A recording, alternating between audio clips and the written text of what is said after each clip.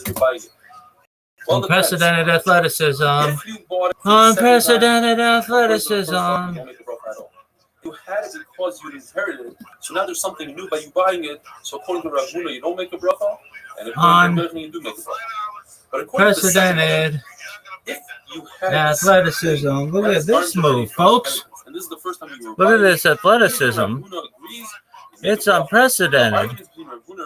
Look at this move. whether you make a bracha, if this is the second time around. Look at this move. What's going on here? Cancel. W top clipper. Shout out Pirate Gert. Your crop was ruined from a flood. But the flood is good for next year, for the next crop. You still make Dayan MS, even though it includes some good. And the same thing in reverse. Or you have something really good, but it includes something bad. For instance, you found a Metzia, you found something the king will find out about, will come and take it from you, and that will cause you great aggravation.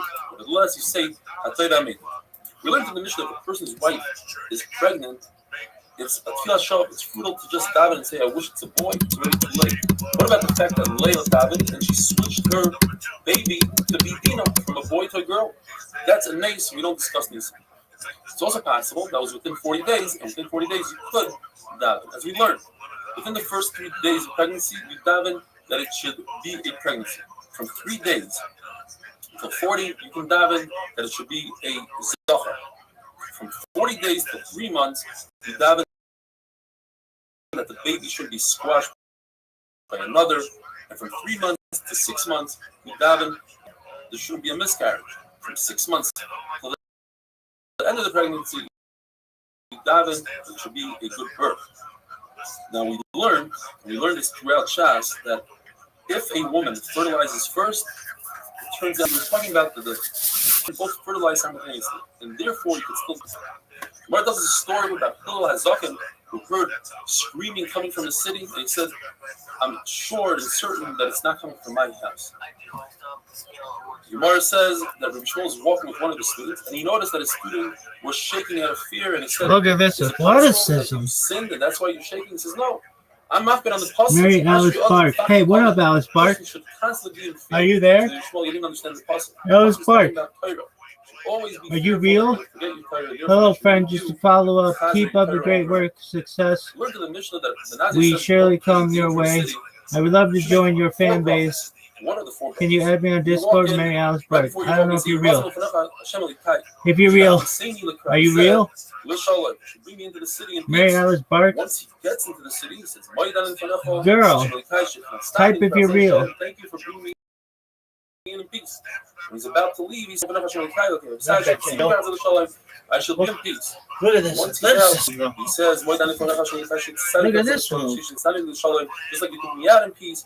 Like we say in Kisadera, Mar says, this is in a place there's no way that bitch is real. Court system. But in a place that is a court system, there's no reason to daven. Everything will go according to the law as long as you keep the law. So Gemara, no, or you can say that perhaps even look a place that is law and court look system, nevertheless you should daven. Perhaps look at this. Look at that. I'm like fucking. Testify for you. I'm like a fucking Pantene Pro V commercial, days, girl. Like herbal essence is in your booth. The only way to heat up the water look was at this to suspend the water on an upper level look and at this have fire athleticism. underneath that water. And occasionally it would collapse. Hi, friend.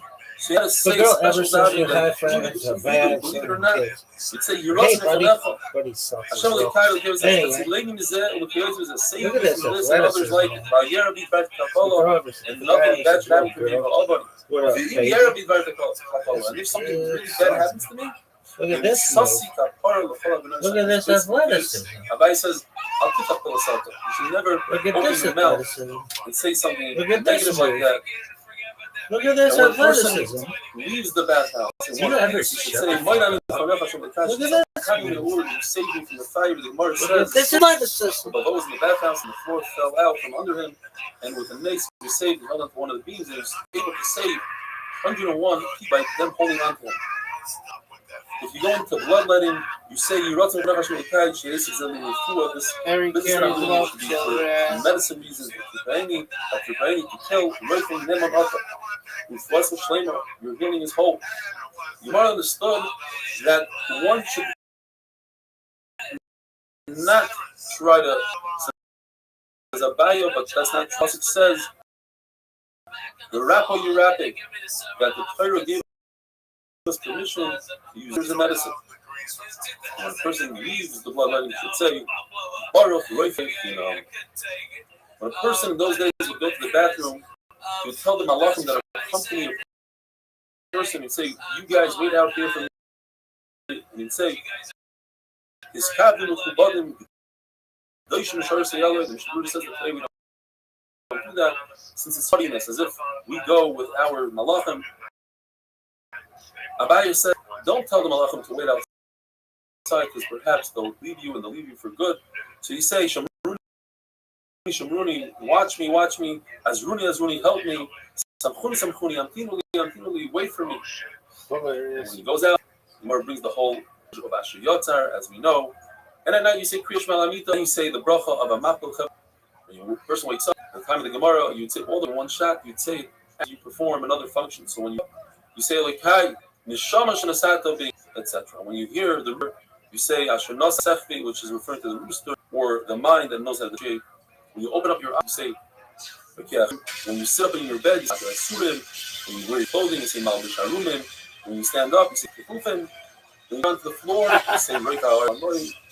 When you start stepping, when you tie shoes, you say Shasali from Sarki. When you belt, you say Oizi Yisrael. When you put a covering on your head, you say Oizi Yisrael. You say When you're trying to, you say Lisatu B'tzitzis. When you wear your tefillin, Shalyad, you say Leponi up with a comment. When you put your Sharoish on, you say Mitzvahs Tefillin. There are those who say only one bracha. When you wash your hands, you say Al Kezadayim. When you wash your face, you say Amaber Shenim Leiva, you say Havapa, and then you say Yiratzah, Shtar Yileiv Nisarisecha. Baruch Hu should make us used to learning Torah, that became Mitzvah. We should be used to doing mitzvahs. Baruch Hashem, Goimel, without a hate, Goimel Chasadim Tevelam Yisrael. A person must make a bracha on the bad, just like he makes a bracha on the good, meaning it should always be the simcha, you should be happy. The Rakiva says this is more a famous story. He used to say everything that the Prophet does is for the good. And he once went to a place and nobody would invite him in, so he had to sleep in the field. And he had a rooster, a candle, and a donkey. The rooster was his alarm clock. He says the Gemara in the middle of the night, the wind came and blew out the candle. Then a cat came and ate his rooster. And then a lion came and ate his donkey. And he said, everything's for the best. And in fact, soldiers came and took everybody captive. And he would say, had a wonderful day.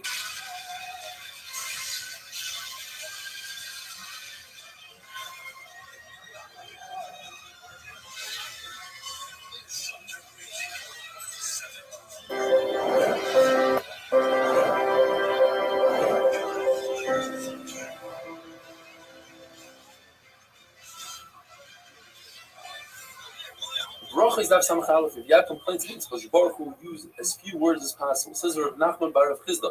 It says in the pasuk Vayitzer with two yuds. It means that Baruch Hu created man with two yitzers, Yitzer Hara and Yitzer Tov, two inclinations. It says Reb Shimon Pazi. If so, how do animals create destruction and bite people and all that stuff? They don't have a yitzer. Therefore, the two yuds. One comes to talk about the Rebbeinu Shalom. You should fear him, and you should fear your yitzer. Rabbi Yirmiyah ben Elazar says that Adam Rishon was created with two faces. In other words, Chava was back to back with Adam Rishon, and Akash Baruch Hu separated them. Machlokes Rav and Shmuel. When it says in the pasuk Tzela, does it mean the side, meaning Chava was back to back with Adam, or does it mean Adam Rishon's tail? Akash Baruch Hu snipped off his tail and created Chava. Says Gemara, a beautiful thing that Akash Baruch Hu in the beginning wanted to create Adam and Chava like the animals, individuals, and then he decided to make them one. The Rishonim explain. Like this, a husband and wife have a connection that a mother and a child don't even have. They always yearn to be together. Rav Ami says that it says the pasuk Ochav Ekedim Sartani, which is a contradiction. Because God created man last and first, meaning he created man last, but man is first for destruction, for piranhas by the Mabel. Akash Baruch Hu destroyed the humans before he destroyed the animals. When it says in the pasuk Yizgor Basar Tachtena, according to the Manda Omer that says that it was a tail. The explanation is that Akash Baruch Hu had to just heal that wound where the tail was. If they were back to back, then it was a real surgery. There's a lot of flesh that Akash Baruch Hu had to fit in there. Vayiven, he built, meaning According to Mandomar, it was only a tail. What did he build? He built up Chava. He did her hair, he braided her hair, he did her makeup, perfume, and then he presented her admiration. According to Rav Chizda, means that he created her like a storage, for storage to hold a baby, wide on the bottom and narrow on top. By Diel or Adam, Baruch became Shishvilim, he became their best man, so to speak. He created happiness and simcha at their wedding. You learn from here their cheres, even though it's below Baruch's dignity, nevertheless, it was necessary at the time, so he did so. We have halacha. You're not allowed to walk behind a woman so that a person should not come to a chet. And even if it's his wife, it's also. And if he finds himself behind the woman, he should put himself to her side. So from here we see that if Adam and Chava were connected, Adam went in front as not to be in back of her. The halacha is, if a person gives a woman money in order to look at her, even if he has Torah Mas and Toim like Moshe Rabbeinu, he's not going to be saved from Gehenna. Manoach, who was Shimshon's father, one man says he was an Amoritz because it says he went behind his wife. Says the Gemara, well, wait a minute. Elisha also says he went behind his wife, but over there the pshat is that he went with his wife's advice. So too Manoach went with his wife's advice. Rabbi Yochanan has to say, walk behind a lion rather than walk behind a woman, so you don't come to a chet. Walk behind a woman rather than walk behind Avodah Zarah, that you shouldn't come to a chet of Avodah Zarah, and walk behind Avodah Zarah rather than walking behind the shul that people are davening, because that's disrespectful to HaKadosh Baruch Hu. Unless, of course, you have a great reason. You're carrying something heavy, you're on a donkey, there's another opening to the shul, you're running like the Gemara says in the beginning of Masechta. We have a picture in our mind what the Yetzer Hara looks like. The Gemara says that the Yetzer Hara looks like a fly, and it sits at the two openings of a human's heart. A human being has two kidneys, one to give him good advice on the right, and the left kidney gives you bad advice. The heart understands, the tongue articulates, and the mouth finishes off the words. The esophagus brings in and out food. The windpipe is to speak and to sing. The lung absorbs liquids. The liver gets angry, where the gall throws in a drop into the liver and calms the liver down. The spleen laughs, the intestines sleep. The gizzard grinds, and the nose wakes up a human being. Now, if you reverse the intestines with the nose, where the intestines wake up the person and the nose goes to sleep, you'll have big problems. And if both the intestines and the nose go to sleep, or they both wake up a person, the person dies immediately. The Yetzer Toiv controls tzaddikim, the Yetzer Hara controls the Rishaim, and mediocre people are controlled by both. Says Rabbi, we are mediocre. Says Abaye, if you are mediocre, how can anybody survive? Says Rabbi, the world wasn't created only for the worst of the worst or the best of the best. The biggest Rishaim, the biggest tzaddikim, only they could completely appreciate this world. Otherwise, you won't appreciate it completely. And a person needs to know whether or not he's a complete tzaddik. Says Rabbi, this world was only created for people like Achad the Rasha or tzaddikim like Rav Chanina ben Doisa. The pasuk says, "B'chol love HaKadosh Baruch Hu with your entire soul," meaning that people that love their body more than money, but people that love their money more than their body. So that the pasuk says, "B'chol ma'adecha," says Rabbi Kiva, you should give up your body, even if HaKadosh Baruch Hu declares something, and that means you must give up your body. Says Gemara's story. The kingdom of Rome decided no more Torah. Rabbi Kiva stood in public and was machal to utilize, and he gave drushes and Torah. Says Papas, aren't you worried? Says Rabbi Kiva, what should I be worried about? I'll give you a mashal. The fish were worried they're going to be caught in a trap. Says the fox, come onto the land, I'll save you. Say the fish, we thought you were a smart one. We could barely survive in the water. How are we going to survive out of the water? How are we going to survive without Torah? Torah is our life. You want me to stop learning Torah? I'll be like a fish out of water. Both of them were caught by the Romans. Says Papa to Rabbi Kiva, it's beautiful that you were caught for the right thing and I was caught for nothing. The Gemara tells us that Rabbi Kiva went through a very painful death. They had metal combs and they combed his flesh.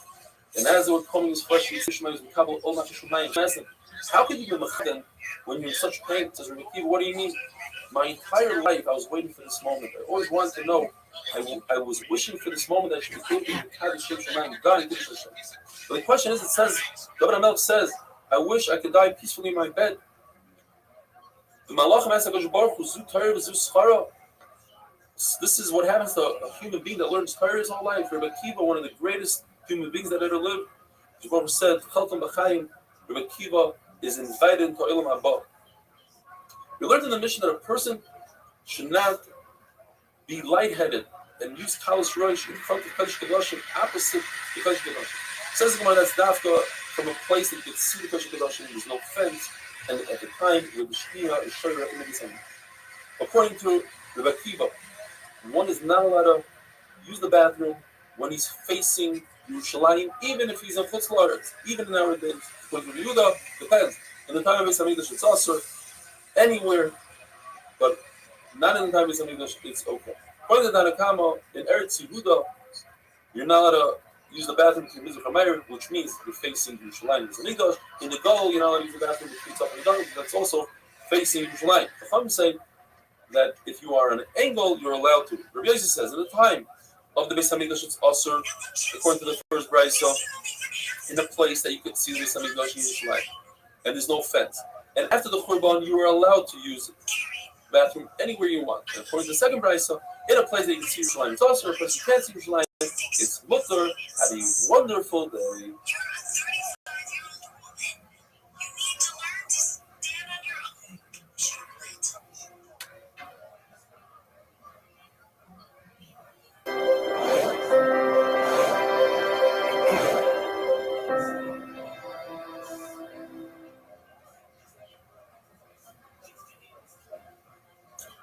Is Daf Samach Beis. The Gemara tells us that Rabbi Kiva snuck into the bathroom with his Rabbi Yeshua, and he learned 3 halachas. You don't face the Beis Hamikdash. You reveal yourself in a sitting position, and when using toilet paper, you use your left hand, not your right hand, because the Torah was giving with the Rabbi's right hand. You put on tefillin with your right hand. Your right hand constantly comes close to your mouth.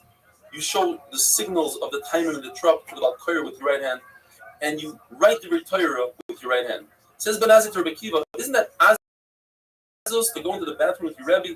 Says Rabbi Kiva, Koirahi, I need to look. Ben Azai was the Talmud of Rabbi Kiva, snuck into the bathroom with Rabbi Kiva, but didn't learn anything new. The same halacha that Rabbi Kiva told him over. The Gemara says a famous story.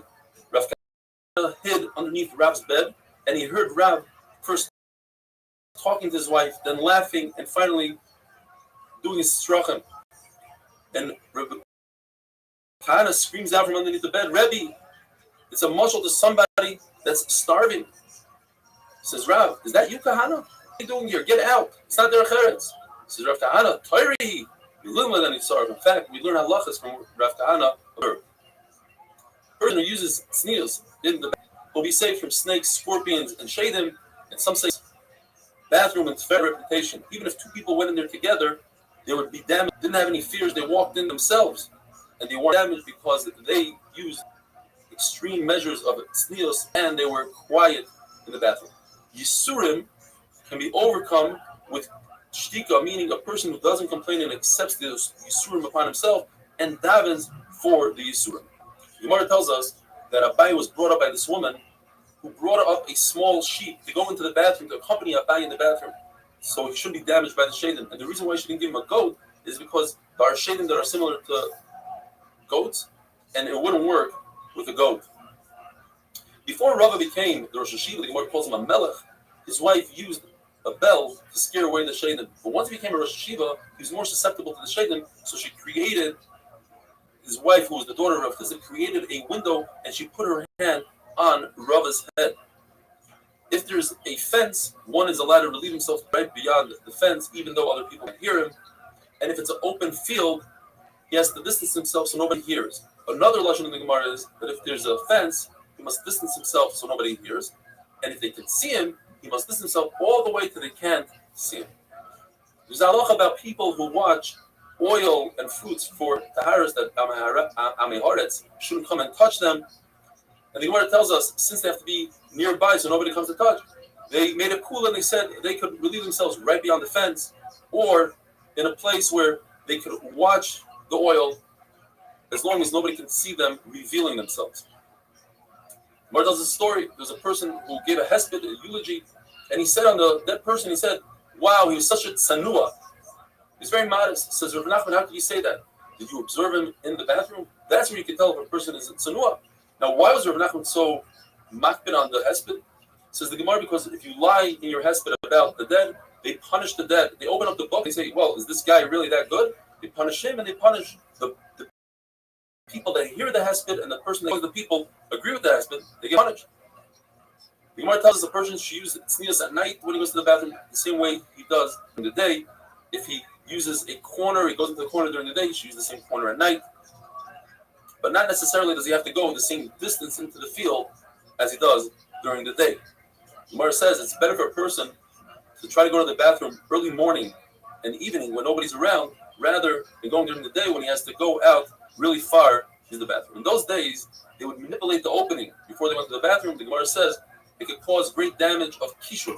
So one should do it only in a standing position, not in a sitting position. And if he does it in a sitting position, he should say this whole thing of loyli, tachtim, etc. But as he says, a person should not sleep on the ground. Some explain that means without clothing. He should not sit on a beam because he might fall off. Sleeping and relieving oneself in the bathroom is great when done by Amud HaShachar. Our Kapara would sell words and sayings. And one of the things he used to say is, eat and drink when you're hungry and thirsty. Don't wait until after you lose your appetite. And go to the bathroom when you feel that you need to go to the bathroom, and don't wait too long. And sell your figs when you hear that bell, even if it's not your figs, even if it's your father's figs. He would want you to sell it. It's very interesting. I noticed it says, Karna de Roimi. Today we're talking about Corona in Rome. Abaya says, when he told his Talmidim, when you go out into the fields, for whatever reason, be careful not to look to the sides, because there might be women, or some say men, that are relieving themselves on the sides, and it's not their heret to look. Yomar tells a story of Abba went to the bathroom, and he made a snorting noise, as if to ask the person in the bathroom, who was Rav Safra, is somebody in there? Rav Safra said, come on in. So Rav Abba afterwards told Rav Safra, why did you talk? You're not allowed to talk in the bathroom. Yomar says Rav Safra thought Rav Abba had an emergency, and it was very important to have him come in. Another story, Rabbi Elazar was in the bathroom, and a Roman pushed him out. In fact, the Gemara says a snake came and took out his insides and killed him. And said Rabbi Elazar, there's a pasuk, Ve'etin Adam tachtecha, I gave you another man instead of you, and you could also read it, Edom, a Roman. What does about Shaul? He went into the cave, and David had an opportunity to kill him, and he didn't. And the Gemara says, the pasuk says, but it's talking about a third person, not David HaMelech. And the answer is, Baruch Hu had Rahmanas on Shaul, because Shaul used extreme measures of tznius when he went to the bathroom. You go a cave within a cave, a fence after a fence, and you make a sukkah. He would surround himself with a tent of clothing in order to be tsanua. All David HaMelech did was he cut his coat, but then he was punished because he embarrassed his mevaza clothing. So later on, when he was really old and they tried to warm him up with clothing, it didn't work. Hashem said, David HaMelech said to Hashem in Tehillim, he says, if Hashem tripped you, so Hashem punished David HaMelech and tripped up David. Everybody knows that when you count Klal Yisrael, you have to count with coins. David HaMelech didn't count Klal Yisrael like that. And what happened was the Mageifa, 70,000 people died. How long did it last? Just a few hours. From the morning when you chef the Talmud until Zrikas Adam of the Talmud. Rabbi says until Chatzayis. HaKadosh Baruch Hu told the Malach, give me the best of them. And in fact, he took Avishai ben Tzruya, he killed him. The Torah says, Vayinachem. The Navi says, Vayinachem. HaKadosh Baruch Hu was calm. What calmed HaKadosh Baruch Hu down, so to speak? Machlokes Rav says, HaKadosh Baruch Hu thought about Yaakov Avinu. Shmuel says, HaKadosh Baruch Hu thought about Yitzchak. Rabbi Nafa says, it was the Kesef Kippurim. Rabbi says, he thought about the Beis HaMikdash, and that calmed him down. We learned in the Mishnah, a person should not make the Beis HaMikdash a kapandria, a shortcut. Some say, Adam Akifna, a roundabout, a shortcut. If a person goes into a shul, not in order to make it a shortcut, or to daven, that's okay. If there was a shortcut where the shul was built, you're allowed to go through there. We learned in the Mishnah that you're not allowed to spit in the Beis HaMikdash, Chal v'chaymer, from the fact you're not allowed to wear shoes in the Beis HaMikdash. You're not allowed to spit in our days on Harabayis, and if you do, it's as if you're spitting in the eye of HaKadosh Baruch Hu. Rabbi says, but in a shul, you're allowed to spit, because if you're in your own home, you're allowed to wear shoes and spit. So too in a shul. Have a wonderful day.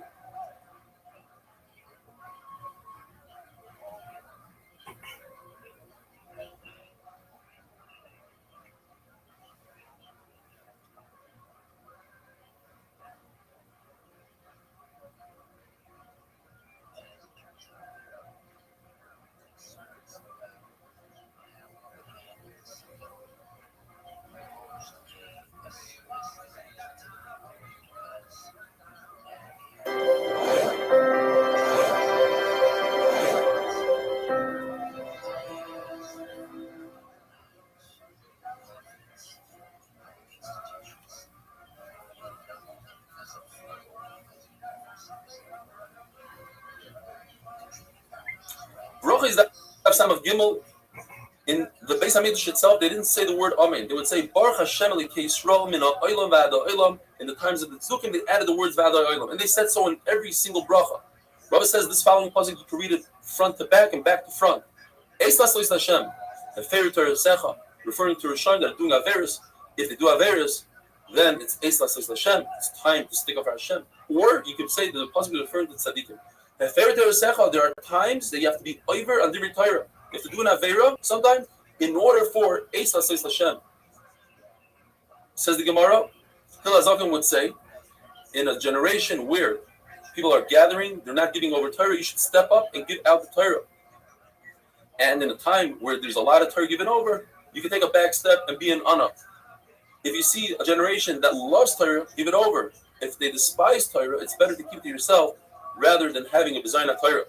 Like Kapara says, also referring to Torah, if you see that the price is low, gather as much as you can. If there's no men, step up and be a man. It says Abaya, if there is a man, in other words, there's a gadol that's paskening, then even if you're equal to that person in halacha, give him the right to pasken. If only for the following statement we learned the entire Masechta, it would have been worth it. Like Kapara says, it says in the pasuk, "B'chol derochecha do'ehu, v'hu yiyasher orchesecha," meaning, in every mundane step of our daily life, we can insert HaKadosh Baruch Hu. You can eat a slice of pizza, and you mean to fill your stomach. You can take a nice nap just for your enjoyment. You can do the same exact action and just stick HaKadosh Baruch Hu into it, and you get sechar rather than not getting any sechar at all. You say, I'm eating this slice of pizza to have energy. I'm sleeping to have energy to be Oved Hashem, and that changes it all. You should teach your son an easy, clean parnasa. The Gemara gives an example, like teaching how to sew. Rabbi says it's not a good idea to have too many friends because at the end you're going to come to fight with one of them. You should not appoint a man in charge of your house because look what happened to Eishes Betifar. She was almost over on Znus. The reason why Parshas Nazir, refraining from wine, is close to the Parsha of Saita because the Saita was Nishal because she overdrank. And a person who sees that should say to himself, I want to refrain from wine, I want to become a Nazir. Rabbi says the reason why Parsha Saita is close to the Parsha of Trumas and Maasros, that you have to give over a tenth of everything you earn, is because if you don't, at the end of the day, you're going to have to come onto the Kohen to deal with your wife, the Saita. And you might need to come on to Maasros. You'll be so poor, you'll have to accept Maaser Ani. But if you give Maaser, you're promised that you'll become wealthy. Rabbi Elazar Kapper says if somebody has a tzara, and rather than complaining, he thanks Hashem, he says, Baruch Dayan Emes, he's promised that his parnasa will double. If a person lightens up, takes his foot off the gas pedal when it comes to learning and mitzvahs, even one mitzvah, when he needs help, when it comes to a day of tsar, he won't be able to stand up against it. Says the Gemara, an amazing story. Hanina, who was the son of the brother of Rabbi Yeshua, he was a gadol. He went to Chutzlars and he had a community, and he started doing Iber Hashana. He started saying, this year we're going to have 2 others. And Allah says you only do so in Eretz Yisrael, not in Chutzlars. So they sent messengers. They sent Rabbi Yossi ben Kibar and the grandson of Zechariah ben Kutal, who were Meshamish Nevis Hamikdash. Chanina was really excited. He said, what are you doing here? He said, we came to learn Torah from you. So he announced in public, he says, these 2 are Gedolei Hador. Once they got that Askama, everything Chanina said, they said the opposite. He said Torah, they said Tameh, he said Mutter, they said Asr. He says, what are you doing? And he said, we're here because of Iber HaChodesh. And he told everybody, these guys are nobodies. They're fake. They're liars. And he says, it's too late. You can't tell that to people because you already announced that we're Gedolei Hador. And then he told everybody, he said, listen, either you come with us or you announce, you denounce HaKadosh Baruch Hu. And they told Reb Chanina, if you don't listen to us, we're going to put you in Chayrim. Why were they so mad? Because it says in the Pasuk that Iber HaChodesh is only in Eretz Yisrael, as it says, Ki mitzion teitzei Yisrael, only from Yerushalayim. What kind of tumah? How are they able to say on something that's tameh that it's tar? Because they realize if they don't, people might go with Reb Chanina. When Rabbi Seinu went into Kerem B'Yavna, he went to Golos. Rabbi Yehuda, Rabbi Yossi, Rabbi Nechemiah, Rabbi Eliezer, they spoke about the importance of having guests because they were guests by other people. Rabbi Yehuda, who's always the first to speak in learning, he said that the oil moed was 12 mil out of the machna, and it says, Hashem, anybody that yearns to see HaKadosh Baruch Hu, would go to the oil moed. He says, if 12 mil is considered a Mavakish Hashem, so certainly the Chachamim will go from city to city, or from country to country, which is a lot more than 12 mil. When the Pasuk says, Panim al Panim, HaKadosh Baruch Hu told Moshe, I would like to discuss the discourse of Torah and Halach with you. With Panim, let's be joyous with each other. And he says to Moshe Rabbeinu, I want you to return the Oil Moed. And if not, it's not good that me and you should both be angry. Please return it. If not, I'm going to have Yeshua be instead of you. And in fact, even though Moshe Rabbeinu returned it, Yeshua, it says in the Pasuk of Yesharas, Moshe became the Mishra. The one discusses the word Haskes Ushma. 40 years later, we became a nation. We were a nation 40 years ago. Says the Gemara, because every single day, Torah, it's as if it was just given today. And the Gemara says, I'll prove it to you. Because if a person says Kriya Shema every day of his life, and when he misses once, it's as if he never said Kriya Shema. Because of this concept that Kriya Shema, Torah, is new to us every day. And if you don't do it, it's as if you never did. The other pshat is Haskes. You should learn in groups of people. Do not learn by yourself. You learn by yourself, you deserve the sword. It's a chet. And it makes you dumber. Another pshat, Haskes. You should pain yourself to Torah. Shlaki says, the Torah doesn't stay by a person unless he kills himself over it. Another pshat, Has, means be quiet. Listen first and then ask questions. And one of my all-time favorites. Rabbi says, first you have to know the whole Torah, and then you can delve in deeper. Also it says, Kimitz chalav, whoever vomits up milk, his mother's milk, he works hard on Torah, then he'll get the butter, the cream from the top, he'll be able to pass on halachas. Umitz af yotzidam, and if your Rebbe yells at you, embarrasses you, and you don't answer, you'll be able to differentiate between dam tar and dam tamei. If he does it a second time and you don't answer, then you'll be able to be great in dini maminots, which the Gemara says there's nothing greater than Hilchos maminots. It says in the pasuk, "Im novalta bisnasei, im zamoiso yad b'peh." If you shame yourself for Torah, at the end of the day, it's going to uplift you.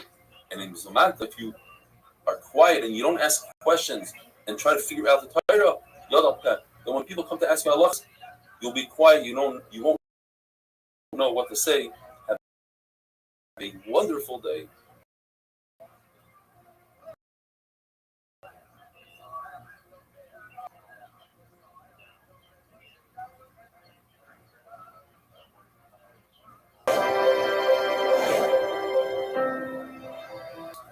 Bracha is daf samach dalet. Yes, it's the last daf of Masechtas Bracha. It's an amazing accomplishment.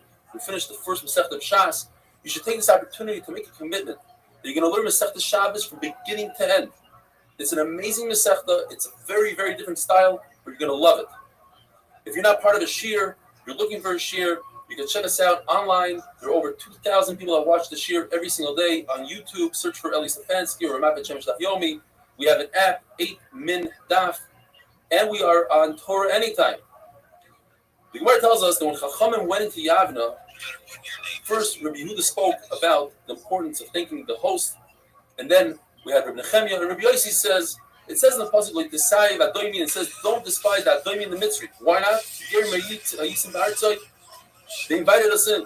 Don't forget all the evil that Mitzrayim did to us, yet we have to have a first atayt. So too says the Gemara Tavachaymer, if you invited a Chacham into your home and you give them your food and your drink and your money, certainly the Baruch will love you for that. Eliezer, the son of Rabbi, says, Uzzah touched the Arad, and he died. He tried to touch it, and David was very scared. So he took the Arad and he put it in Ovid's house. What did Ovid do? He cleaned it off, he dusted it off once in a while. Yet the Torah says that Baruch by Yibarach Hashem gave him brachos. So certainly, if you take care of the Hamakacham, and you feed him and drink, certainly Hakadosh Baruch Hu will pay you back. What bracha that Hakadosh Baruch Hu give Ovid? That his wife Chamais, she had 8 children. Her 8 children plus her, they all had sextuplets. They had 6 children in one shot, for a total of 62 with Ovid's 8 children. So that's 62 tzetzai. The Gemara says if you push the time will push back. Don't force anything. For instance, the Gemara says Rabbi Yosef was considered Sinai, somebody that knew Kol HaTorah Kula, knew all the prices. Rabbi was a baker part of it. He was very sharp. When they were looking for a Rosh Yeshiva, they decided we need a Sinai, somebody that knows everything, all the prices, can teach price from all of the Torah. So they asked Rabbi Yosef to be the Rosh Yeshiva, and he refused because the stargazers told him that he will die after being Rosh Yeshiva for 2 years. So he pushed it off. Rabbi was the Rosh Yeshiva for 22 years, and Rabbi was Nifter. Rabbi Yosef took over for 2.5 years, and then he was Nifter. You see that not pushing it, taking things when they're supposed to come, you don't lose out. In fact, you can gain the half a year. The Gemara tells us the unbelievable humility that Rabbi Yosef had. Although he was supposed to be the Rosh Yeshiva, but for the first 22 years when Rabbi was the Rosh Yeshiva, he acted with humility to the point where instead of the blood letter coming to his house to make his down, he used to go to him. The pasuk says, the famous pasuk, Yancha Hashem Yoyim Tzara. Hashem will answer you in the day of distress. Yo! Strengthen you. What up, Imp? Shame. Yo, dog. We've been waiting for you. What up, Cadillacs? Cadillacs, go fuck yourself. Nobody gives a shit about you. Not even your parents. They hate you, and they think you're a terrible person. Maybe the worst person ever. Cadillacs, you fuck. Nobody wanted to fucking talk to you ever. Ever. Cadillacs, you're the worst. Worst. Cadillacs, I bet you already left. I bet the Padlocks already left. Padlocks did already leave. What is this bullshit?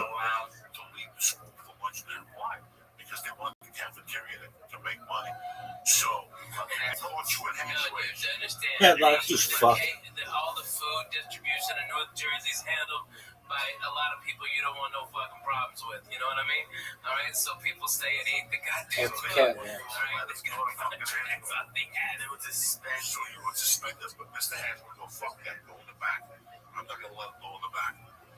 But if I say, hey guys, that gets run out the back door, so for a year until they move that law, we would sit in the back halfways and still make the fucking thing while the school teachers were in front looking for it. And the truant office and the whole thing. Fucking hysterical. Man, there was no goddamn good place in my shit town. I got no good stories. You know, we had fried bologna sandwiches. Like, oh my god, you hear that? That's your grandma rolling over. I went back in 93. Just flipping right in the ground. Oh my god, when I went back in 93, I stayed with my buddy in Sequoia, his name Mike running. And down the block from his house was a fucking deli that I put up against any deli ever. But their fucking claim to fame was they had peppers stuffed with mozzarella sauce. Oh my god, with mozzarella cheese, sauce, and I go in there and I'm like, it's the green peppers, just a fucking like a pepper, and it's a spicy pepper. It was like that peppercini, so you had to get 3 of them and a sandwich. So you can eat the pepper while you're eating the fucking sandwich, that type of old school deli. You got different types of delis, but that was right.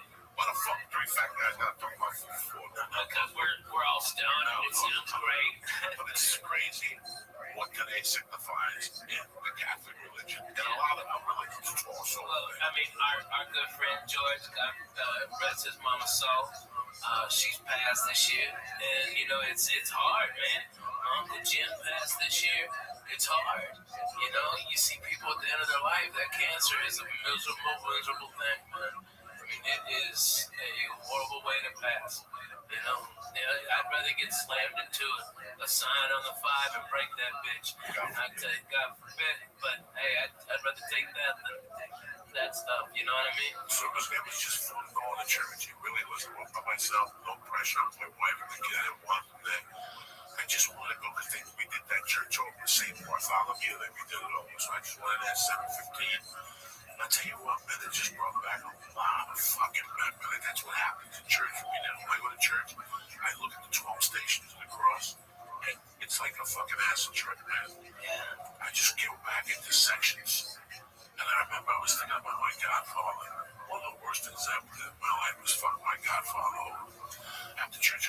tried to find him. My Facebook? Yeah, he's those fucking Cubans from off Facebook. He lives in the Keys. Well, really, when I was a kid, my God, it's amazing what has happened. Did you see Mad Max? Yes. Okay. The question that fucked me in that movie is who killed the world. Oh, yeah, man. People asking who killed the world. You know what, man? They killed the fucking world. The way the world is happening, we don't even know. No, it's more than happening. Trick or treat. This week I saw Trick or Treat now. There's no kids on the daytime. I mean, these are great areas to trick or treat. I didn't get one at night. I saw kids, but they're confined. The parents put the fear of God into these kids. Yeah. You know, Friday night I went to this trunk or treat. You know what, man? Did Mercy have a great time? Fuck yeah, she had a great time. You know, did I have a great time? Fuck yeah, watching her and watching the kids and watching my wife. I dressed up. I put fangs in my mouth and she kept saying, no thank you, daddy. Take the fucking fangs out of your mouth. No thank you, daddy. And she would keep tugging my cake. No thank you, daddy. It was the cutest fucking thing. I went in there and I had a great time. We got there at 5:30. The dinner they made us was, you know, not bad. It was a cheeseburger, macaroni salad, it was a barbecue. I enjoyed it. And then I watched her play ball with other kids. And I could tell that we're halfway there. We're okay. We got an okay kid. The ball hit her in the face 3 times. She didn't cry. Some little boy dressed up as Captain America got hit once. He wouldn't stop crying. But when the kids left to eat, she didn't want to eat. So she stayed with me. She goes, Daddy, come in. And I started playing ball with her. So when kids came over to play, she was like, she was going fucking nuts. That was the only problem we had all night. Everything was great. Back to Trunk or Treat. It's like cars get together. It's like a beautiful car show. And they back up. And they open their trunks and they hand kids. And they sit in front of the trunk with disguises. And I tell you what. Is it like a lowrider club or hot rods and stuff like that? No. It was just all these fucking Studio City people. Oh, yeah. You know, whatever they are. I don't know what was. I didn't talk to one. I talked to maybe the parents and the principal. Man, you know, I've done that same thing with Mexican car clubs, bro. They're the nicest. They had a whole goat cooking. Okay. I mean, it was the real deal. Old ladies was making tortillas. Okay, look at this athleticism. Look at this move. They had a band, a salsa band. No. Yeah, that's what it was for kids too. There's no fucking salsa band when there's kids. Hilarious.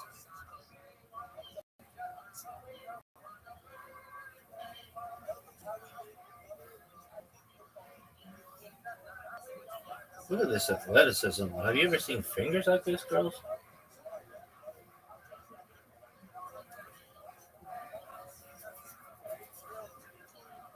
Olay is changing my shower game. Yo, lady, no one gives a fuck. I mean, it's like, oh, you thought I cared. Psych, bitch. I love a good kazoo sound. Olay is changing. You know what? You take your Olay and you can shove it up. You can douche with it, girl, because no one gives a fuck.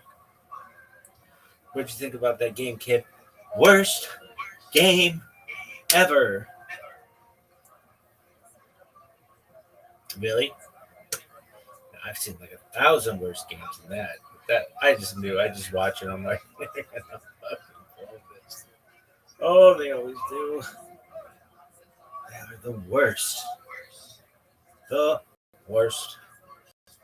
Worst. Watch on YouTube. No one gives a fuck about YouTube. This show has far too many people. Oh, I love a good kazoo sound. We all have to find a bit to do with the kazoo. I can barely hear you. This is kazoo. Nice. All right, I'd like one large burger, please. Nice. I'm so excited to get home from Vancouver. We're flying on this plane. We got a big guy next to us. Hope the captain has something to say.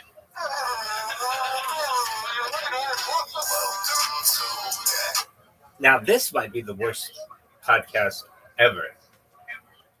Worst podcast ever.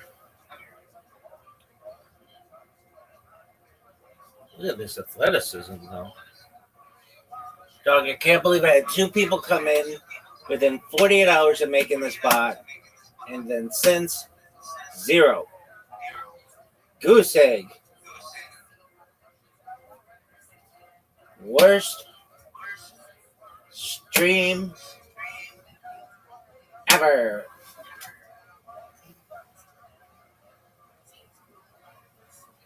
What is this bullshit?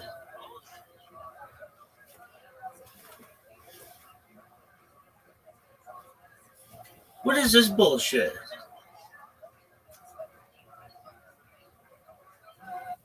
Welcome to the After Hours Pod. Welcome to the After Hours Pod. Welcome to the After Hours Pod. Welcome to the After Hours Podcast. Look at this athleticism. Check this out. Community followers list 0. Oh no, my own. Cool. That's neat. Log out of that bitch. Worst stream ever. Okay, not 2, 3. Dude, I gotta take a shit. Welcome to the After Hours Pod. Welcome to the After Hours Pod. Welcome to the After Hours Push. Now welcome to the After Hours Podcast.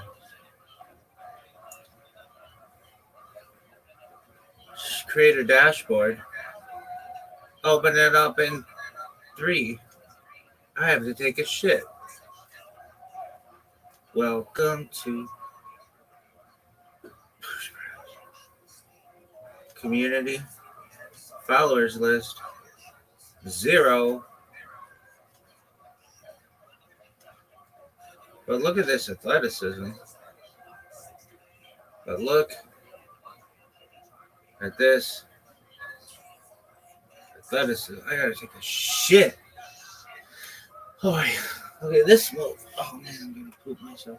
What is going on here? Look at this move. I've got a poo. Welcome to the After Hours Pod. Welcome to the After Hours Pod. Welcome to... What is this bullshit? Dog. I've got to take a shit. Dog. This might be one of the times that I have to take one of the worst shits. Folks, this motherfucker got to take a shit.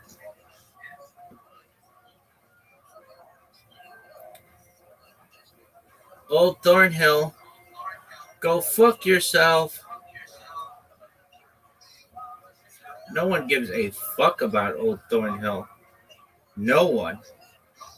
Worst hill ever.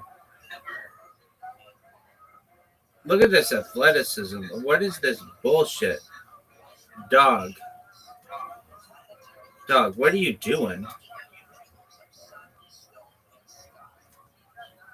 What is this?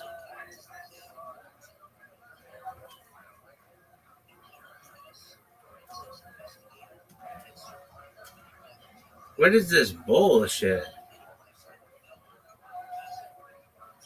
Giza, this dick.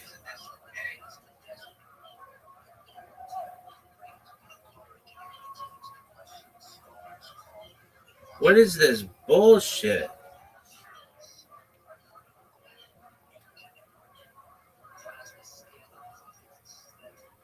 Dog. What are you doing?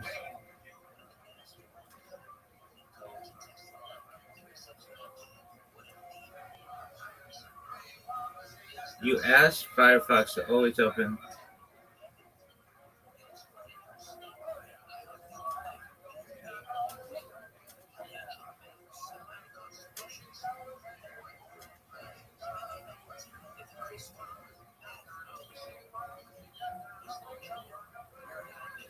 Agatha Christie, this dick.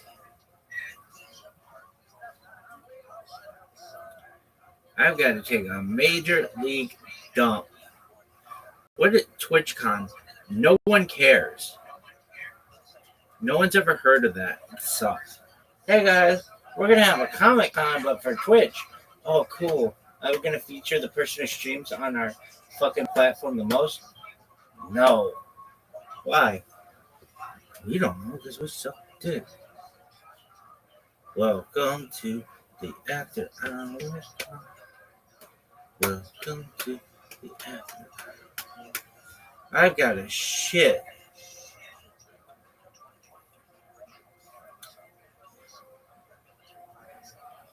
Rhythm. Oh, what is this bullshit?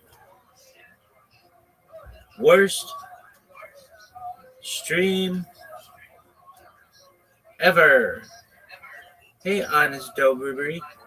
Hey, Honest Dobry. Did you know one gives a fuck about you? Worst stream ever. Welcome to... What is this bullshit? Dog. This is the worst. Worst stream ever. Welcome to the After Hours Pod. Welcome to the After Hours Pod. Welcome to the After Hours Pod. Welcome to the After Hours Podcast. You've not verified a phone number. Okay, well, give a fuck. Gather around the fire. What is this bullshit?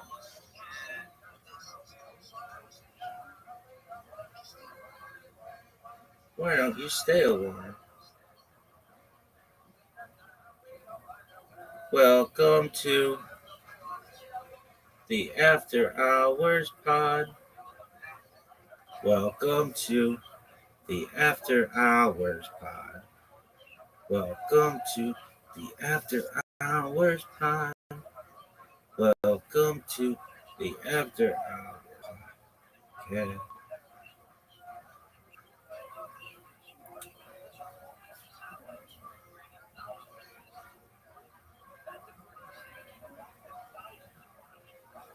Welcome to the After Hours. Welcome to the After Hours. Welcome to the After Hours. Welcome to the After Hours Cast.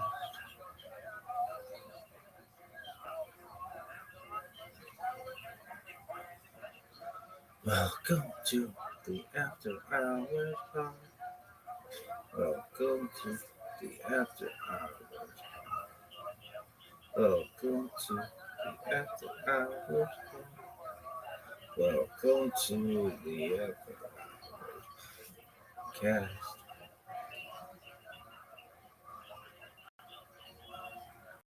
Oh, they're talking about carnivore. I'm throwing fists. Week 1. Week. Well, cough on this dick, bro. 1 week. 1 week.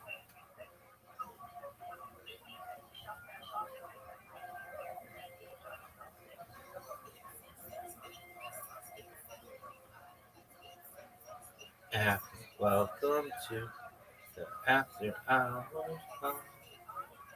Welcome to the After Hours. Welcome to the After Hours Pod.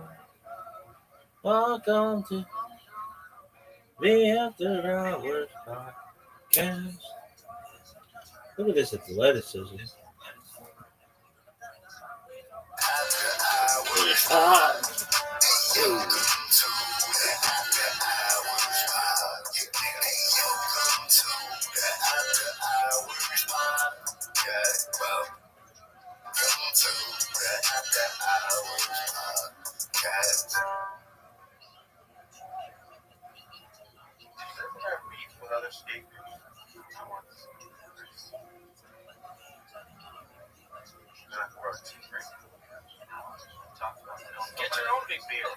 You see her?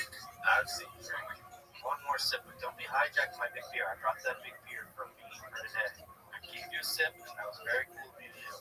Don't. If you're gonna bring treats, you have to bring them for the class. Nah, you're right. But I only had one. I should have had more. It's right at the 7-Eleven on the way too. That's the deal. And the deal is 3 of these for $7. That's 7-Eleven. That's not bad at all. Yeah. That's 75 ounces. It's basically a 6-pack for $7. Yeah.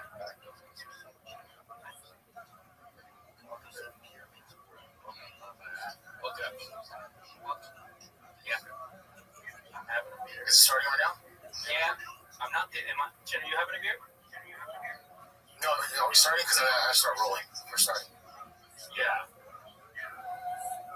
I'm kidding, you fucks. You still don't get my ongoing joke forever. I'm kidding. You still don't get my ongoing joke forever. One of these days, he's gonna be like serious. Well, Are we really actually rolling? Well, here's the thing. Here's why that joke never lands. And I'll tell you. And this is tough love, right? Let's do it! Because in the beginning, you were like, tell me when to record. Tell me when to record. And we are doing stuff here, and we would not text you when to record. But it's so painfully obvious when to record. Because it's when Brendan starts talking to Chris and Eric. So that's when to record. And that should just kind of be like common sense, I guess you would say. So when You would think, yeah, you would think. But in the beginning, I remember, like, because there's so many different, moving parts. So many moving parts. Yeah. Yep. Since there were so many moving parts in the beginning, I remember you guys were like, are you recording? And I was like, are you serious right now? I was recording, I think. And I was like, are you serious right now? Because I wanted to just kind of like give you a little kick in the butt. Like, yeah, let me know when you guys are actually recording. So, so there's not, especially with you and me, case, I got to send you these files. I can't start early. It's going to be too huge. It'll take forever to send them. You're not going to like it. You're going to be pissed off. I know you, case. All right, you're right, Jay. We should. You know what I'm saying? Yeah. The files he sends us are like 45 gigs for one camera. That's a lot, yeah. And that's 1080p, 30 frames per second. Wow. Right, Kevin? CC 100s. Maybe we can talk about data rate. Yeah. We can. Talk about what? Want to talk about data rate? Talk about data rate real quick? Hey, do you have a minute to talk about data rate? Do you have a minute to talk about our website here? Jesus Christ. Or Verizon just actually asking me if I have a minute to talk about data rate. Yeah. That's like an insurance sales thing. Seamless motherfucking transition. Really?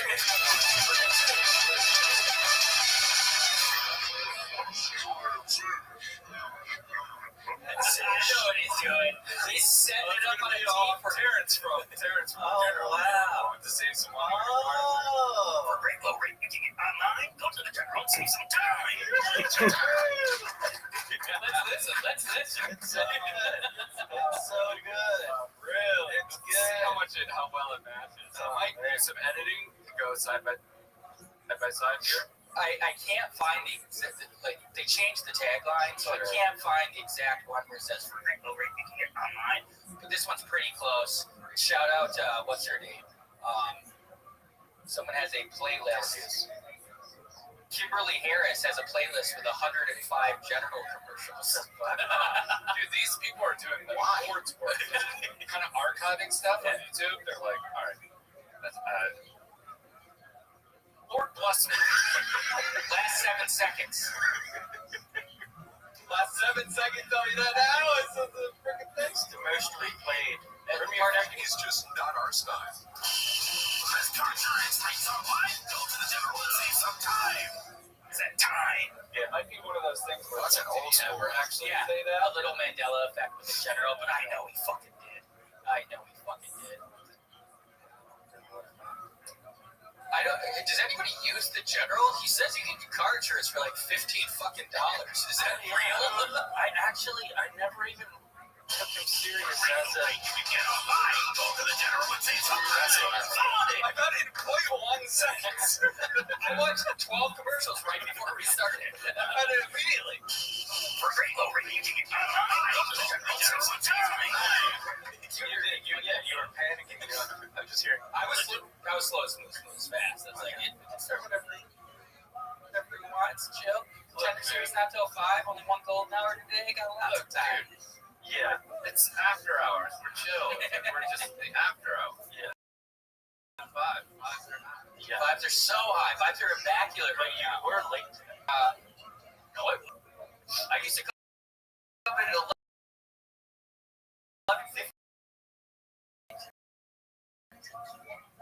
There's a new I'm thing confident today. The test was, can you hear me? Yep, we're good. Let's roll. Boom. What would happen if you couldn't hear them? Yeah. That's the big question. I'd be in a big panic and meet everybody. Come on. Come on. I roll. Come on. But yeah, I was cut on they're fun. But yeah, so I was pushing it to the limit. What was this whole thing? What do you mean? This general. Oh, that I just do a perfect impression of the general. Oh, okay. Yeah, it was so.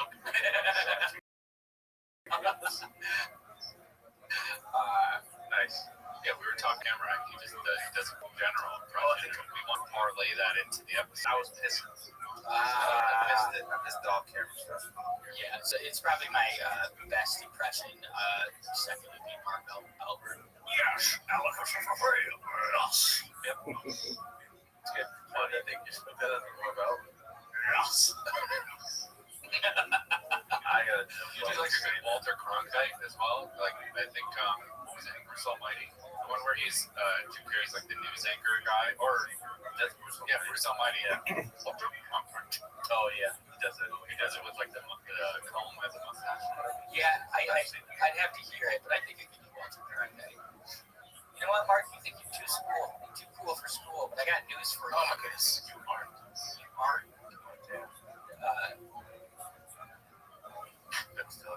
Yeah, I think he says, but I got news for you, Walter Cronkite.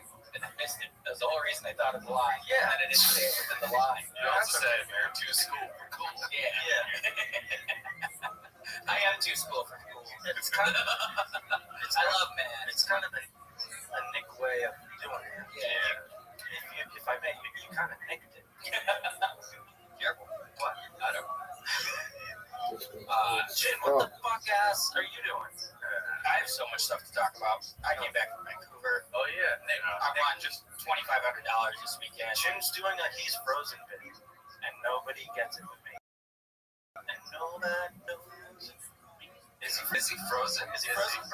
He might be frozen. Oh my God! He was not even breathing. And now he's doing it. He's muted. We should just mute him. Casey knows me very well. Casey knows me so well. Because I was doing it, and he copied I it. was looking at pixels on this thing on the screen. I'm like, is he moving? Is he breathing? Did he finally? Good job, Kiss. Yep. You know what I just realized? A lot of people in college and high school called me Niche because my name was NICHLOLAS, and then because of how California and Wisconsin do their IPs, my name changed to NICOLAS, and so just as a joke, they would call me Niche, and Niche is an anagram of chin. Wow. Oh, shit. So that's Same. So that's fun epiphany I just had. That is fun. Wow, the same. We're anagrams, just different. Yeah, an anagram's a jumbo word. Palindrome, you're thinking of palindrome. That's what I'm thinking. Like, Oh, this shit, guys. Here's a long palindrome, and then we get to this. Oh, yeah. A man, a plant, a canal, a panel. It's the same backwards as forwards. Oh, wow. How did you remember? Holy. I don't know. Because somebody, here's why. Somebody always mixes up an anagram and a palindrome, and it pisses me off so much that I have such a deep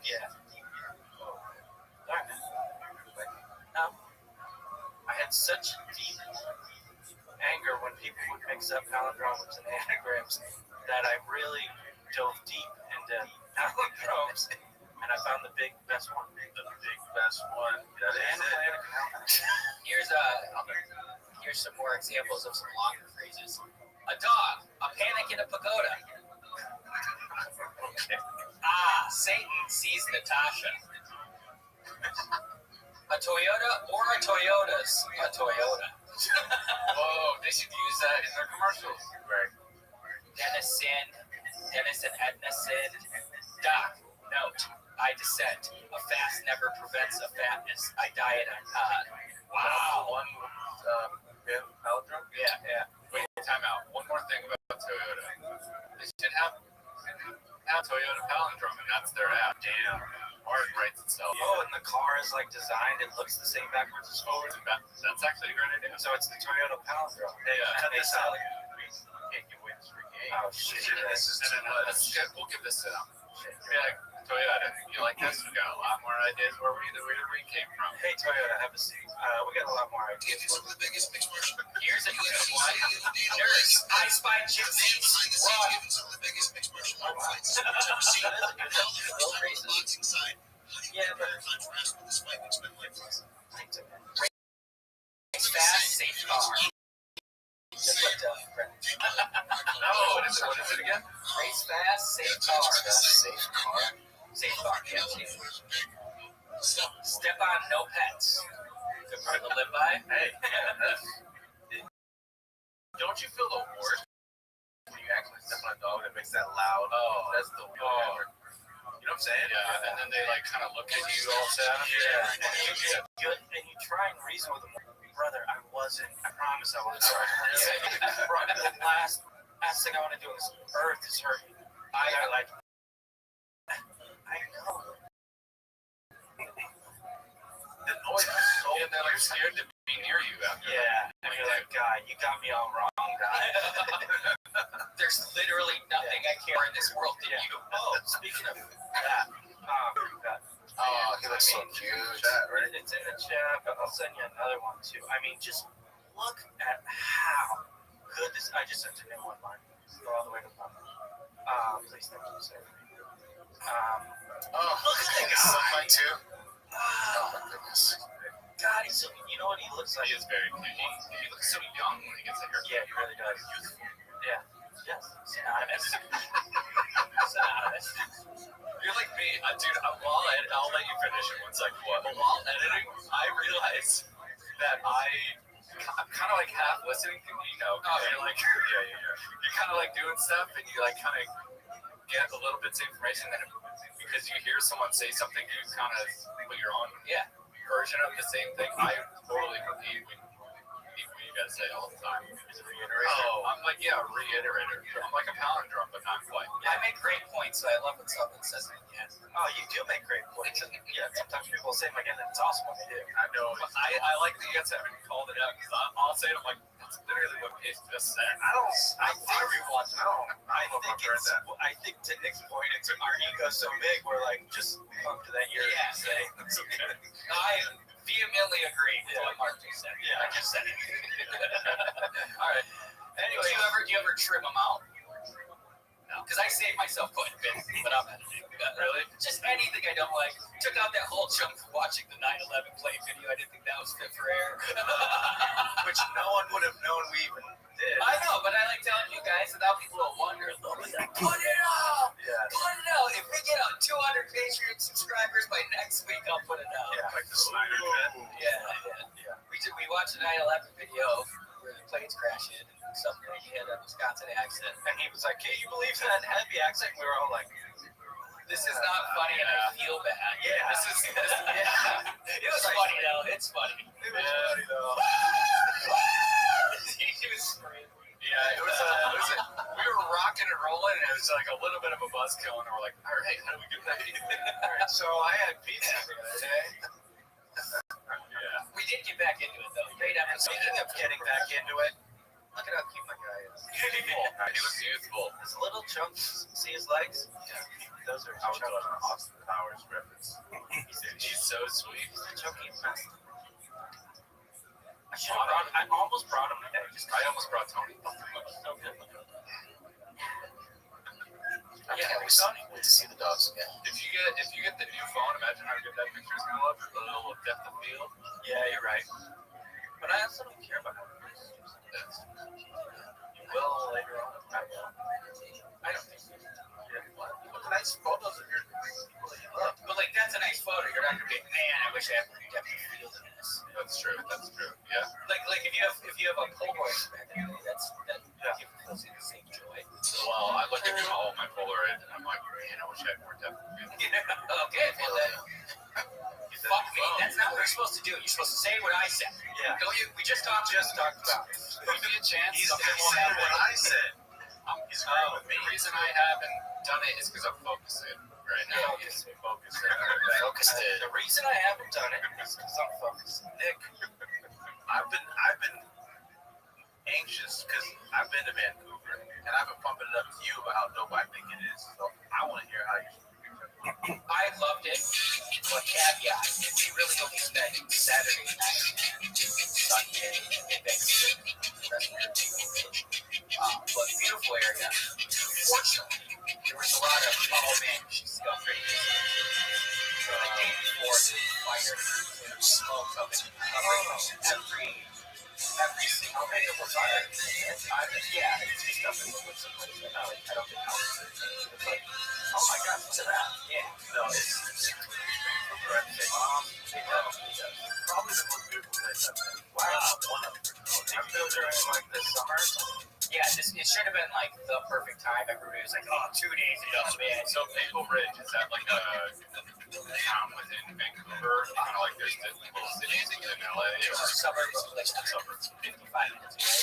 I was cool when it's like dense city like that. Like that looks like Lower East Manhattan. Yeah. And then you have boats. Like that's gotta be such a cool place to like. For us, it's typically either one or the other. You're in a dense city, or you're like at a lake house. This is combined. You got like all of the different types of. Seattle's cool that way too. Seattle? Yeah, they're pretty similar. Yeah, like Seattle, downtown Seattle, you can take like a ferry to it, and then there's also like a pool of water. I don't know how to describe it. A pool of water, like the area, but like little float planes fly in. And there's boats. We did go on Saturday. We went out on Stav Lake, which was beautiful, even with one of the pictures I sent you has what I saw and what Stav Lake usually looks like.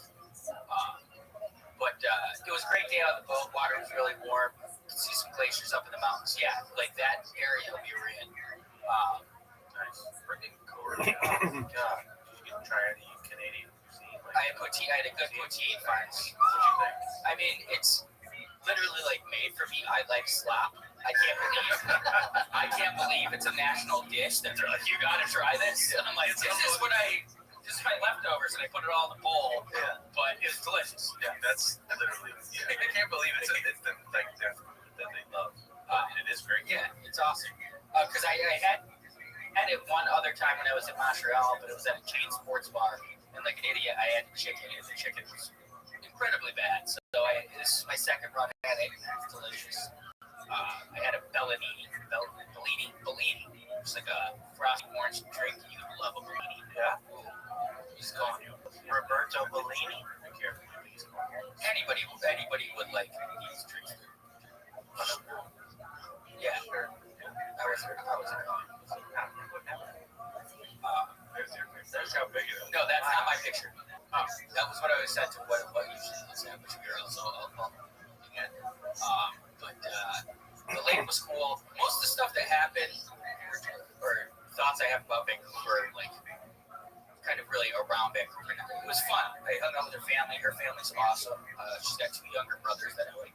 It's fucking nice. Like, one of these guys looks like Matthew McConaughey straight out of Dazed and Confused. He's just got his he's just got his complete own style. I was like, I could never wear shit like that. Well, even now, you can't wear this. Podcasting 9 years, thousands of episodes. But they're very cool. It was really fun with family. Saturday night we went to this 2000s party, which was a little depressing. At going to a retro party, and I was like, "This isn't retro music. This is just music." But I forgot to bring their family gift, which like no one gives a shit, but I wanted to because I think that's always sweet and thoughtful. I've decided I'm making a thing. I want to bring people that talking fish, that's bitch. And just when I give it to him, really excited about it. Open it. Yeah. The bass that you in the wall? Yeah. This fucking thing, I hate it. Everybody does, but like, I think it's a fun bit to act like you don't know that everybody knows what it is, like all excited. Well, they open it and then they have to use it again. The fact that they can't throw it away. They have to come off the next time. Where's Billy? So that's my good thing. That was really the big bit I had about him. Be excited about it. And he just chewed it right away. No, you're getting Billy Bass. Yeah, that's gonna be my catchphrase. You're getting Billy Bass, bitch. Hey, please come to our wedding anniversary. You're getting Billy Bass. Exactly. All right, I'm on board now. I came around. All right. How much does one of those bad boys cost? I gotta imagine it's $19.99. 3 easy payments of $60. Yeah, there you go. This is only $7 a That's 75 ounces for $7. That's less than 10 cents per ounce. You know what I'm really excited about? I found this thing on Amazon. It's like a tool where you can go in your ear and get the earwax out, and it has a little camera, and you can watch it on your phone. That actually does sound. Kev, I have that tool. I have that. You do? Do you use it? Yes.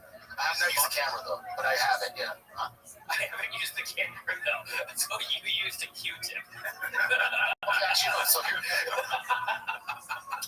I think when I first got it, when I charged it, I did kind of like go in there to see what happened, but I don't use it. I just literally just use that thing. Here's the issue. My earwax. I put it up my butt. Here's the issue. You didn't know when to start recording. Call back earlier. Very good. Very well done. Wait, you're telling me we should record right now? Nice. Fuck. Chin. Put your earwax camera in the attic. There you go. I like that. Oh, one thing No, but that freaking that trail camp's going in the attic this weekend, without a doubt.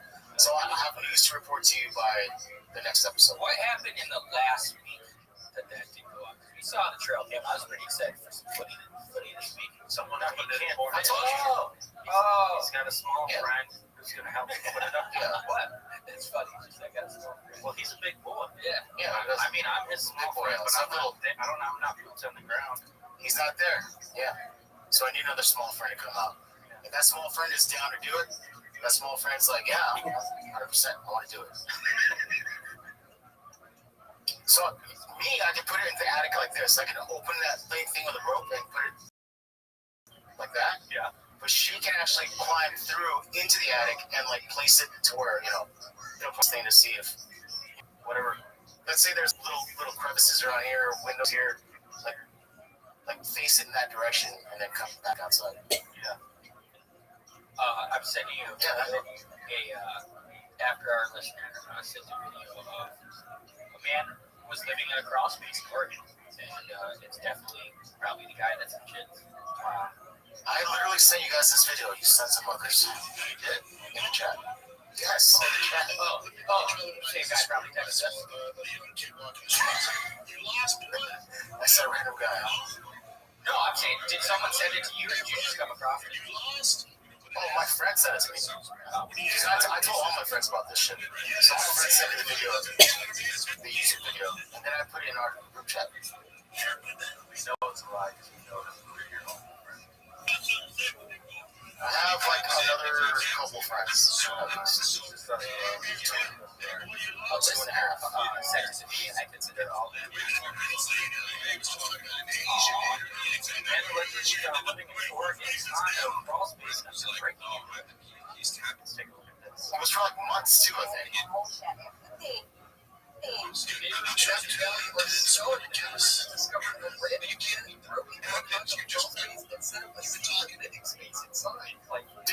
it looks awesome too.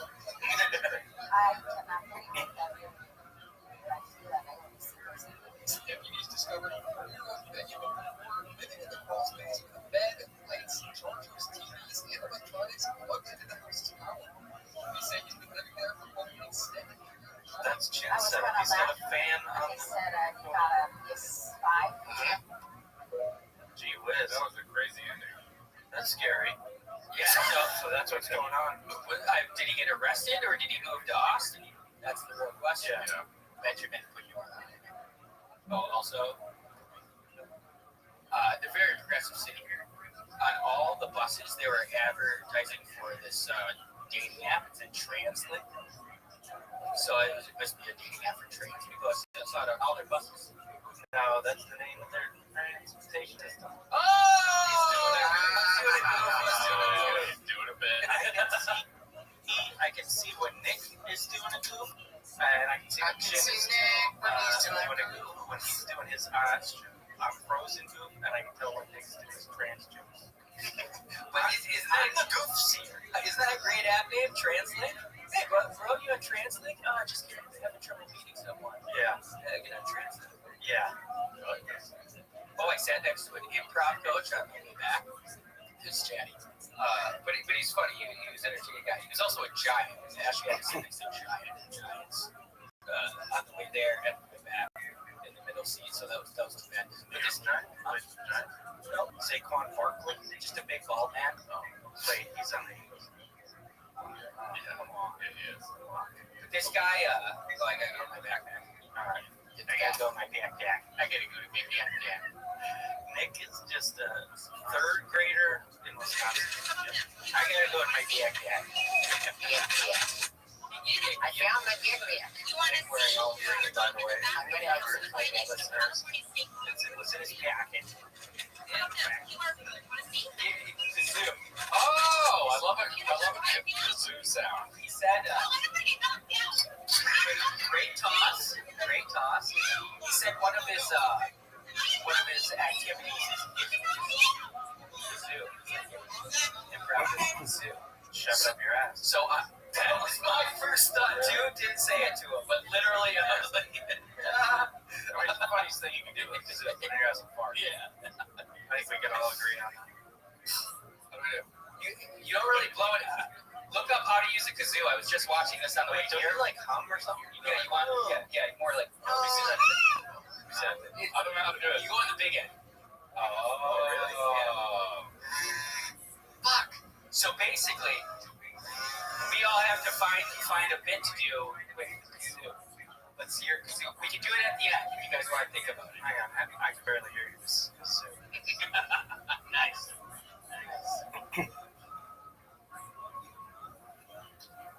Wait, that's too fast. I need time. All right, give it to me. Improv. All right, order. You're gonna drive to order a burger for me. All right, I'd like one large burger, please. It is tough to typically hear the folks drive. Oh, that was good. He actually said an 8-year-old girl did that, and he was just so fucking impressed with it. I think that's so funny. Yeah. I haven't thought of anything yet. I've been thinking about it for days. You stole the girls? Oh, yeah. Oh, It's fire stuff. you're a hack, bro. How about this? I got another one for you. Nice. It's popped. It does look like that. Mark's thing. Watch this. Just turning. I've done 2. You guys have done 0. It's crack. It's meth. Yeah. You guys both been smoking this. Yeah, he's done that. He's definitely smoked it. Don't you guys remember my books? I just plagiarized. Yeah, let's search Mark and make Mark do a project. He's so nervous. Great. Yes. Yeah. Or just for that moment alone. You still get. He's fucked. I'm so excited to get home from Vancouver. We're flying on this plane. We got a big guy next to us. Hope the captain has something to say.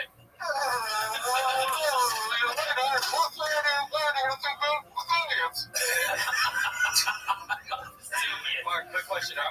Are you sweating? Yeah. All right, now Very sweaty. Now, Chin, reach under your chair. There's a kazoo. Find a kazoo. Gotcha, bitch! Oh my God! Double improving. Also on the plane, there was wait a minute. I got another one. I'm a horny dog. I was gonna do that one. That's good. Red Rocket. I had that one, but I didn't. I have 3. 3, 1, 0, 0.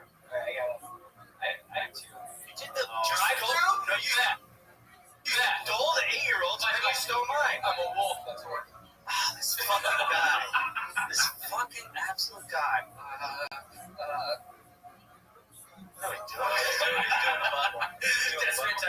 desperate times. I mean, you know, I don't. Oh, I got one. It's great. I'll bring it in. Nice. A squirrel. Oh, nice. Glow dark. Yeah, glow dark. Really good. Dark. Yeah. Nice. We're bringing a new object next week. Yeah, that's great. That's kind of where I thrive. Yeah. Here you go, Kevin. Thanks. I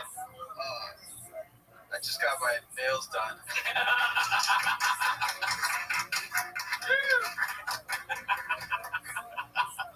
Really good. I think that concludes the bit. Yeah. That was great. Dude, I'm so ready for fantasy football. I'm gonna shit. Yeah. What is a kazoo supposed to sound like?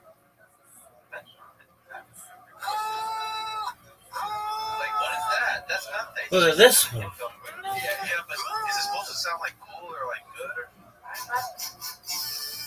The fuck?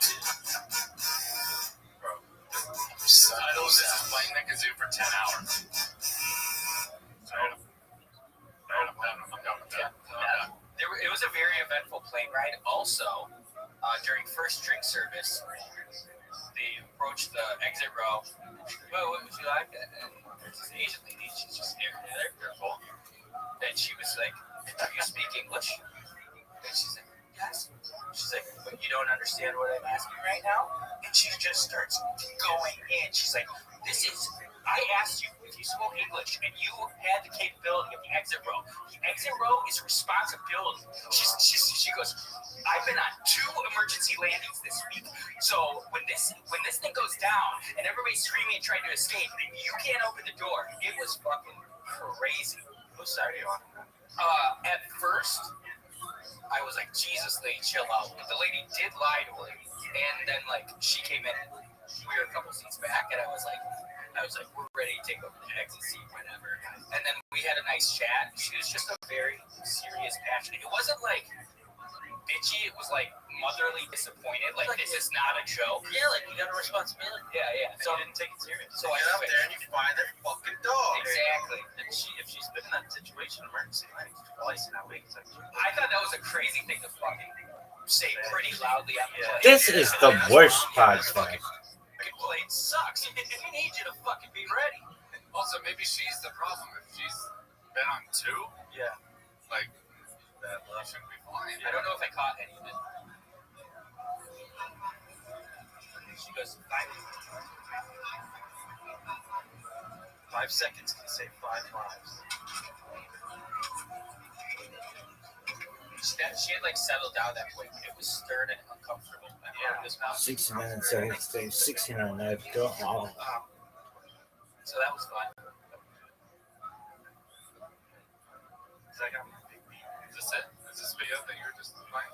Yep. I didn't know I sent it to you. Yeah. Oh, okay. We don't need to watch. I didn't realize I sent it to you.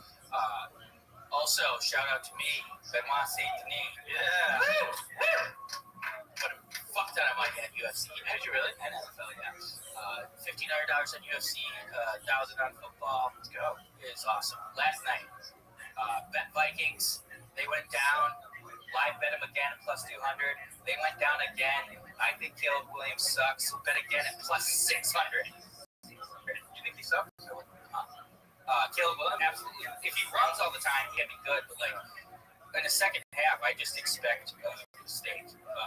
Both those teams are. He looked like frantic the whole time. Granted, the pocket collapses on him in the end, but his whole thing last year, which the announcers were saying, was like he holds onto the ball too long. Yeah. And I watched Peyton and Eli in Monday Night Football. I was so happy last night. Peyton and Eli, I love them. Yeah. Who doesn't like them? They were just Tom. There's my buddy Tom. Tom doesn't. He refuses. Also Brady. If you have a vendetta against them in the past because of like your team playing against them, I get it. But like as far as like I'm just a Look at this. They're like great. Yeah, they're hilarious. They're hilarious and they're smart. You can kind of argue that like, all right, we see these guys too much. The media landscape tends to just like submerge, oversaturate us with the same characters. Yeah, so I can see that. But why they're funny. And they had Randy Moss join for the whole second half. I fucking love Randy Moss. Beat cancer. I I just oh no, this is wrong. Yeah. What are you guys doing? But yeah, the Peyton Daniel Eli we're talking about, like how frantic his feet is. Like he'll look at his reads, but his feet are standing still, and then he has to like wildly move. But you gotta like move your feet the entire time. You can just tell he has happy feet. In this clip, oh man, he just misses a touchdown. Oh, the one at the end? Yeah, that was bad. he just chucked it out of bounds. Yeah.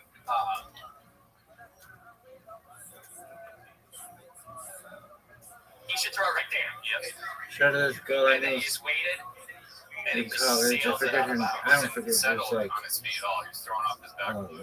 But watch again, right when they make the receiver makes contact. Leslie. Shout out to Leslie. He also wasn't looking at him there.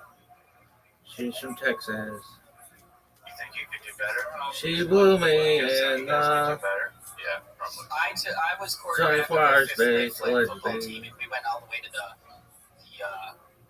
what they call it, the Flower Bowl or some bullshit. Wow, that sounds nice. No, the Erickson Bowl. We played the Flowers. We played the Flowers, and they beat us. Can we make a flower? Flower. This guy's Casey looking man. It helps when I look like fucking the hair. That was pretty long at that time. It's a tough two-shot for you. Look at this move. So this was your call of Benoit Saint-Denis winning or whatever? Yeah. All right. I bet him at plus 180. You can still get him at plus 150. It's the most confident I've been in a while. I sound top tier for weird seal. Oh, I do like that guy too. He's like the Brazilian count. Yeah. That's why he likes him. But I think Benoit gets back on track and absolutely cares to. And he did. Sub round 3. Sub round 2 ended up being. That's a bold prediction, man. It's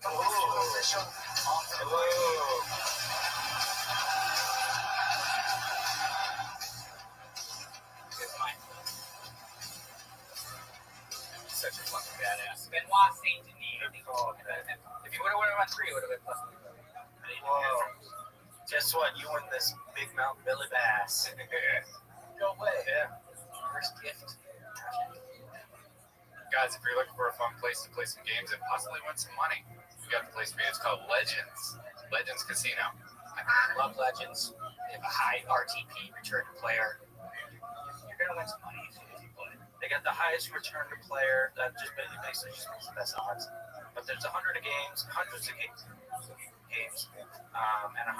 match on your first purchase up to $100. You play your phone. I like to play on my desktop.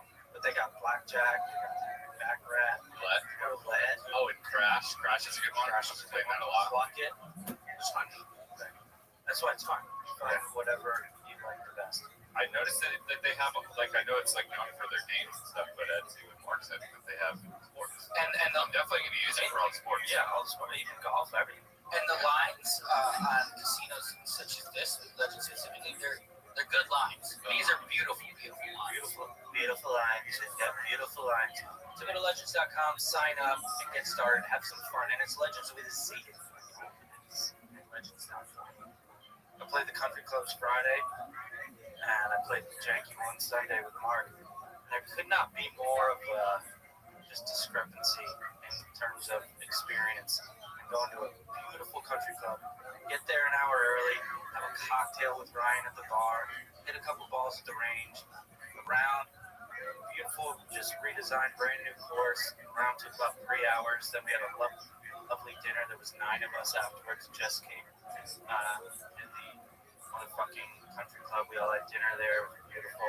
And then Sunday, get there, get a shitty breakfast burrito that takes a half hour because the bar is now a Raiders bar, and it's football season. Country club bars are Raiders bar? This bar, I'm saying this is Sunday. Now this is a juxtaposition. Demonstrate. Get a shitty breakfast burrito that takes too long because their kitchen's absolutely slammed because it's a Raiders bar. You're on, the first key and all you hear is like, touchdown, charge.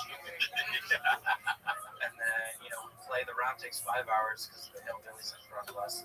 You know, nice guys, but not wearing shoes, didn't have teeth. And I'm not judging them. They weren't wearing shoes on the course. No, it's like you should have fun on the golf course, absolutely. I'm merely stating that as a juxtaposition of my experience and how fun and streamlined fast golf can be at a 3-hour round versus a 5-hour, jank fest. So, I think that round Sunday might be the straw that broke the camel's back in terms of me getting which I can't afford, and I'm not really there yet financially. But I'm also, dual income, no kids. He's a dick. I'm a dink. We're a bunch of dinks. Actually, it's a dinkwad. Dual income, no kid with a dog. Never heard of that So before. I'm a dinkwad. Dinkwad. I could easily. I also now I've ingrained myself into the country club culture because there's 2 reasons I get invited. You want to know that? 1, I'm good. And 2, I'm fun. So when you're like, That's what you think. All right, Casey, continue. No. Go ahead. I'm freaking believable. Hey, I'm good and I'm funny. So it's like when you're a country club guy and you want to play with somebody, you really just want to be fast and have fun. You don't want to be, playing with guys shooting 1 or 2 balls everywhere. It's like, Oh, so you don't want to go with me?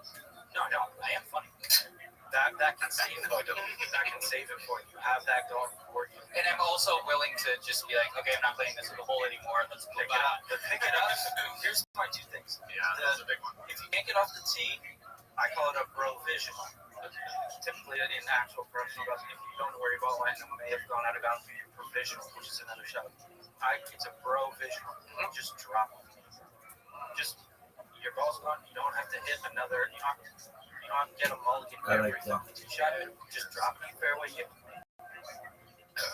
So fucking, I'm having big beers and play off. I gotta drink. Sure. Have you researched these country clubs and also Expensive. if you have a country club membership, you have to pay every time. Still, No. yeah, you just get to go. Yeah, you So pay maybe you say you can't afford it, but maybe you could make that money back. You go way more when you. I would go way more, number 1, and I'm probably spending kind of close to that already with how much I'm playing. It's just whatever. It's like, my question about the club is, do you want to play this thing for a long time? That's a good question, and that's a fair question.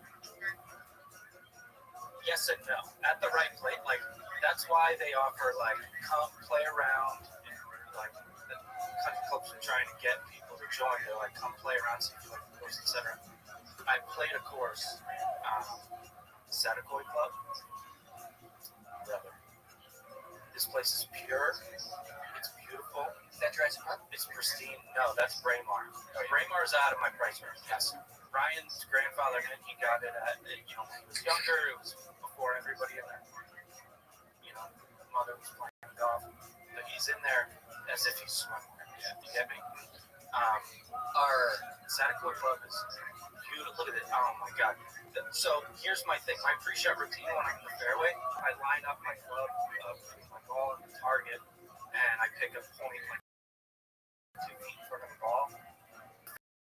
Fairways are so pure. I don't even find any markings to even pick like a spot. That's how nice it was. Their tee box are like greens. It's so freaking nice. I love it there. What does Braemar cost? Braemar's like 40 grand to get in, and then like $1 grand a month. Jump in the pool. You can have drinks. But dude, Braemar's in Woodland Hills. It's got 18 tennis courts, like 10 pickleball courts. Wow. It's got 27 holes. It's got a renovated bar. It sounds like a beautiful ad for Braemar, but it's like I don't see any way in my near future where I'll be able to afford that. That's super fancy, super nice. But Satakoy Club, it's like 45 minutes northwest, so it's a little bit off the beaten path, but that's enough. I've had a huge I have 2 major announcements. Let's hear the second one. I am launching an MMA podcast. A lot of promotion for In the Arena I did 5 months ago with my pro veteran Spain. schedules. He was out of town. He was like in the mountains of Spain, couldn't stream on time. But we're gonna do a picks podcast. He had one with another pro bettor, Andrew Gombas, for a long time. It was my favorite podcast. They were just on Zoom, no production. They know what the fuck they're talking about. Andrew is kind of left content. He's a mover and a shaker in the sports betting world. So he doesn't want to give away his tips and shit. He fucks in his clients and shit. I think Magic didn't want to start right away on the picks podcast because he thought him and Drew, but Andrew's not coming back. Start in arena MMA picks podcast. Probably will be out when this is out. I think we're gonna do a live stream on Thursday. If not, it'll be next week. Really, really, really excited for that. We're talking to our great sponsors, sponsors at Legends, to hopefully get a little headway on getting my tech. Wow. I am connected on email with the head of content at Twitter. He said, just let me know what happened. How'd you get that? I can't say. I can guess. I won't guess too. It wasn't Elon through Theo. That's what it was. You gave him a BJ. Yes. That's what I was thinking. I showed up at Twitter headquarters. I was like, give it back. I'll suck everybody dick in this place. I got suspended. Who do I got to suck off and get unsuspended? And they presented them. And it was hard work. My jaw hurts, but I get that Twitter back. Wow, that's all I got. Yeah. Really, really, really excited. What are you going to do when you get it back? Yeah, what's your first tweet back? Just the Michael Jordan press release. I'm back. That's exactly what I was thinking. I swear. Nice. So really excited about that. And then if I get my back, then I'm going to try to get Magic's old Twitter back. He lost his maybe about a year and a half ago. He's immediately already got more followers than he had before, but it's like, it's your journal. Yeah. You got hilarious tweets in there. I want it back. Yeah. To get mine back. At least what they should do is if you're banned, like at least allow you to go back and look at your old tweets and like get them and archive them or whatever the hell. I don't know how far I can scroll back, but I actually can go on my Twitter and see. I can see it. If you look it up, it says account suspended, but I can see it. Which actually, I just found this out. I just realized this morning when I was emailing the guy, that made me feel a little bit better. But I'm pretty sure I could only scroll back to like some specific amount of tweets. How'd you lost yours? My email for it was my email from Ball State where I went to school, and it's I can't get that email. It's private, so I can't see it. Yeah, what fucked me up, I couldn't even appeal properly when I did use it because my email associated with it is which I also don't have access to. Yeah. So, I actually have two announcements too. Do the first one first. First one first is I have to take the next one. Okay. But the second one is Pizza! For whom?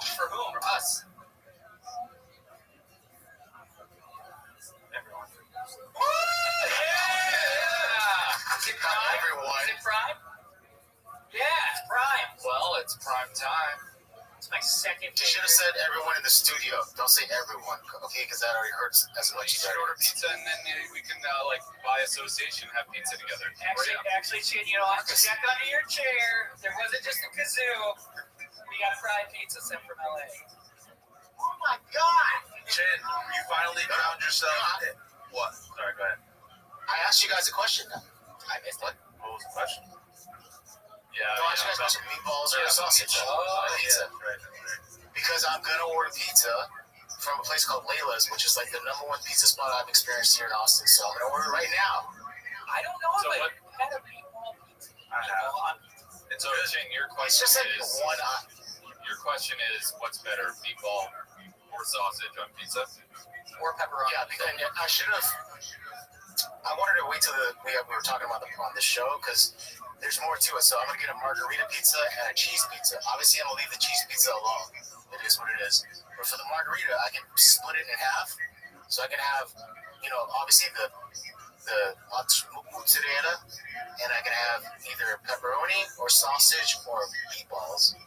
So I'm thinking I'm gonna have pepperoni for both sides, and then add sausage to one side and add meatballs to the other side. You know what I'm saying? Yeah. So that's what I think I'm gonna do.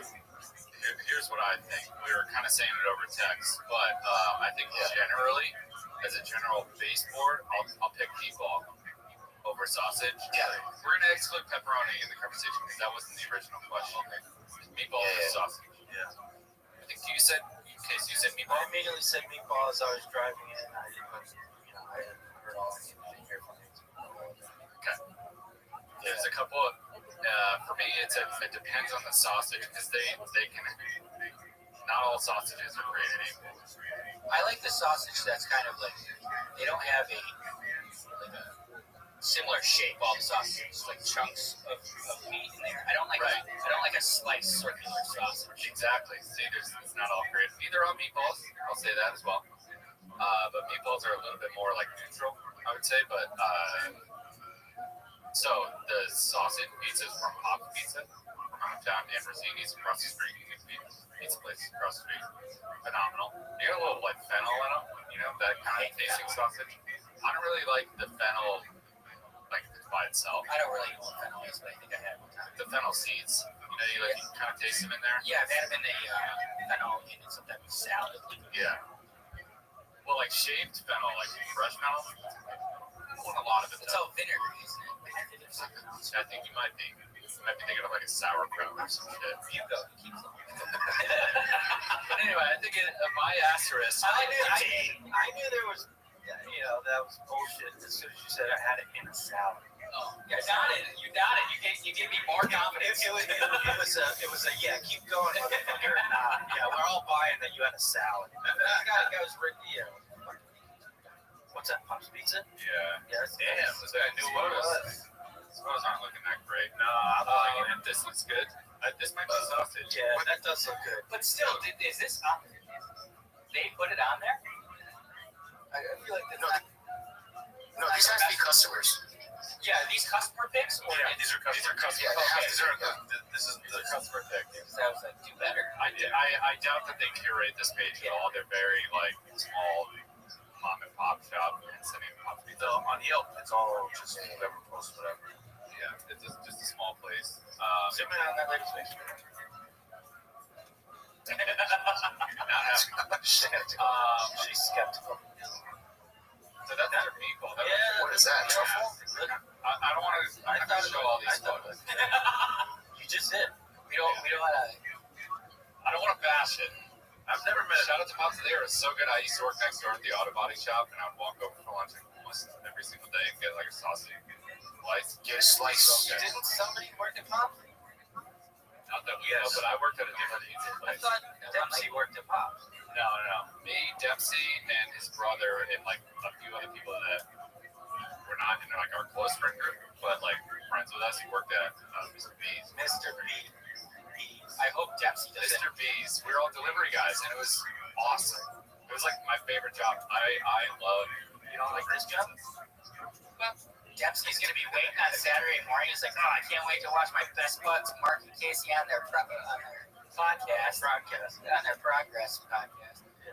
then he's going to see you say he's not one of their close friends. He's going to be very hurt. No, he's saying Mark, Mike, and other people. Oh, Dempsey's in. Obviously. Yeah. We used to work at Mr. B's. We were delivery drivers. It was awesome. Like, you don't have to make the pizza. You just, you get it. You drive it to people. You kind of know every street in the town. It's easy. Colin used to deliver flowers, and he would fart on the flowers right before he gets to the first thing he would do. What? I hate that. That's funny. That's really funny. No, Wait, if they're dick customers, Yeah, you just he did. do it for fun. Covering up for it now. He farted on their flowers. Hey, where does Mr. B's and Pops rank as far as like Pepe's and then the other spikes? That looks incredible. Yeah, they are good. You're kind of not going to get a bad pizza in Canada. That's just how it is. Just can't. They just don't know how to take pictures of pizzas. Yeah, They're focused on making the pizzas. They don't know how to. does look great. Did y'all fuck that whole thing up on your own? No, that's a tummy ache. That's a tummy ache. My dad could. My dad slams a large pizza. I'm like, dude. My dad can eat more pizza than you. Dude, like, what are you doing? Let me know. I can destroy that. He's probably You listening. eat that Sorry, whole Dad. pizza. Really? I get it a lot. Dude, my dad listens to the pod. I love that. No way. Yeah, that's fire. What's up, I Mark? don't think my dad knows what a podcast is. How you doing, Mr. Golombeski? Nice. I'm Mr. Mark Kolomeski, father. Anyway, shout out Pop Pizza, shout out Mr. B's, shout out Rosini's.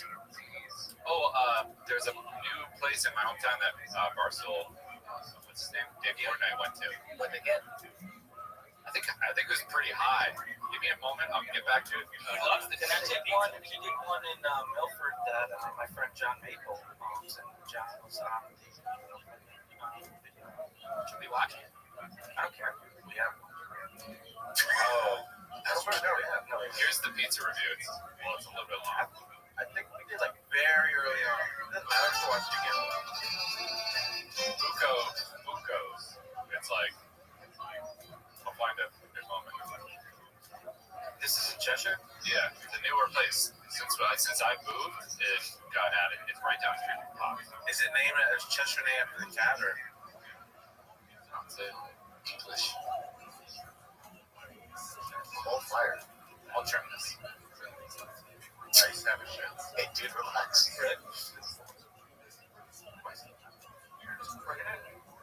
Dude, the charred crust. That's brick oven, yeah. It's all there. This is the prettiest looking pie I've seen yet. This is the best looking pie. Let's see what we got. Put on the carriage, cold fired. Didn't mention the flop. That was more flop than he really likes. You might do it on the next slice. We'll see. I've had this pizza. It's really good. It just, all I was saying is it wasn't there when I was growing up. But it's, I'm a Canadian. You're giving it hot. See, that's the problem. That's why I can't eat. Why, it's not enough? No. I did our stock order from last time with large cheese and large pepperoni and a side of ranch. No.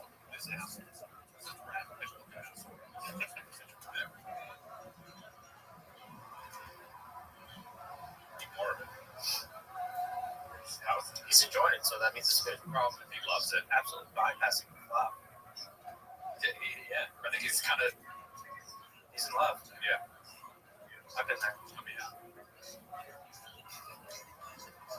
He doesn't even know it's Look at him. He went back for another bite. So wait, pause it. What did he say? 85. I was going to say pause it. Let's guess it. Well, I've already I was going to say 8.5. I don't know what else. You were going to say just like you said at 8.5 to 8.5? Yeah. Wow. I can't keep watching it, that I'm getting so hungry.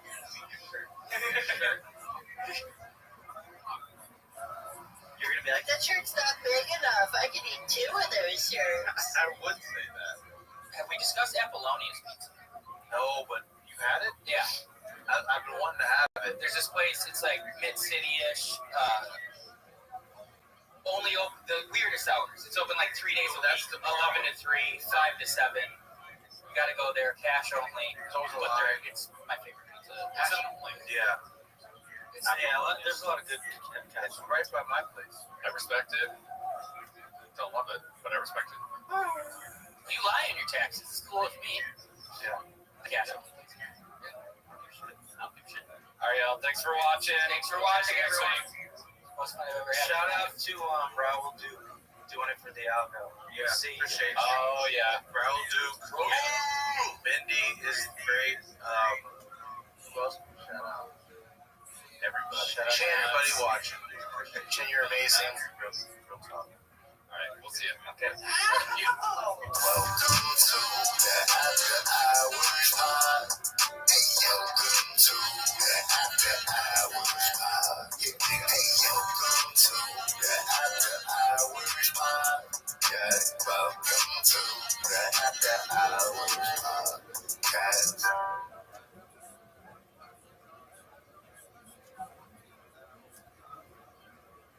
It was in his packet. Kazoo. Oh, I love a good kazoo sound. We all have to find a bit to do with the kazoo. I can barely hear you. Nice. All right, I'd like one large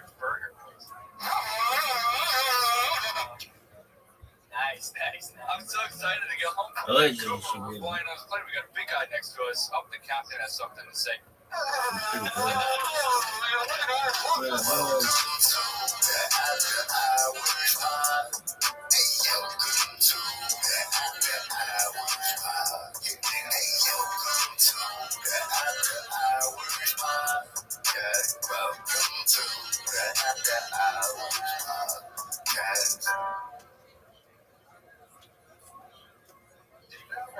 With other skaters.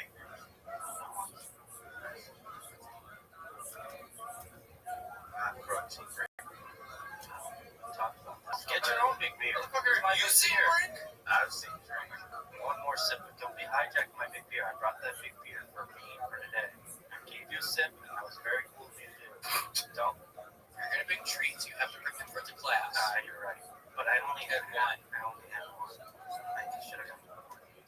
It's right at the 7-Eleven on the way too. That's the deal. The deal is 3 of these for $7. That's 7-Eleven. That's not bad at all. Yeah. That's Fact. That's 75 ounces. It's basically a 6-pack for $7. Yeah, back.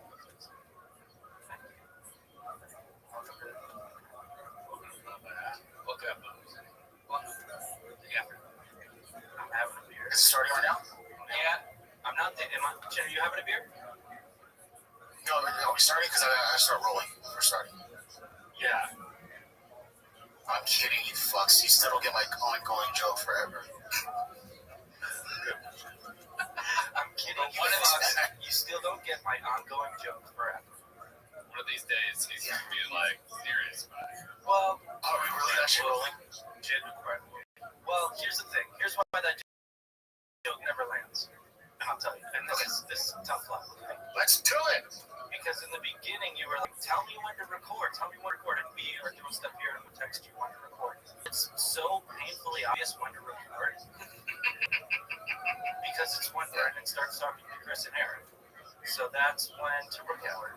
And that should just kind of be like common sense, I guess you would say. So when you would think, yeah, you would think. But in the beginning, I remember, like, because there's so many different, a lot of moving parts. So many moving parts. Yeah. Yep. Since there were so many moving parts at the beginning, I remember you guys were like, are you recording? And I was like, are you serious right now? I was recording, I think. And I was like, are you serious right now? Because I wanted to just kind of like give you a little kick in the butt. Like, yeah, let me know when you guys are actually recording. So, so there's not, especially with you and me, case, I got to send you these files. I can't start early. It's going to be too huge. It'll take forever to send them. You're not going to like it. You're pissed off. I know you, case. Well, all right, you're right, Jim. We should. You know what I'm saying? Yeah. The files he sends us are like 45 gigs for one camera. It's a lot, yeah. And that's 1080p 30 frames per second. Wow. Right, Kev? CC 100s. And we can talk about data rate. Yeah. We can. Talk about, look. Want to talk about data rate? Talk about data rate real quick? Hey, do you have a minute to talk about data rate? Yeah, I talk about our website. Or Verizon just actually asking me if I have a minute to talk about data rate. Yeah. That's like an insurance salesman going up your door. Like, Seamless motherfucking transit. Really?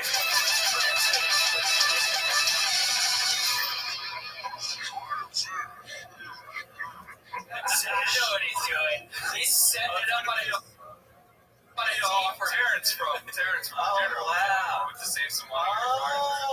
For great low rate, you can get online. Go to the General and save some time. That's So good. It's so good. Really? It's good. How well it matches. I might do some editing to go side by side here. I can't find they changed the tagline, so I can't find the exact one where it says for great low rate, you can get online. But this one's pretty close. Shout out to what's her name? Someone has a playlist. Kimberly Harris has a playlist with 105 general commercials. Dude, these people are doing more work. Kind of archiving stuff on YouTube. They're like, all right, that's bad. Lord bless me. Last 7 seconds. Last 7 seconds, tell me that now. It's a freaking thing. It's commercially played. Every part is just not our style.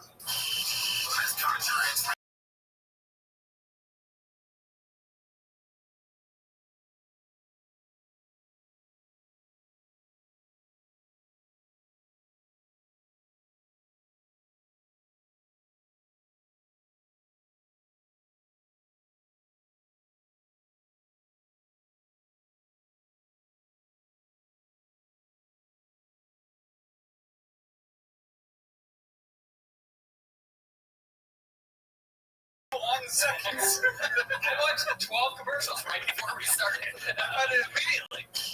For very low rate, you can get you were panicking. I'm just hearing. I was slow as fast. It's like, we can start whenever you want. It's chill. Tender series not till 5. Only one golden hour today. Got a lot of time. Yeah, it's after hours. We're chill. We're just in the after hours. Yeah. Five. Yeah. Vibes are so high. Vibes are immaculate right now. We're late today. No, it wasn't. I used to come in at 11:58 or 10:58. There's a new book, I'm confident today. The test was, can you hear me, Chin? Yep, we're good. Let's roll. Boom. What would happen if you couldn't hear them? Yeah. That's the big question. Then I'd be in a big panic and meet them. Come on, Come on. This is how I roll. Come on. But yeah, I was cutting clips this morning. We'll do the 7 cut some clips. Krista Stefano on the Dare Fun. But yeah, so I was pushing it. What did you do, man? What was this whole thing? What do you mean? This general thing. Oh, that I just do a perfect impression of the general. Oh, okay. Yeah. Awesome. Nice. Yeah, we were talking off camera, and he does a good general impression. We wanted to parlay that into the episode. I was pissed. I missed the off-camera stuff. Yeah, so it's probably my best impression. Second would be Mark Albert. Yes, Alan was for free. Yes. Yep. It's good. Why do you think you're so good at the Marvel? Yes. I You do like a good Walter Cronkite as well. Like I think was it Bruce Almighty? The one where he's Jim Carrey's like the news anchor guy, or that's Bruce Almighty. Yeah. Walter Cronkite. Oh yeah, he does it. He does it with like the comb as a mustache. Yeah, I'd have to hear it, but I think I could do Walter Cronkite. You know what, Mark? You think you're too cool for school, but I got news for you. Oh my goodness, You aren't.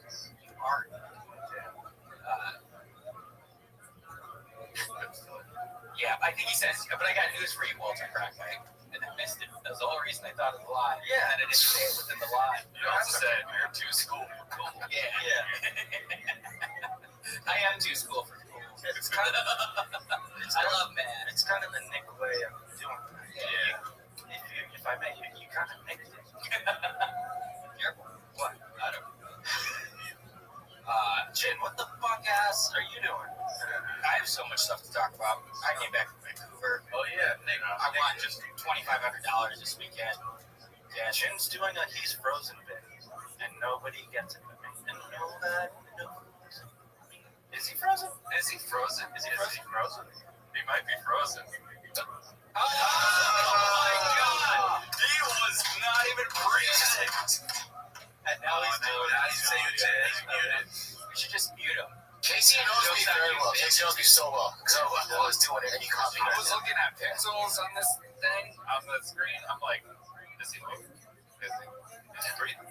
Did he finally die? Good job, Case. Yep. You know what I just realized? A lot of people in college and high school called me Niche because my name was NICHLOLAS, and then because of how California and Wisconsin do their IDs, my name changed to NICOLAS, and so just as a joke, they call me Niche, and Niche is an anagram of Chin.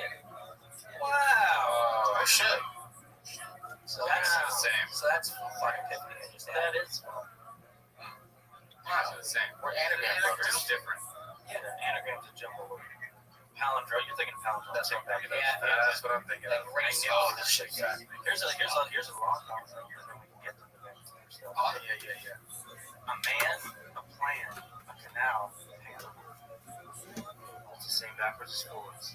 Oh, wow. Holy moly. I don't know. Because somebody, here's why. Somebody always mixes up an anagram and a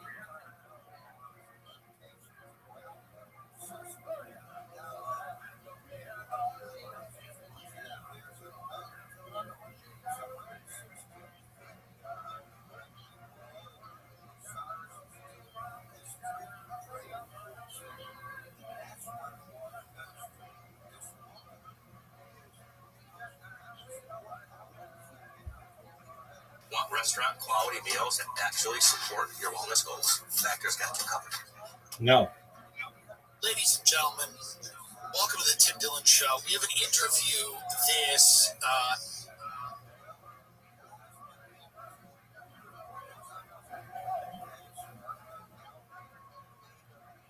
Ladies and gentlemen, welcome to the Tim Dillon Show. We have an interview this episode with Max Blumenthal, who wrote an article in the Gray Zone with Trump insiders talking about where Charlie Kirk was mentally in the last few weeks and months of his life and the things he was feeling and the pressure he was under. How you living? I didn't know Charlie. What's good, Oligar? Can you hear me? Yeah, it's good. How'd you find out? How'd you find out about me, friend? You invited me to your server. When you're on a public voice. Okay, very well. Excellent. Yeah. Cool. What Discord were we in? I can't remember. It's going to be it might have been Social Heaven. Social Heaven, Chosen, or Edgy. One of those. I can't recall. Okay, very cool. Have we spoken before? We have, yeah. Okay, excellent. So you know what I do? I stream my live 24/7, all that stuff. Yeah, I do. Yeah, I know what you're doing. Excellent. And, you're intense. How you living, pimp? Am I a pimp? I said, how are you living? Oh, how are you living? I thought you just said, are you a pimp? I'm living good. Excellent. I'm up early. Fuck yeah, you are. Okay. Yeah, thinking about doing some hard stuff. Yeah, that's right. Fuck yeah, you can. Let's see it. Are you going to watch any football today? No, I'm not really into football too much. All right. Yeah. Beautiful. These bands are just holding it down. It's granted. That's beautiful. Yeah, it's kind of turned into the shape I need it. I'll put the band up in space so you can see the expression. So it's kind of like making a kissy face, like, you know. But that's how the natural rock was. That's how I found the rock. So Wow. I just kind of kept with the. I saw the lips, and then that's why I decided to make a face. But now I realize it doesn't really have a chin. You're like a You're like a modern day Michelangelo. Yeah, I'm trying. Excellent. All right. So you are a sculptor? I am, yeah. That's amazing. Now, is that a hobby or is that your career? It's a hobby. Okay, but how'd you? I want to sell stuff on the side for like Etsy just to recoup material costs. Absolutely. How'd you get into being a sculptor? You know how a lot of people have this is I'm just saying, I guess. A lot of people go to the hospital for some kind of mental health issue. And then they come out of the hospital and I'm going to do art. Well, that's kind of the story.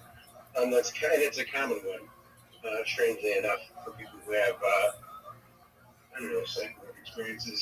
I talked to quite a few people who overnight they start some kind of artistic practice.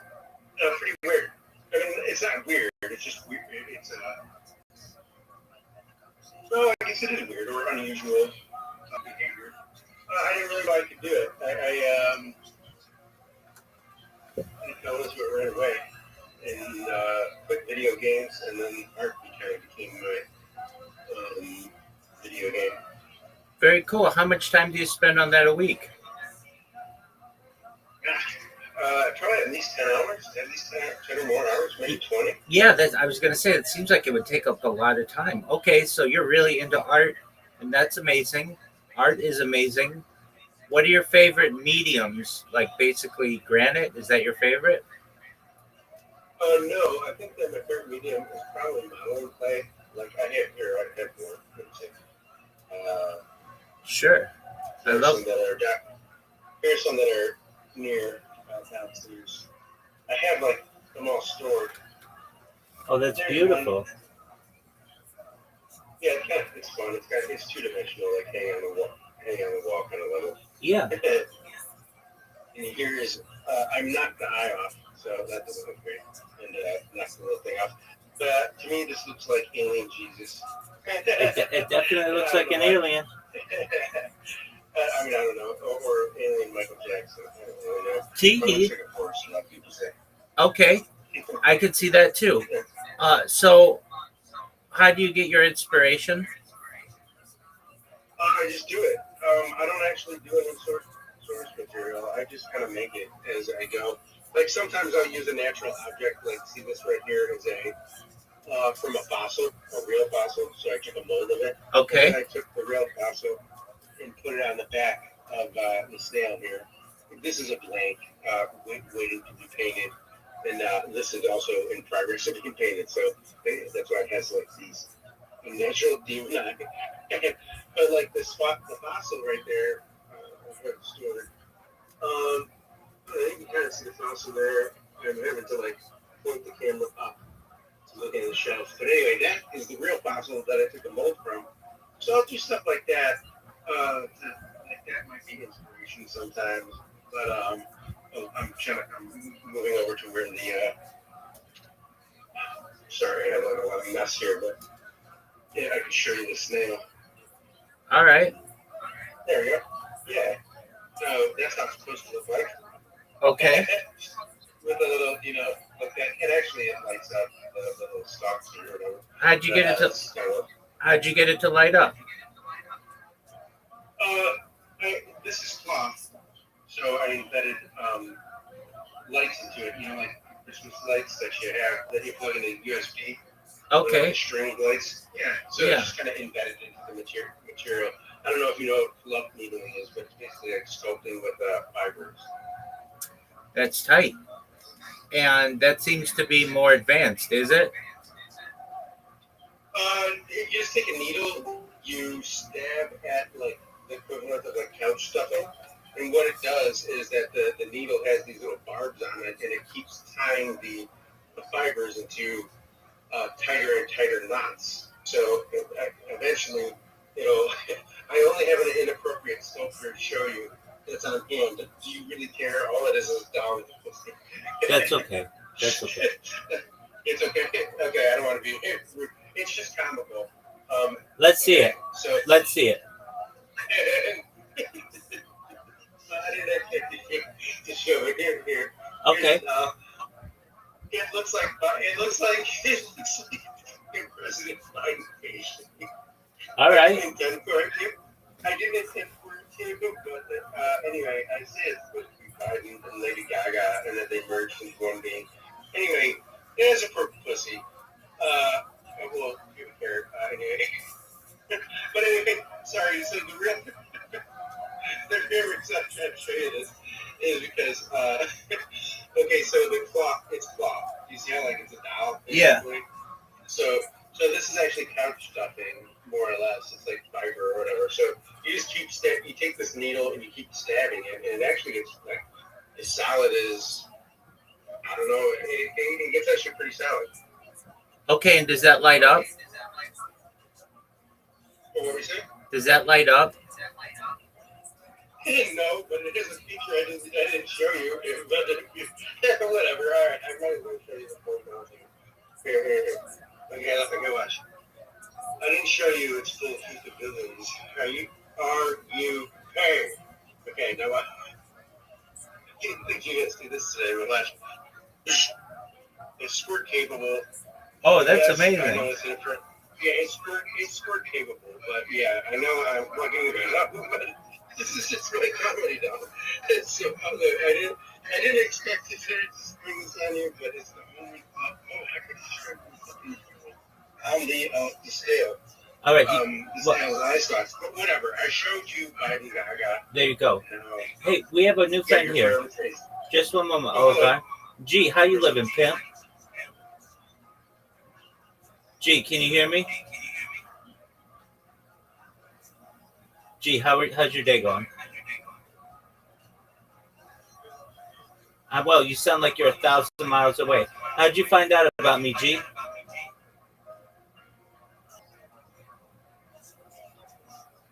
G, how'd you find out about me?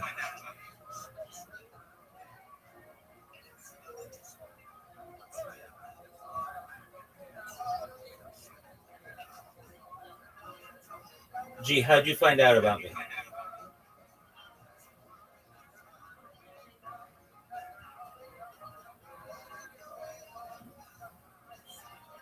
G, can you hear me? All right, there you go. Could you hear him? I could hear him. And he just kind of like came in. I don't know. My feeling is that maybe he was on the spot or something. I don't know what he said, to be honest with you. But he came in and it was very delayed, and then he only just said that one couple words and left. All right, well, no big deal.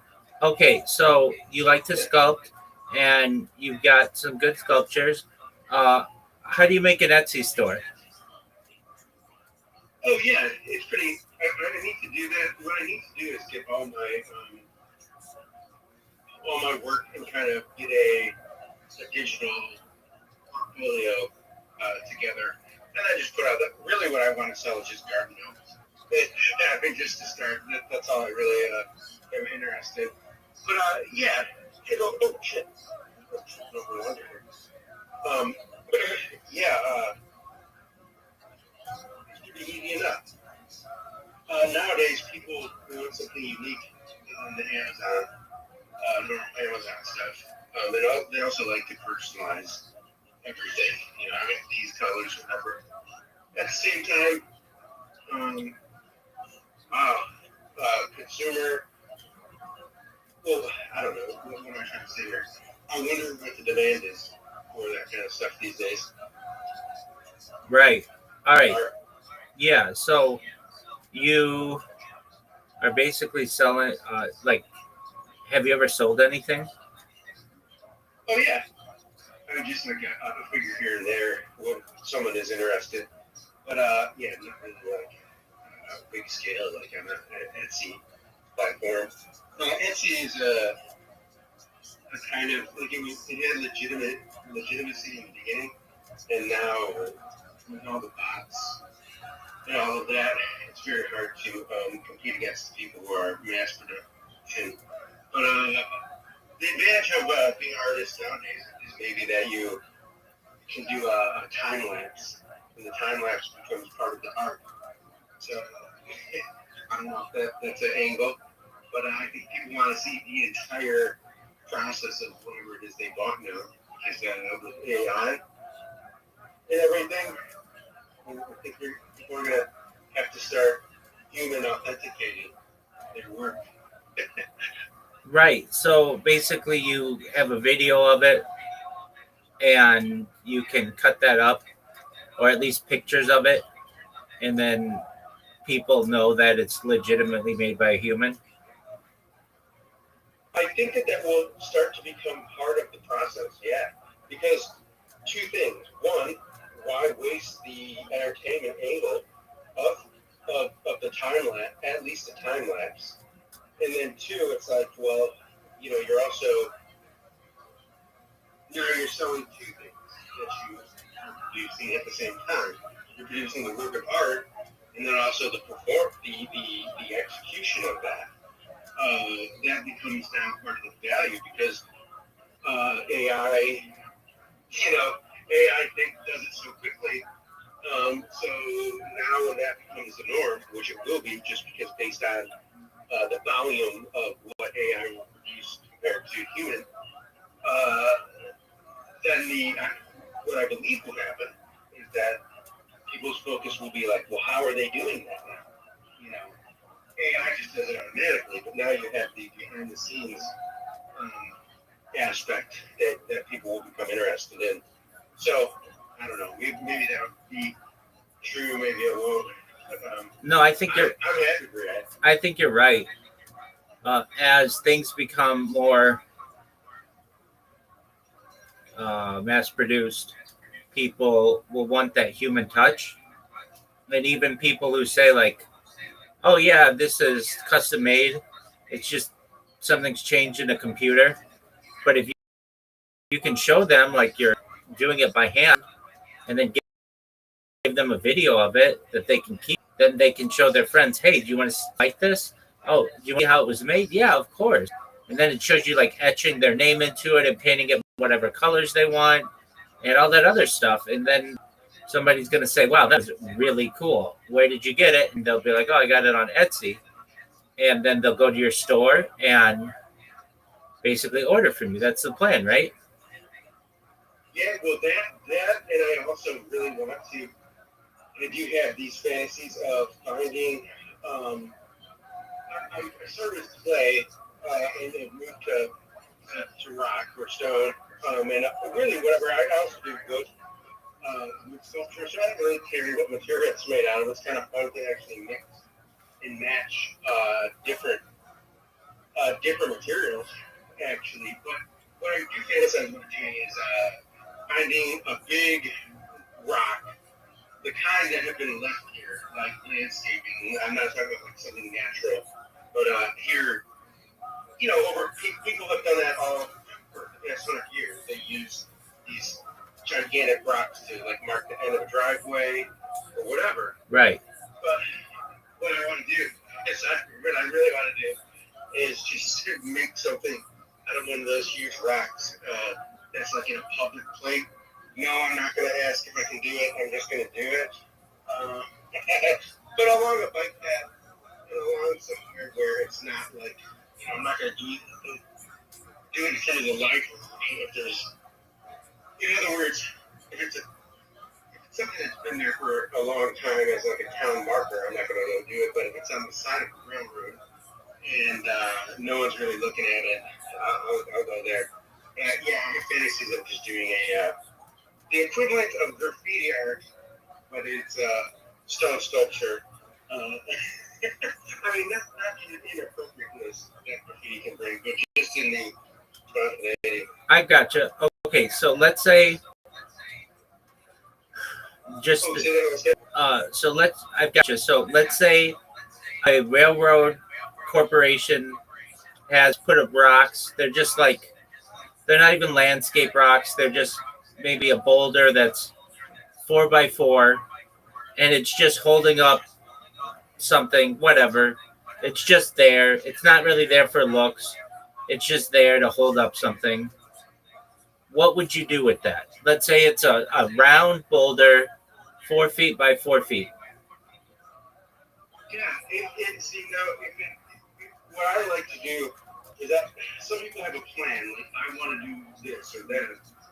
I'm not sure why, but all of my inspiration a lot of times comes from a shape that you see in the material, and then you kind of, you know, some cheesy and like artist talk. Artists, I want to get lead talk, but you see a shape out of it, and you pull it out of it. So you kind of like we see a shape in the cloud, and that gives you inspiration. But I can, for whatever reason, every time in every texture, I'll see something that looks like a shape, and then that's what gives me the inspiration. So you'll see like, oh, that looks like a lily pad. Okay, all right. Well, I've never seen a lily pad, but in this case, let's say that looks like a frog's eye. I'll say it does. And then you're like, oh, just this right half looks like a frog's eye. So you fill in the left, you make it match symmetrically, and so then you just keep it going from there. And then all of a sudden you're making a frog. So that's kind of how it works for me. Luckily, the weird thing is like you go out on a limb sometimes. Like, oh, how am I gonna do this? And then the challenge is to actually make it work. Where you do kind of go out on a limb, and then somehow you make it work. Sometimes you don't, and you have to salvage an idea. I'm pretty good. I'm surprised at my success rate sometimes. Excellent. Okay, so I get what you're saying. All right, so yeah, you basically will just let the natural uh, art, the natural object dictate what kind of art it will be? Yeah, kind of. Like, so like there'll be natural markings on the rock, and there'll be a natural like striations or whichever. And sometimes that just will look like something, like a cheekbone or whatever. Just kind of go from there. But round rocks always are lend towards a face. So I do a lot of faces. I think I always, if I'm doing a new material, I typically will do a face because it's kind of like you want something consistent that you do over wood, clay, or stone or something. It's kind of like a little, I don't know. You might know 3D printing, and it's like when you print, they all do little test prints with the same shape. It's kind of the same idea, I guess. But yeah, it's an interesting hobby, especially to wear your hands out. You don't kind of mind that. Right. Okay. What's the biggest object you've ever sculpted? Like a bigger, up to my,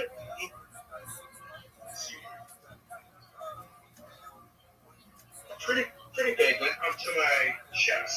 So like think of like basically a child, like a 10, like a 6 or 7 year old child, like about that tall.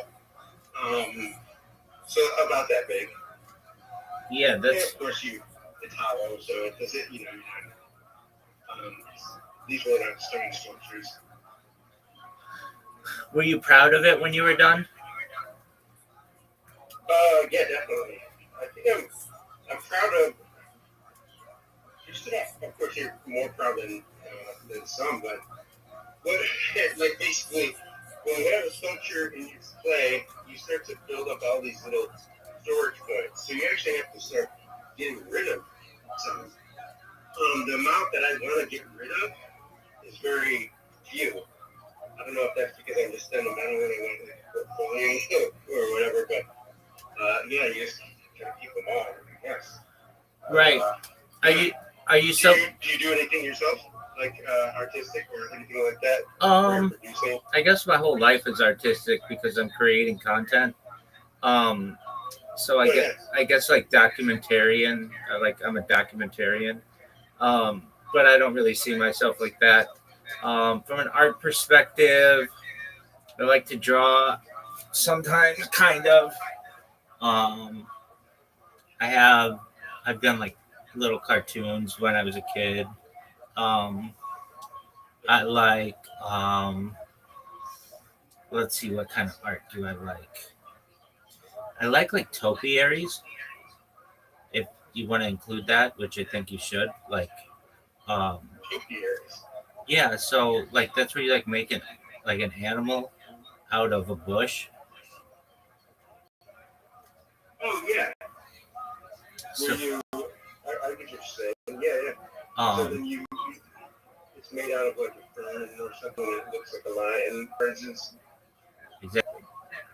And I'm not somebody who's really like done anything like that, but I do like them. I like music. I've made music. I like poetry. I like poetry a lot. I like creative writing. I'm someone who enjoys like carpentry to some extent, but really like metalworking. I like, what else do I like? From an art perspective, like the physical art, pottery. I think pottery is beautiful, and um, it's something that I find soothing and fascinating. Um, I like a lot of digital art. So that could be anything from like an NFT to um, a video to a music video anything like that. That stuff's cool to me. Um, from the stuff that you do, I like that a lot. Um, I have never done anything. I mean, like the best I've done is like painted rocks. That's probably the best that I've done, like in comparison to what you do.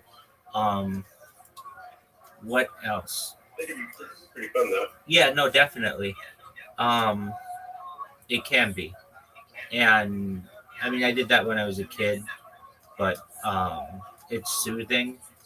I find, I almost like making colors, like when you take like the primary colors and you make a color. Like I love color, so just painting things, but creating the colors on my own. I like. I mean, it's cool if you have the colors yourself of whatever, but it's also really cool to just be able to make whatever colors you have, like like acrylic paints. I like watercolor paints a lot. Um, so I've done some of that. I like calligraphy, lithography, photography. Those are all really fascinating to me. Um, you know, more than I guess, like if I had more time, I would do more art, but I'm limited because I have to be like streaming the whole time. I mean, it's not something that I necessarily can't do simultaneously, but I get like random.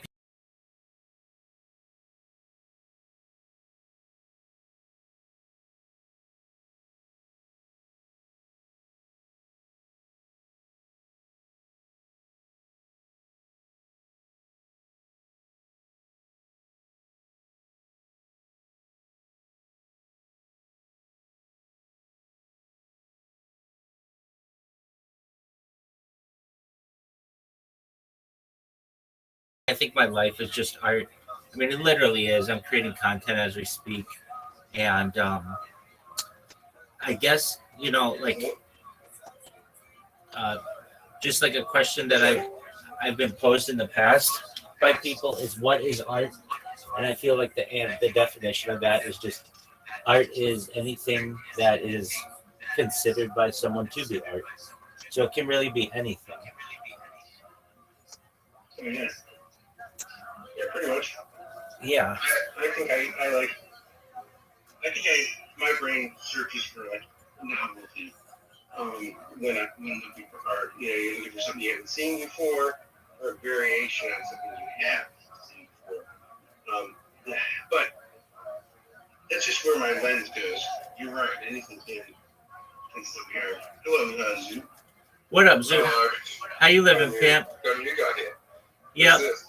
He's He's an artist. Oh, you mean me? Yes, sir. Yeah. Oh yeah. I've come here before, but yeah, I suppose new guy. Explain to Zoo what you do. Oh yeah, I am a sculptor. We was talking about going types of medium today. I use clay, modeling clay, stone, wood. You don't have to show him everything. You don't have to show him everything, but you don't have to show him everything, but show him some of your art. Are you from Morocco? No, he doesn't know Riser. I do not. I don't think I do. Here's a alien Jesus. I don't know, Michael Jackson. She did Jesus. That's cool. He looks like a really high guy named Dante or something. That's really cool. Hey, here, I'll show you the stone. The one that I'm working on. I have to stop. I need to stop joking and telling people that's the password. But that's my joke. I don't know why. That's good. Yeah, I'm trying to figure out how to finish the face. It's hard. It's tougher than you think. I have to Draco. Draco, you said? What is up? What are you building? Oh, we're talking about Draco? No, what are you designing? Oh, gotcha. Yeah. It's a. Let me take the band off so you can see it, and then maybe a TV. There we go. There's the full base. So it's a base. Just bricks that surround on and then transfers the force instead of just a spring. But is this your job? No. Just something you do for fun. Yeah, I'd like this group to do something like that, but yeah, it's you can't.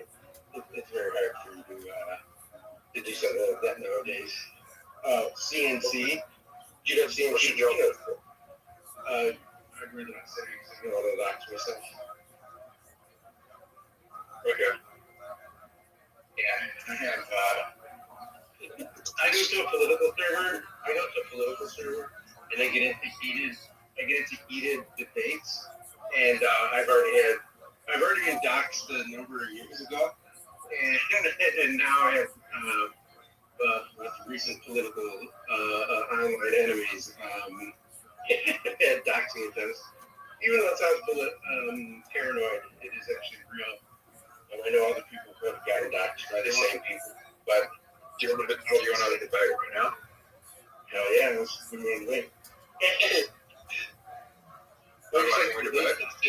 Yeah, You start carrying a debate. absolutely. Debate. I have to actually care about the cause. So, All right.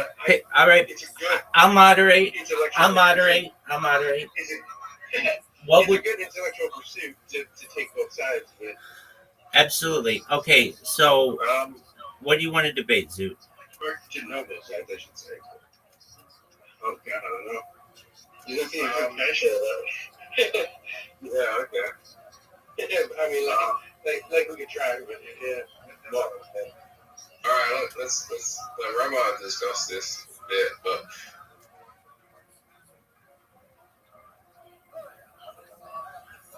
we can bring a topic. Yeah. What are you talking about, Zoot? What do you want to debate? Zoot, did you disconnect? Sometimes its internet goes out. I think it happens to everyone online. Okay. We'll just give him some time. Okay, so you enjoy creating art. Do you like to play any sports? No, I'm not really too. I'm not really into team sport kind of stuff. I like to watch UFC. Oh, dude, totally. Did you watch the Canelo? The Canelo.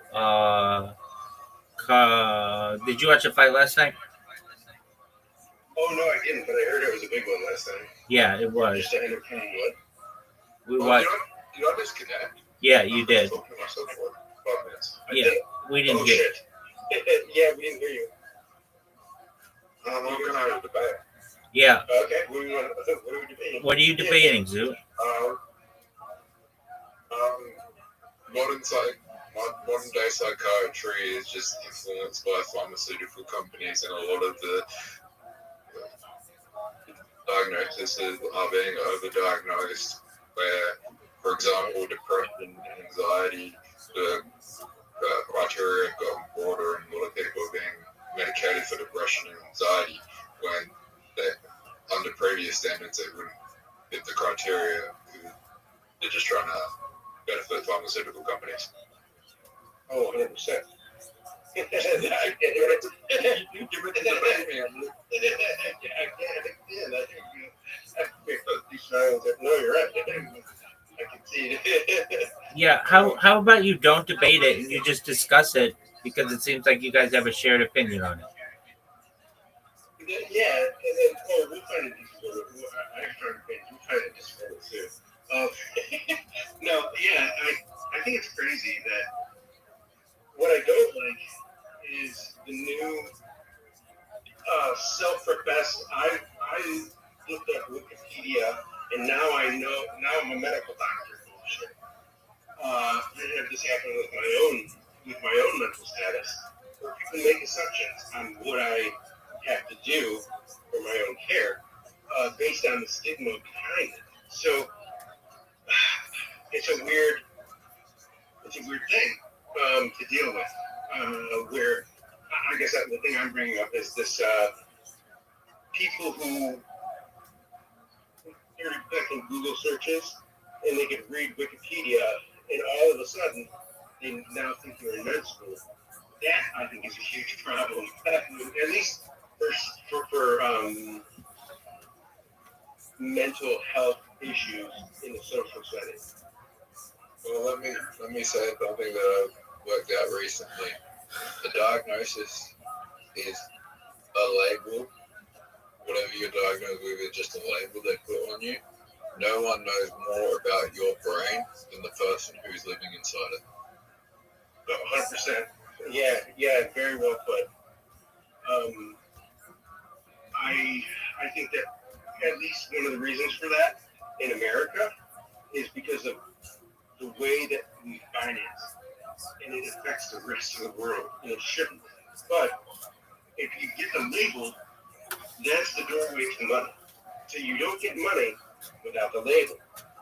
So that's kind of what they do. But in America, what's created is people who are label shopping, meaning they love this. They want to be like, I got DVD, I got DVD, I got DVD. Like they throw down their acronyms like they're playing cards, and they like it. Did I cut out or did you cut out? Oh, no, did I cut out? Rabbi? Yeah, it did. Oh, okay. So you were saying like window shopping, and then you said they go label shopping. They kind of go label shopping where they want to.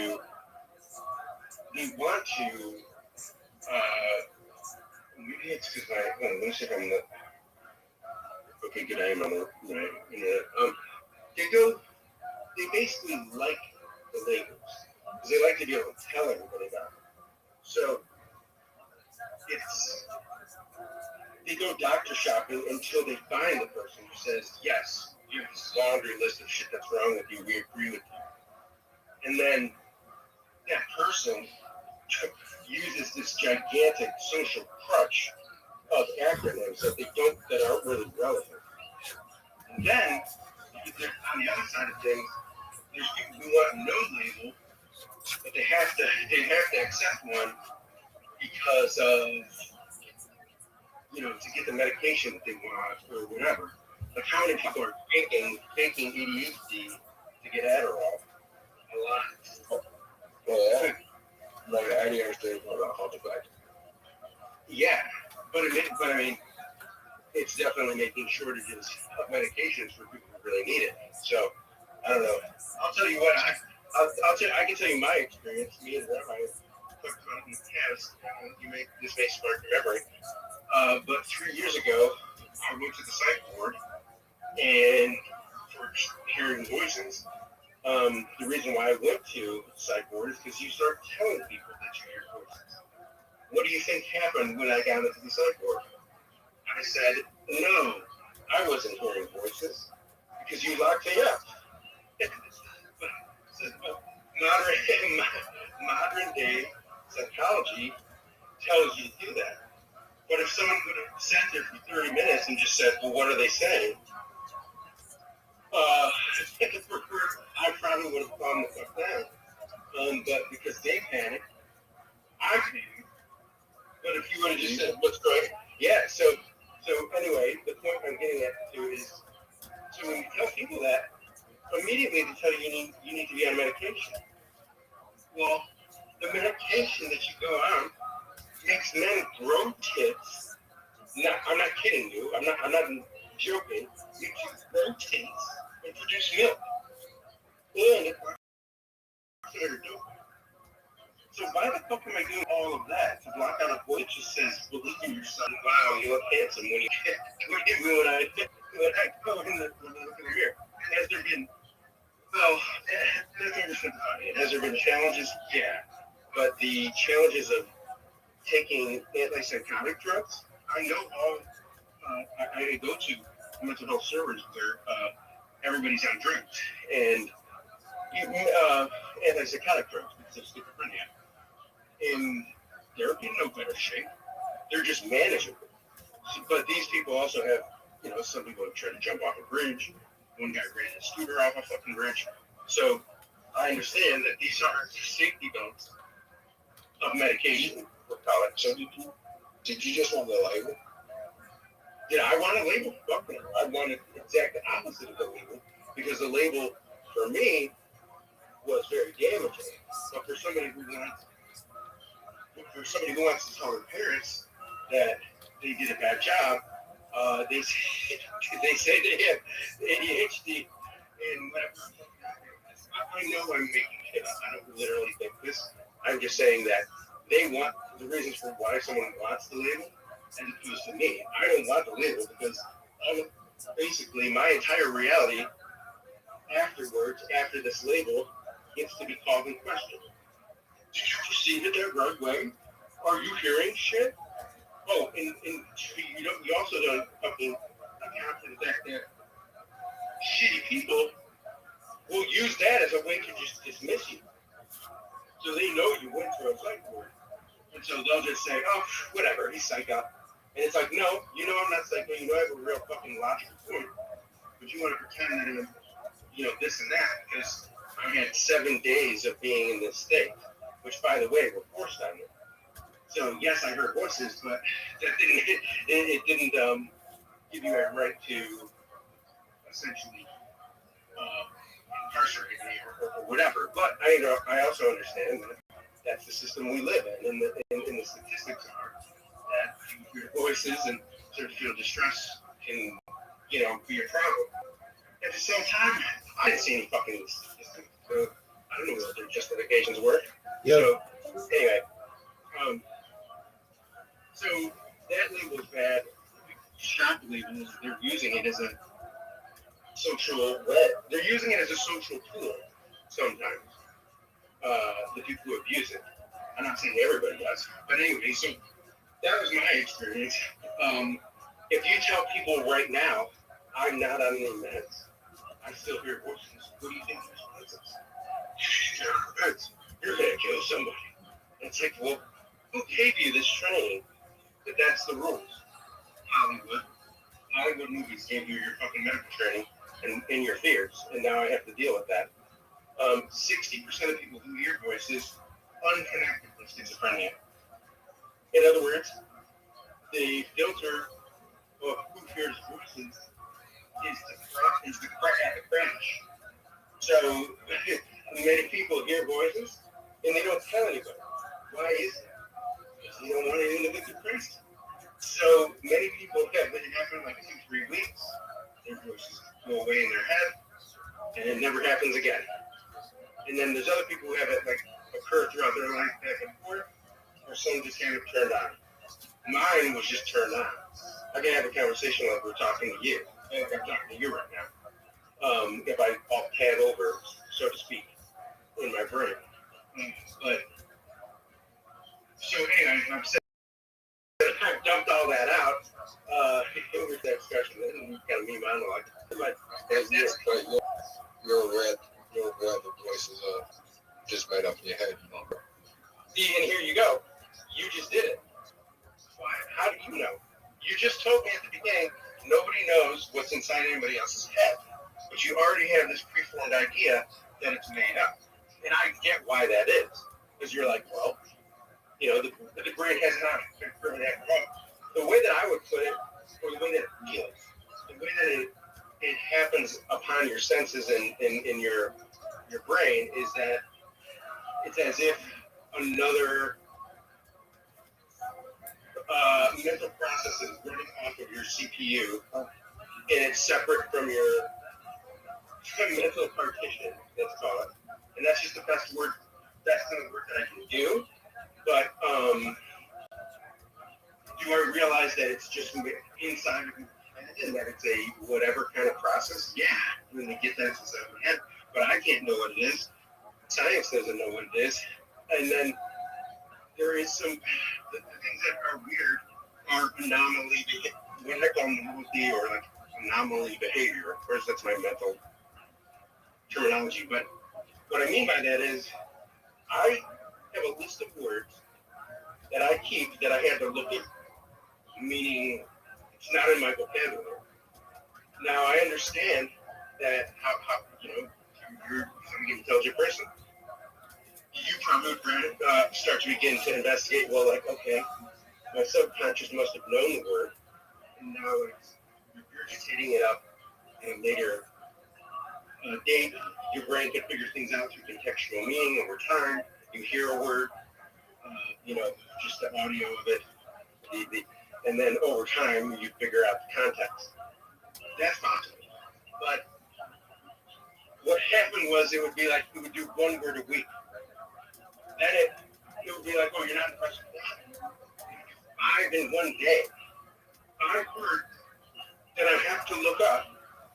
Okay, now some of the words, like there's a word despot. There's the very first word that I didn't recognize. The word despot is means a warlord, if you don't know, or more or less. And that word, I was like, I don't know that word. What the fuck is a despot? And then they rewound my memory to when I first heard the word.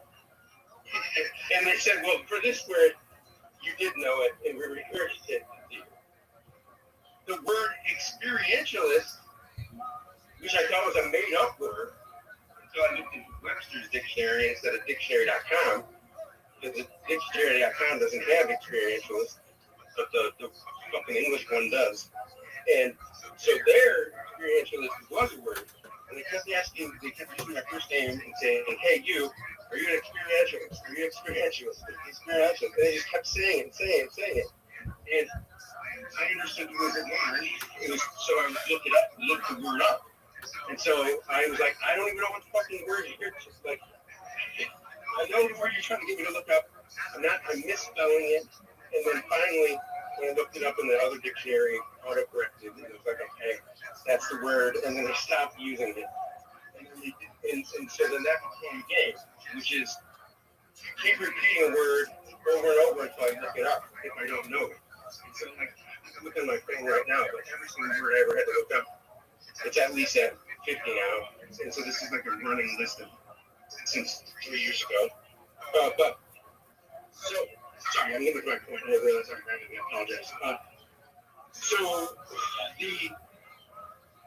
the mental trick is how the fuck can you get these words and they get regurgitated back to you from a book in your head? To me, that's an interesting trick. I don't care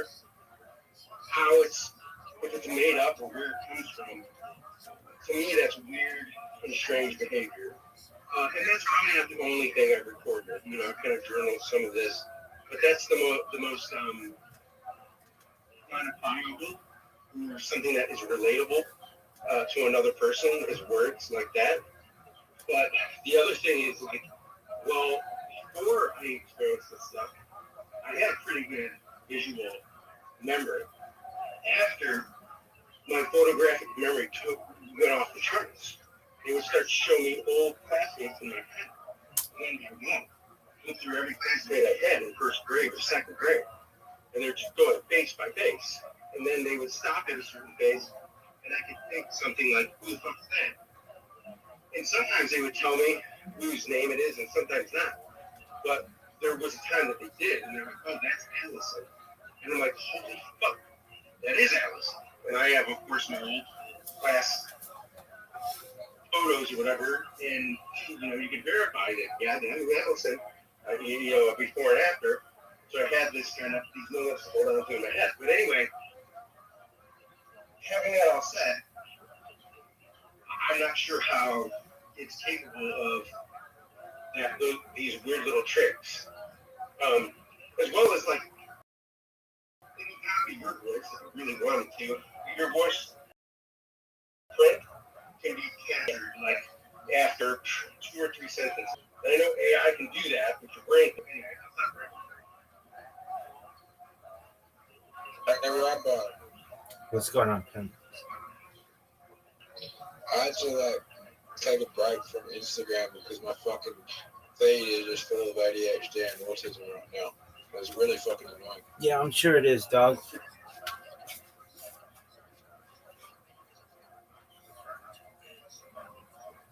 Zoo, why don't you say I'm not interested in this stuff so you get like new shit? I should start doing that. Where, Doug? I don't think the people that are like making the content are aware of what they're promoting. Oh, I'm sure they are. They're creating easily digestible, short form content that people with those types of issues are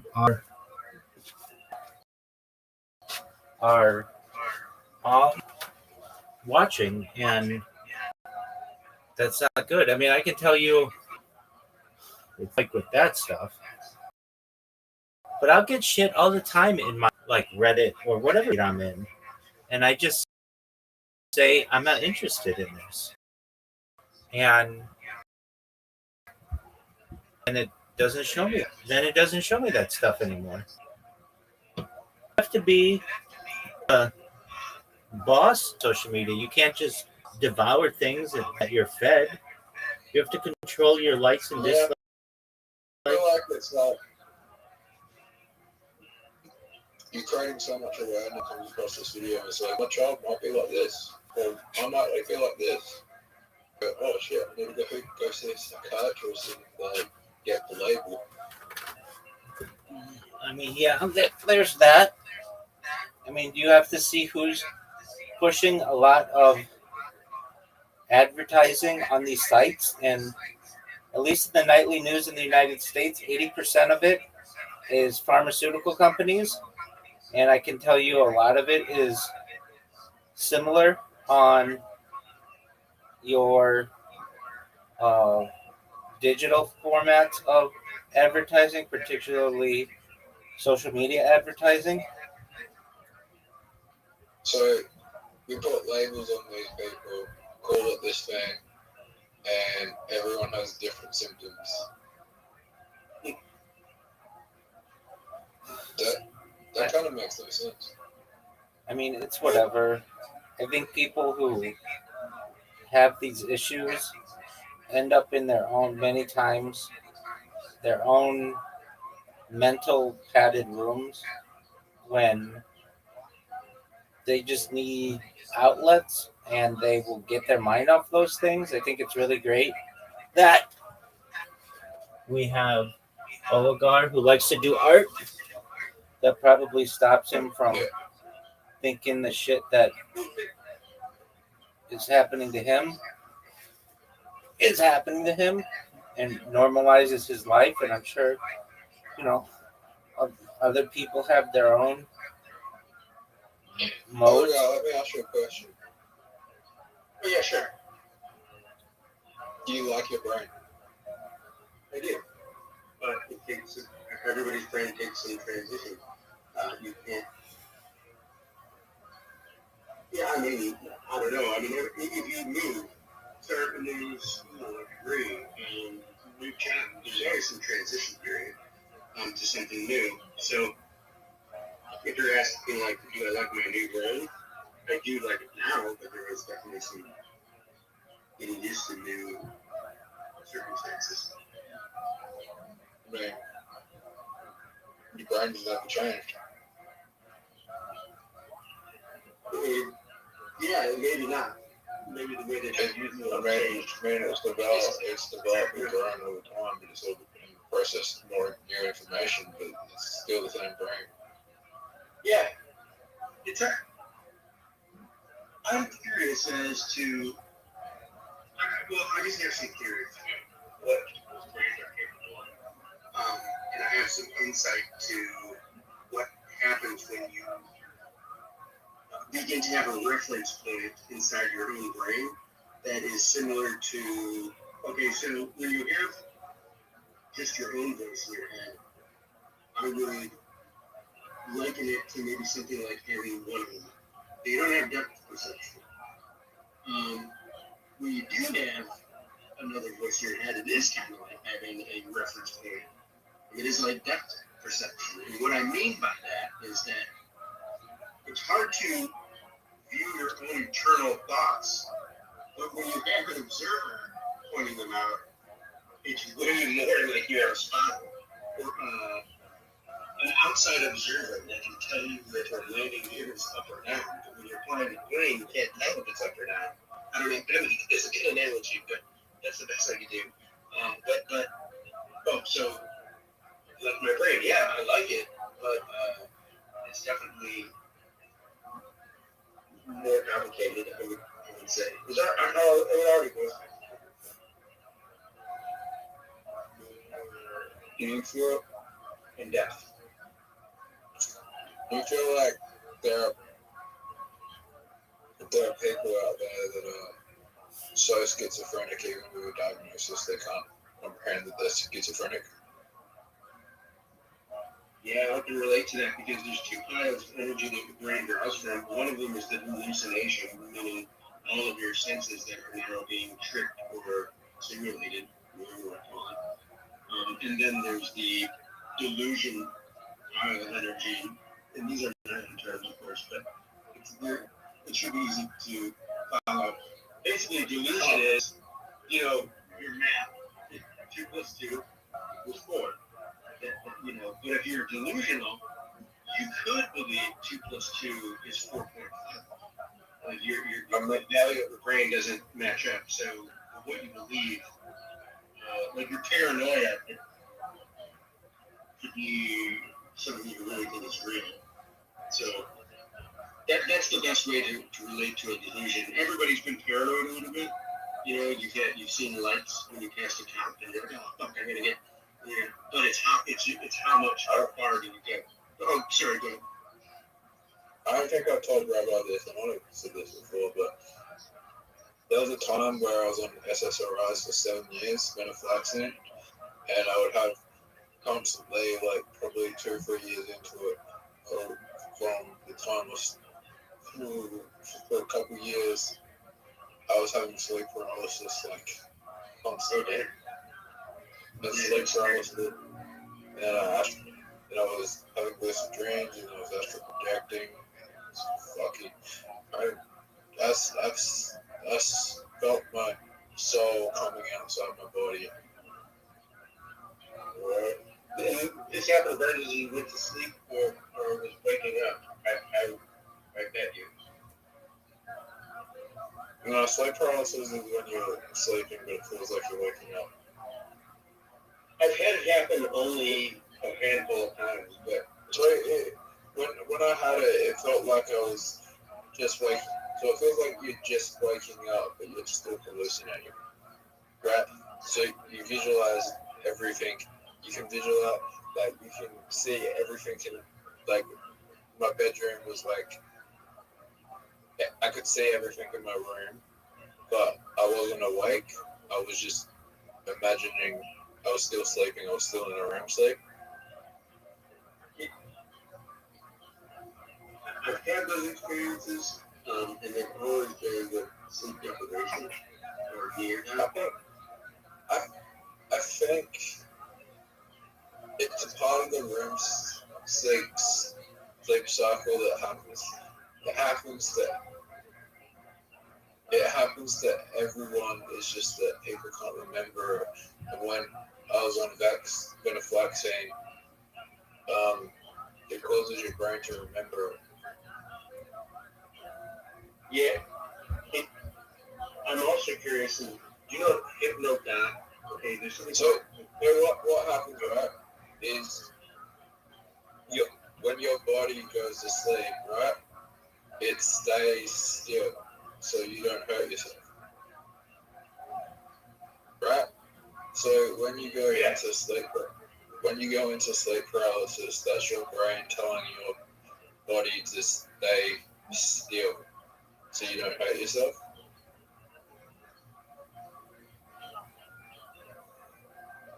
Yeah. But you're also dreaming, so you don't want to think it's real. So your body, yeah. But I mean, if you think about it, your heart was, if you think you're getting murdered in a dream, your heart rate still goes up. It's very interesting. Hey, Rabbi. What's up, Tim?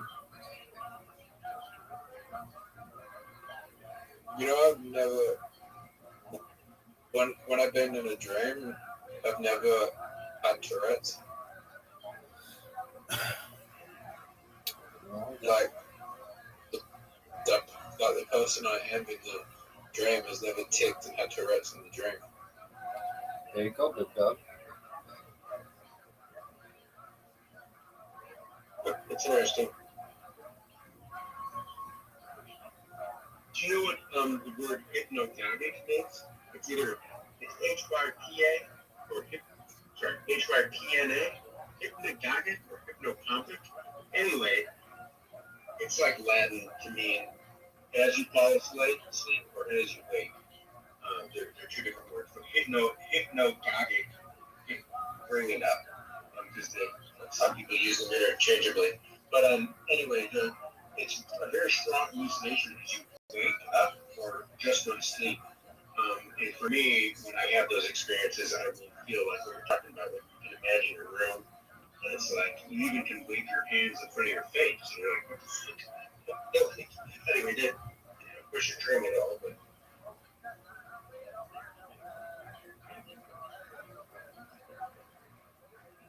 I've never had sleep. I don't want to have sleep paralysis again.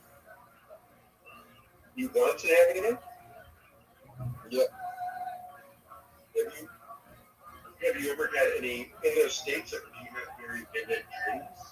And what do you do in those dreams? In those dreams? Yeah. Like it feels like a rock's being pressed against your head, but you can get out of it. If you go into sleep paralysis, you can get out of it, and then you can go into astral projection. You can go into an astral projection state, and that can take you to other dimensions.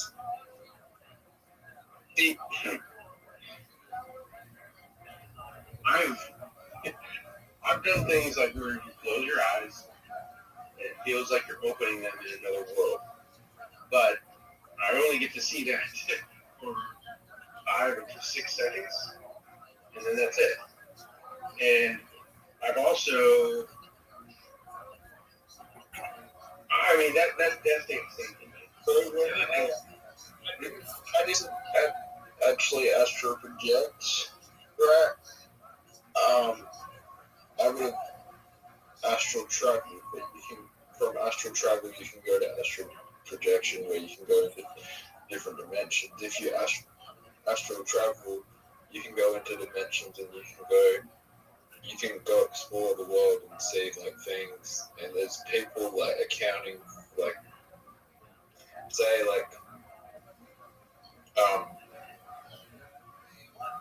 there'll be people that have said they astral travel and they're seeing people on the other side of the world eat something, and then they'll be told them that they saw that person eat something, like things like that,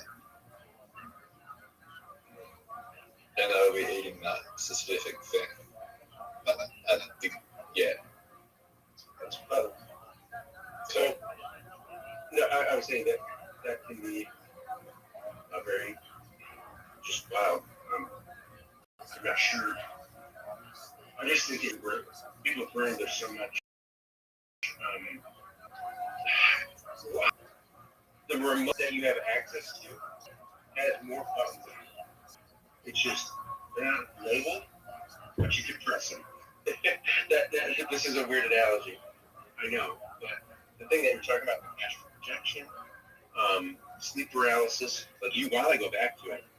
The reason is because you're well, my theory, me judging you, would be that you find something interesting about that brain state. That we inherently know that, oh fuck, we're in the settings.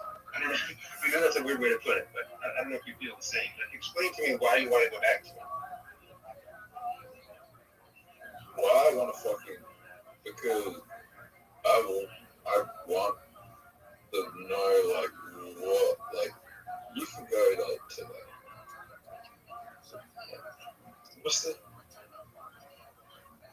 What was the Rabbi? What's up, big dog?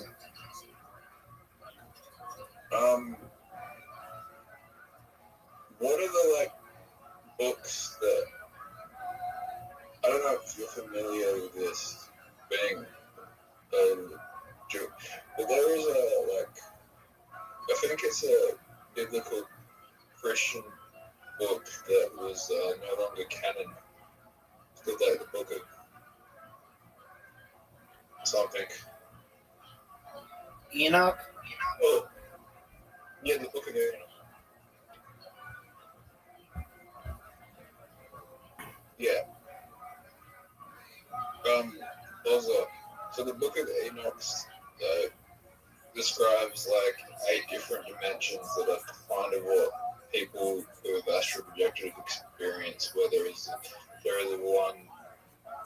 there's like floors that you go up and there's 8 different dimensions you can access.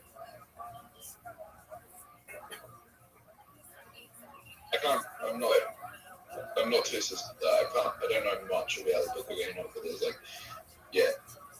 Well, my that one's not canon. After having my experiences, I want to know how much people are just making stuff up. And the reason I say that is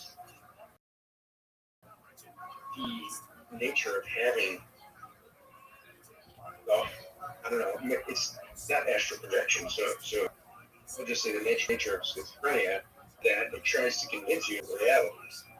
So it'll just make stuff up. Like, I can tell you some of the stuff that it made up for me, and it makes up in real time. No delay. You don't have to sit there and think in your own brain. Like, that's the other thing that feels very normal to behavior. A normal human being has to come up with the creativity in their brain. They type, if you're sitting at your computer screen typing away, you have to use your brain for mental effort for you to create works of fiction. How the fuck is it able to do it in real time, no delay, between not even 0.5 seconds? Of course, these are my perceptions, so that's kind of being hidden, right? And so I'm off all the time. Well, I mean, I think some of the stories he's told there are just like fantastic. I've seen hour-long. Well, anyway, I'm kind of rambling. I'm sure what I'm saying is these people have books of Enoch and all that. I'm curious how many are experiencing a very, very vivid hallucination, and even if they are, does that take away meaning from what they're saying? Well, the Book of Enoch isn't considered canon.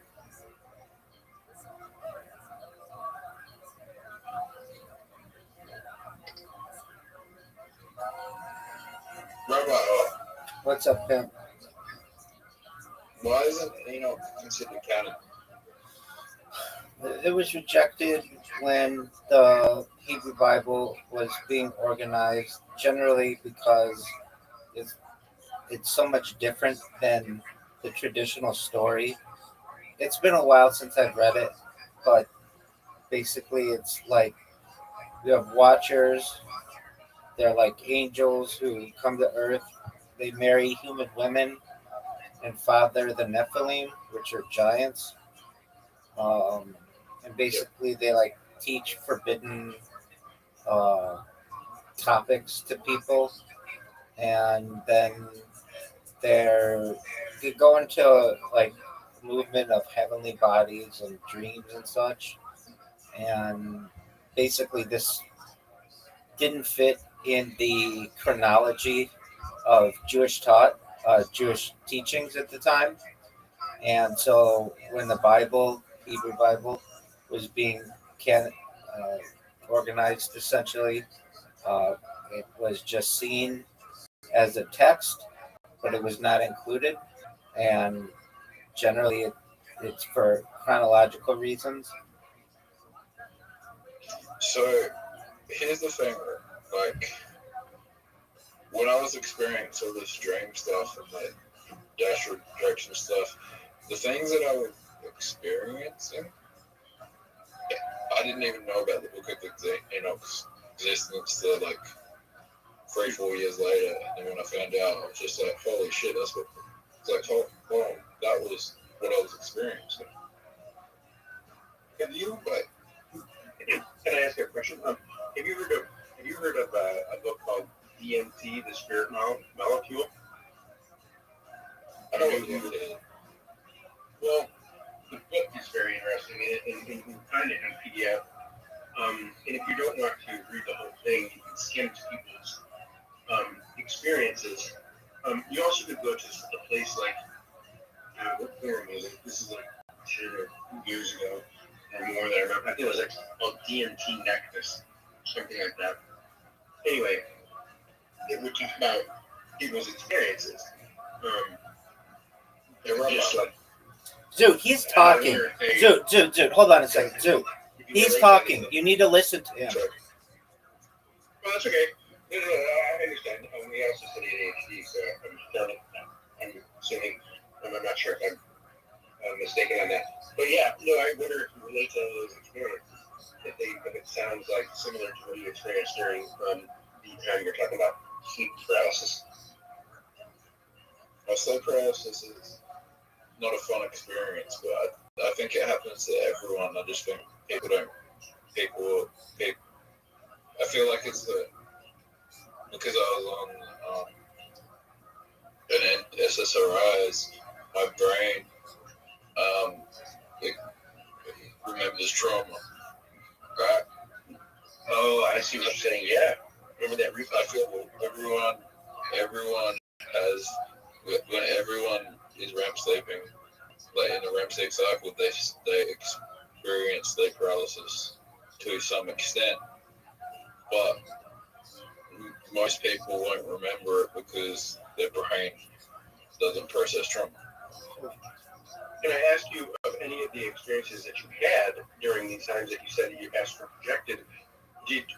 Were there any themes that you could remember? Like what were the things that you talked about? Did you see any imagery?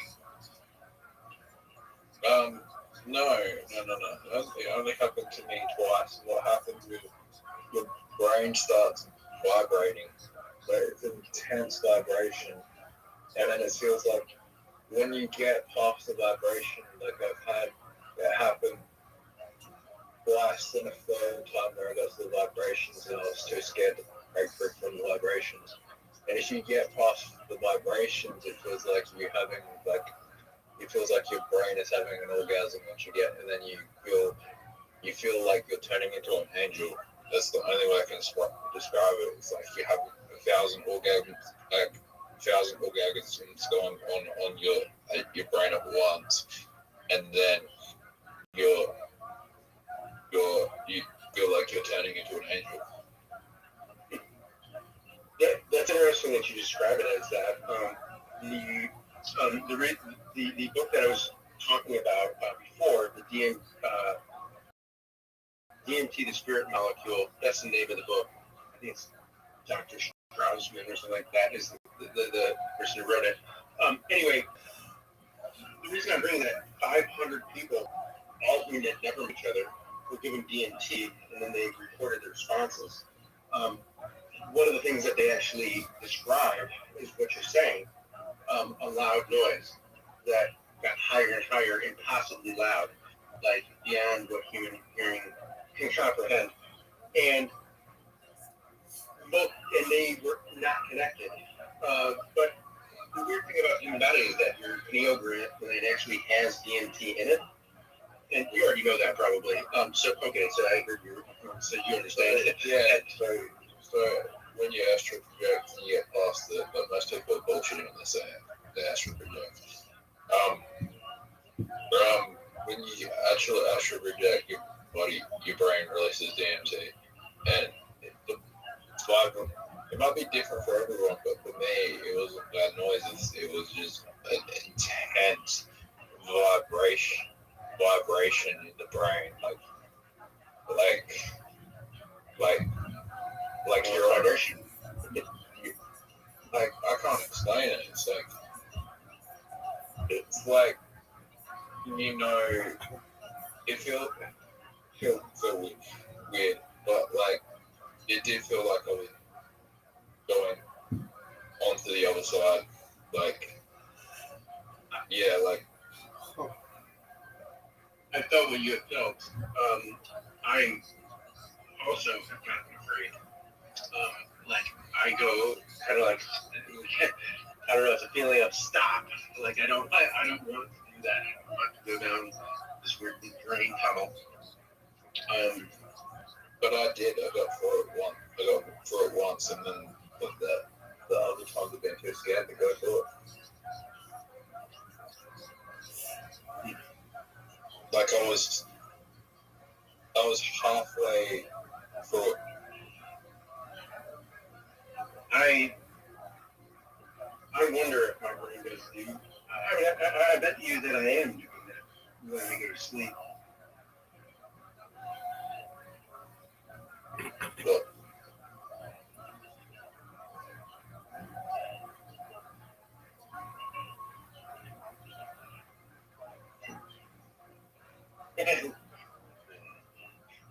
I mean, we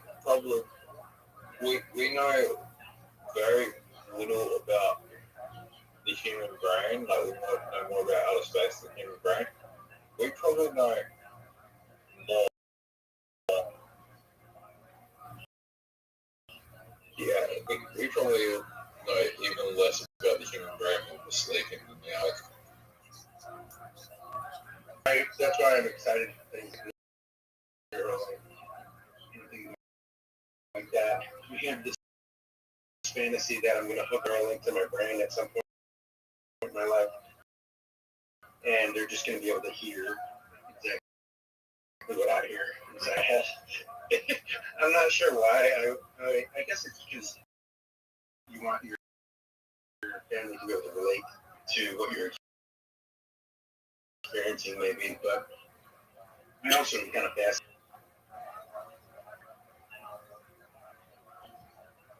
Like, I would love for them to be able to somehow take data from your brain, as you said that your experience is about astral. That is kind of fascinating to me. I'm also the brain is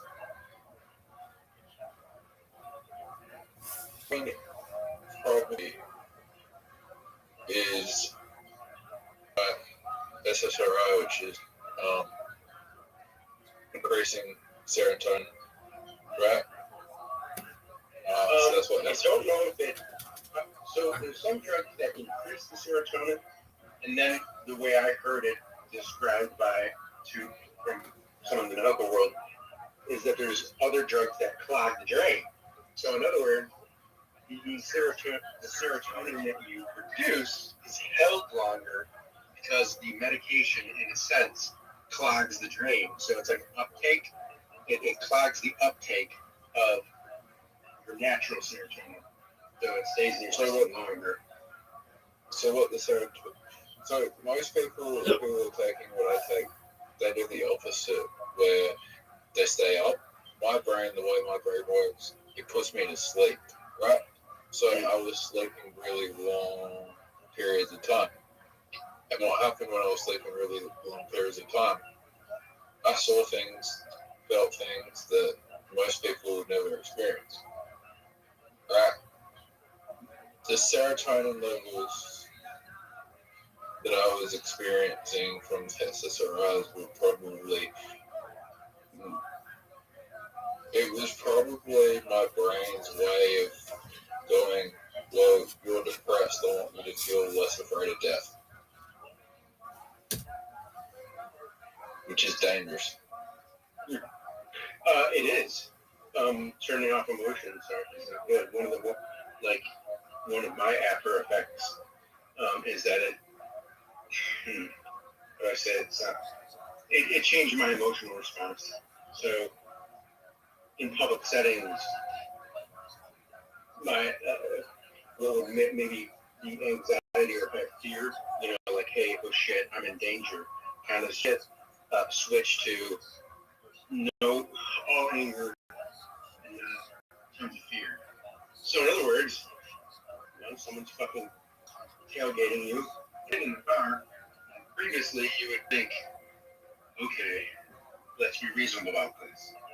But when you're in no fear mode, you're like, fuck it. I'll brake check you and go ahead and hit my car. I don't care. You know, like I'm invincible. And then as soon as you're out of that mood, oh, what the fuck did I just do? But I never was like that before. I always, rationality would speak very loudly in my head. Well, shit. I mean that symbolically for that one.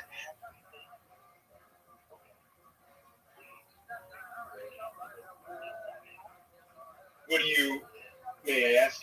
See, I don't like any of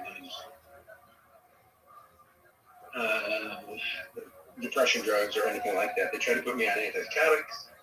It immediately made me feel drugged, which is what 5% of people sometimes feel. Like they put you on an antipsychotic and you feel as if you've taken like an edible, a marijuana edible or something. It's the only thing I can compare it to.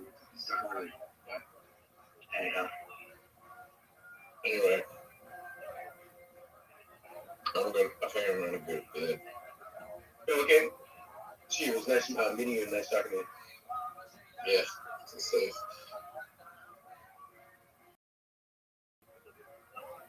Yeah, that's what it's about. What about antipsychotics?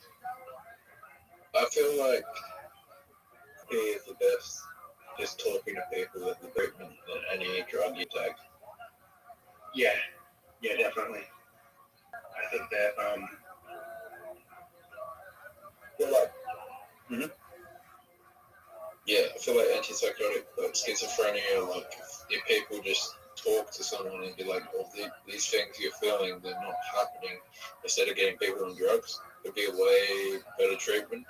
But the issue is that you don't get enough time to spend with someone. Like, you can't sit there and supervise someone all the time and tell them that that's not happening. So when they do have the mental breakdowns, they can't be like... It actually is better to just let the person talk. And if they have a fucked up reality, to not correct them, to let them talk it out, and then at the end of them venting, then, but of course, don't reinforce any delusion. But I think that sometimes it's like counterintuitive. Like, if you just go and say, no, you're wrong, you're not experiencing that, then it causes you to go, oh, you're one of them, you're with them, kind of attitude. But sorry to interject there. Yep.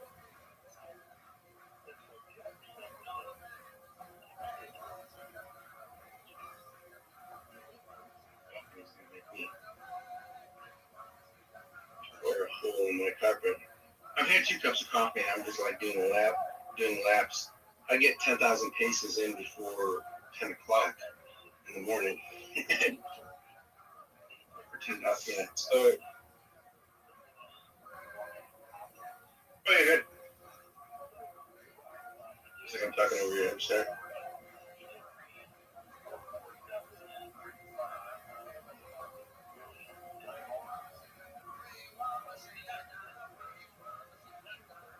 So you just let someone talk them out their reality? Oh, I think that it's tricky.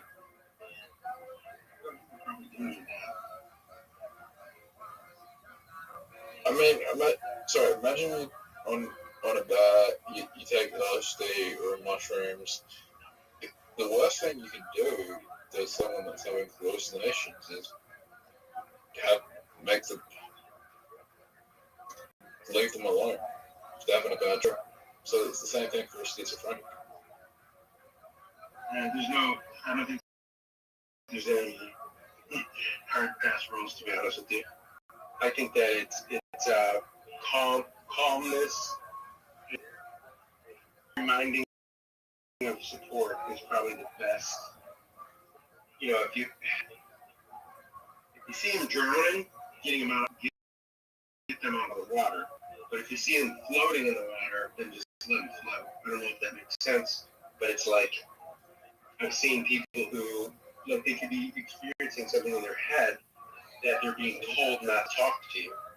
So, I mean, I directly know people who are you can kind of go up to them and say, hey, you're experiencing delusion. And then the way that person's mental program will go, oh, they're with the reptilians. I have to shut up then. Anyway, I'm going to go. Yeah, anyway. Have a good one.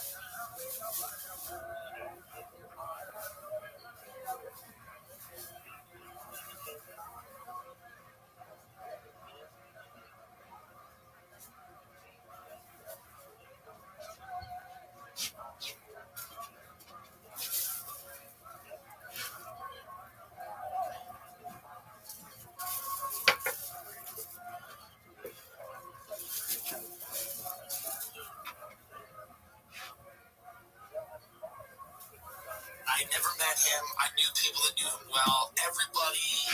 Says the Gemara, a concept. The one who owns the beam, he has to carry the most weight. His friends are helping him carry it, but he has to do most of the lifting. Yaakov Avinu, who bore the 12 Shvatim, he raised them, he did most of the lifting. He has to take care of them. The Gemara tells us that if a person benefits from a Su'udah of a Talmid Chacham, it's as if he benefited from the Ziva Shechina.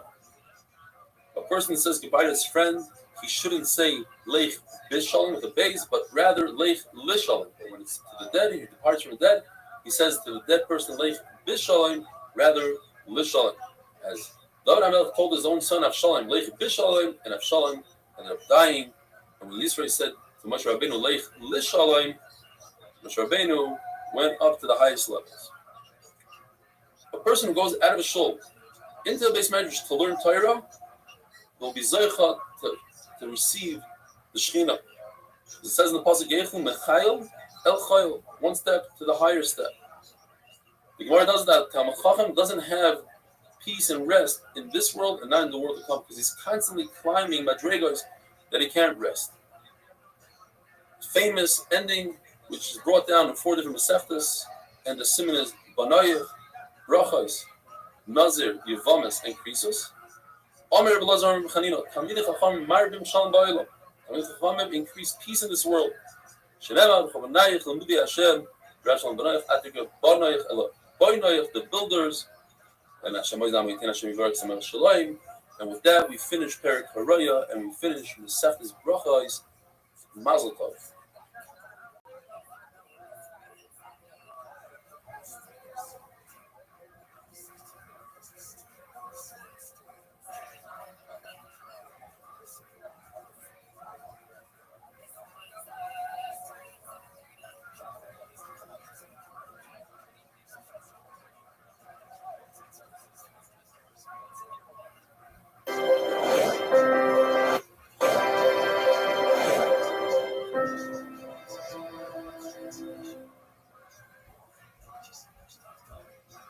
Masechtas Shabbos Daf Beis, amazing.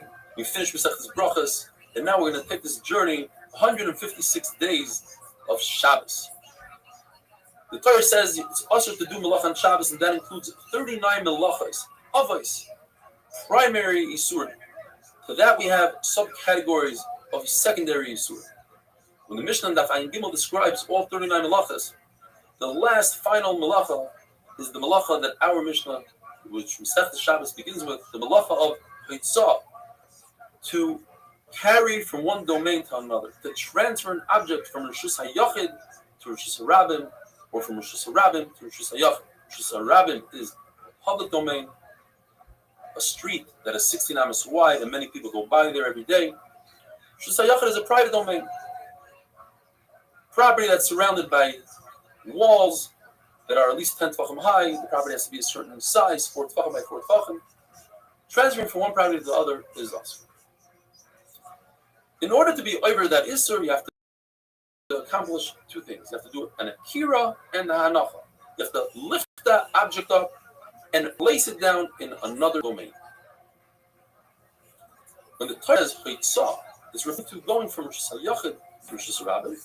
But when we go from Rishus HaRabim to Rishus HaYachid, that's called Hachnasa. Although our Mishnah describes both of those cases as a Yitziyah. Mishnah starts off saying, Yitziyas HaShabbos, Shtayim, they are 2, which equal 4.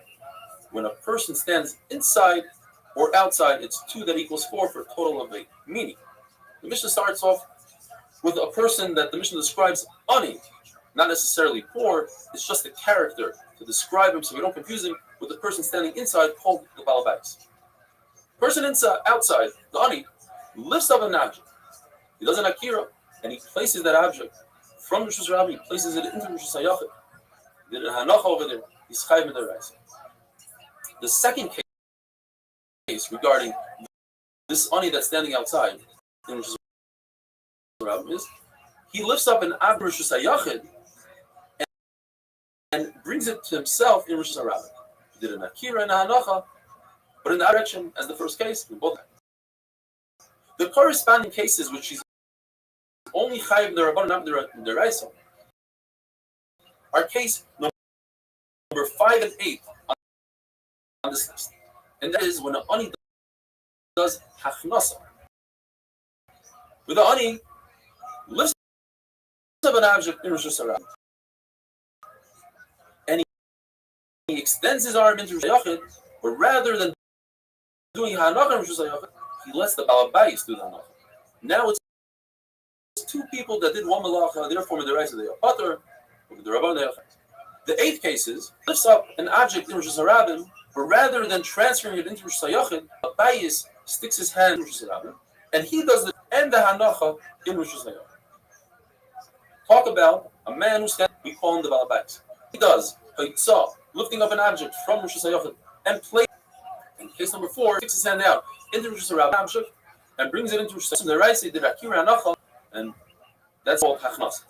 The corresponding 2 cases in this list in the Mishnah are case number 6 and 7, where the balabais lifts up an object in Rosh Hashanah, and the ani extends his arm into Rosh Hashanah, and the balabais places the object into the ani's arm, not doing hanacha because the hanacha didn't take place in the Rosh Hashanah. All the balabais did was the akira. The ani finishes it off doing the hanacha. It's 2 people did a malacha, shnaim sh'asua, turim. They're both patim d'oraisa, v'chayim d'rabbanan. And finally, the 8th case is where, the 7th case, the balabais lifted up the object rather than waiting for the ani to extend his hand into the rishus hayachid. He extends his hand into the Rosh Hashanah and places it into the ani's hand. Rather, the ani takes it out of his hand and does the hanacha in Rosh Hashanah. So here again, we have a case where 2 people did 2 malachas, akir and hanacha, and they are patim d'oraisa, chayav b'derabbanan. Those are the 8 cases in the Mishnah. The Gemara brings a Mishnah in Masechtas Shavuos that's very similar, that says 2 which are 4, and brings a number of cases. One of them is a shvuah. Somebody takes an oath. The Torah describes it as in the future. He says he's not going to eat or he is going to eat. That's 2. But we add the arises as well, the past. I didn't eat or I did eat. The other case is Tumah. Midarais in the pasuk talks about when a person forgets that he is Tameh and walks into the Beis Hamikdash knowing it's a Beis Hamikdash, forgetting that he's Tameh, has to bring a carbon out of the earth. Or he forgot that he's Tameh and he eats kachim. The other 2 cases that we add to that is when he forgets that it's the Beis Hamikdash. He didn't realize it's the Beis Hamikdash. He didn't realize that he's eating kachim. Negaim is when somebody has a white spot on his skin. The Torah talks about a se'es and a beheres. The one looks like snow, the other looks like wool, and we add 2 more deraises. One looks like lime, and the other one looks like the membrane of an egg. But when the Mishnah in Shavuos describes Shabbos, it only talks about 2 which are 4, rather 4 that are 8, like in our Mishnah. Why? Rav Papa attempts to make a pshat, says that our Mishnah is the Hilchos Shabbos, talking about Masechtas Shabbos, and therefore it talks about things that are also potter, not just us. Whereas in the Shavuos talks about only Yisrael. And we have to realize, like we explained at the beginning, that Hachnasa, going from Rosh Hashanah to Rosh Hashanah, is considered in our Mishnah a Yitzia, because you see that our Mishnah starts off using the word Yitzia and goes on to describe immediately Hachnasa, going from Rosh Hashanah to Rosh Hashanah. And the Mishnah in Gimel, describing the last of the Lamadas Malachas, talks about going from one Rishus to another Rishus, and doesn't differentiate whether you're going from Rosh Hashanah to Rosh Hashanah, which is the Yitzia, or whether from Rosh Hashanah to Rosh Hashanah, which is Hachnasa. It calls them both a Yitzia, a Yitzah. Finally, Rabbi says, when our Mishnah talks about Shtayim Shem Arba, Shtayim is referring to the domains, the Reis, Yachid and Shusarab, Shem Arba, which can cause 4 Isurim of the Our Mishnah includes 4 additional Hitzahs, which are only Asur Rabbanan. Have a wonderful day.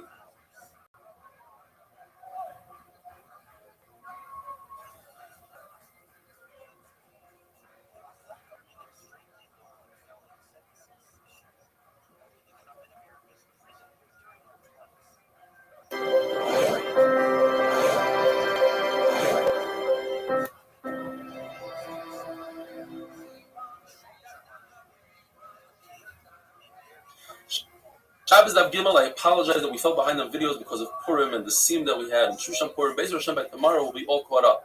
According to Shmuel, anytime it says in our Masechta that a person that does a malacha that has action to it, he's pater, it means pater aval asur. But the Rabbanan, it is asur. Besides 3 cases that a person took action and it's completely mutter even with the Rabbanan. And that is, if person A traps a deer in a room and he stands by the door, he's chayiv midaraisa. Person B comes and keeps him company for a minute, and then person A disappears.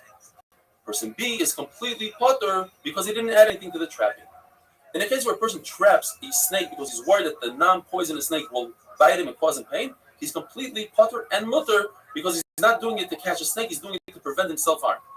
And the third case is, a person removes pus from within a zit, he's completely pater and mutter because he's not trying to make a hole in his body, he's trying just to remove and relieve the pain. Our Mishnah in the ratio where a person extends his hand and he's just passive and somebody puts an object from one domain into another domain, into his hand, it's pater and mutter. But the reason why it's not brought down in Shmuel's cases is because he didn't take any action. He's passive, he's just standing there. In our Mishnah, we have 8 cases. The first 4 cases are cases where people are chayiv midaraisa on the Isra of Eksa, and that is because they accomplished 2 things. They did an akira and a hanacha. They uprooted an object from one domain and placed it in another domain. The 4 cases in the Seifa, it was a combination of 2 people. One did an akira, one did a hanacha. Now, if you look at it, it's 8 cases, but in fact, we have 16 cases because we're talking about 16 different individuals. And in some cases, one individual did an akira, the other individual did a hanacha, and it's 2 different cases, 2 different isurim. Why doesn't the Mishnah count them as 16 cases? Well, the first 4 cases you can't count as 8 cases because the second individual is completely pater and mutter. He's not doing anything. He's just standing like a statue, holding out his hand. So we're not going to count those 4 cases as 8 people. But what about in the Seifa that the 4 cases are 2 individuals? One is doing an akira, that should be 1 halacha, and one is doing a hanacha, and that should be a 2nd halacha. We should count those 4 cases as 8 cases. The answer is because the Mishnah is only counting cases that could lead us to Issa Deraisa that you would have to bring a carbon. The only person that could get to that case of Issa Deraisa is the person that starts the malacha. The person that does the akira, he could also do hanacha. But the person that does the hanacha can never get to Issa Deraisa because he didn't do the beginning of the case of the case. He only did the end where you have to do an akira and hanacha in order to be chayav deraisa. So 2 people did malacha. There's no reason to have them bring a korban because the pasuk says, one person who does the entire malacha brings a korban. 2 people that do a malacha are patur. Rab asked Rabbi, what's the halacha if a person doesn't lift up the object, rather his friend puts it on his shoulder and he starts walking? It's considered an akira. You lift up your feet outside. However, it's not considered an akira. Why? Because the hand never moved. The hand is part of the body. It's moving, but the body never moved anywhere. Says Reb Chia, who is Rab's uncle, he tells Rab, didn't I tell you many times, don't ask your questions in another Masechta where he's not holding. You might embarrass him. He is a gadol and he knows everywhere. In fact, he said exactly what's in the Brisa. Says Rabbi, you see from the fact that if an ani, a person standing in Rosh Hashanah and extends his hand into Rosh Hashanah, and somebody removes the object from his hand, we don't view that removal of the object from his hand as if he removed it from Rosh Hashanah. Although the person's body is in Rosh Hashanah, but his hand is somewhere else. On the flip side, if somebody standing in Rosh Hashanah extends his hand into Rosh Hashanah and somebody removed an object from his hand, we don't view it as if he removed it from Rosh Hashanah, even though his hand is an extension of his body. Asks Abaya, maybe we should view that hand. You're right. The hand is not the Rosh Hashanah, it's Rosh Hashanah. It doesn't go by the body, and it doesn't go where it's at. It's something in between. Perhaps we should view it as one and Carmelites. In other words, there should be a penalty here. Somebody that extends his hand out into another domain, he should not let it be able to bring his hand back into the original domain as a penalty. That brings a contradiction from 2 brises and makes 6 shatir. How we create the contradiction? One brise is you extend your hand into another domain, you're allowed to retrieve or get back into the house. The says that and put it into Rosh Hashanah, you're not allowed to retrieve. So the Gemara Pshat number one, maybe the Brises argue whether or not your hand is considered a carmelist, just like Abayi's question. If considered a carmelist, I can understand you're not allowed to bring your hand back in. You're not allowed to bring one domain into another domain. Another Pshat is everybody agrees that the hand is a carmelist. But we all know that above 10 tefachim in Rosh Hashanah is not considered Rosh Hashanah at all. It's a makom tur. So one Bryce is talking about that he extended his hand over 10 tefachim. Therefore, he's allowed to bring his hand back in because it's not going from Rosh Hashanah to Rosh Hashanah. But under 10 tefachim, you're not allowed to bring your hand back in. Another Pshat is no. Everybody's talking about, both Bryce are talking about below 10 tefachim. And the question is, one Bryce is talking about that he extended his hand before Shabbos, Friday. Therefore, he's allowed to bring it back in. Says the Gemara, you could say a reverse logic. If a person extends his hand before Shabbos, perhaps he shouldn't be allowed to bring his hand back. Why? Because even if he would bring his hand back in on Shabbos, he wouldn't be over Issa D'Oraisa. Even if he put the object that he's holding in his hand down in Rosh Hashanah, he wouldn't be over D'Oraisa. Why? Because he started the Akira. You have to do Akira and Anoch on Shabbos. Whereas if he extended his hand Shabbos and he put the object down after he got tired, let's say, in that case, we are lenient. Well, if that's the case, using that logic, then the question we're going to have tomorrow, in a situation where a person puts bread in an oven on Shabbos, and it takes a couple of minutes for the bread to bake, and he realizes that they're going to stone him if the bread bakes, is he allowed to remove it on Shabbos? Now, removing bread on Shabbos, Ridia, is Issur D'Rabbanan. Do we allow him to do Issur D'Rabbanan to save his life? According to what you just told me, you're allowed to. Because he said, Rabbanan didn't say that a person should lose his life because of this Issur D'Rabbanan. So the Gemara goes into that. Do we say that kind of story or not? Another explanation to explain the contradiction in the Brises is one Brise that says you're allowed to bring your hand back is talking about that he did it by accident, but the Brise that says that you can't bring your hand back out is talking about that he did it amazing. Another Pshat is both of them are talking that he did it b'shagig. The question is, do we penalize somebody for doing a shagig because he might lie in a case that he did amazing? Anytime somebody does amazing, they'll say, well, I can bring my hand back in because I was a shagig. And finally, the Gemara says everybody might agree that we don't penalize somebody shagig or amazing. So what's the question? The question is, in a case where a person extended his hand and put the object in his friend's chatzar, that's when it's asur. But if a person brings it back into his own chatzar, that's when it's mutter because he didn't accomplish anything. He didn't remove something from his domain. Whatever he tried to do, it went right back to where it was. And therefore, that is mutter. Have a wonderful day.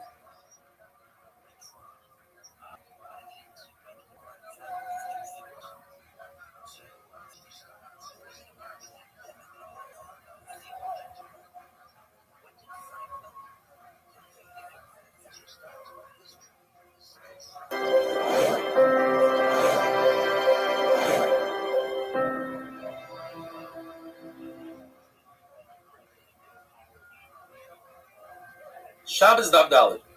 Rabbi has an amazing question. A person takes a piece of dough, and in order to bake the dough, he puts it in the side of the oven, like they bake today, lafa.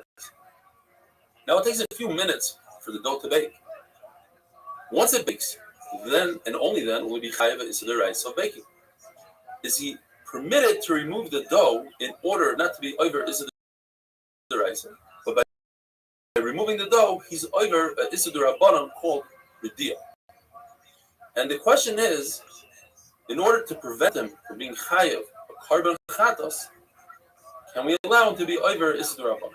Now a korban comes only for a shagig, and a shagig is only if a person is unaware of what from the beginning of his act until the end of the act. So how is it possible that he had an awareness and he came to and he understands that he's doing an Issur and therefore he wants to remove the dough? It has to be that we're not talking about him, we're talking about his friend. His friend wants to save him from chatos. Because in Oymrim la'adam chatei k'dei shiskeh chavercha, we don't tell a friend, you perform a minor avera in order so that your friend is not over a major avera of a chatos. The Gemara explains, you must be an Issur Mezid. He did it on purpose. The only issue is that Rabbi he uses the language chatos, which means show you amend that and say he didn't mean chatos Mezid. In fact, there's a brayso that so that a person is the of removing the dough from the oven, which is Issa Rabbanan, in order not to be over the Issa Deraisa of Skila. The Gemara brings the Mishnah, which says that if a person is standing in the Rishus Harabah and he extends his hand, he takes an object, he does an Akira in Rishus Harabah, and places it in another person's hand in Rishus Hayachid. Hanacha in Rishus Hayachid. He's Chayiv Deraisa Hoitza. He's the Akira and Hanacha. The question that Gemara addresses right now is why is the hand of the person standing in Rishus Hayachid enough for the ani to be Chayiv? A hand is not 4 tefachim. And in order for a person to be chayav hanacha, he has to place an object on an area that's larger than 4 by 4 tefachim. The Gemara makes 7 attempts to explain this, and the Gemara Lamaskana, the last pshat, the 7th pshat is, and that's what we go with, is Rabbi who explains that a hand of a person is considered 4 tefachim. You're right, it's not physically 4, but it says if it's 4 tefachim, it's chashiv like 4. But before we get to that answer, let's go through the different answers. Answer number 1 is that it goes according to Rabbi Kiva, who holds that you don't need 4 tefachim. Because Rabbi Kiva holds in a case where a person throws an object from a Rishus Hayachid, a private domain, to another private domain, but it travels over a public domain. It says Rabbi Kiva is chayav for haitzah, because it's as if it landed in the public domain. How could it land in the public domain? It traveled right over. The answer is because he holds up a concept called Pluta Kemi Shon Chodami. We consider it as if it landed in the Rishus Harabah. In slow motion, as it's passing over Rishus Harabah, it landed for a millisecond in Rishus Harabah, and then it continued traveling to Rishus Hayachid. And therefore, he's logic off and says that you see from Rabbi Kiva that he only holds Kluta Kamishon Chadamia when it comes to landing, but not taking off. Because if you would be chayiv for taking off also, Rabbi Kiva should say you should be chayiv twice. Once for taking off in Rishus Hayachid and landing in Rishus Harabah, and then again, it must take off from Rishus Harabah in order to continue to Rishus Hayachid and be chayiv again. You see, Rabbi Kiva holds that for landing you don't need 4 tefachim, but for taking off you do need 4 tefachim. Therefore, Rabbi Kiva does not fit into our Mishnah. As the Gemara is describing this concept of Rabbi Kiva, the Gemara brings Rabbi, who in the beginning had a suffix what the machlokes was, and at the end says this svara. But just to point out, the Rabbi brings something called a question. We learn zrika from Moshe.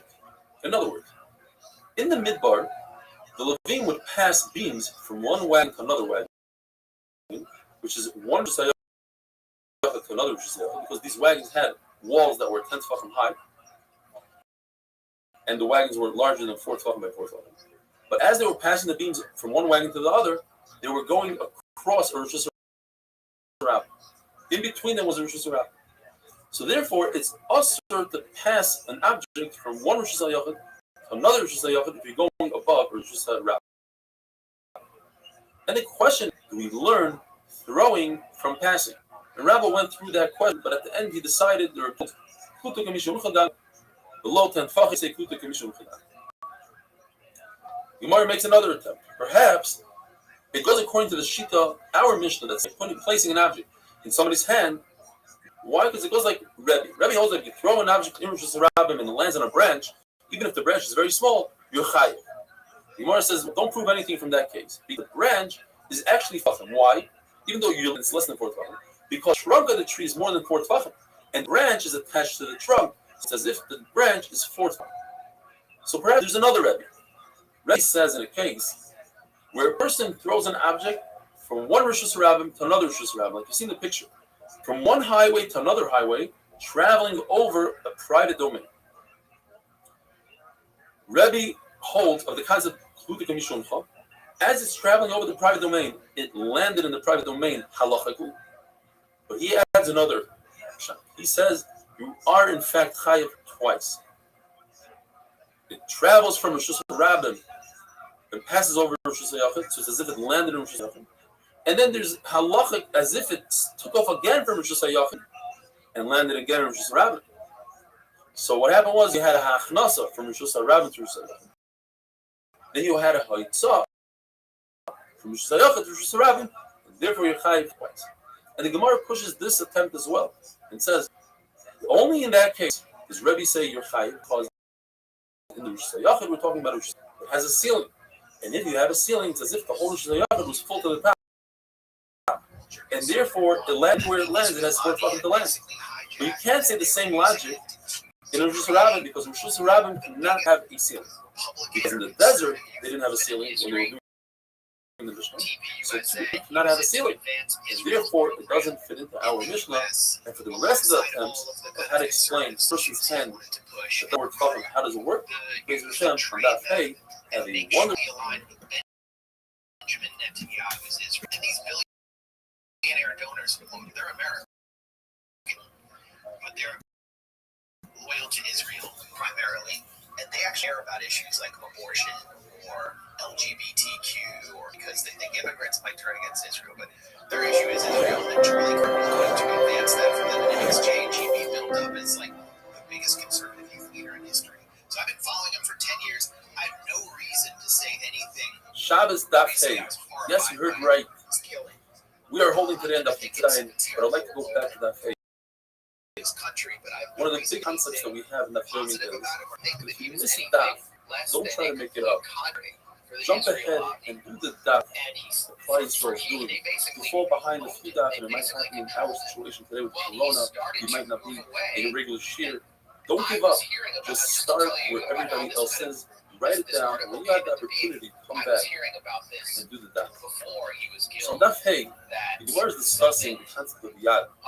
In the Mishnah, where there's a poor person in Rosh Hashanah who brings an item into Rosh Hashanah and places it in the hand of the Balabais, the person standing in Rosh Hashanah.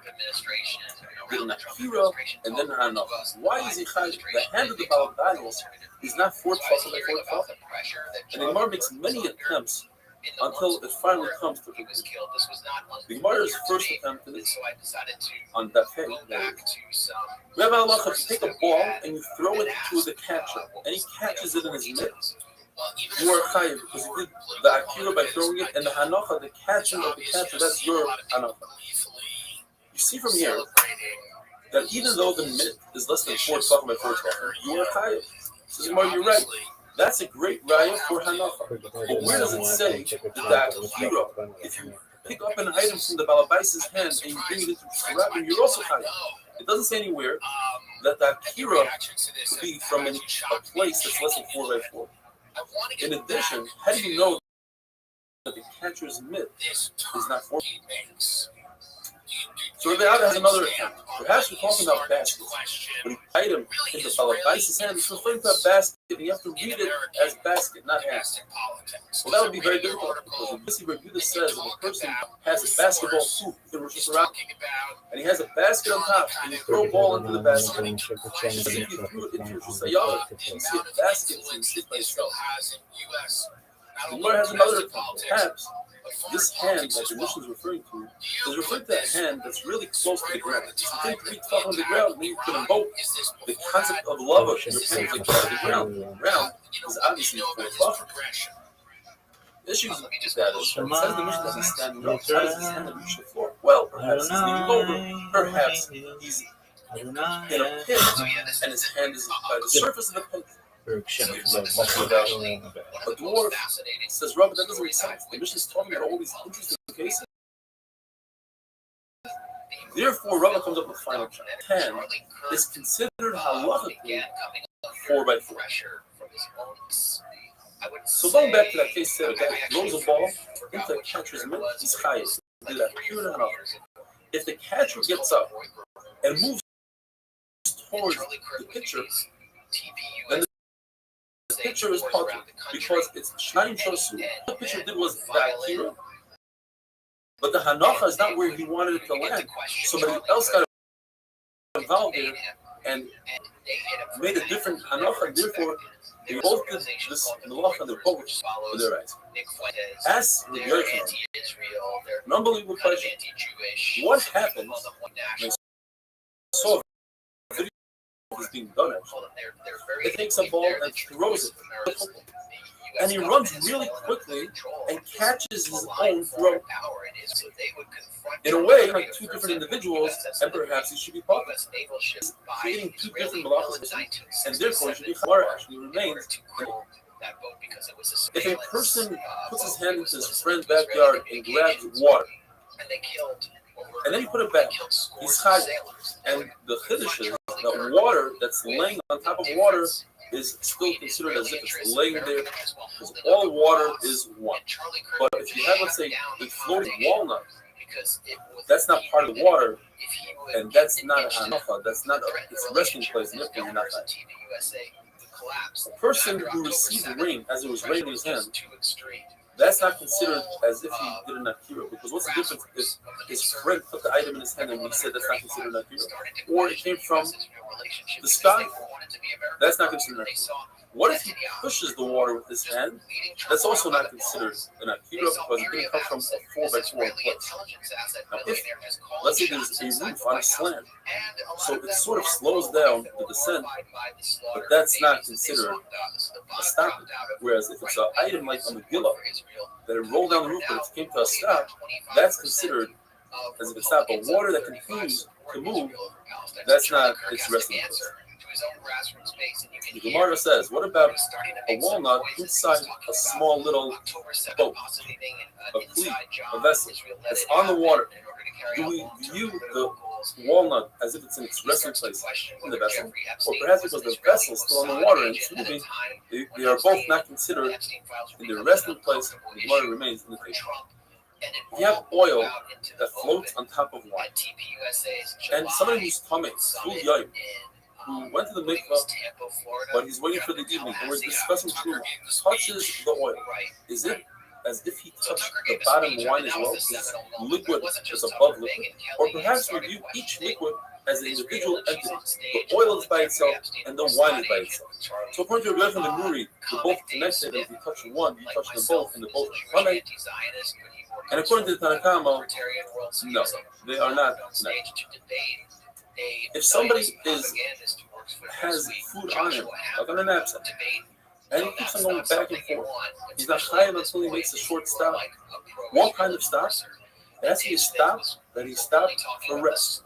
Or if it's stopped just to readjust the load, that's not considered a stop. If that's not considered a stop, then the reverse is true. You use that same logic, but it is detriment. In other words, a person is chayav if he walks in Rosh Hashanah for 4 hours. What happens if he's walking 2 hours and he stops to readjust his load? Since it's not considered a real stop, so then when he continues and he gets to 4 hours, he'll be chayav, because once he walked 4 hours. The fact that he stopped in the middle is not considered a stop. But if he stopped to rest, then he's not chayav for walking Daled Amos from Rosh Hashanah, because he didn't do it in one shot. The stop was a real stop. And the same thing with Rabbi. If a person lifts up a thing, he lifts up an item, and his intent was to put it somewhere in his house, and then walked outside, then he never did it, because in order to be over on a hero, you have to have intent to lift it up in order to take outside. But it was to lift it up and put it on the shelf. Therefore, he's not having wonderful. And after that, he started getting publicly attacked within the two biggest Zionist enforcers in the media, who are very close to Netanyahu. Biggest forces lobbying to wage war on him. Went off on the TV and said, "We can't be having a big terrorist group." We all know who she is. She found he was getting attacked in Israel media. Shabbos Davo. What brings an interesting case? A person who walks with an object from Rosh Hashanah to the Rosh Hashanah, but he travels through a Carmelis. Carmelis is not a deraisa; it's a Rosh Hashanah. It's not a Rosh Hashanah and not a Rosh Hashanah. The question is, do we view this person as if he made a stopover in Carmelis, and he wouldn't be chayav at all, because in order to be chayav, you have to go from Rosh Hashanah to Rosh Hashanah? Or perhaps we don't view his walking by the Carmelis as a stopover; we ignore it completely. According to Ben Azai, he's patur, and according to Chachamim, he's chayav. Now, it's very easy to understand Ben Azai. Ben Azai holds the mahalech koimim. The person who's walking is as if he's standing still. Every time he puts his foot down on the ground for a millisecond, that millisecond, he's in a standing position. Therefore, this person is patur because he walked from the Rosh Hashanah, stopped completely in the Carmelis, and then continues his journey to the Rosh Hashanah. Since he stopped in the Carmelis, that causes him to be patur. The Gemara says we need to understand Chachamim. Where do Chachamim see that the person makes a stopover, even though Chachamim hold Mahalach lav koyim, it's not considered as if he stood still. Where else do we see in Shas that if a person walks through a Carmel as he's chayiv? The Gemara makes 2 attempts before its final 3rd attempt to resolve it. Perhaps it's as if a person walked more than 4 hours with an object in his hand. Now, a person is not chayiv until he places the object down and Rosh Hashanah. So a person will walk 4 hours and then continue walking. He's not chayiv until he places it down. But all the long that he's walking until he places it down, he was potter. So you see that even though he walked through a place that he was potter, he is chayiv at the end. That's not a good right.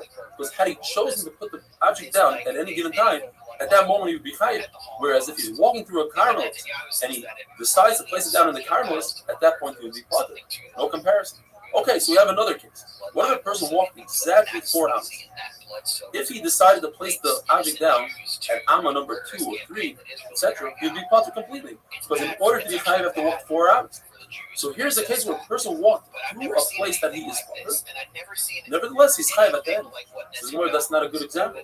Because other people that would place their objects in Amma number 2 and 3, etc., would be chayiv. Because for them, that is more than 4 hours. Only this individual is potter. So the actual place is a makom chiyuv for the whole entire world besides this person. Not a good example. What is a good example is if a person walks through Sidei Rosh Hashanah.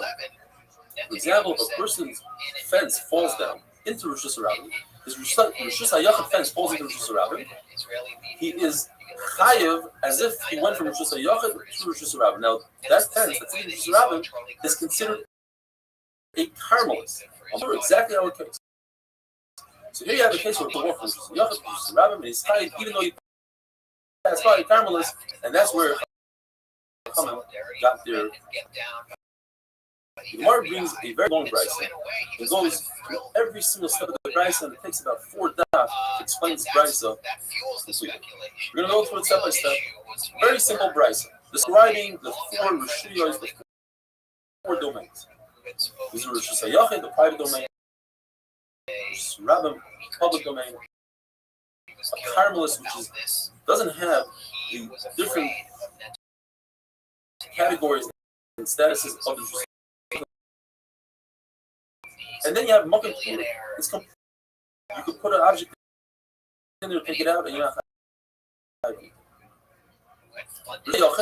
Is any place that's 4 tefachim by 4 tefachim wide, with mechitzos, with walls that are tefachim high, even if it's underground, in the ground, even if it's not over a wall. There's a place that's samas wide and a highway, or it's a large marketplace where people do their business, there's a lot of people, and it's secret. Now, if a person goes from Rosh Hashanah by accident, he's chayiv achad. Mezid, you'd be chayiv haris, and if there's 8 in you'd be chayiv skila. Why does the Bryce have to be haris, you're chayiv misa, so that if you do halacha on Shabbos, you're chayiv haris, chayiv skila? The answer is because Rabbi says that one who commits 39 avos malachos is chayiv 39 chatas. You can't be chayiv more, even if you do 12 days. Chayiv up to 39, but 39. There's a Megillah start. There's a Megillah already had a very shita. He was a das yachid. He had a shita. They would write it down in a Megillah. They put it away. They found the Megillah started with Isi ben Yehuda that says there's one out of the 39 malachas that do not chayiv skila. So Rice is going to tell us, guess what? That one is not the malacha of itself. So you are chayiv skila and haris, and that's why Rice tells us to chayiv skila. If there are multiple yards, chatzeros, that belong to different people, communal yard, or a mavoi she'enim mefulosh, meaning streets that are not cut off, they go through and through. Yes. If they make, obviously he fears for his life. streets that are enim mefulosh. Mefulosh means they go through and through. Enim mefulosh means that it's a dead end. So you can make an eruv there. If you make an eruv, it's mutter to carry. If you don't make an eruv, it's possible to carry. If somebody stands on the skufa is a threshold. It's a makom patur. I mean, I've been told, yes, that you could take an object from Rosh Hashanah, or you can take an object from Rosh Hashanah to this skufa, but it cannot be the middleman. You can't take an object from Rosh Hashanah and place it in Rosh Hashanah and vice versa. If he does, if 3 people do so, they are all potter, but it's possible. Achirim say that Istufa, this threshold, depends. If the door to the house is open, then it acts as a Rosh Hashanah. If the door to the house is closed, then it acts as a Rosh Hashanah. If there's a house on either side, a person owns a house on either side of Rosh Hashanah, and he wants to make the Rosh Hashanah his own private domain, could he do so? In their view, they could. He simply puts a beam from side to side on both houses, so the area between the two houses is considered Rosh Hashanah, where he puts a lechi standing beam, a vertical beam, on each side of his house, the corner of one house, two corners. They act as walls. I don't say you can't take a public domain and make it into a private domain. That's impossible. What's the finisher? Why does the Raisa use a lashon that Gemura? What's this lashon Gemura? Somehow, a person throws an object, throws Rabbi, into this area that a person put a lechi in a kaira, he's not chayav from going to even the former we don't say so. The lashon of if there's a highway or a public plaza, zuhi Rosh Hashanah. This is a Rosh Hashanah. Why is the price use a strong lashon? To exclude a case of Yunim. Yunim is an L-shaped wall that's an amma by an amma. You put four of these L-shaped walls in the middle of Rosh Hashanah. You have a well in the middle, and they act as a Rosh Hashanah that people could bring their pails and draw water and give water to their animals when they're early red. Even if you're walking through it, there's a lot of rabbits through it, it's still considered a Rishos Hayah. In the time of Meir, when the Kais was in the Midbar, the desert is considered a Rishos Harabah. But in our days, it's not considered a Rishos Harabah. Netanyahu himself dropped a listening device in the British Prime Minister's toilet. Like, never Netanyahu take a dump at your house. In your estimation, why do you think there's not damaged relations between the U.S. and Israel? Shabbos Daf Zayin. We continue with the Brisa for Rosh Hashanah, Rosh Hashanah, Rosh Hashanah, Carmelis, and Mokum. While describing a Carmelis, the Brisa brings an example of a Bika. A Bika is a valley, a large field. So we're saying that a Bika is a Carmelis, but on the other hand, the Mishnah tells us that a Bika is considered Rosh Hashanah 3 out of 4 times. And the other time is considered Rosh Hashanah. In other words, in the summer, we consider Rosh Hashanah if somebody carries from a Bika into Rosh Hashanah. And in the winter, if somebody carries from there, it's Chayav.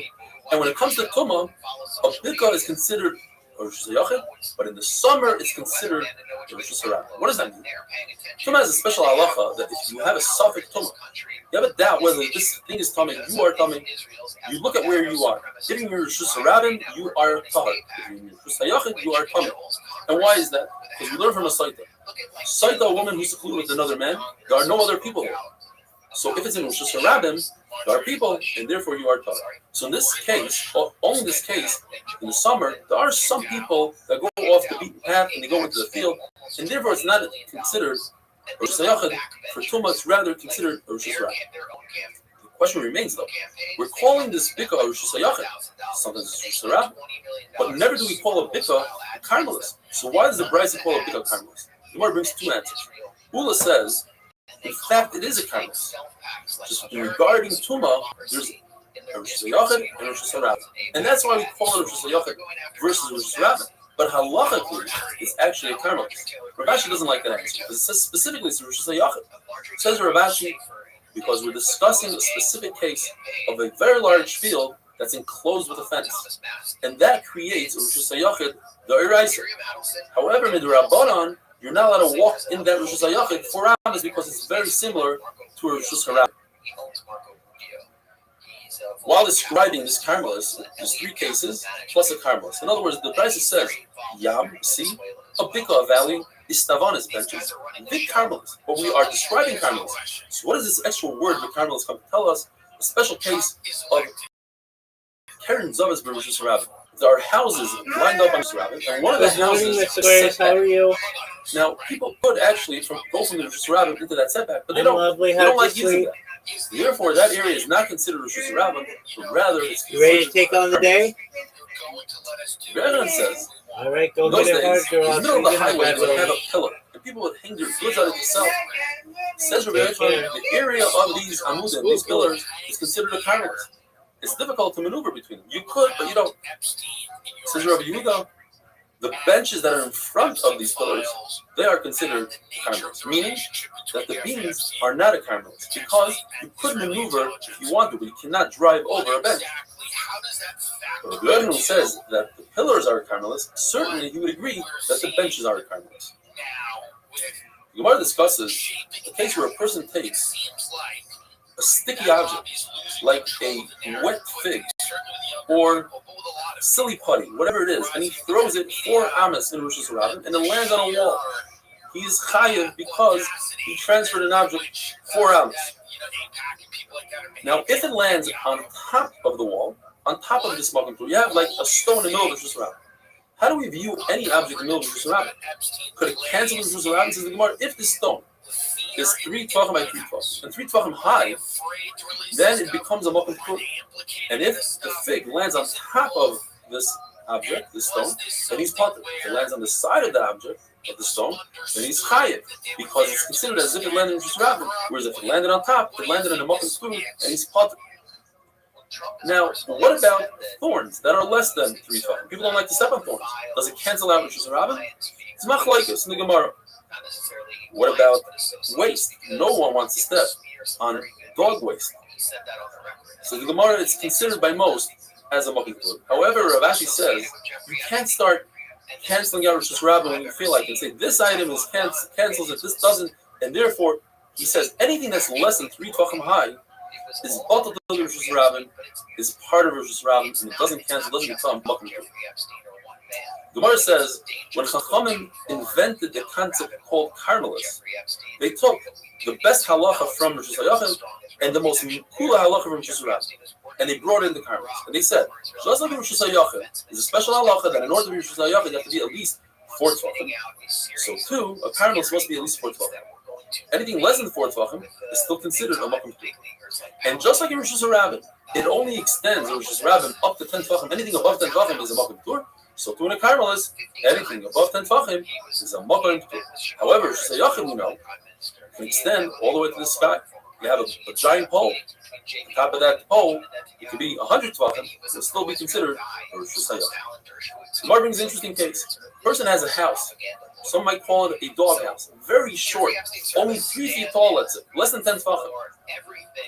But the exterior walls actually are 10 tvachim because if you count the roof and everything, you have 10 tvachim. Inside that house, everything is a carmelis.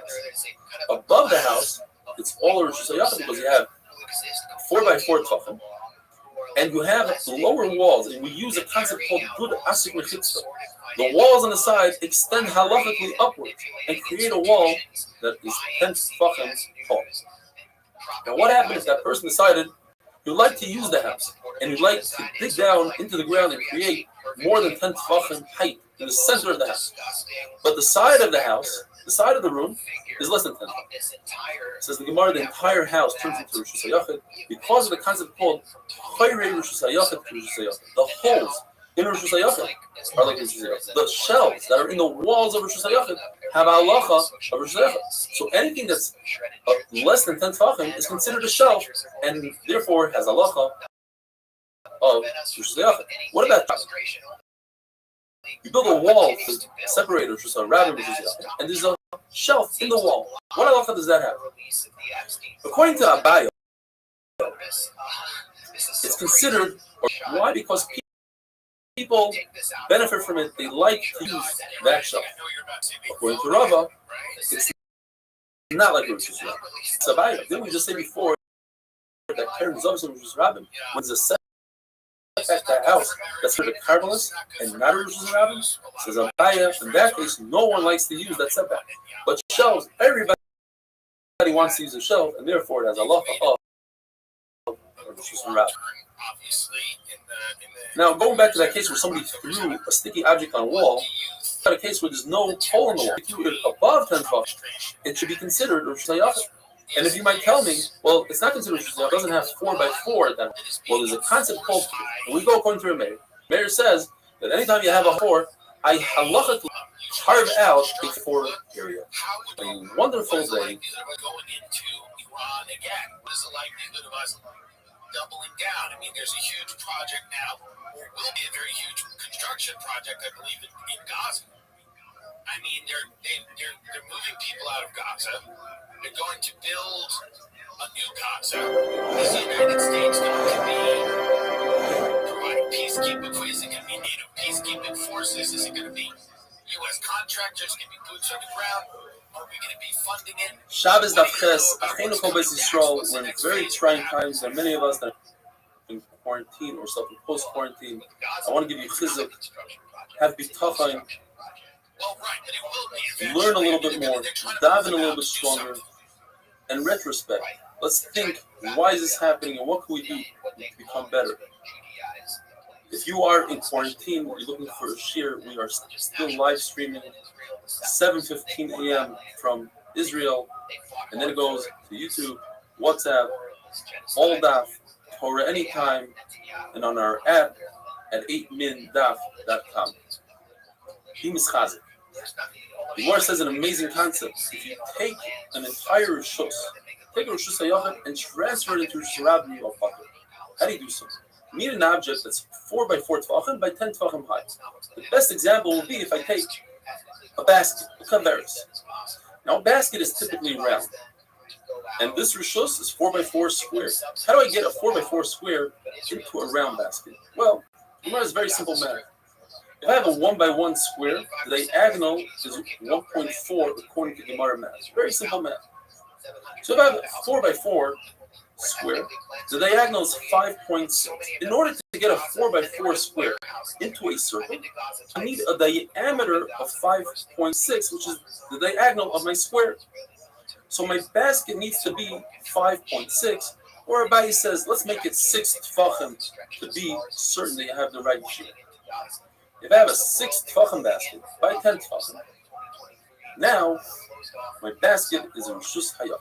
Says Rabbi, I don't need 6 tfachim, because once you have a basket that's 10 tfachim, automatically it's more than 10 tfachim, because you have something called krumis. You have these little pieces of unwoven straw or whatever that sticks on the top, and it goes above my 10 tfachim to Makom Ptur, and once it's in the Makom Ptur, then my whole basket is considered in a Makom Ptur, and I am. What if I take a basket that's 7.5 tfachim, flip it over, and bring it within 2.9 tfachim of the ground? Now I could say lava. Anything within 3 tfachim extends my mechitzos, extends the walls of my basket all the way down, and now my basket is slightly above 10 tfachim. Once it's above 10 tfachim, once again it's in the Makom Ptur, and I am. But let's say the basket is exactly 7 tfachim. I have to go a little bit less than 3 tfachim in order to get lava.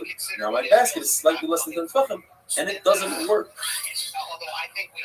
Rav Ashi says, even if I flip my basket over, I can't extend my mechitzos anymore. Why? Because the basket is not meant to be flipped over. The usage of a basket is when it's flipped upright and I can store things in it. Therefore, there's no lava. Now, what if this basket that's upright is 2.5 tfachim away from the ground? I still don't say lava to extend the wall because there aren't any walls that are visible. All I see is a flat bottom. The halacha is, if I take an object and I throw 4 ounces from Rishus Rabbi, I'm chayiv if it lands in the Rishus Rabbi. What if I have a little bump in the road that's less than 3 tfachim? That's all part of the Rishus Rabbi because it's less than 3 tfachim, people step on. What if it's 4, 5, 6, up to 9 tfachim? That's a Makom Ptur, because people don't step on it and people don't use it for anything. But anything above 9 tfachim, people use to readjust their load, and therefore it becomes part of Rishus Rabbi. What if I have a hole in the ground that's exactly 9 tfachim? According to Rabbi Yosef, just like I say a beam that's 9 tfachim is considered part of Rishus Rabbi, so too a hole in the ground is considered part of Rishus Rabbi. Rabbi says no. A hole in the ground is hardly used. It's very difficult to use, and therefore it's not considered part of Rishus Rabbi. And I'll prove it to you.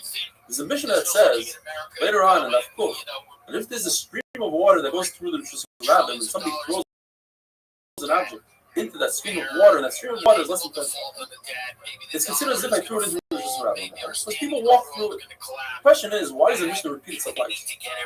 Well, the first part explained easily.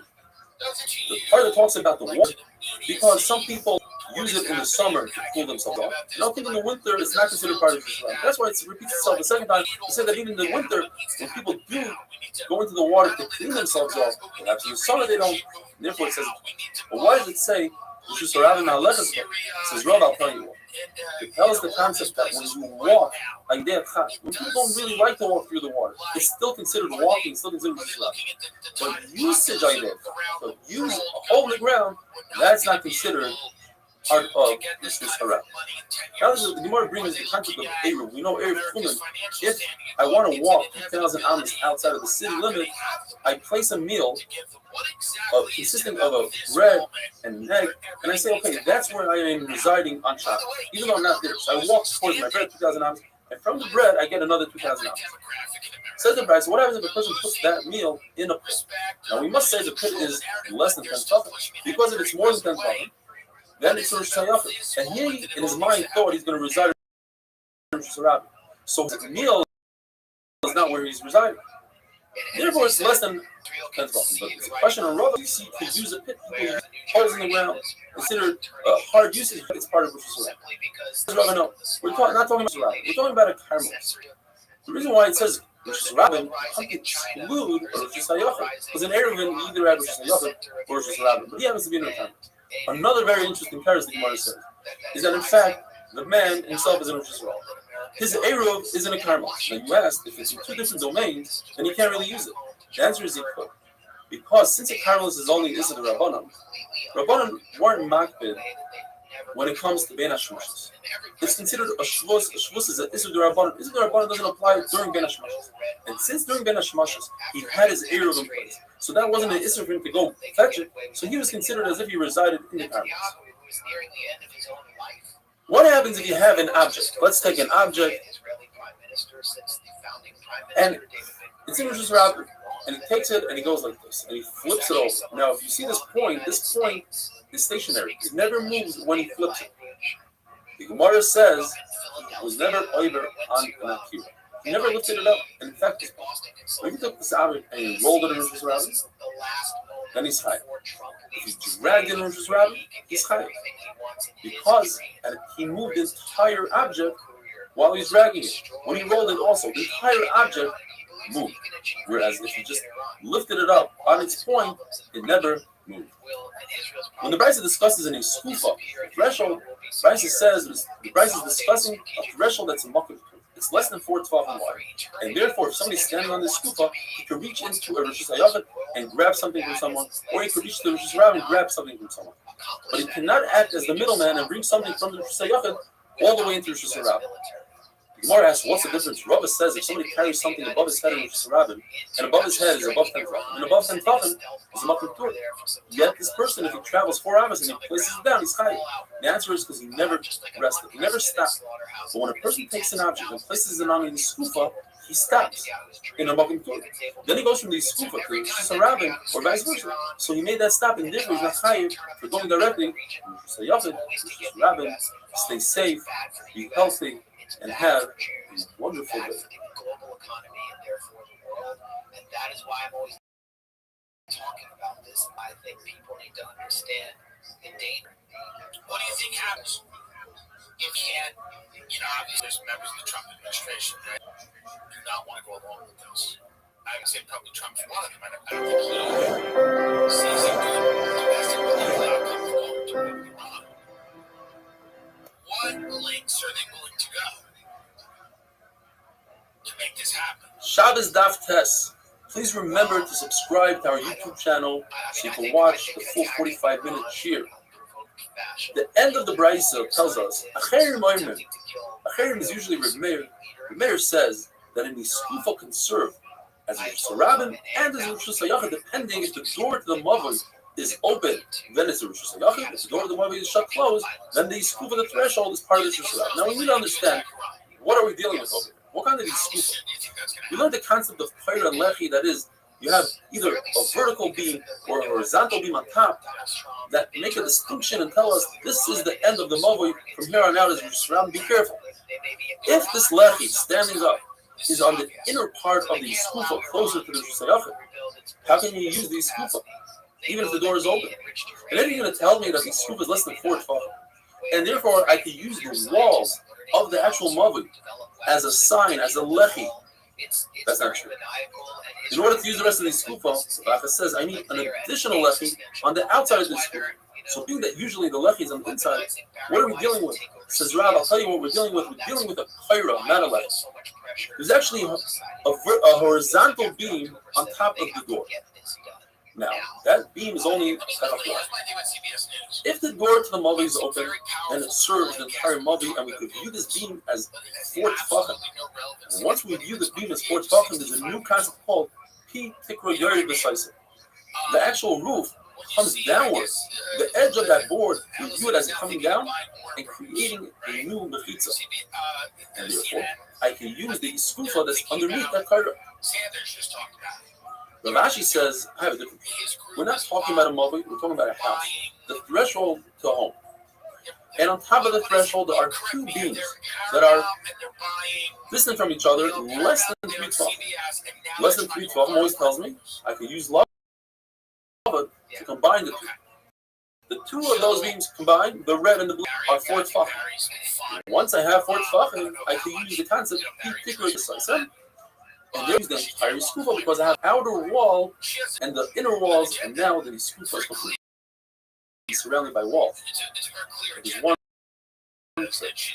There's a door situated in between the 2 parts. When that door was a separation between the kairos where I not use lava, and if I can't use lava, then the kaira is less than 4 tefachim. When it's less than 4 tefachim, once I swing the door open, combine with each other, there are 4 tefachim. That's what the Rameir said. Sometimes I use the kaira, I use the skufa as a Rosh Hashanah, and I can use it. And sometimes it's like without it, and I cannot use the skufa.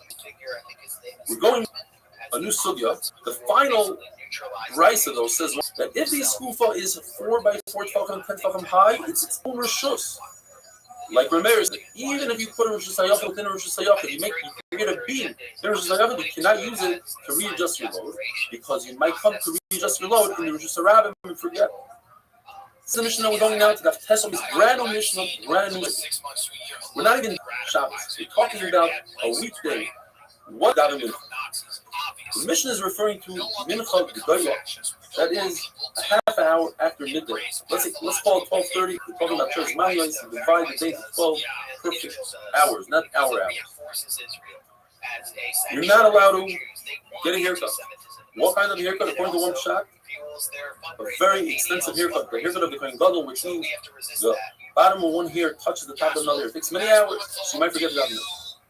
You're not allowed to go into the bathhouse. We're talking about a very long bath with the schwitz and the sauna and all the good stuff. You're not allowed to have a big meal, like a wedding. You're not allowed to go into your factory or kursiki where you can't hide or something similar to that because you might come to forget about mincha. And you're not allowed to start it entirely. Now, before mincha Tana, which is 6.5 hours into the day, Rabbi Shulchan Levi says, even if you're not allowed to taste anything, and if you start the meal, you must stop immediately. Now, another shot the Gemara brings is a ravach. We're not talking about big meals. We're talking about a regular meal. We're talking about a regular bath, a regular haircut. But each thing has a price.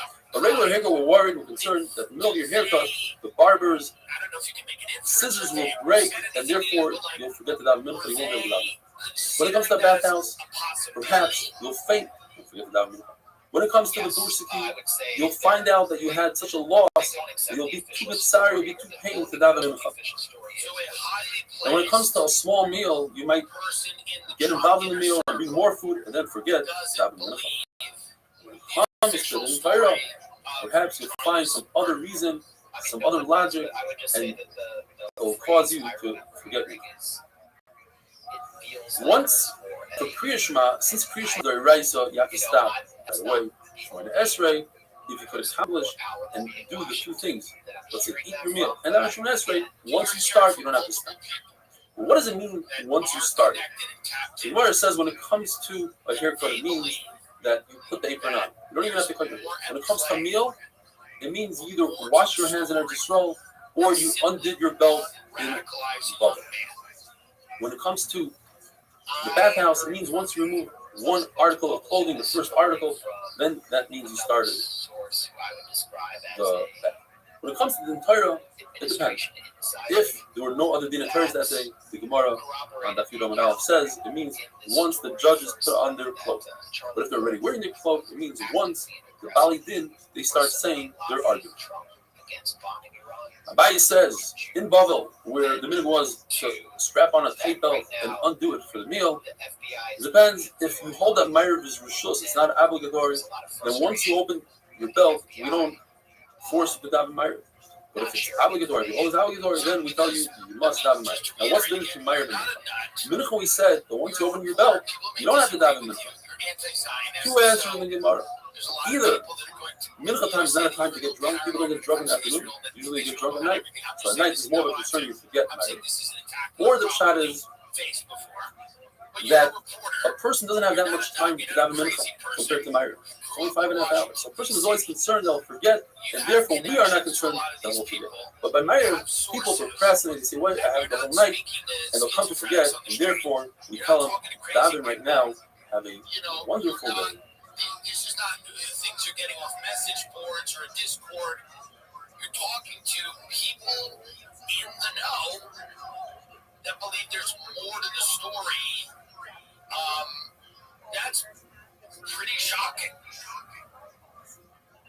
I can only say that I read this. I mean, some people want to say there was this prefabricated narrative on the right, like the killer was a leftist, Muslim. They clearly wanted that. Now, people on the left are saying he was a Shabbos Daf Yud. How are you supposed to look, and what are you supposed to wear when you daven? Says the Gemara, he claimed the crest of the Gabi Yisrael. When you daven to Hashem, wear the clothing that you'd wear in front of the king. In other words, if your belt is undone, make sure you tighten your belt. Mishnah says you should not wear pajamas, don't wear boots. Maybe nowadays don't wear Crocs. Rabbi Bar Huna had special shoes that he wore for davening. Rabbi would take off his cloak, the one that made him important. There's no importance in front of his Baruch. Took that off, and then he clasped his hands as so, like a eved, like a slave in front of the master. Rav Kahana did both things. Listen to this lashon of the Gemara. When there's pain in the world, and I myself can't remember a period of time where there was that much pain in so many countries, like today. 156 countries, from Iran to the United States to Israel, all over the world is pain. So when there's pain in the world, Rabbi would remove his important clothes. Rav Kahana would remove his important clothes and he clasped his hands. But when there's shalom in the world, Rav Kahana would put on his coat, put on his towels, and claim the crest of his Rabbi absorbed Rav Amnuna davening a very long davening. And he said, what are you doing? You meniach chayi olam and you're placing b'chayi. Torah is the most important. You should be learning Torah. It brings you to the world to come. Tefillah is for this world. What are you davening for, says Rashi? And we're davening for health, for parnasa, for shalom. But that's only chayi shah. That's for this world. And Rav Nun himself told you right. Torah is more important. But once you daven, not tefillah l'chod, you continue davening. Rav Yiri was talking and learning with Rav Zera, and he was in a rush to get to davening. So Rav Zera pulled out a beautiful pasuk on it. It says in the pasuk, "Meisur Oznei L'Shmai Torah." You want to take your ear away from listening to Torah? What's going to happen? Then your tefillah ends up in abomination. It's no good. The Gemara now discusses the importance of being a dayan and doing it in Torah. Machlok is how much you should do every day. Rabbi and Rabasi, they would make a noise on the door, telling people, come, do it in Torah by us. In other words, the Torah is more important than Torah itself. But Chizan Rabbi, the Gemara says, they were doing the Torah all day long to the point where they became very weak. It says, repeat to them, you learned the wrong shanda. It says that Moshe Rabbeinu stood on Klal Yisrael in a boiker there. Doesn't mean that he necessarily did Torah from day to night. What it means is that one who does it in Torah, it's that important as it partner with Baruch Hu in Ma'aseh Bereishis, which over there it says those words in a boiker there. Another sheet in the Gemara is that a dayan should do his Torah all the way to the 6 hour to midday. The Gemara uses a lashon that the dayanim, they are dealing with Gvura of Torah, whereas other people are drinking and get drunk with wine. Torah tells us a list. The Ludim, the cannibals, they need to the point where they eat humans. So they eat robbers who are up all night. They need to eat in the second hour. Yarshim, the treaties, they don't have to worry about what they eat in the third hour of the day. Other people eat on the fourth hour of the day. For the workers, hour of the day, it's coming. They push it all the way to the sixth. Throwing a stone into a barrel. It looks like there's more wine, but there's no wine. Unless, of course, you eat pashakas, you eat a morning meal, then even if you eat after the 6 hours, then the food will be beneficial. The bathhouses in those days had 3 rooms. You had the bath itself, where people stood there and clothes. You have the middle room, where people ran out to get dressed, so some people are dressed and some people aren't. And they have the front room, where most all the people are dressed. In this room, you can say Kriya Shema and Shemon Esrei, you can say Shalom Aleichem to your friends, and you can even put on tefillin. In the second room, you can say Shalom Aleichem, but there's no Kriya Shema and tefillah. You don't have to remove your tefillin, but you're not allowed to put on tefillin. Third room, there's no Shalom Aleichem, there's no Kriya Shema, obviously. There's no Kriya Shema and tefillah, and you must remove your tefillin. Now, the reason why you can't say Shalom Aleichem is because Baruch Hu's name is Shalom, as the Pasuk says Hashem Shalom. But the word Ne'eman, faithful, that's not Hashem's name. Hashem is faithful, but that's not his name, so you're allowed to mention that in the Beis Hamikdash. If a person designated a bathhouse, who's never used as a bathhouse, you're allowed to dive inside the bathhouse. But if a person designates a bathroom without using it, that the Gemara had to suffer. Once you use the bathroom or the bathhouse, even if you clean it out completely, it's awesome to dive in both ways. The Gemara brings 4 different sayings from Rabbi Bar Machasi. If a person gives a present to his friend, he must notify him that he's about to give a present in order that the friend should be embarrassed. You see, Hakadosh Baruch Hu gave a beautiful present. Hakadosh Baruch Hu says, I have a matana toiva b'gnozai. I have a beautiful present, Shabbos, and I want you, Moshe Rabbeinu, to tell him the sechar of Shabbos.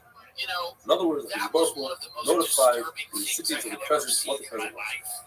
If you were to give a piece of bread to a child, make sure you notify his mother so that there's peace and harmony between people. How do you do so? I'm not recommended to do so today, but you paint his face with some glue, with some oil. If you're concerned about witchcraft, so then sprinkle his head with whatever item you gave him. You gave him some bread, sprinkle some crumbs on his head. A present that's eventually going to be known who gave it to you. Like when Hakadosh Baruch Hu gave the glow in Rabeinu's forehead, he didn't tell Rabbeinu they gave it to him, but someone from Israel obviously went up to Moshe Rabbeinu and said, hey, your forehead is glowing. And Moshe Rabbeinu realized right away it was glowing. Shabbos, that the sechar wasn't going to be known, but both had to notify Klal Yisrael. Rav Chizda says the Gemara had Matis Kuna, had Zeroi L'chaim Keva that a Kohen gets, and he said, you will give this, I'll distribute this to someone who will give me a Tartzayr Sinah. Comes along, Rabbi Machasio, and he said, Anais Matana, L'chaver, it's up to L'idiyah, I love what we just said, you give a present to your friend, you have to notify him. Rav Chizda, beautiful, here it is. Says, Rabbi Machasio, you love these Divrei Torah? He says, of course. Rabbi Machasio, you're like a person who wears this fine garment, only he enjoys it, only he likes it. You are so used to Rav's Divrei Torah, you love it. Who said this? Rav. So Chizda was very impressed. He said, really? That's Rav said. I like the second saying of Rav more than the first one. I wish I had more matnas to Kahuna to give you. Another saying that Rabbi Machasio said is, don't treat one son differently than the others. Don't give him more Yerusha. Don't give him more presents. Look what happened. The Yosef Tzaddik Ravina gave him nothing, his little garment, and it ended up that he had to go to Mitzrayim and the whole world. And one other thing, if you're choosing a city, pick a newer city, because the time of a city accumulate. Zdaim says, let's run away, like it says, to Mitzvah, to Tzoyar, which is younger than Zdaim. Zdaim was 52 years old, and Tzoyar was 51, and the Pasuk says, Malta, no. And one last thing, Zdaim sat in peace for 26 years, whereas it was under turmoil for 26 years. Have a wonderful day. The joy, the glee, the delight in this man's assassination. Again, I don't understand how you could look at his wife who's collapsing in front of his casket, who's crying, where the children are asking where their father is. I cannot get to that place where I can understand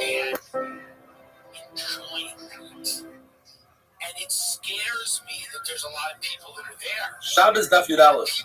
Yesterday we had 4 sayings from Rabbi B'Mechasio, and today we have 5. The first one is, always make sure that your shul is the tallest building in the city, because otherwise it can cause the city to be destroyed. That does not include towers and forts which are not built for living. Rav Asher's Rosh Hashiva in Machasi said, I saved the city from being destroyed because of the saying. I never allowed anybody to build above the shul. The city was later destroyed, but for different reasons. If a person, says Rabbi Machasi, has a choice to be a servant, he should go in the following order. First, he should serve a Yishmaeli. If that works out, go for a Roman. If that doesn't work out, go for a Chabar or a Parsi or Iranian. If that works out, only then serve a Talmid Chacham, because if you Chacham, the consequence is disastrous. The worst Chacham is a Yona, a widow or an orphan, which Baruch was very close to and listens to crying. Another saying, says Rabbi Machasi, the worst disease is the disease of the intestines. An ache, the worst one is. The worst thing that a person can have is. Rabbi says, and I'm trying to explain what this one means. Rabbi Machasi says, if all the oceans were ink, and all the heavens were paper, and all the reeds and wood in the world were pens, and all the people were writers, they wouldn't be able to write down all that is going on in a king's heart, because he has so much to deal with that it's impossible to write down. And someone trying to explain, it means that you should never judge a government because there's so much going on. You should die for the government, etc. Rabbi Machasi says, if a person has a very bad dream, there's nothing like a good fast to get rid of that dream. Just like fire destroys linen, a fast destroys a bad dream. In fact, Gemara says you should fast immediately, don't push it off, even if that means to fast on Shabbos, which typically you're not allowed to do. Gemara tells us Yeshua went to visit Rabashi, and they brought out in front of him the best deal possible, Igla Tilta. And he refused to eat it. He said, I'm fasting today. He said, well, you could always push off a fast. Be mashlamit, do it on a different day. He said, not a Tainis Chalayim. Tainis Chalayim has to do today, even if it means to fast on Shabbos. We had in the Mishnah, if a person started taking a haircut, or he went to the bathhouse, or he started his meal, he doesn't have to stop to say Shemona Esrei from anything. But Kriya Shema, he doesn't have to stop. And then the Mishnah finishes off, but he doesn't have to stop for Shemona Esrei. What does that mean? You already said that once. Says the Gemara, we're talking about somebody who's learning Torah. You don't stop learning Torah to daven. And that is if you are, like Shimon Bar Yochai, somebody whose job it is to learn Torah, and he never stops learning, and he doesn't stop for davening Shemona Esrei. But he does have to stop for Kriya Shema, which is the Eraisa. The only time they don't stop for Kriya Shema is when they're debating whether or not to add another month to the year, the Hebrew Shema. The Mishnah says that a tailor should not walk out with a pin, just like a writer should not walk out with a pen a half hour before Shabbos, because he might come to forget that it's Shabbos, and he'll walk down the line, so he'll bring his pen or his pen from Shayachad to Shusarab.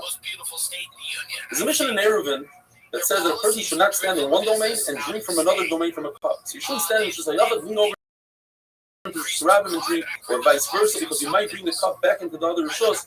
You'll be over and it's up. And then the Mishnah finishes off the Chaim the gas, and the same halacha applies to a wine press. Abayu that a wine press is a carmelis. We discussed already in Rosh Hashanah, and now we're talking about a third Rishos, which is the Rishos with a sea, a valley, a smaller street, not 16 hours. The Mishnah is telling us, don't stand in a carmelis and bend over and do Rosh Hashanah, or vice versa, and drink. Rabbi says no. That would consist of Xera, and we don't do Xera. It's a double safeguard. Meaning, a carmelis is a safeguard that you might carry in Rosh Hashanah, so that's one safeguard. Now I'm telling the person, don't carry something before Shabbos because you might carry it on Shabbos. That's a double safeguard. We don't do that. So what is the Mishnah talking about? Meiser. Before I drink wine, I have to take 10% and give it away to Meiser. That's only if the wine is a finished product. But if he drinks it from the wine press directly, his whole body is in the wine press, then it's a non-finished product. He doesn't have to pay Meiser. That's what the Mishnah is telling me. I mean, that's all I can say. I don't. We have a similar Mishnah that says the mayor holds that if you dilute your wine, doesn't matter if it's with cold water or hot water, and you drink it casually, meaning it's a shtiyas aray, you're leaning over into the wine press. Rosh Hashanah, most of your body's in the wine press. You don't have to take meiser. Lezer Tzaddik says no. Once you dilute the wine, that's the finished product. You have to take meiser. And Chacham make a compromise. They say it depends. If it's diluted with cold water, I can always pour it back into the wine press. So it's an unfinished product. I don't have to take meiser. But if I used hot water, then I can't put it back in the wine press. It'll spoil the rest of the wine. Then I must take meiser. There's a brayso that says that a person should not take a pin and put it in his clothing and walk outside before Shabbos. Unlike our Mishnah, that we can't prove exactly what it's talking about, maybe he's holding it in his hand, and to walk with a pin in your hand with the Deraisa, putting a pin in your clothing is only the Rabbanan. So here it says, there's a Gzera. Don't put the pin in your clothing, that's one Gzera, and walking with that is only the Rabbanan. And the second Gzera is, you might forget. So tomorrow we must say, in order to explain Rabbi, he says there is no Gzera. It goes according to Rabbi Yehuda, that holds that a professional, a tailor, since it is the way for him to walk out with a pin in his clothing, then that's not considered a Gzera anymore. Now we're down to one Gzera. Similar to what we have in the Brayso.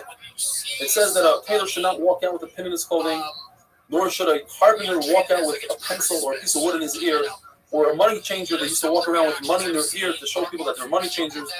And if he does so, he's putter, but it's awesome. That would go according to Rabbi. But Rabbi Yehuda says that a professional person, that's his profession, he is chayav. It's only everybody else who is. And there's a contradiction in the braysos. One brayso says that a zav that has emissions and he wears a pouch, a kiss, a diaper to see whether or not he has additional emissions. It's also for him to walk out like that on Shabbos because it's not the way to walk around with a pouch. And if he does, patur, aval asur. It's awesome. No more than that. The other brayso says not only is it asur, but he's chayv v'chakas. Perhaps we can reconcile the braysos and say, the brayso that says that it's asur goes according to Rabbi Yehuda. This particular person, it is his way to wear a pouch. And therefore for him, it's also considered the derech to wear it. The other brayso goes according to Rabbi that says, since most people don't wear pouches, it's patur. Says Abaya. Even Rabbi agrees that it has to be that no one wears it like this. Where if some people wear it and some people don't, the professionals do wear it, Rabbi will agree that it's asur. Baraya, if somebody drills a hole, that a professional usually drills a larger hole, and he drills a smaller hole, you think this guy is patur? Of course not. Therefore, Rabbi says we're talking about one brayso, a zav only saw 2 sightings. And in order for him to be a zav gomer, he has to see 3 sightings. So for him, it's necessary to wear the pouch. That's why he's chayav. The second brayso is talking about that he already had 3 re'iyos, and it's that day. So therefore, the pouch doesn't really accomplish anything, and that's why he is patur.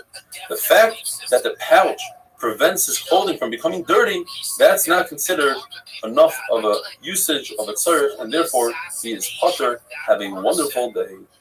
I can't quite get into your head. I said this in 2020 when people were talking about the need for violence, not only protests, violence.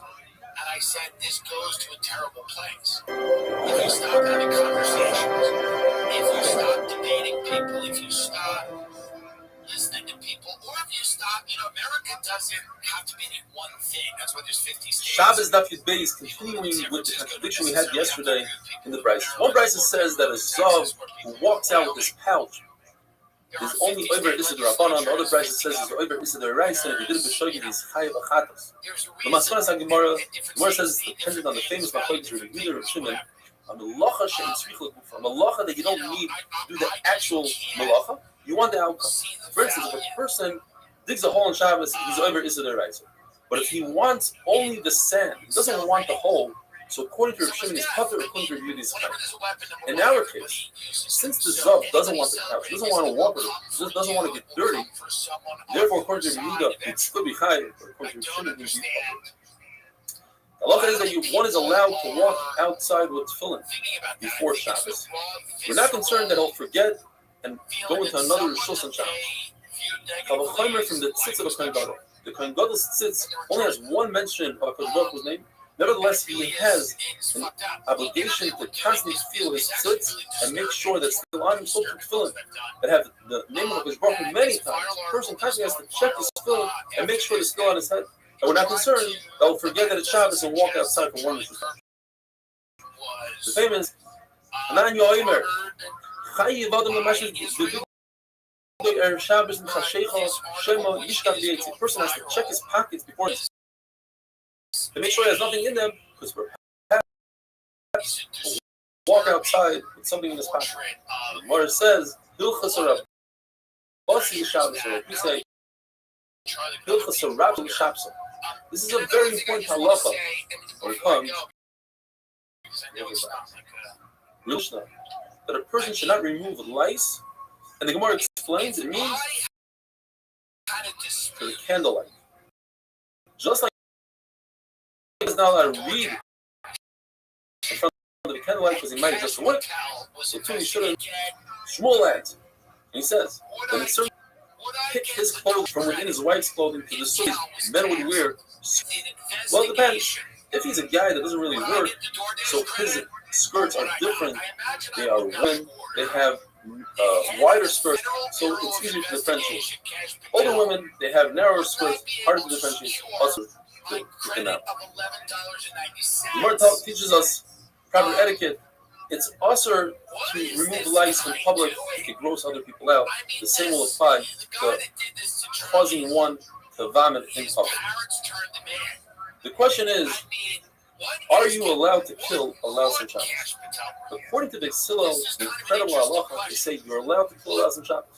And according to the Shammai, you're not. These are one of the Gemaras very difficult to understand. They still say that anything that's not part of a rava, it is created through the sweat of a human, you're allowed to kill. And there are those who explain it is so small that it's hard to see the tree of a Rabbi, and therefore it's allowed to kill on Shabbos. The Gemara goes on to say that Rabbi would just take the louse and toss it. You wouldn't even squeeze it. But the Tanna Kama says you're allowed to squeeze it and not kill it. By squeezing it, you cause it to get weak. And Rava would kill it in water. Rav Nachman would go a step further. And he tells daughters, I want to hear my enemy die. I want to hear them pop. I want to hear that sound of death. Some explain because he wanted to show that he's not being over Issa Raisa by killing. You're actually his enemy, and that's why you're allowed to kill him in Shabbos. Unlike the popular song by Shammai holds, you're not allowed to do a shidduch on Shabbos. You're not allowed to teach a kinuk l'lamdei sefer on Shabbos. You're not allowed to send your kid to the tutor or to teach him a profession. Because it says in the pasuk, you're not allowed to do your personal needs, and these are your personal needs. In addition, says Bishamai, you're not allowed to be back of chayla or nikum aveilim because it caused the other person pain. We still say no. When it comes to mitzvah, that's not your own personal need. So all these things, shidduchim, teaching your kid a profession, that's all part of the mitzvah, and it's not considered chavtzecha. You're allowed to be chayla and nikum aveilim. What do you tell a sick person on Shabbos? Is a poor way of life. Tanna Kama says the famous Shabbos in Melizah. Do not scream and cry and be in pain on Shabbos. You're full of Rabbi. The healing is coming soon. Remeir would say, you could, Shabbos itself could cause the healing if you are not in pain on Shabbos. Shevna Ishu Yerushalayim would say, when you walk in, you'd say Shalom. But when you eat, you'd say, Shabbos in Melizah, and then you would add the words, V'rachama Meruma Baruch Hu, his Rachmanis is much. You should say the Shalom, and you should sit in peace. Rabbi Yossi says, anytime you mention the sick, you have to mention all of the sick of Klal Yisrael. Put them inserted within that, and therefore you'd say, Hamokim Yerachim Alecha, Hashem should have Rachmanis on you, the Seif Sha'ar Klal Yisrael, within all the other sick of Klal Yisrael. Rabbi Lord would sometimes say his saying in Lashon HaKodesh, sometimes in Aramaic. He would say, you fuck the Chalaim, or he would say in Aramaic, Rachmani et Kirino L'Shalom, Hashem should remember you in peace. The question is, Malachim don't understand Aramaic, so how are they going to be with people out there? And the answer is, down here below, together with the sick, as the pasuk says, Baruch Hu is there. He supports the sick and he feeds the sick. And there, since the was right there above the sick person's head, also to sit on a sick person's or to sit next to him, whether he has to sit in fear, his talus, and sit opposite of him. When the Mishnah tells us you should not read to the light of a candle, we don't differentiate. If the candle is 10 stories high, still usher to read. If you read with another and you're reading the same exact material, then it's meant to read the light of a candle because the other person will remind you not to adjust the way. Just to answer your question, if you're reading in front of a large bonfire where people sit at a distance and they're worried about the fire catching on, then it's usher to read, even if you're reading the same material. Rabbi says, an important person who never readjusts the wick, even during the weekdays, he's allowed to read by the candle on Shabbos because he won't readjust it. You want to ask a question from Yishmael ben Elisha. He said, I'm not worried about adjusting the flame on Shabbos. And he sat down and he read, and in fact, he readjusted the flame on Shabbos, and he wrote down in his notebook, when the Beis Hamikdash is rebuilt, I owe a nice carbon chatas. And the Gemara tells us because Yishmael ben Elisha, when it came to Torah, he acted like a simple person. He would readjust the wicks himself. He wouldn't ask his servant to do so. The Gemara has a contradiction. On the one hand, it says that a servant is allowed to look at his dishes to the light of a candle and if we're not worried, he will readjust it. On the other hand, it says that a servant should not do so. One answer is that the Brisa that says you're allowed to check the dishes to the light of the candle because we're talking about a servant who's not a permanent servant. A permanent servant is so worried about losing his job that he'll readjust the flame on Shabbos. Another answer is we're talking about a permanent servant in both Brises. Just one Brise is talking about olive oil, we're worried he might readjust it. And the other Brise is talking about nef, kerosene, where we're not worried since it smells so bad, he won't readjust it. Rav says the halacha is that a servant who's not permanent can check with olive oil, but don't tell people this halacha. We don't say this halacha in public. And Rabbi Yirmiyah says we do tell people this halacha in public. Have a wonderful day. For the Israel lobby, and they basically owned him. They basically controlled him. Well, he started to move away, and I was hearing about, just to tell you about how this kind of this article came into being. I was hearing about this before he was killed. That something going through the grapevine. I mean, I grew up in Washington. I've been in the city, so people talk, and honestly, Shabbos Dafid Gimel. We're hunkered down here in quarantine or Ramat Bet Shemesh, but nothing's going to stop us. We have Torah. The Mishnah tells us that about Torah has to lay in the following morning. So walk over to the children that are reading from the Torah to the candlelight and peek inside. The pshat is that he's only looking for a Rashi Prakim. So at the beginning of the parak, and that will remind you and make it easier the following day. What about the children themselves? How are they reading from the Torah to the candlelight? The answer is either they are only reading Rashi Prakim as well, or since the Rebbe is standing over them, they'll be aware and they won't readjust the flame. When Nisim Dayan says on the side of the Gemara, he says a beautiful pshat. Children, they rather the flame go out. They don't want to readjust. They want to run home. The Mishnah tells us that a zav should not eat a meal with his zava wife because he might come to an aver. The Mishnah doesn't say anything about a person who's par should not eat with his wife who's tmeya because that we don't have to make it zera. People are very makbid on tuma and tahara.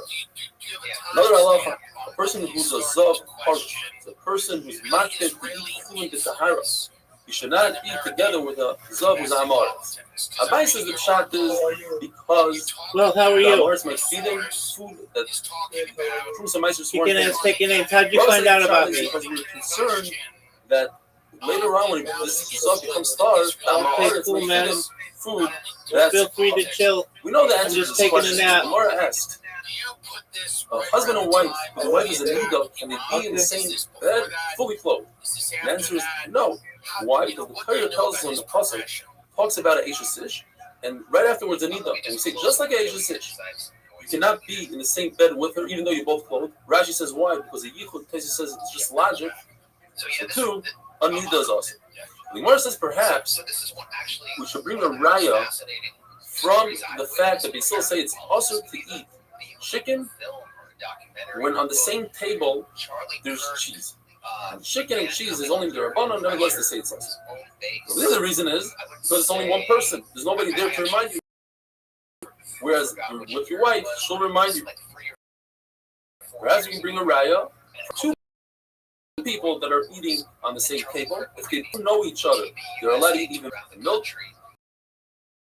If they do know each other, it's also.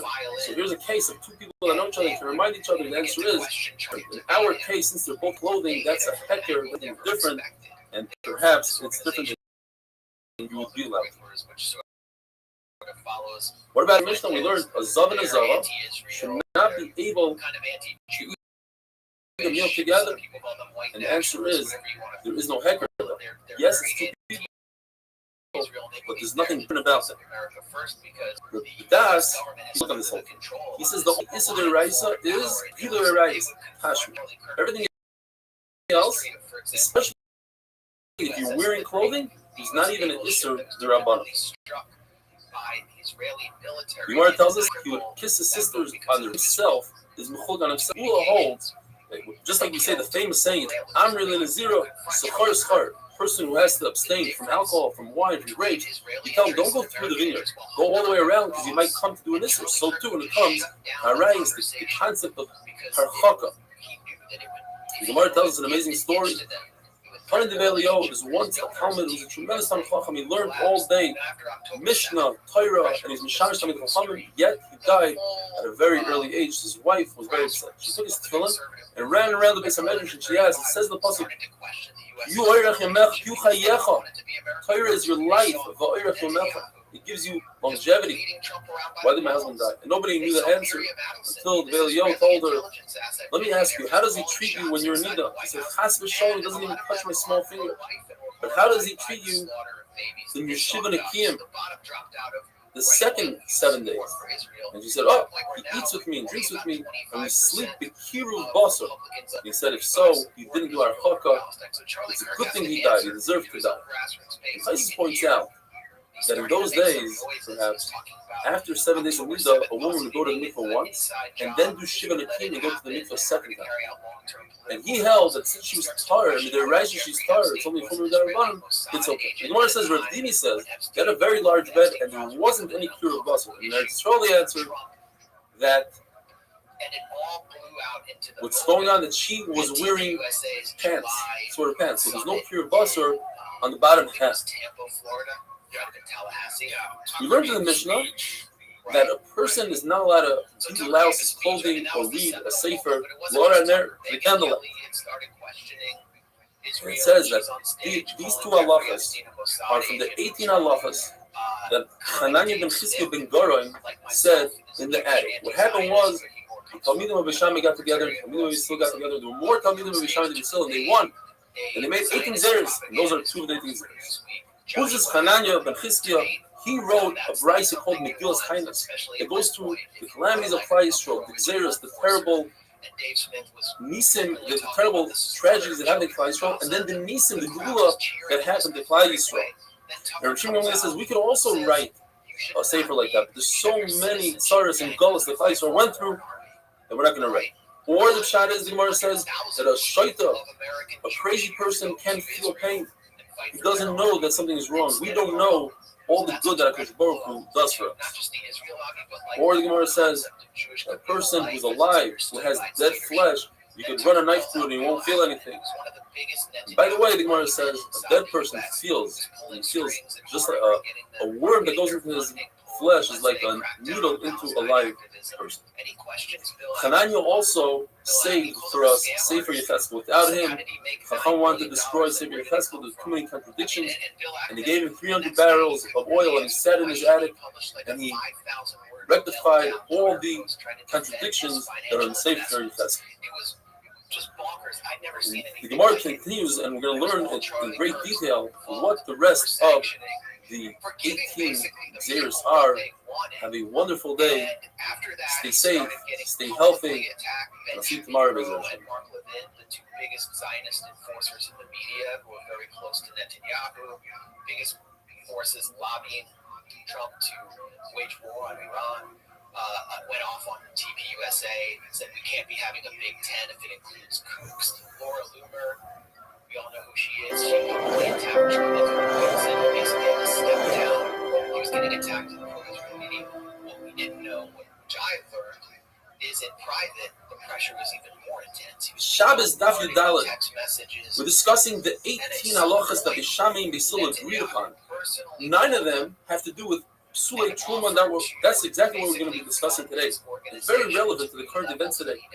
When you understand Corona, you could have a better appreciation for Tuma and Tahara. How you have to distance yourself from Tuma, how spit could be Matama you, etc.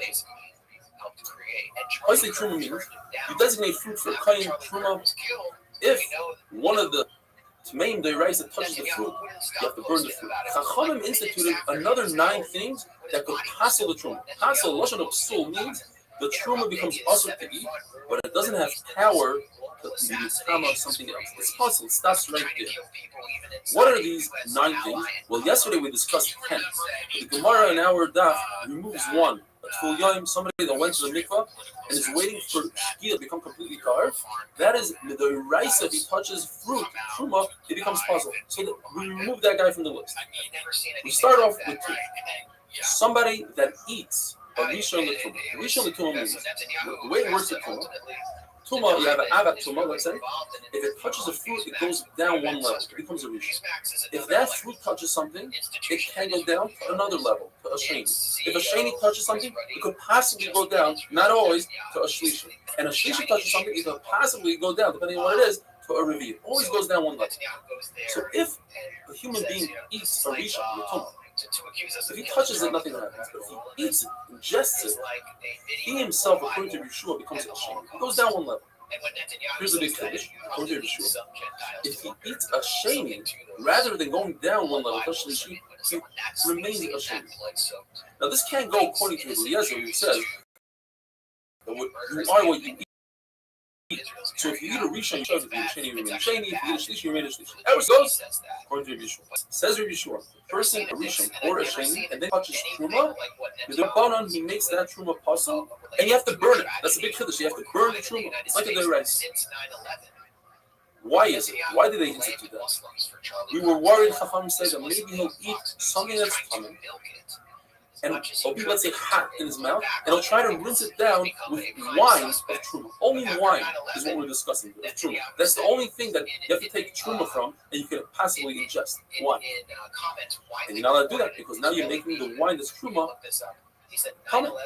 So they instituted every time a person eats something that's coming, even a Rishon or a Sheni, and then he goes out and touches Truma, and makes the Truma. The third thing on the list is, and it's the same kind of Zera, somebody drinks something that's coming, a liquid that's coming. And why is it? Because perhaps he'll drink something that's coming, and then he'll put something in his mouth that's Truma. So why do I have to say it? Isn't it the same as 1 and 2? No. Most of the time when people eat something that's hot, they'll try to wash it down with some cold liquid. But most of the time, rarely ever do people drink something and then they try to stuff something in their mouth. So that's a big thing. The 4th thing on the list is, let's say somebody went to the mikvah and he was a Tful Yom, he has to wait until the night time. And then he rinsed himself off, he took a bath, or he poured water on himself. He becomes why is that? Because what happened was people used to go to the mikvah and the water was very dirty. So they rinsed themselves off with clean mayim shuvah. And eventually, people started thinking that the way they became tar was from the clean water. They didn't realize it was the mikvah. So in order to prevent that, when people not going to the mikvah, just pouring water on themselves, instead, pour water on yourself, you become tummy. And in order to make sure that this Xera holds, they instituted another Xera, and that's number 5 on the list. But even a completely tahar person, clean mayim shuvah pouring 3 lugim, he becomes tummy. Otherwise, the first Xera will fall apart. And the 6th thing on the list are all Sifrei Torah, Nevi'im, and Ksuvim, all parchments. They themselves are tummy. That if they touch Truma, the Truma becomes tummy. And why is that? Because applied the Truma right next to the Sifrei Torah, they said, let's keep them together. Mice would come to eat the food, and by doing so, they would destroy the Sifrei Torah, Nevi'im, and Ksuvim. If you have hands that weren't washed, they are tummy in the common truma. Why? Because your diamond's going to your hands touch all over your body, like Corona. They keep on touching things. And people might touch truma and get disgusted by the truma after you touch a certain part of your body. So they instituted if you don't wash your hands, truma becomes possible. Rabbi Parnov says, hands that touch the sefer, they cancel truma. The Rothschild says that if you touch a sefer with your bare hands, you will be buried naked, meaning without that mitzvah that you were dealing with. So let's say you were learning from a sefer Torah, and you touch the sefer Torah, so all your learning that you do with that sefer Torah flies away, you don't get that mitzvah. And what came first? The chronological order is, says the Gemara, first they made a gzera on hands that touch the sefer Torah. And only afterwards they made a gzera on regular hands that they are coming, because if it was vice versa, then there's no need to make a gzera on hands that touch the sefer Torah. They're already coming because regular hands are coming. Number 8 on the list is food that became coming from liquid. The gzera is because you might have liquids that touch a sheret, which is common midori raisa, and it also that everything that touches even hands, which is the rabbanon, is also common. Number 9 are vessels, kelim, that became coming through liquids that touch the sheret. Because midori raisa, the liquids of a zav, the spit of a zav, is mekame midori raisa. So we said that the liquids that touch the sheret are mekame midori raisa. Gemara says that Shlomo HaMelech is the first one to institute the concept of washing your hands for touching. Later on, Hillel and Shammai instituted the concept you have to wash your hands for truma, but nobody accepted it. Probably Shlomo accepted it until the Talmidim, Beis Shammai and Beis Hillel came along, and they instituted the gzera, and then they even said, Hillel and Shammai originally said that it's so strong the gzera that you have to burn the truma, which typically you don't do. You typically use the toilet, you let it stay there and go to waste. The Gemara tells us that there was a part, there was Zugas. The first Zug was Yossi ben Yoezer's trade and Yossi ben Yoel from Yerushalayim. And they instituted a number of gzeras. One of them was that dirt from other nations is metama because the other nations weren't careful and didn't mark the graves, and their dead are tamim with the rabbanon. So they said that the dirt is also tamim. And they said that even glassware is metam, becomes tamim, and so too clean matchets, which we're going to go into. Shimon ben Shedach said that up until that day, the ksuba of a woman was put aside. It doesn't say here's the ksuba, it's in this vessel. They didn't get really mad at her and say, take your ksuba and go, because you had nothing to lose. It's already designated. Shimon ben Shedach said, no, a woman could go after any of the husband's money anywhere. She could go after his business, whatever she wants. So therefore, a man will think twice before he divorces her. And finally, Shmuel tells us that Hillel and Shammai only argued about 3 things in the entire chapter, whereas the Talmid and Beis Hillel and Shammai argued on many, many things, including every one of the 18 takanas they were second of this wonderful day. In your estimation, why do things like this not damage relations between the U.S. and Israel or the U.K. and Israel? You know, when an ally is found to be, everybody spies on everybody. But when you are putting less in the U.S. in the Prime Minister's putting tracking devices on Secret Service emergency response vehicles. Shabbos Daf Tesvav, we're discussing the 18 machlokes between Beis Shammai and Beis Hillel. But the halacha is like Beis Shammai. Even though they still argued with Beis Shammai every single one, once they passed in the halacha like Beis Shammai, the following day Beis Hillel agreed that they were right, Beis Shammai was right. There's 300 machlokes in between Beis Shammai and Beis Hillel, but there are only 3 machlokes in between the Rabbi, Hillel, and Shammai themselves. The first one is, how much dough does one have to make in order to be chayiv in a first challah? According to Hillel, it's 2 kav. According to Shammai, 1 kav. They're machmer even in a lesser amount. And according to Chachamim, it's 1.5 kav. The Torah says you bring challah on an oimer, which is asiris ha'efa. It's 1/10 of an ephah. An ephah is 432 eggs. A tenth of that is 43 eggs. How do you remember that? Challah, ches, lamed, hey, 42. That's 18 kav. 18 kav is 432 eggs. A tenth of that is 2 kav. How is a tenth of 18 2 kav? Well, because we're going millibar. In other words, in Gemara math, you take the final number. 2 plus 18 is 20. 10% of that is 2. Chachamim say, well, let's talk about Beisil and Bishamai for a second. They both agree it's 2 kav. But Bishamai say that the 2 kav is for 2 meals. So we're dealing with 1 meal. 1 meal is 1 kav, and 2 kav is on 1 kav. Chachamim say we don't go milagah, we go milagah. We do 10% of 18, which is 1.8. In addition to that, we're not talking about the shiurim of the middle, we're talking about the shiurim of the line. They took 6 and made it 5. Later on, when they took again 6 and made it 5 in Tifari, the shear changed again. Rabbi Yossi said you have to add a little bit more because the eggs were larger in the desert than they are now, and he added another 5%. Second machlokes is mikvah. A mikvah needs 40 saw of rainwater. Let's say you're trying to fill up a mikvah with rainwater, and then you decide, that's not on purpose by the way, you decide to put in a little extra water from the sink. It makes the mikvah possible. But how much water do you need to introduce? According to Hillel, it's a hin. Use the word hin like his Rabbi, like his Rabbi, which means 12 lugim. According to Shammai, it's 36 lugim. And here's an amazing thing: Chacham and Paskin, like 2 weavers that live next to Shara Ashby. Rashi points out, weavers is the lowest profession possible. One cannot be a king or a kohen gadol if he's a weaver. And the worst neighborhood in the world is Shara Ashby. Yet, we paskin like these 2 weavers that testified in the name of Shmai V'Avtalion that is 3 Lord. Why? Because they learned Torah. And the third machlokes is regarding a woman who sees dam. Any food that she touches becomes tummy. Dam takes time to emerge. Once it leaves the womb, she's tummy. Yet Shammai says she's only metama from here on out.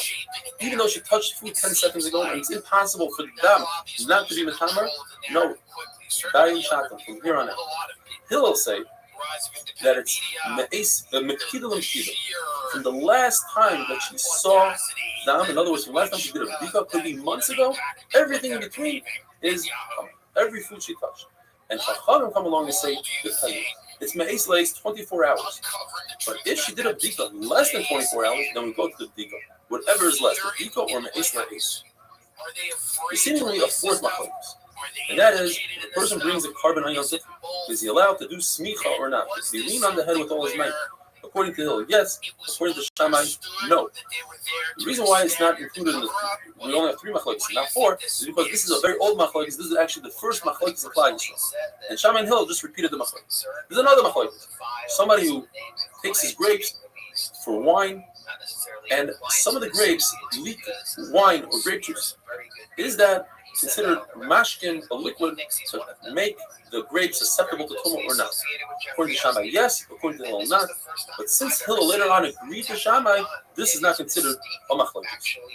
The Gemara just tells us there's 3 stages when it comes to dirt that comes from chutzlar. As we mentioned the other day, dirt that comes from chutzlar, since the goyim don't mark the graves, it's possible that in the dirt there's fragments of bones, and therefore it's the tama. So there's 3 stages. Yosef and Yoezer, Yosef and Yochanan, the first zug, they made the first stage. And they said that if that dirt touches truma, you cannot eat the truma. You don't have to burn it, but you can't eat its whole title. And the ear space, they didn't do any kind of xera at all. They cannot say that they said that you have to burn it, because the only thing that was burnt right away is something that was truma that was touched by somebody that had hands that weren't clean. Later on, the Rabbanim of Shemaim Shana, meaning 80 years before the Korban Habayis, they added. And they said that the ear space is also toilet. It also has tumah. You don't have to burn it, but it's tummy, you can't eat the tumah. And later on in Usha, one of the 6 zeros that they made in Usha was that the dirt from chutzlar that touches tumah, you must burn the tumah. But the ear space remained the same, just for it. Rabbi Yossi said that 180 years before the Korban Habayis Sheni, the Romans came in, they started to conquer. And 80 years beforehand, that's when the Rabbanan of Usha, the Rabbanan of the Rabbanan of 80, which they called, they said the Tumah, and they said what we said before. And the guys are also on glass. 40 years before the Korban, the Sanhedrin moved from Lushkas Hagazes to Chanuyos, and they stopped doing capital punishment. the way it went, there was 4 generations, 100 years before Churban Habayis. It went Hillel, Shimon, and then Reb Gamliel, and Reb Shimon. In Usha, there was 6 Sfeitos.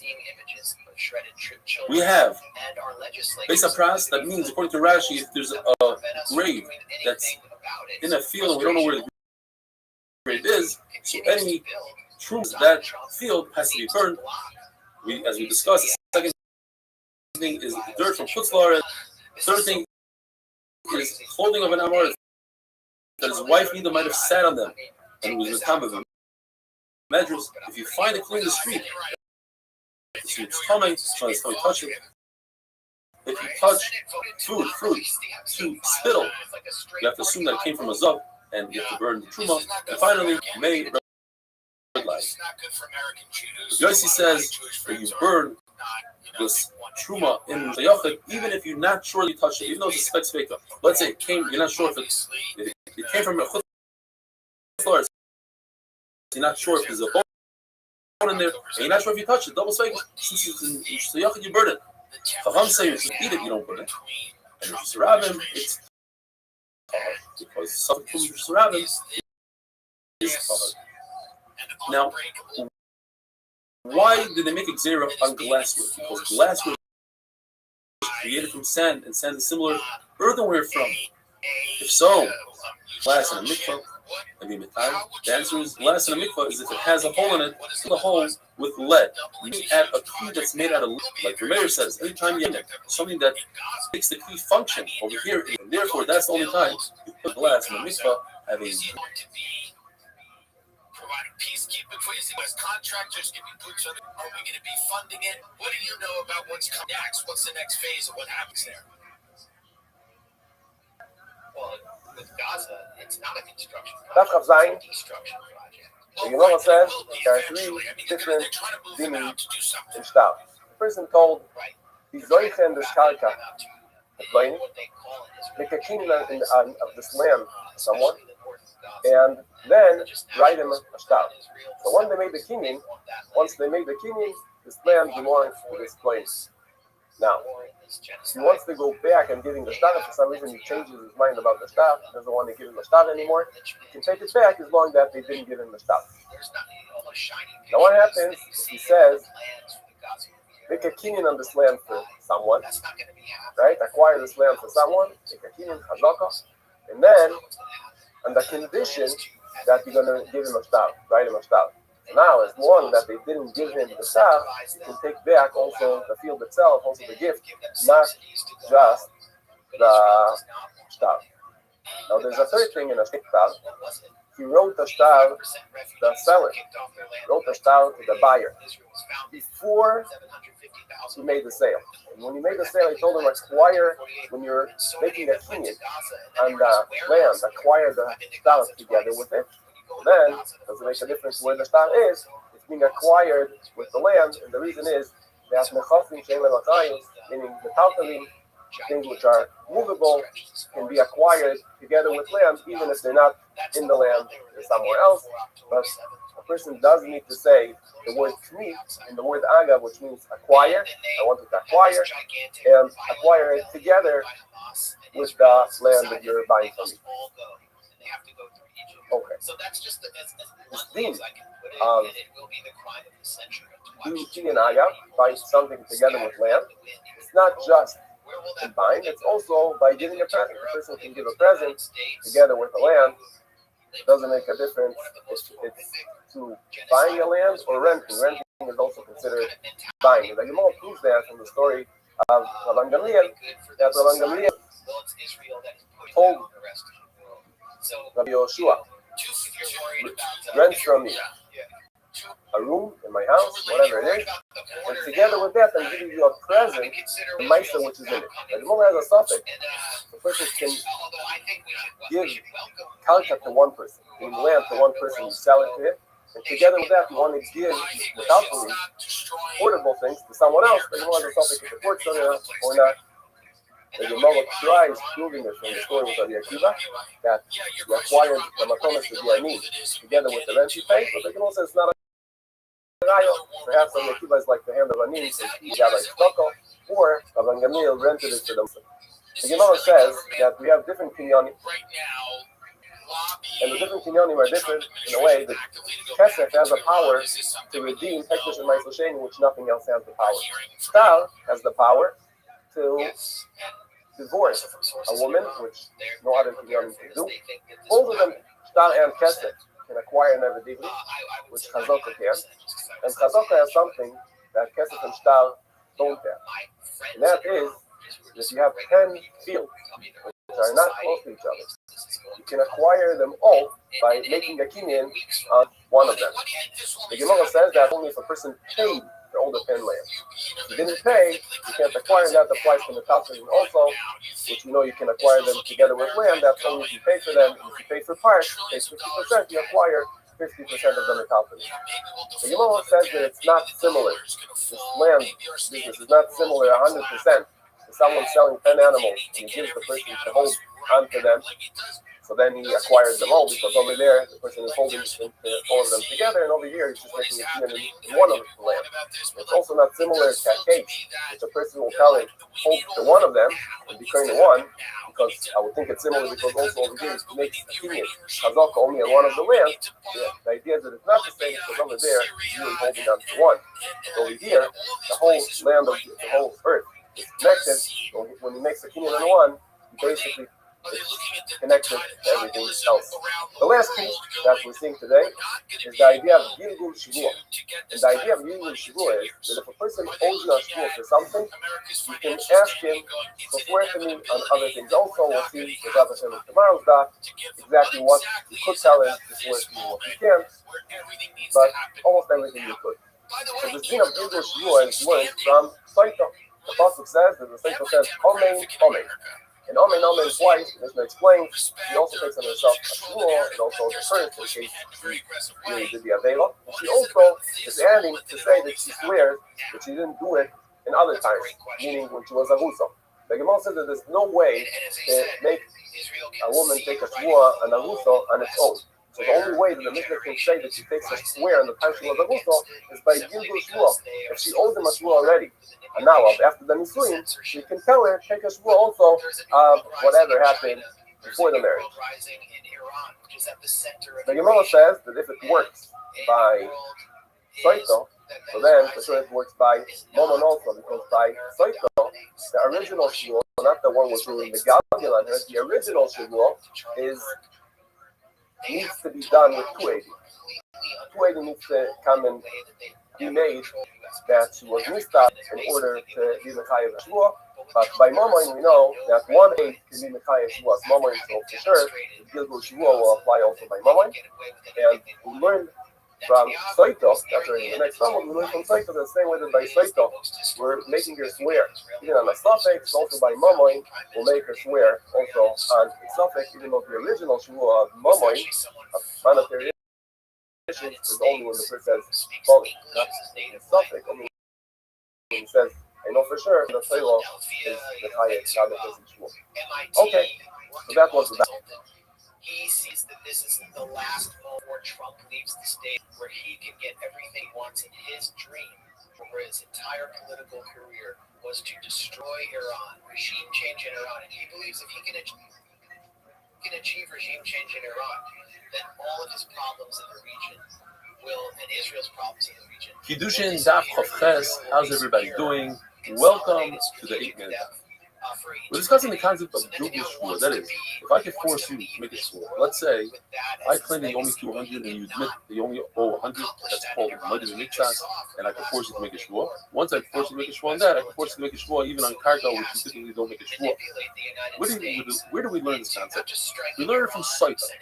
Saita is a woman whose husband warns her not to seclude herself with another man, and she doesn't listen, so he takes her to the Beis Hamikdash.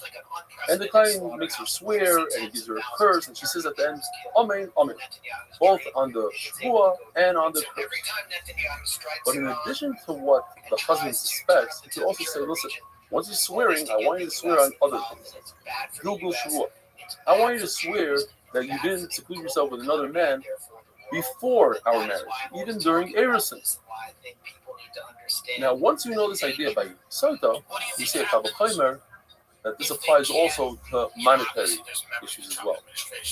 Why? Because monetary issues, I could force somebody to swear based on 1/8, whereas in Soita, you need at least 2/8. So if there's a Gilgal Shmuel by Soita, certainly by monetary issues. And just like Soita, I can make somebody make a Shmuel swear on a suffix. Because the whole idea of Soita really is a suffix. The husband doesn't know for sure what happened to make him swear on a suffix. So too, by monetary issues, it makes somebody swear on a suffix. What's very interesting is that a person could say, listen, you're already making a shvuah that you don't owe me more than 100. Well, I want you to swear also that you're not my Eved Ivri. Now, I would think that Eved Ivri is such a famous thing. If somebody is an Eved Ivri, the whole world will know about it, right? And since nobody's talking about it, then obviously it's not true. And why should somebody make a shvuah about it? No, nevertheless, I could be Megal Shvuah, I could force to make that shvuah. But let's say somebody says, I want you to swear that you're not my Eved Knani, you're not my non-Jewish slave. That's too much. Now you're pushing it. Not only that, we're going to put you in Chayrim for accusing somebody of being Eved Knani. It's a terrible thing. You're Mezalzel in a Jew, and we're going to be Mezalzel in you and put you in Chayrim. If you call your friend a Mamzer, you get Malchus. Malchus Marcus could be up to 40 Malchus. And Rashi says an incredible thing. People prefer to get Malchus than to be an Edom. If a person calls his friend a Russia, now you can't go to Bezin. Bezin won't do anything about it. So you can take things in your own hand.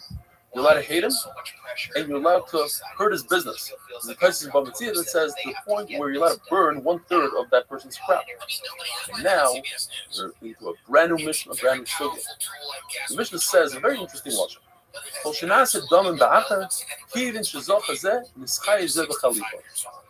So according to Rav Sheshes, the side of the Mishnah is that you can take anything, any item, and use it for Chalipin. Chalipin is, that's what, I give you this handkerchief, and you give me in return an animal. So the Havamina was that you could also use money, you could take a coin, and use that as the switch. You're not going to use it as a Kenyan Kesef, you're using it as an item. At the end of the Gemara tells us that that's not the trap, because we paskin that in Madber Nasa Chalipin you cannot use a coin for Chalipin. But the pshat of the Mishnah is that any item that you evaluate and assess to see how much it costs, like an apple, you don't know how much an apple costs, you have to weigh it and assess. So in other words, any metaltalin can be used for the kingdom of Chalipin besides money. The only thing you can't use is money, because that you have das on the surah of the coin, and that's going to be bought. According to Rav Nachman, this is in Rashi, you only do Chalipin with a shoe, because that's what it says in the Pasuk. Shalvish Naloi. According to Taisus, it's in any flea, any tool, any kind of flea that you use, including animals, which you actually use to plow a field, etc. Nachman says the Mishnah is going like Rabbi Yochanan. That according to Rabbi Yochanan, the Raisa, Mois Kainais, you could actually acquire objects with money. They create a kinyan. And we're talking about a case where the buyer switched his loan for an actual item. In other words, Reuben owes Shimon money. So Reuben gives Shimon a cow instead of the money that he owes. He's not giving him money now, but rather his loan is being forgiven, and that's what creates the kinyan. And the reason it works here, whereas money doesn't work, because typically we say, why does money not work as a kinyan? According to Rabbi Yochanan, the rice that should work. And the answer is because it's exeris chaschaman. The people might say, this is what we talk about aliyah. Your grain that you purchased with money, even though it's by me, since you didn't pick it up, there's a little fire, and I didn't feel like extinguishing the fire for you because it's yours. I have nothing to gain. That xer was said on something that's very typical. But this case of forgiving a loan is so not typical that they never made a xer on it, and therefore it actually works. According to Rothschild, who holds that money is like kindness, you cannot purchase something with your rights with money, so he must say that this Mishnah, our Mishnah, is going according to Rothschild. And now we move on to the next Mishnah. The Beis HaMikdash can acquire things with money. So let's say the guy goes out and wants to purchase an animal, he gives the owner of the animal money, and even if the animal is in another country, the animal becomes Hegdish, becomes part of the kingdom.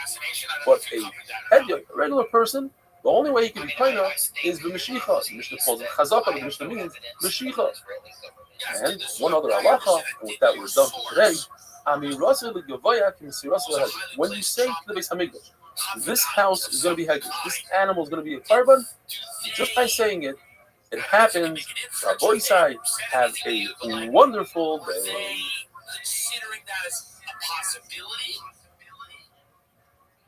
Yes, I would say they don't accept the official story, or no one even knows what the official story is. So a highly placed person in the Trump inner circle doesn't believe the official story of Charlie's murder.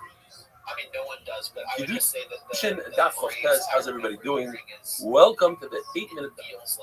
Today's daf is a very, very famous daf, very geschmack daf.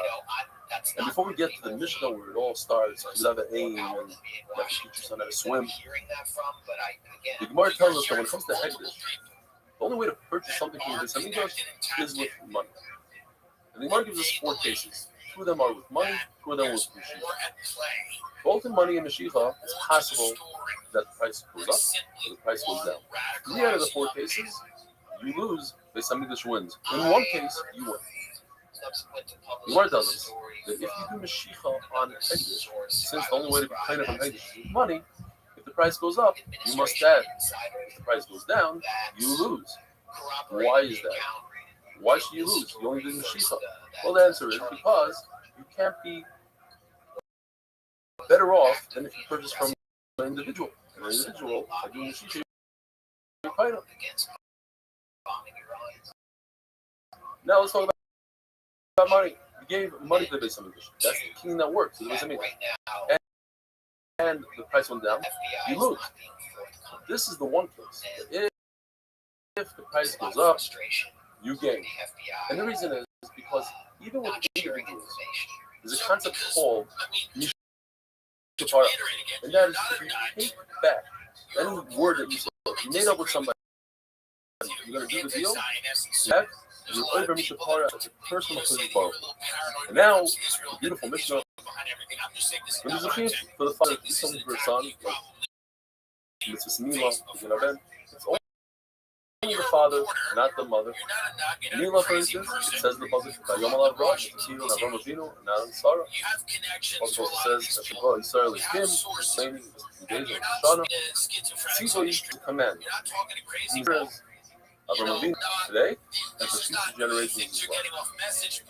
If you give yourself a Bishmillah, Ben, it says the and we read it, which tells us that only someone who are highest to redeem, then they can redeem themselves and they can redeem others. But a woman, who you're not highest to redeem, therefore she doesn't. She's not for herself and she's not for the other people, including her own son. Why don't you redeem her? Because it says Zachar and not only. If a person has an option, he only has 5 selah, and he realizes that his father never did it for Ben for himself, and he has his son that he has to be pregnant. Which comes first? He comes before his son. What if a person has 5 selah available, and 5 selah in real estate that he sold after he already had the field? Ben. According to the Mamara that says that a field that you have in the Torah, it's as if it's written in a shtar. So you had no right to sell this piece of real estate. This field goes to the Kain. You should have given that 5 sellers to the Kain. So what you do is you take the 5 sellers available for you, you redeem yourself with it. And then the Kain goes and grabs the piece of real estate that you sold to someone else because it was already distributed. What if you have a dilemma? 5 sellers, that's all you have, 5 sellers. And that's how much it costs to go to Yerushalayim to be over regal on Yom Tov. According to Kama, what you do is you do Pidyon Ben, and only afterwards you do Alila Regal. Why? Because the Jews are pasuk, you see that the pasuk is Pidyon Ben, and then afterwards Alila Regal. According to Yehuda, you do is Alila Regal first. Why? Because that's a mitzvah that goes away and never comes back. Let's do that when we have Yom Tov. Pidyon Ben, you'll take care of later. As long as your son is alive, do Pidyon Ben. To teach your son Torah is a chiyuv on a father, not a mother. Because it says in the pasuk, and then also there's another pasuk, you should teach and you shall learn. You have a chiyuv You teach yourself Torah before you teach your son. So if you're not a learned person, you teach yourself. According to Rabbi Yehuda, if your son is a very sharp person, sharper than yourself, then you teach your son before you teach your son. Rabbi sharper than his son. And therefore he said, you stay home, you go learn Torah by Rabbi. The Lord tells us a phenomenal story where there was a shade that had 7 heads. And hung out in this measure. She wasn't scared of anybody. People in the day, he used to damage people. When Rabbi found out that Rabbi Yaakov was coming to town, he told the people in town, don't let him sleep in your house. And therefore, he'll be forced to sleep in the base measures. And that's what happened.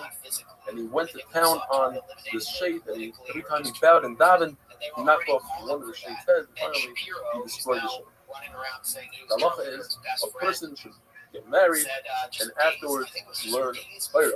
And the Gemara tells us that's all about Bava, that they don't have the oil of the marriage. They go out according to Rashi, they go to Eretz Yisrael to learn Mishnayos, and they're not going to be bothered with the oil of the family taking care of whatever it needs to be taken care of, and they get rid of the Machshavos Rois, but at the same time, they'll be able to learn.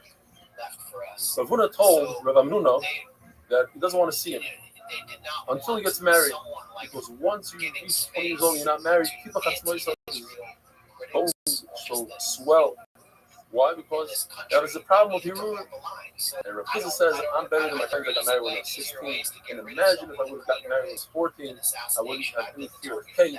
And I would say, Gira Bena the Satan, arrows in the eye of the Satan, Aboisai, have a wonderful. So easy to move and manipulate and so afraid. I mean, we can't overestimate Charlie Kirk's importance to the Trump machine and to the Republican Party. He was sort of a unique figure, and I don't think he can be replaced. It will also be interesting to see who steps into his wake. Kiddushin Daf Lamed, how's everybody doing? Welcome to the 8-minute daf. Try to do the synopsis of daf in under 8 minutes. The Gemara tells us that there's a very specific age where a child can understand and accept chinuch from his parents. During that age, that's when a father should give chinuch, should admonish his son according to one shot, or marry off his son. And that age is either between the age of 16 and 22, or between the age of 18 and 24. But any younger than that, the child's intellect is not developed to the point where he can fully understand the musar and the chinuch. The Gemara tells us a person has to teach his son Torah.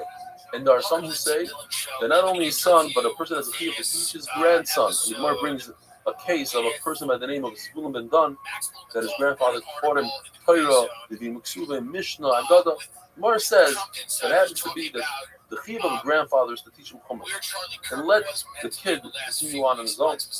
But a grandfather who teaches his grandson Torah, also, the Torah considers it as if he accepted the Torah himself from Sinai. The Gemara brings a smack for that. You see that the pasuk, which discusses teaching a grandson, is right before the pasuk of Torah of Har Sinai. The Gemara tells us a story that a sugar lady grabbed his grandson for the one shot, and he didn't have time to put the proper head covering on. So he wrapped himself with a sheet. And the Gemara says, "Why? What is the rush?" He says, "I'm going to Kabul Torah from Har Sinai. I don't have time for just the proper covering." And the Gemara learns from that for breakfast, to eat meat before you take your kid to a yeshiva is not proper. First, you drop off your kids in Cheder, and then you eat breakfast. The Gemara says, you do it first. You do chazara with your kid or grandchild, and then you add another pasuk and bring to the Shabbat. You say in Kriyashma every day a number of times. There's a double nun over there. And the Gemara learns from there that you should triple up your Torah. Meaning, according to one shot in Rashi, that is, that every day you should divide your day into three. Learn Chumash, Mishnah, and Gemara. According to Tosfos, it means that every day you should learn Gemara, because Gemara, Bavli, includes Torah, Mishnah, Agada, it includes everything. Shinantam, that the Torah also should be sharp. Al Kedamgim the Toimar Lord. Don't stutter and tell a person when he asks you to know everything clear. What tells us that there were In previous generations, people that were called cipher, they were counted. They counted the letters, the words in the Torah, and they were able to say, this letter is exactly halfway through the Torah, this word is halfway through the Torah. But us, in the time of the Gemara, they weren't Baki and Chaseris and Seiros, the extra vowels, yields, how to read it, and what exactly is considered a word or not. And they also weren't even mumchen into understand how many psukim are in the Torah. You see, in Yisrael, they took a simple puzzle, like Hine and Nosri, which is very long, and they divided it to 3 separate psukim. So you have a different count. There should be 5,888 psukim in the Torah. Tehillim has 8 more than that, and Divrei Hayamim has 8 less than 5-8. The Pasuk says it's Vay B'Sufa. And when you learn Torah even with your own father, you can go to war and battle with him. But at the end, the Sufa, the Saifa, then it's Vay, it's a Hava. Even though it's a Sefer, it's a Mocham of learning, but then there's going to be a lot of love. The Samtim is Dvarei L'Sam Tam. Torah is the complete and perfect antidote to the Yitzhak. The Yitzhak, even his creator, the Rabbi Shalom, calls him Ra, evil. And without HaKadosh Baruch Hu's help, you would never be able to overcome the Yitzhak. But all HaKadosh Baruch Hu asks is that we move forward, that we make a move, and we try to beat him, and then he'll help us out. So the Yitzhak renews himself and finds Tachbulos every single day. One way out of it, the best way out of it, is to learn Torah. Let him. There's a medrash. Learn Torah. There's a Rabbi there. And I do want to give a tremendous respect to our artist, Yoshi. He did such a phenomenal piece here with this art. He tries to entice you with the titles that we have in our days. All you need to do is shield it with Torah. The Gemara tells us that a father must help his son get married, and he must help his daughter. How do you help your daughter get married? By buying her nice clothing, by giving her money, she has a nice noggin, so that other people will want her. A person must teach his son a trade or business. Why? Because, according to one man, the Omar, business is not enough. Because what if you don't have business that day? But if you have a trade, you can always fall on it and make a parnasa, and you won't have to come to the last minute of reasons to steal from other people. Pasuk says, you can learn Isha as Torah. And you can also learn Isha Shudkamashmai. When it comes to Kibbud Aim, there's 2 rules. To be mechaber a father and mother, and to fear a father and mother. That halacha, to fear of parents, also applies to a daughter. So then why does the Torah say the word Ish? A man is never under somebody else's resource. A man is always independent, and therefore he's always chayiv in fear and keep it out. Whereas a woman, once she marries somebody, she's under his jurisdiction, so therefore she's not chayiv and keep it. But once a woman gets divorced, then she's equal to a man. The Torah compares Kibbud Aim and Moira Avein, the Kibbud and Moira Hamakot, Mechaber and fear HaKadosh Baruch Hu. And when you fear your own parents, you mechaber your own parents as if you fear and mechaber HaKadosh Baruch Hu himself. Because the 3 of them, the parents and HaKadosh Baruch Hu, are partners in the creation of every human being.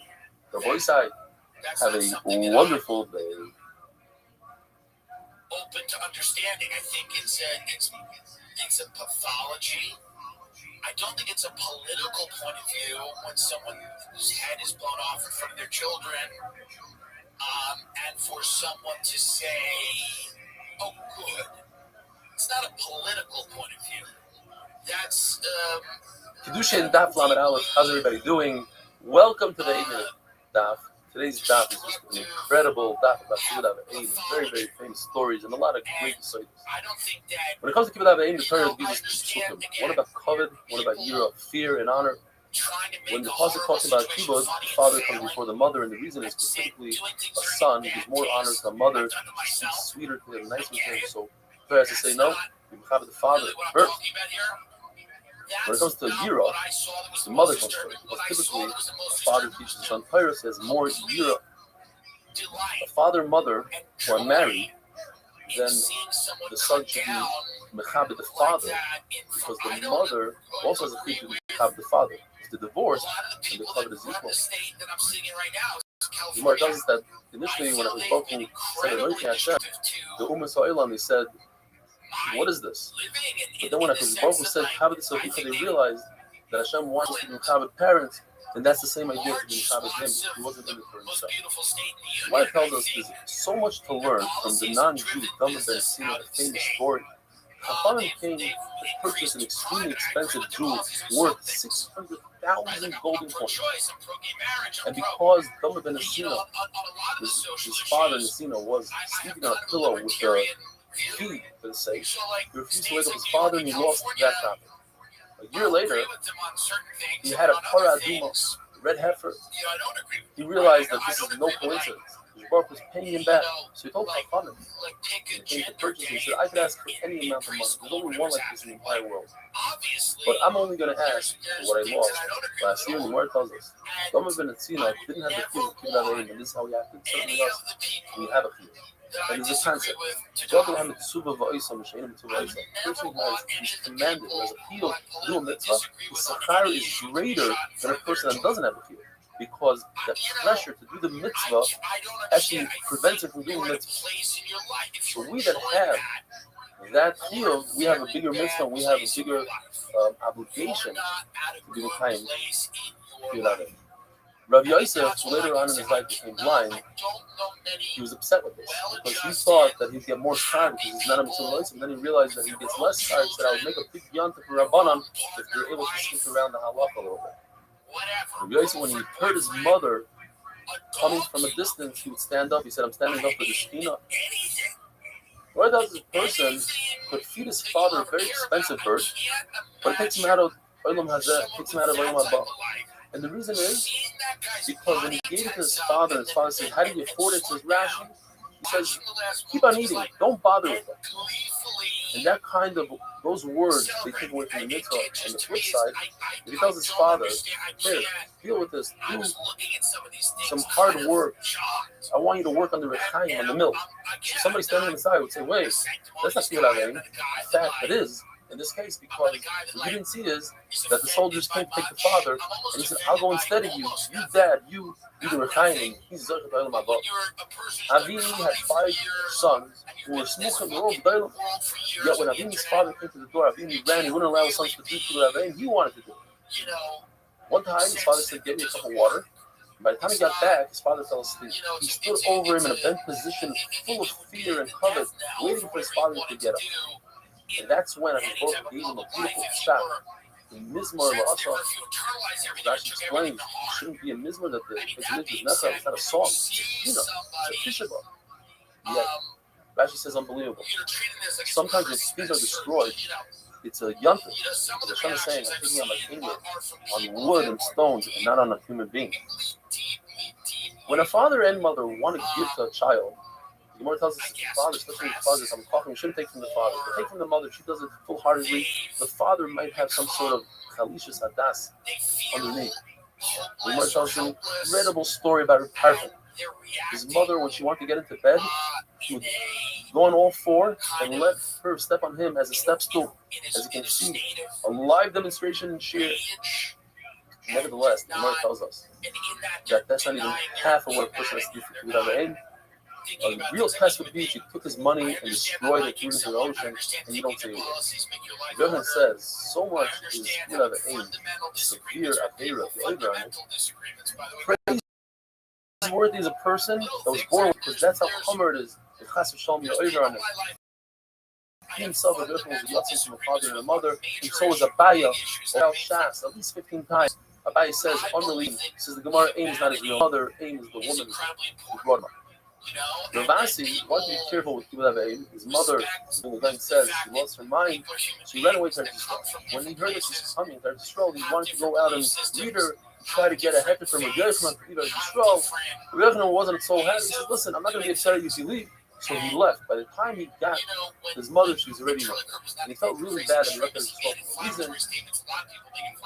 When a person, instead of using his father's honor, send me out of here, get me out of here in honor of my father. Instead of saying that, he says, in my honor.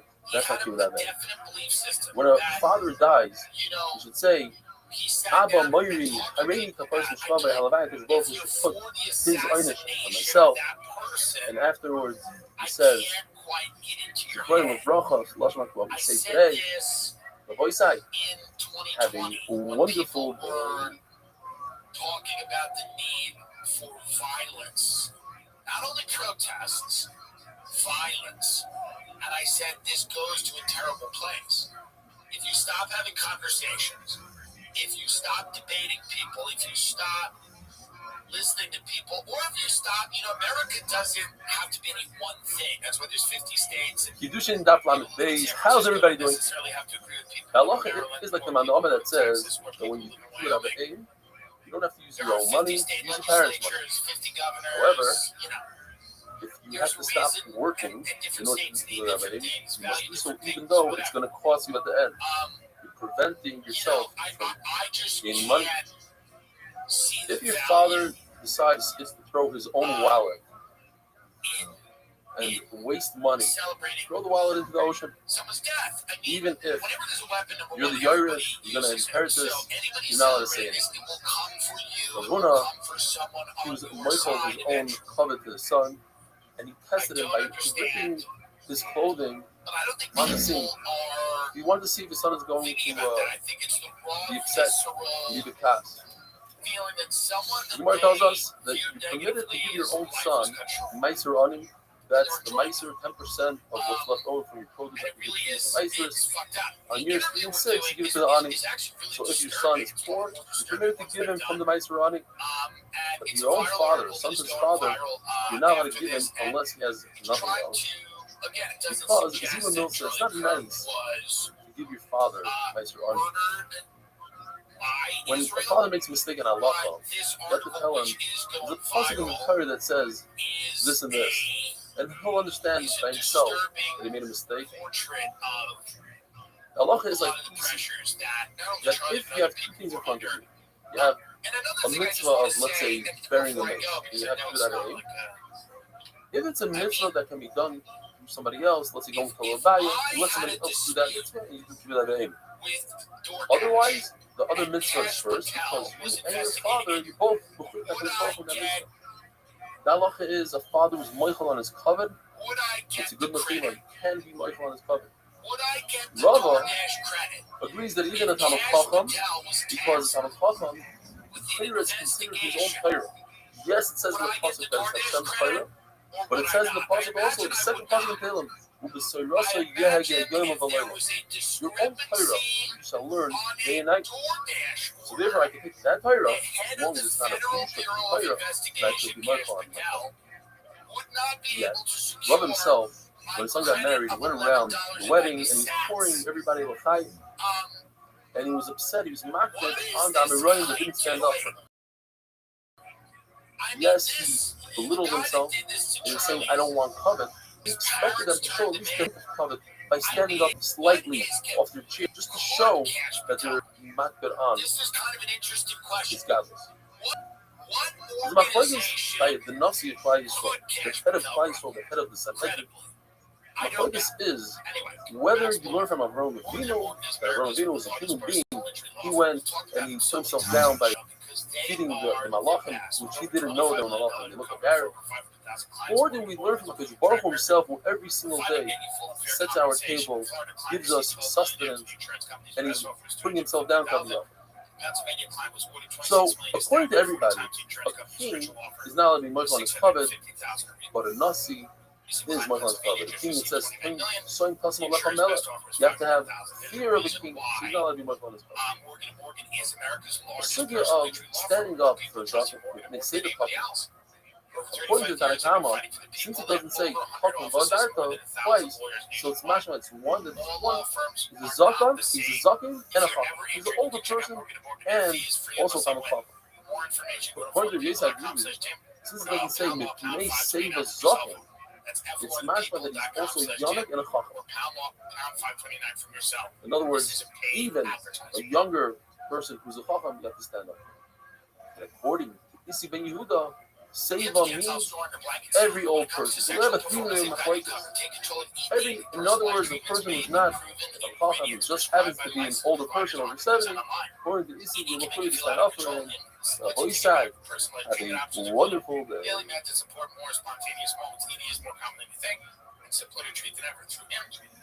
You can connect online with a licensed provider to access personalized treatment options discreetly and on your term. For HIMS, you can access personalized prescription treatment options for ED, like hard meds and sex RX, plus climate control and prescribed. HIMS offers access to ED treatment options ranging from hard meds to trusted generics. How's everybody doing? Welcome to the 8 Minute Down. Today is Erev Rosh Hashanah, and I'd like to take this opportunity to give everybody a bracha. It should be a year of simchas, of health, gezund, nachas from our children, shalom bayis.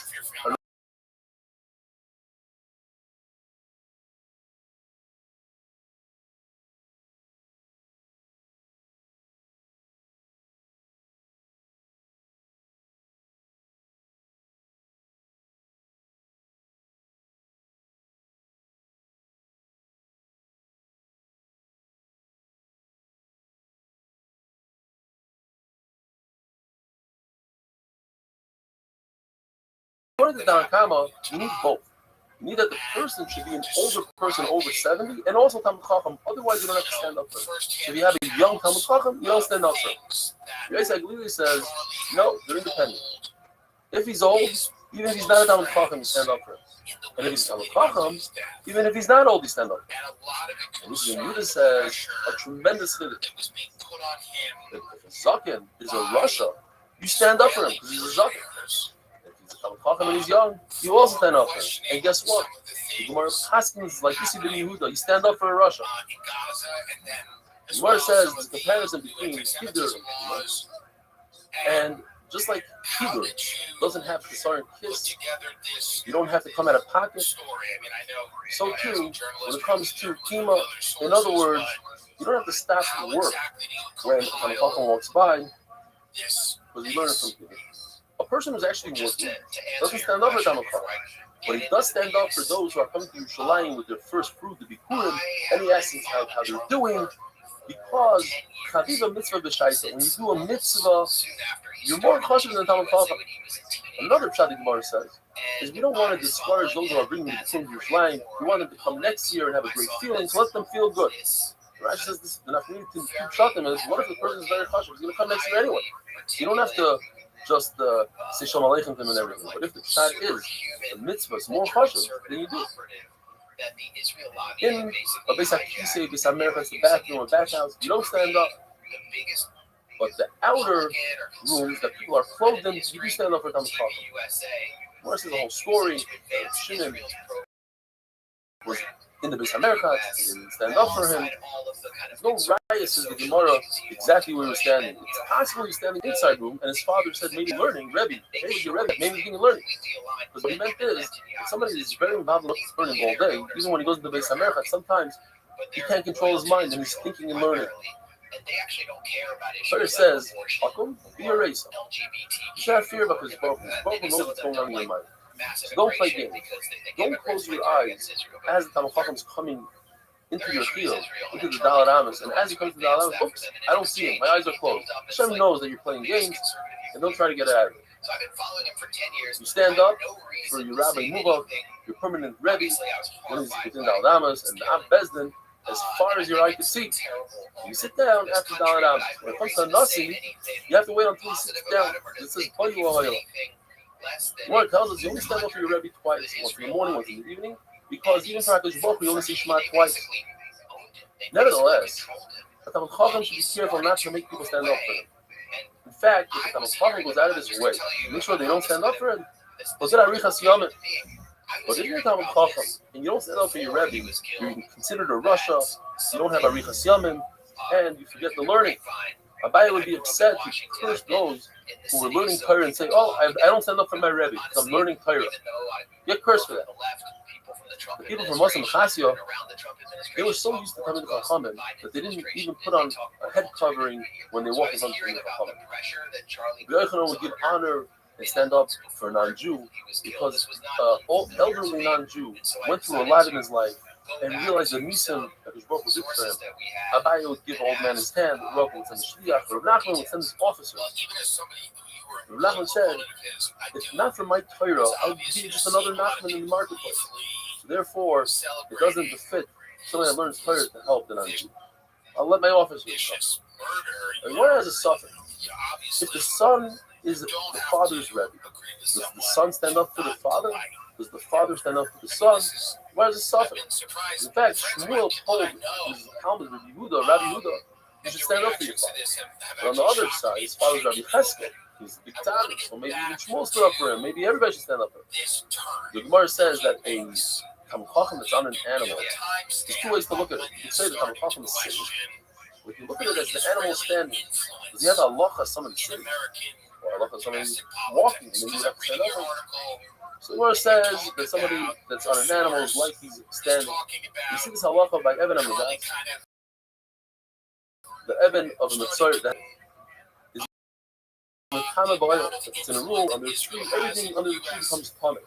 But that's the only person holding the stone is sitting. Like a Mitzvah who's sitting. The Pasuk says you have to be in a sitting position. So therefore, you see the idea that even though the person is standing, the stone is considered standing.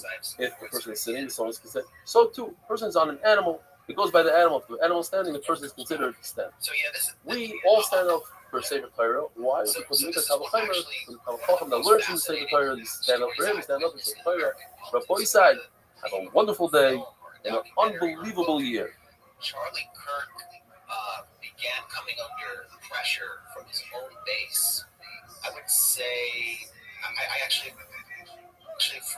forgot which year it was, but it was like 3 or 4 years ago. And it was called the Groiper Wars. And Charlie Kirk would do these TPUSA tours around the country, and young men would file in, and they would, you get to question Charlie Kirk and debate him, and they hit him from an angle he never expected. They're from this organization called the Groipers, which sort of follows Nick Fuentes.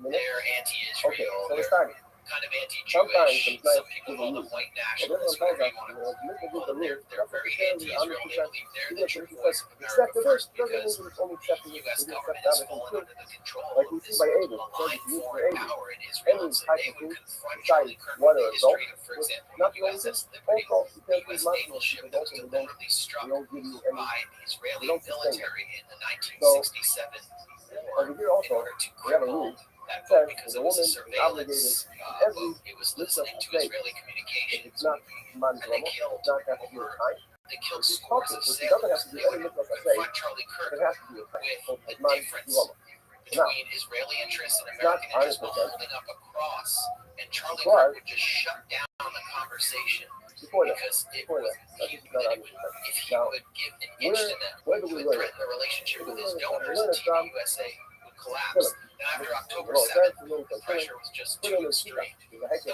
whole grassroots of the conservative movement, everyone under 35 started to question the U.S.'s relationship because they wanted to be America first. They saw Netanyahu just leading Trump around by the balls. They saw Miriam Adelson, this Israeli intelligence asset billionaire, just calling shots inside the White House. And a lot of them were horrified by the slaughter of babies that they saw in Gaza. The bottom dropped out of right-wing news support for Israel to the point where now only 5% of its under 35 Israel over Palestine. So Charlie Kirk has to answer to his own grassroots base. And you can hear he's starting to make some noises. He's talking about October 7th possibly being an inside job. Israel let it happen in order to carry out long-term political goals. He starts to question whether Jeffrey Epstein was an Israeli Mossad agent at a time when the Epstein files were becoming an uncomfortable issue for Trump, and it all blew out into the open at TPUSA's July summit in, I believe it was Tampa, Florida, in Tallahassee. Tucker gave a speech, right? So Tucker gave a speech. I mean, that was the seminal moment, but it wasn't just Tucker. Megyn Kelly started questioning Israel, and she's on stage calling Jeffrey Epstein a Mossad agent with Charlie. Comic Dave Smith, who, like myself, is a Jewish anti-Zionist, but he more comes from the libertarian world, so he was welcomed on stage to debate a Zionist propagandist who works for Newsweek, Joshua Hammer, debate. No, that's not something you want, especially at this point, if you were like a pro-Israel enforcer. And Dave Smith was openly talking about the slaughter of children in Gaza. The crowd was cheering in this cathartic way. Then Tucker comes out and says, you should not be, your citizenship yet if you fight for a foreign army. Right? Hundreds and hundreds, thousands of American Jewish are going to Israel and fight for their army instead of our own. So that's a direct blow to not just the Israel army, but like the concept of Jewish communal life as it's understood by its leadership. Then Tucker calls out Bill Ackman, who's one of the biggest Netanyahu budget men inside the U.S., who's pulling strings at Harvard, getting their funding pulled unless they crack down on Palestine activism. And he questions Bill Ackman, he calls him a scam artist, and said, how did he make $9 billion? Like, where did it come from? I mean, and Bill Ackman, the next day, he couldn't really answer the question. He published like a 5,000-word meltdown Twitter post trying to defend his financial investments. It was just bonkers. I'd never seen anything like it. It was all Charlie Kirk's fault for sanctioning, for giving basically the people what they wanted. And after that, he started getting publicly attacked. Ben Shapiro and Mark Levin, the two biggest Zionist enforcers in the media, very close to Netanyahu, biggest forces lobbying Trump to wage war on Iran, went off on TPUSA, said we can't be having a Big Ten if it includes coups. Laura Lugar, we all know who she is. She publicly attacked Charlie Kirk and said he basically had to step down. He was getting attacked in Twitter meeting. What we didn't know, which I overheard, is in private, the pressure was even more intense. He was being bombarded with text messages. And at some point, Netanyahu personally called him and offered to basically fund his organization to levels that he never even imagined, which meant, Zionist Israeli takeover, complete like recapture of TPUSA, an organization they basically helped to create. And Charlie Kirk turned him down. And after Charlie Kirk was killed, we know Netanyahu wouldn't stop posting about it. Like minutes after he was killed, when his body was still warm, Netanyahu was posting about him, interrupting his seventh front in the Middle East and his global assassination spree, where he's trying to kill people inside a U.S. ally. Some listeners are saying, it's not as one day. This is crazy. Keep your event in previous videos. So that's how we learn that possible listeners are saying that are not as one drama because only these and not the others. Or we learn it from Syrian as we saw with the Pharaoh says only Syrian the culture. I've never seen anything like that. Right. Or we learn it from Syrian. Yeah. Syrian. Our listeners are saying as man drama. And the Pharaoh says there's two meanings which every listeners are saying which are not as man drama, which are not all the time, they are obligated to do. Now, according to the different voice is an interesting thing. He holds the three of the video ladies are obligated. So now you have one mitzvah, which is not as man drama, they're tired. Now he has another mitzvah that then one agrees to is Moiva Ava Kivud Ava these are things that not as man drama, and ladies are also obligated in that mitzvah. Now, people are not married. So now, they have two mitzvahs, I say, which are not as man drama, but they're obligated. So why isn't that make sure like that one don't teach you anywhere else? That's what the Gemara is telling you. That they both need it. You can't bring one from the other. You need both. So it's not considered to include avoiding that one. Okay. Now we're moving to mitzvahs later. And that's the mitzvah says that they're obligated in every single mitzvah later set aside here. So what's the reason they're tied? They're tied in later. So there's a rule in the Prophet. The Prophet teaches that they're equal to men. Don't unteach in the Torah. Rabbi, explain it. There's Malchus Parallel. Also for being for any human which has to do with business, monetary issues, things like that. And also if anyone kills a woman or not kills a woman, it has the same law as killing a man as equal. The law says the Torah needs to write all three. Because if it was right, only that they're obligated in untruth, I would think, in Switzerland, usually to follow the right dealing, I would think that's the only way they can live. And it's right, like Esau, I would think that the Torah is passing by because right, that's why. Because it's there, it's by the man, that's why I need to. Ladies also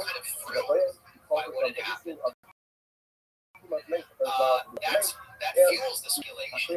But the real issue was, as we learned from a longtime friend of Charlie Kirk, Now, she's also talking from Shabbat Salai, shaving your payas, or Hashkat at night, picking up the beard. And the reason is because he names the payas away from the cat and Zotan, the cat and Zotan, the small, she doesn't have a beard, or it's a Xer Shovel, you have the word payas, you name Xer Shovel. Now, if you wouldn't have had the word payas, you would still have a Xer Shovel. Then you would use this Xer Shovel for a different halacha to teach you only the way I teach you of shaving a beard. You're not allowed to shave a beard only with a knife, and not with something that's pulled it out or with scissors. You're allowed to shave the beard with scissors or something that pulls out the hair. So that's why the Torah wrote the word payas extra to teach me that it's a full Xer Shovel. They don't think that the Bnei Aharon, which says by Tumah, goes only on the Tumah, it also goes on shaving, which is in the same custom. The Gemara says that we find a place, a brayso that says that if a lady or a studies have a beard, it's considered a beard. So what is it talking about? It's obviously not talking about the issue of shaving because she's allowed to shave it in whatever way she wants. So the answer is talking about tumas negoin.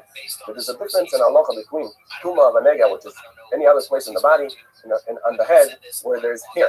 So if she has a beard, it's considered like she has a beard. So the tumas negoin that has this unique halacha for a place with hair. Have a good event, Spiel. Providing space in the largest conservative youth organization in American history, which is the institutional apparatus of Trump and the Republican Party, for Israel critics and even anti-Zionists. So I didn't say that. I don't have it. I can't see any hard material evidence that Israel had him killed. But there's Kiddushin Daf Lamed Vav. How's everybody doing? Welcome to the 8-minute Daf. Gemar Chasin Toiva with Ben Shior, sitting here on Tzon Gedalia. Hope it's moving fast for everybody. There's an Isser D'Oraisa of Karcha, which is if a person out of pain, losing a close relative or somebody that they know, rips out their hair from their head, they're over on the Isser of Karcha. This he comes up with a big solution. He says this Isser doesn't apply to women. Why does he say that? So they have a three-way machlokes. But those who say because it says in the pasuk the word banim, and banim refers to sons and not daughters. The fact that the Torah says I'm kadosh, the entire nation, holy nation, is referring to another Isser called Yedida. Yedida and Shrita are very similar. According to Isi, they're the same. Yedida is where a person takes a tool and rips his skin out of pain for the mace, and Shrita is with his hand. Now he holds that Yedida is an entire body. Everybody holds it's on the entire body, all skin. Whereas Karcha is only in the head. So therefore, he removes that Isser. Says that doesn't apply to women. Abai and Rabbi have different reasons. Abai and Rabbi both say that the word banim doesn't refer to sons, rather it refers to children. But it says they both say that Klal Yisrael is considered banim. I'm going to get into it a little bit. So according to Abaya, this is going to hold as Xer Shava from the Kohana. Now, without the Xer Shava, we would think that, as seen the parasha, it says, Bnei Aaron, in the beginning it talks about the sons of Aaron. Does it refer to the entire parasha afterwards, including Pasuk Hey that says about Karcha? Because without the Xer Shava, I would say that Pasuk Gimel makes a break. It should become tamei to a sister who's never married. That applies also to women. Women should bury a sister that was never married. That's a positive. That's a mitzvah say. Go ahead and bury them. So perhaps it's a hefsek for all the lois assays that come after that. So the Bnei Aaron doesn't apply to pasuk hey for us. Because you have a Xer Shava, it does. According to Rabbi, this Xer Shava only comes to teach us that Karcha is not just being in Ephraim like the pasuk says. It's referring to the entire head, all here in the back, in the front, and the sides. And if a person rips out 5 different places of his head simultaneously, he's chayav 5 times. And it only applies to rip out your hair for a mace. Rabbi doesn't hold like a Abaya. You can learn a second Xer Shava from the extra hay of Karcha. So Rabbi learned the Xer Shava of Beini Nathan from Tefillin. Just like Tefillin, women are punished for wearing clothes, so too they're punished from the Isser of Karcha. When Abaya uses the Xer Shava of Beini Nathan to teach us that Tefillin must be put on the head where there's hair.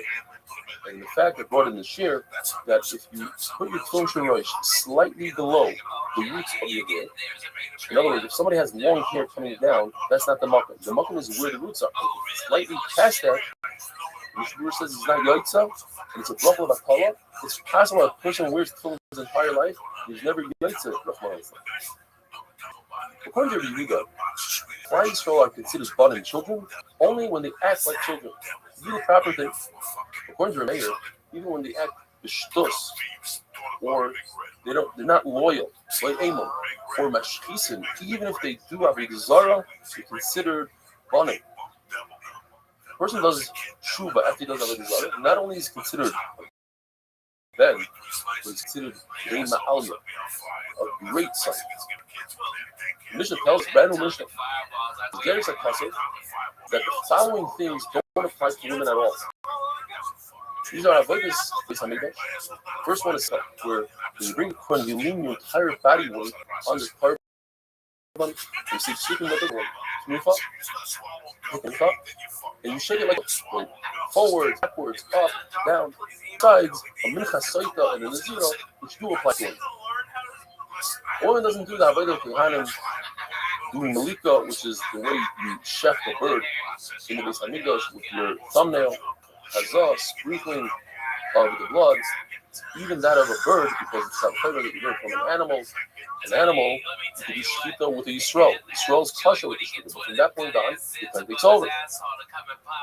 But when it comes to a bird, the malik is only with the kind, so certainly from that point on, it has to be done with the kind, and not a woman.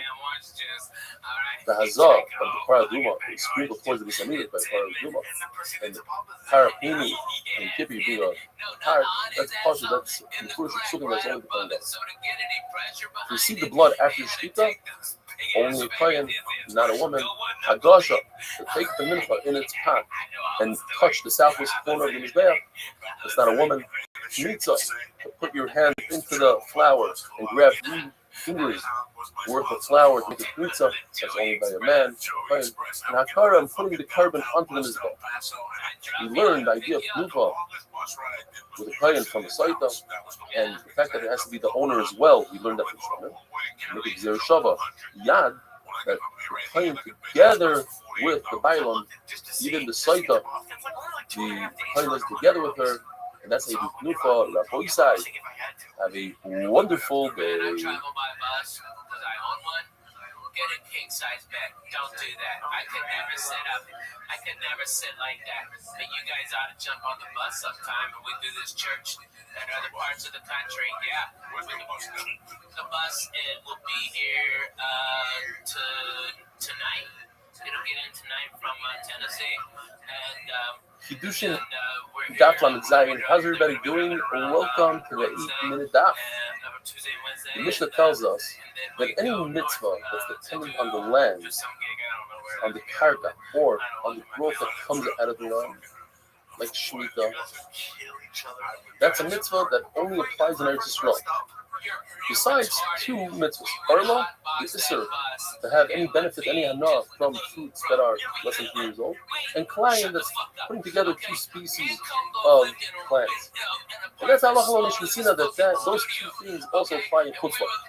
According to Lezer, the word Moshe means every single place. Therefore, the Isser of Kadosh, and that is that all grain that took root before the second day of Pesach is usher until you bring the carbon oimer. And that Isser applies every single place, even the chutzpah is according to the Lezer. And that's how most Rishonim pass in today. The Isser Kadosh applies in the chutzpah as well. Rabbi Shmuel says that the word Moshe means after you inherit Eretz Yisrael and you settle in it, Yerusha and Yeshiva. Therefore, the Isser of Kadosh only applies in Eretz Yisrael and not in chutzpah. In other words, according to Lezer, when it says the word Bia and Moshe, B'yacha, Bia. And some say that it applies also when the word Bia is by itself. Why? Because you learn from the Purim and to make yourself a king.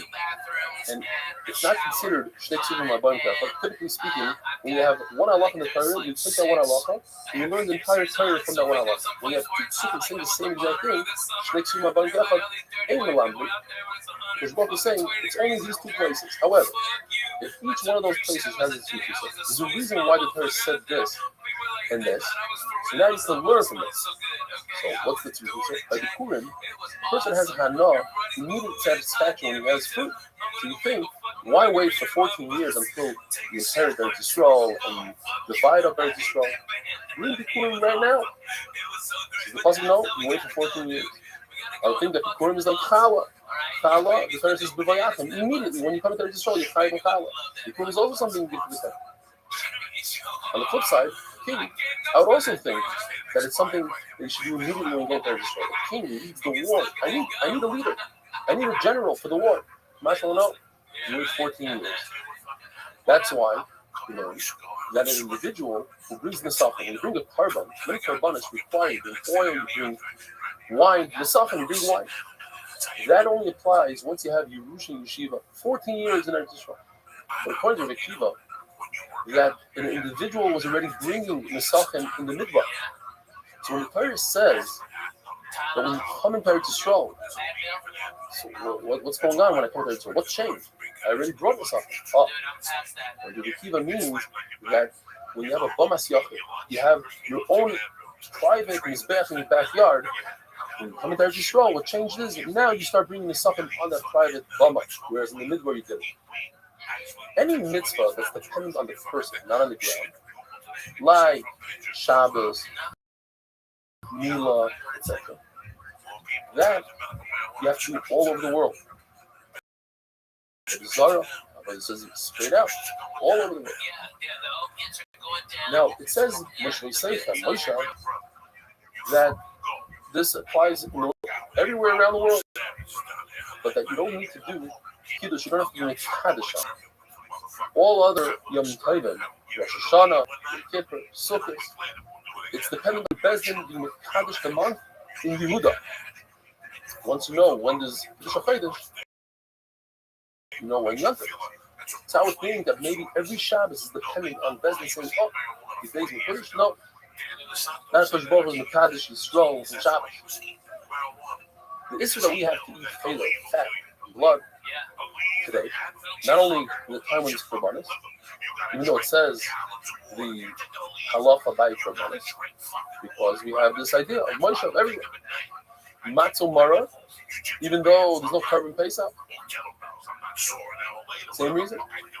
Now it says the word Gia like Tefillin and Petach HaMar to teach us that the mitzvah, these two mitzvahs of Petach HaMar, which is to redeem the firstborn donkey, you give a sheep instead of a donkey. If not, you have to cut its head off. That was these two mitzvahs is why we were Zoicha to go into Yisrael, Yahoisam, having a wonderful day. Terminals are so close together that there's no room for a fucking one of them chairs. You give $20 to a black guy with a golf cart. No, you gotta fucking hump it, dude. You gotta rock. And then if it's hungry, you gotta rock. There's no eat. Sometimes I take them out for the one night, but my ear infection, you know what? So they gave me this. Kedushin Daf Lamed Ches, how's everybody doing? Welcome to the 8 Minute Daf. Discussing the Isser of Chodesh, and that is all grain grew after the second day of Pesach.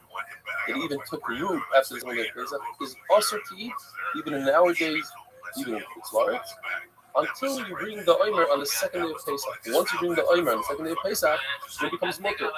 You can't bring the Omer, we don't have a Bisam Mikdash, so the second day of Pesach is matter. Why do you remind the Omer that this Isser only started once Klal Yisrael was in Eretz Yisrael for 14 years after the Yerusha and Yeshiva?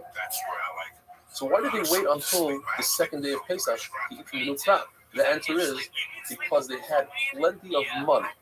The month lasted them all the way from Zayin Adar, which was the last day that the Omer fell. That was the day that Moshe Rabbeinu was nifter.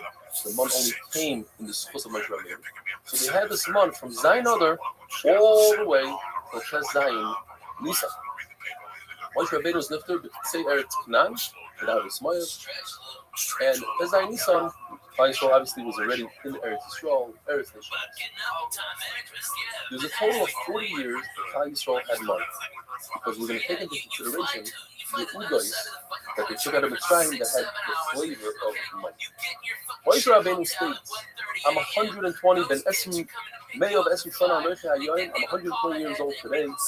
That's the exact day he was born on. That's the exact day he was nifter. Because it was fills the years of tzaddikim to keep these mashma year. According to Rabbi Shimon Bar Yochai, he says there are 3 mitzvahs that take place everywhere in the Deiraisa: Chodosh, Arla, and Chlayim. It says the word Moshe by Chodosh. So we make it have a chayim. If Chodosh, which is an easier isser, you could bring a carbon oimer and it becomes mutter. You're allowed to feed the oimer even before you bring the carbon oimer. You're allowed to feed that wheat, that grain to your animals. So certainly Chlayim and Arla, which they are also bahana, you can't feed it to your animal, and they never have a heter when they're also. So certainly they should be also chutzlards as well. Arla, by the way, its isser is not an isser oil. In other words, after 3 years, this tree becomes mutter according to that. Rabbi Shimon Bar Yochai's son, Rabbi Elazar, he argues on his father, and he says Chodosh is mutter chutzlards. All the other mitzvahs that the minhag, Chayis only started keeping it after they came to Eretz Yisrael. There's an exception to the rule, says Rabbi Elazar Bar Shimon. 2 halachas. The halacha of Hashmatas Ksavim. If you loan somebody money and Shemitah comes, he doesn't have to pay you back. Even according to Rabbi, that it only applies in a time where there's Shemitah's karka. And Shiluach Havadim, like to send off your slave. If you have a Jewish slave, you send them off by Yovel. Even though the minhag of we're only knowing only in a time when there is a Yovel in Eretz Yisrael. There's a Mishnah that says anonymously that Chodosh is also Midoraisa, and we learn that Arla is a halacha l'mishmah Sinai, although there are those who argue and they say that Arla is not halacha l'mishmah Sinai, rather it's something that Chayim so accepted as halacha. Chlayim is the Rabbanon. According to the Manomar about Arla, they'll hold both. Chlayim and Arla is the Rabbanon. Therefore, when you have a suffix, is this Chlayim, the suffix in Eretz Yisrael is also, that's what I was asking in Syria, it's mutter. In Chutzlar, it gets even better. When it comes to Arla, as long as nobody sees him, the guy picking it. And in Chlayim, you're not allowed to pick it yourself. The voice size have a wonderful day. Fly fucking Southwest. So what happened was, I come back on a Monday night from fucking El Paso. I've been sitting on a bus for 12 hours. I must have fell asleep sideways. I was about 370 at the time. And the crease of the fat in my ass built the pimple up. 3 or 4 inches from my asshole. I did like Kiddushin Daf Lamed Tes. How's everybody doing? And welcome to the 8-minute daf. According to everybody in Chutzlar, when you have a suffix Arla, you're not sure 100% that this is a piece of Arla, a fruit that grew the first 3 years of the tree. According to everybody, it's supposed to be. The Yochanan, however, said that those who are not mashing in Arla or Chutzlar, you have to do something about it. And he said it's also to make a suffix be a dime. In other words, you can't go deliberately pretend that it's a suffix and give it to somebody else to eat. The Lord tells us to grab a tree, take a branch and put it into another tree physically. For that you get malchus, even on Chutzlar. This is an isser which Baruch gave before Matan Torah to Denoyah. And the reason is, we say it's just like Harvard, just like you can't put 2 animals together to create a third species, so too you can't take 2 trees and put them together. It's the same isser from before Matan Torah. The Torah says the word Yisachar, your field, that's a field that was received from Shemayim, that's an Eretz Yisrael. It comes to exclude Plei HaKerem. That's when you take seeds and you plant it in a vineyard, that's also in Chutzlar. What's also the Rabbanon is only when you take 3 types of seeds. You take wheat, barley, and a grapeseed together, put them in the ground. That's also the Rabbanon. Why?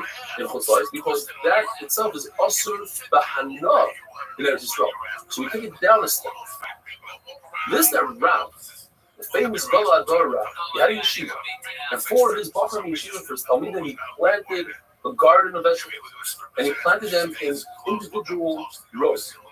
Why did he do so? He lived in bubbles. Well, don't say it's because he's marking on putting the different seats together in Fuslars, or rather the reason is because he wanted to have a beautiful garden for his yeshiva, or for the shamish that his job was to pick the vegetables. It's easy for him to find them. With this, our boy side, we finished half a Shas. And right now we're on to the second half of Shas. It's a beautiful mission with Agadita. The mission tells us that we just read the simple words. It's difficult to understand, but that's why we have the Gemara. The mission tells us a person does one mitzvah. His Rabbi is going to do good for him. His Rabbi is going to do good for him, and give him, and he's going to have Olam Haba. But the point is, the Gemara tells us, we're talking about an individual that he has 50% mitzvahs, 50% others. And with one extra mitzvah, now let's say 51%, whatever the percentage is, that takes the scale to the good. What about the famous mitzvahs that we say every day? Very 5 special mitzvahs. To the point that a person is exactly 50-50. And on the side of the mitzvahs, one of those mitzvahs happens to be one of these 5 mitzvahs. Let's say kibbut avei. So even though it's only 50-50, not 51%, 50-50, that mitzvah has the power to tip the scale in his favor. According to Traces, Hakadosh Baruch Hu considers him a tzaddik gomer. Whereas in other mitzvahs, he's considered a beinoni, average. But there's a Bryce, and the Bryce says that whoever has more mitzvahs than Averis, he gets Yisurim, terrible punishments in this world. What does it mean? So according to Bible Shabbos, he receives a Yom Tov. You can call it any way you want, be a young Ralph or a young Puff. But the point is that it's a good day, because if you do bad for him, because through the bad, he receives his proper award in Olam Haba.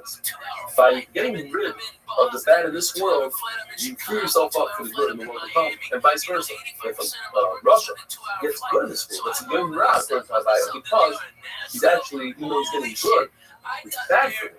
Because now, in Olam Haba, he won't have what he wants.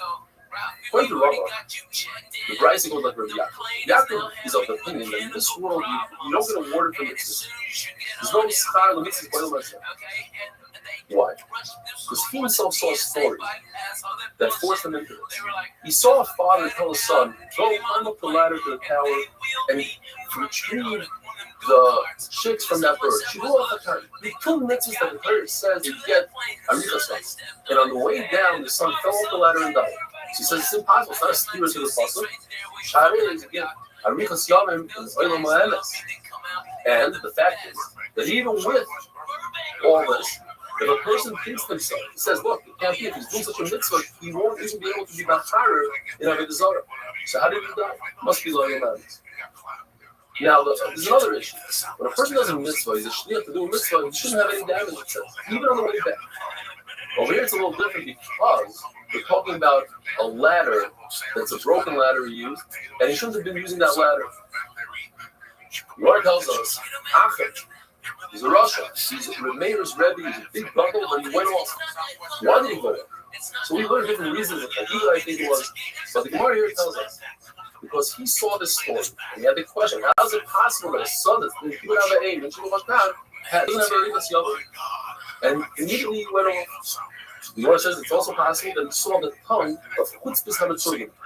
Chutzpis was the Metzugim of the He repeated all the Torah, and he said, how is it possible that somebody repeats Torah from the wheel, the rolling in a kill him, and his tongue is on the ground, and pigs are dragging his tongue around and went up again? When a person doesn't do an Aveda, he has an opportunity to do an Aveda, and he watches himself, but he doesn't do that Aveda. It's as if to perform the mitzvah, and not only that, he gets a special shmirah, protection, have a wonderful day.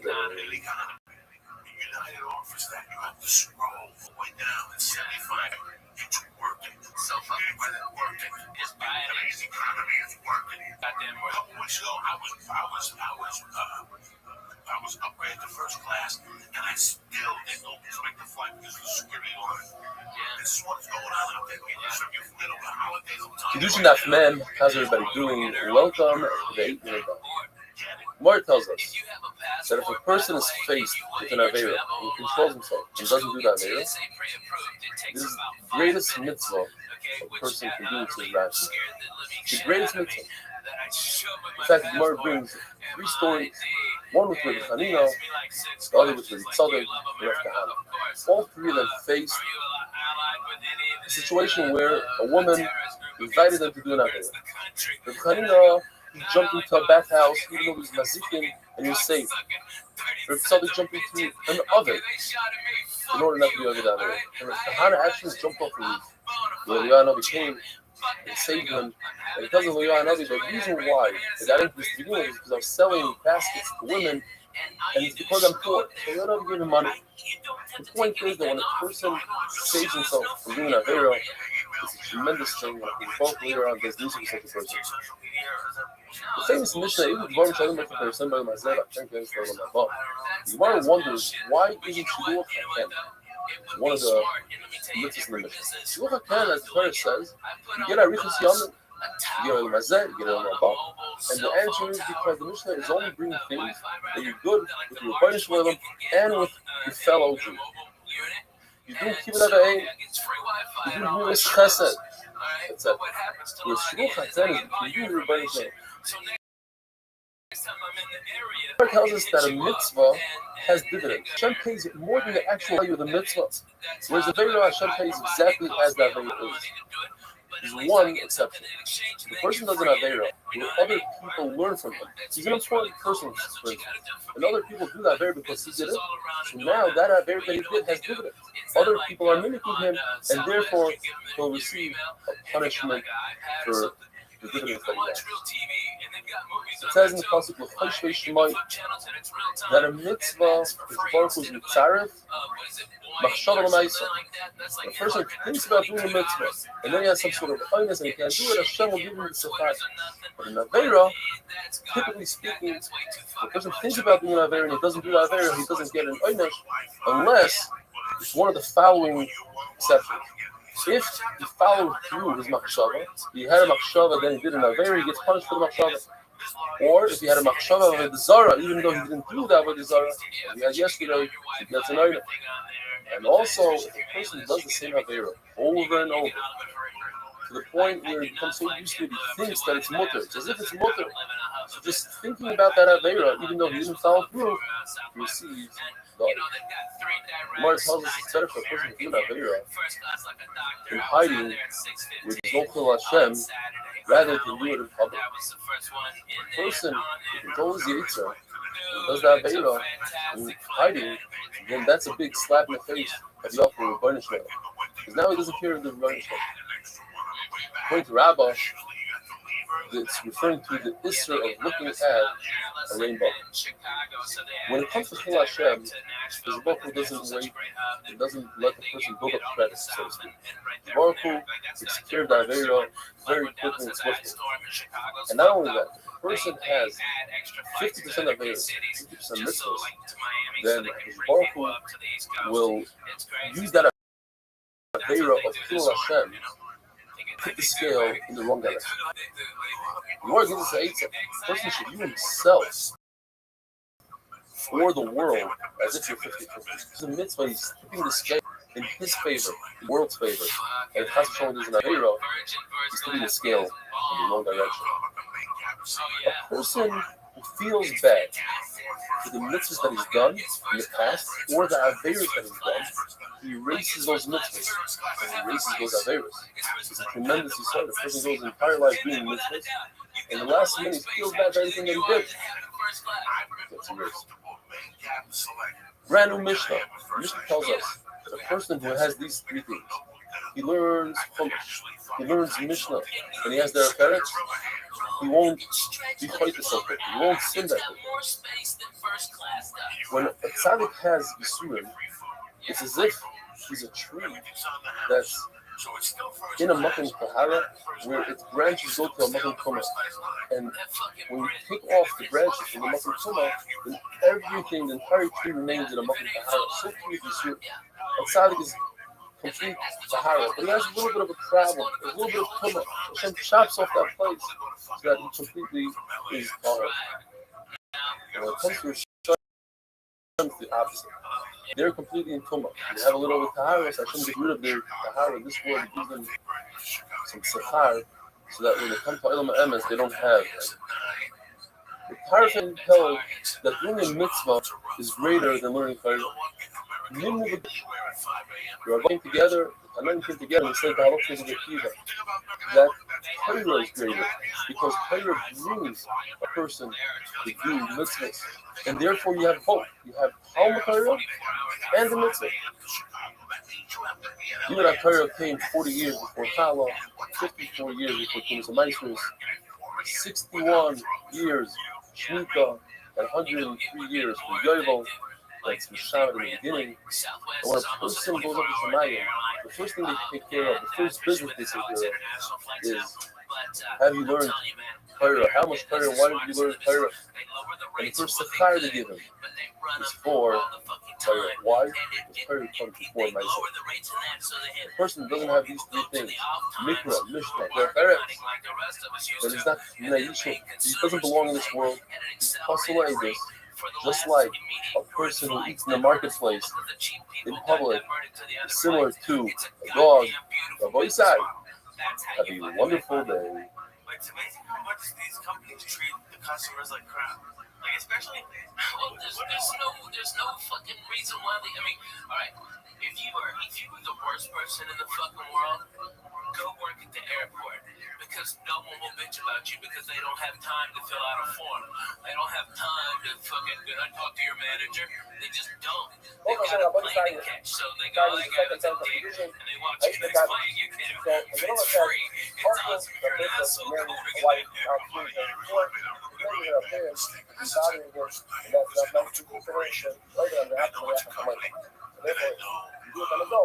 not supposed to send a shliach to do important. A woman doesn't have to travel, and they're not worried that she's sending in his appearance that they bother her. The lady is happy with whatever appearance her husband has, as long as she's trying to marry him, she's happy. Now, still the Mishnah says, she should get married on her own, it's better than doing it for shliach. Halacha, when you do something on your own, a mitzvah, you do it on your own, because when you do it on your own, you get more reward, but it's better when you're involved in the body in the mitzvah. There's a concept of mitzvah where it's better to do it on your own. You do it for shliach, very happier. It's like bounding yourself. Right? You see how we're going. Also, bounding yourself. And doing the mitzvah on their own. Going for Shabbos.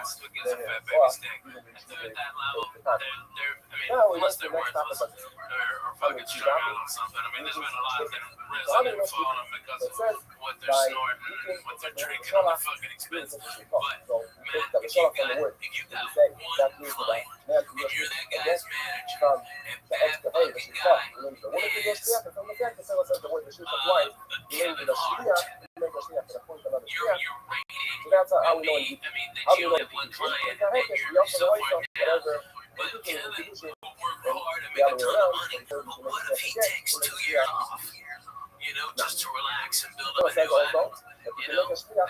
That's when your rating drops to 5,000 likes. I mean, but Stephen Joe and Kevin do it. You still don't go around UFC, right? But that's how we know in culture. They don't take it from together, from touching, and from action. As you know, also, what it is, but also, one of the things right specifically in, Yama, that you have to realize that I would think, there's two answers. One answer is that it comes from giving God. That's what the point of this is, that the point to give his own Gula. Because God Gula was to say, can be a shliach for Jesus, so he takes food, he's called to be a shliach. Now, there's an opinion that God can't give his own Gula. So there are 40% can't be a shliach. So when you look at say a possible Gula, the Ganako, I would think to say, you can't have a shliach. Why? Because the focus is Atom. The word Atom has to do that. You have to do yourself. giving Guma, not your worker, not your partner, not a worker that you're finding, unless you make Guma do whatever the reason not supposed to do, as you find in the Guma teaching, but to give Guma everything that you just feel like someone doesn't have permission. Now, one thing is also you can do a Shia. That's what the right specifically that you could make a Shia by Guma also. Now, in a person of a Shia by Guma, what would you do? If you know what that person tries to usually give, what person who comes to the Shia to take that Guma usually gives. But if he doesn't know what he gives, he just doesn't give 2%, one other person. And if he gave one other person, one other person, he thought that's what the person would want to give. Now, Allah is that also, okay, if he tells me that's what I thought, the person can say, that's not what I thought. Okay. One short point about the difference between these differences. So, Shuba is realizing that fucking was right there. He showed what the fact is that why it's possible. And he gives us best advice how to give advice the best way. And you realize you run into Leno, we're coming back in the chat. Yeah, I made a mistake. I made a mistake. I didn't listen to you. I didn't listen to you. You take your phone. I ran into Leno. It was a mistake. I realize now, that's one of the best things. Before we can see the light. Before we can pass the light. When we have a good way on my boss. I want to come back and regret. Come back. Yes, we will. I want it. So now I'm what you to do. So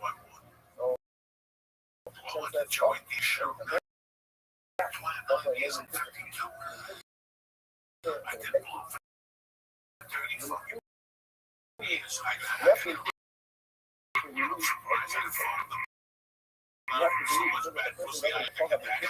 doesn't get it. Oh, yeah. You have to believe that Let me tell you, the way it comes, those right, bitches and what are the way the fucking kids in there, too. that's how we're going to have to should all be grateful. I love it. Where it's after like food and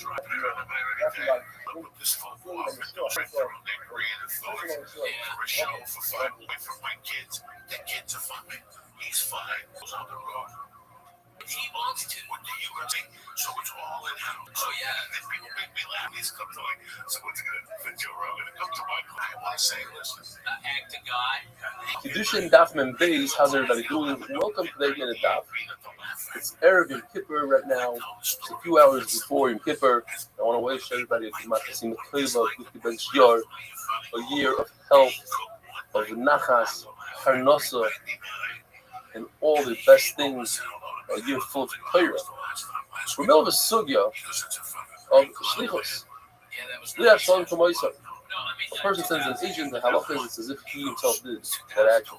According to Rabbi Yonason, that learns from the pasuk in Korban Pesach, the Shachatu, that the pasuk is coming to say not the idea of shliach, but rather that all of Klal Yisrael could be yotze from one single animal, even though it's impossible to give each person a desires.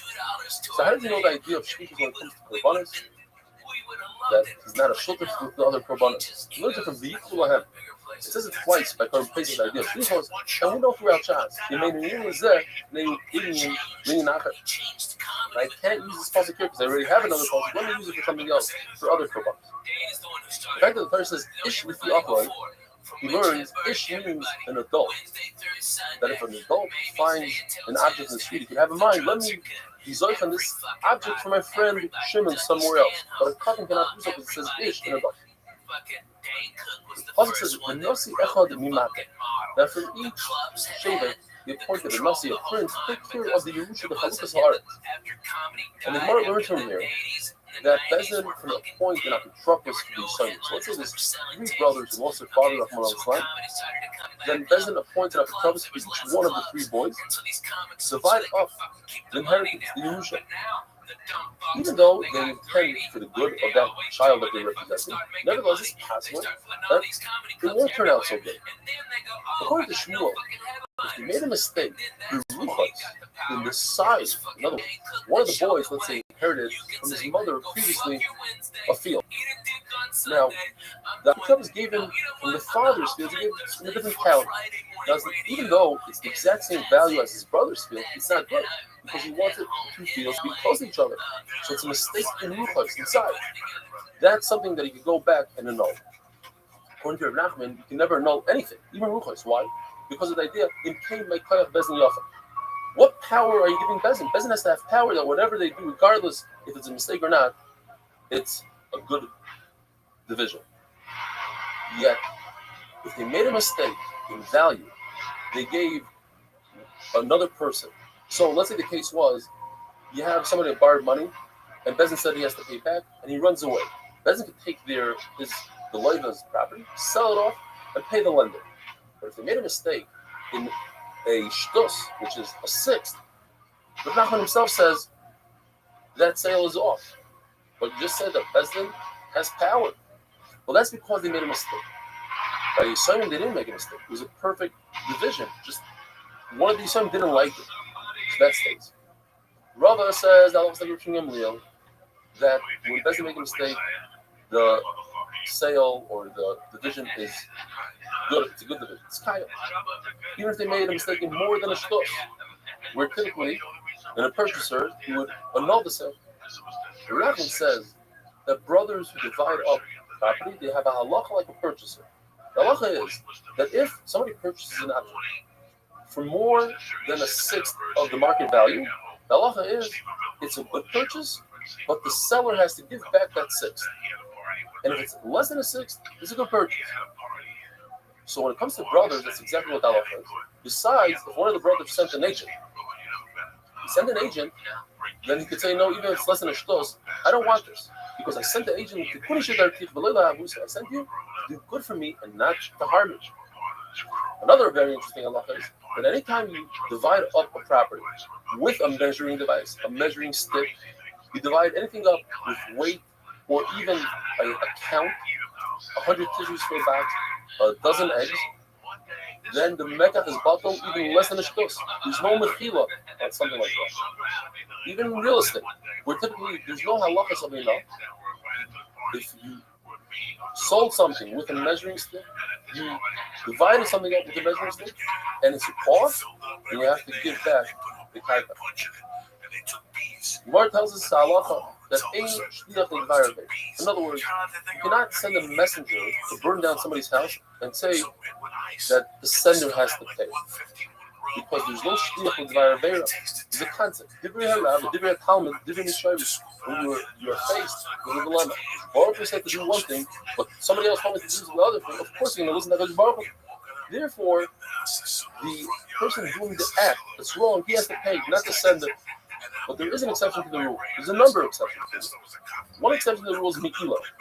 If a person uses money from the Beis Hamikdash unknowingly, he's chayav and has to pay a fine. If he sends a messenger to do it, then the messenger is not chayav. The one that sent him is chayav. So why don't we learn the whole Torah from Milah? Because it's not just Milah, it's somewhere else. It's shlichus yad as well. We'll explain what that is. But before we explain, once you have Milah and shlichus yad, it's shnei ksuvim. It's two ksuvim that say the same exact halacha. They ain't allowed, you can't learn out for the rest of the Torah. What's shlichus yad? Shlichus yad means if I give an object to somebody to watch, he becomes a shomer, a watcher, and he's part of the Neva Aveda unless he uses that object without permission. Not only that, if he sends an agent to use that object, then the shomer, the original shomer, he's responsible for Neva Aveda. So you see this idea only in two places, Me'ilah and Shlichus Yad. According to the Shanaga, they say that you're highest in Shlichus Yad, in the word Devat, that you're highest even thinking about using that object. So now you can't use the Shlichus Yad as the same person. So they learn and that is, if a person steals an animal, and he goes ahead and he shucks the animal, or he sells the animal, he's hired 4 times that animal, or 5 times that animal, depending if it's a sheep or an ox. If he sends somebody to shech or to sell for him, he's chayav, not the shoichet or the seller, and that's the second pasuk. But Ein Melamdim, Rabbi say, have a wonderful day, have a very meaningful Yom Kippur. Be'ez Hashem, we'll see you after Yom Kippur. She used to drink a Bloody Mary with a Heineken in it. Makes a Bloody Mary. such a spink. Such a spink. She fucking sell it. She could just fucking break it, put it in a drink, and eat it while she was talking to me. But you have to appreciate this. Kedushin Dafman Gimel, how's everybody doing? Welcome to Beit Shah. Yesterday we had Yom Kippur. Have a good Valdik year. Rabbi said a little bit sugya of Shluch Shalom Rabbi said. I appoint a shliach, an agent. He just fits right in as if I did it. The Gemara says, typically speaking, I cannot send somebody to do an idea for me. There are exceptions to me. And one of them is Me'ilah, that we said yesterday. And today we're talking about Tvicha U'Mechila. And that is if a person steals a sheep or an ox, and then he goes ahead after he steals it and he sells it, or he shechs it, he's chayav 4 or 5, depending if it's an ox. If it's 5, if it's a sheep, he has to pay 4. The halacha is that a person who sends a shliach, you shech this ox for me, the shaycha doesn't have to pay. The ganav has to pay. Why? Because it's just like Mechila. When you sell something, you need a party, 2 parties. You need a purchaser, you need a seller, so too by Tvicha. But here's the concept of gay shliach with by the way. Here's a case where I send a messenger and the sender has to pay. Shammai holds, and we say a lashon and we have to explain it. But the person sends somebody, he hires a hitman to kill somebody. The one that hires is chayav. What does he mean chayav? So one shot is, Shammai will hold that it's shnei tzibim ba'im te'achad u'melamdim. Typically speaking, when we have 2 tzibim that say the same halacha, in melamdim. But in this case, Shammai will hold it in Yehuda, and melamdim. Yeah, Me'ilah and Tvicha, 2 tzibim say the same halacha that yesh shliach v'dvar, and we learn for the rest of the Torah yesh shliach v'dvar. The problem is, there's another pasuk that Shluch quotes, and if you take a carbon, like an oil, instead of shucking in the Beis Hamikdash, you shuck it outside of the Beis Hamikdash, you are the sender. The sender is not chayav. The guy that does it is chayav. Why? Same shliach v'dvar. So we have 2 tzukim on this side, on the right side. We have 1 pasuk on the left side. Which one do we learn from? Well, Shammai won't learn from Shluch because they don't darshan the word hu. What does it do with ahu? We say that when 2 people shech the same animal, they hold on to the same knife, they shech the animal outside of the same English, they're potter. Also, they say that it's a shaydik, oinus, or a mistake, potter. You can also explain what Shammai meant to say, is that, yes, when it comes to murder, the sender is high. It's a special halacha by murder, because it says by David HaMelech, he sent Uriah to the front line, and Nosan HaNavi accused him of murder, even though he didn't murder, David HaMelech didn't murder, Plishka murdered him. Also, Yarakto b'chayr b'nei Ammon, knew the murder. According to Chachamim, David is not high at all, because Uriah was a murder of the Malchus. He used the lashon of Adoni, not to the king. In front of the king, he said, Adoni, my master, it's somebody else. So for that alone, he's chayav misa, so David HaMelech is potter for killing Uriah. Another shot is that Shammai meant that if you hire somebody to kill somebody else, you're chayav. What does it mean chayav? You did Shammai. So what does Hill say? Potter, obviously not. Hill would say you're chayav not for murder. You're chayav for something else. You're chayav for murder. Shammai says no. When you get up to Shammai, they're going to dine you as if you're a real murderer. It's a real strong Aveira. Lord tells us, even if you say that according to Shammai, that somebody sends you an agent to do something, it goes back to the sender. That would work in all of the Torah, like Shabbos and Zor, but not for Naveira, like Arayis and Chayla. So we never found anywhere where a person benefits and enjoys an Aveira and somebody else pays for it. So there's a sheet in the Gemara that according to Vasilo, if somebody sends 3 people to be Meshadish a woman, they cannot be agents. This is a sugya of shliach and an agent be Meshadish a woman, looking to an aid and test if this woman received kedusha. Yes, this malva came back by who? By myself. Could a shliach become an agent? This is another shita. Bottom line is, we pass them, know that the soul, we always pass them with the soul. Either way you cut it, we're going to have to say that the soul holds. Also, who's arguing the soul ever, also holds shliach nasa. The same halacha applies to Kiddushin, that a shliach becomes a maid, and the same halacha would apply by Mamonis, by a loiv and a malva. At the end of the day, there's a new concept that we haven't had in a while called shvuah assassins. And that is, in addition to the regular shvuah, when a person admits a partial claim, he has to make a shvuah. Even if he denies the entire claim, he has to make a shvuah assassin. Therefore, an agent who brings money to a malva, and he says, and later on testifies that he gave to the malva, we don't believe him because he's biased. Because if he would say that he gave back to the loiva will invoke the shvuah assassin. And now, a person doesn't want to make a shvuah. He might be a ganav, but he never wants to make a shvuah. He'll always say that he gave it to the malva, and the malva cannot invoke the shvuah assassin. Therefore, he's biased, and now we don't trust him. Derech Hagav, Rashi says this comes from the halacha of and that is, a storekeeper sometimes extends credit. So if an employer tells a store owner, I want you to give my employees credit, that's how I'm going to pay them their salary. The store owner says, I gave them credit. The employee is saying, we never received it. So each one says to the other one, I have nothing to do with you. The one that owes me is the boss. So they go to the boss, both of them make a shvuah. The store owner and the employee make a shvuah, and the boss has to pay both of them. So that would be the same idea by us, that the agents have to make a shvuah, and at the end of the day, the loiva they have to pay. Chachamim holds by a get of a naira amurasa, and that is, if there's a girl who's either a kana and even a naira who's between 12 and 12 and a half, and she's only engaged, not completely married, the first stage of marriage, naira amurasa. So, Chachamim holds she could receive the get, in addition to her father receiving the get for her. Even though she's in her father's domain, she can still receive a get. Rothschild takes that a step further and says, just like you say that you can receive a get, you can also receive a Kiddushin, because Kiddushin and Kiddushin are the same. You not to the high, so whatever you do by get, you do by Kiddushin. Whatever you do by Kiddushin, you do by get. According to Rabbi, to know there's a distinction between Kiddushin and Kiddushin.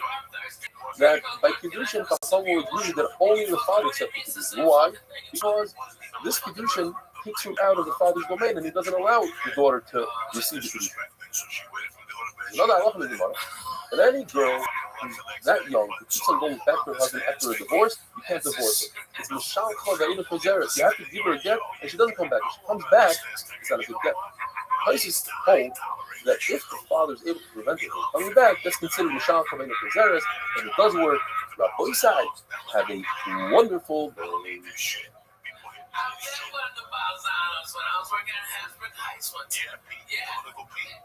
So the next morning she woke me up again. She's like, yeah, I cooked something. She said, but let me tell you something. She goes, get up. And she got up. She going out. I was like, oh, fuck. And she goes, first off, I'm sorry for putting my hand on you. You're too old for me to be hitting you. But number two, she goes, I just... Kiddushin Daf Mem Dalet, how's everybody doing? Welcome to the 8 Minute Daf. So in the middle of a machlokes, the halacha is by get that if your father has a young daughter, and she's married, not only does he receive a get for her, but she could also receive it. And we had a machlokes yesterday between the different. What about Kiddushin? Rothschild says Kiddushin and Gerushin are the same, just like she receives the get, she receives the Kiddushin, and Yevon says the different. What if she's engaged? Receive Kiddushin, her father receives Kiddushin, and then her husband or cousin dies without children. So she becomes Yivama, she falls to Yibam, to the other brother. Goes one of the children and wants to give her a ring that's called Maimer, because it only is effective with the Rabbanon by Yivama. So that you need the consent of the father. But if she's a Nara, she's 12 years old, you don't need the consent of the father. Why not? Why is it different? Because Midoraisa, she's a skuka. Skuka means there's a bond, she's attached to the Yavam somewhat. The Yavam is only finishing it off with this ring. So for that, you don't need the consent of the father. Either if you falls by a get. He argues on Chachamim, like we said before. He argues on Chachamim that the girl cannot receive a get. Over here, it'll admit that the girl could receive the Maimer because she's already skuka. Some say that according to Chachamim, a naira doesn't need the das of a father by Maimer because you consider Maimer something that could be done even forcefully by father. Why? Because Rabbi holds that could be done forcefully. He compares Maimer to the regular act of Yibam. Just like Yibam doesn't need the consent of the Yibam to be done by Torah, so too the act of Kedushin, even though it's the Rabbanan, still can be done by Torah. Chacham say on the other hand, that no, the act of Maimer is like a regular act of Kedushin in a regular woman. And for that, a woman needs her consent. So too Maimer. The Gemara goes on to tell us that our Mishnah, even this part of the Mishnah, is Reb Shimon, based on the end of the Mishnah, which we're going to have on Daf Memvav. You see, this is machlokes, not a Memvav, but it's very similar to Memvav. I'm just going back to the original machlokes. If a person takes 5 collaterals from 5 different people, and he swears, now typically if he swore to one person who is found to be a liar or to be an asham, over here he swears to all 5, and he lies to them.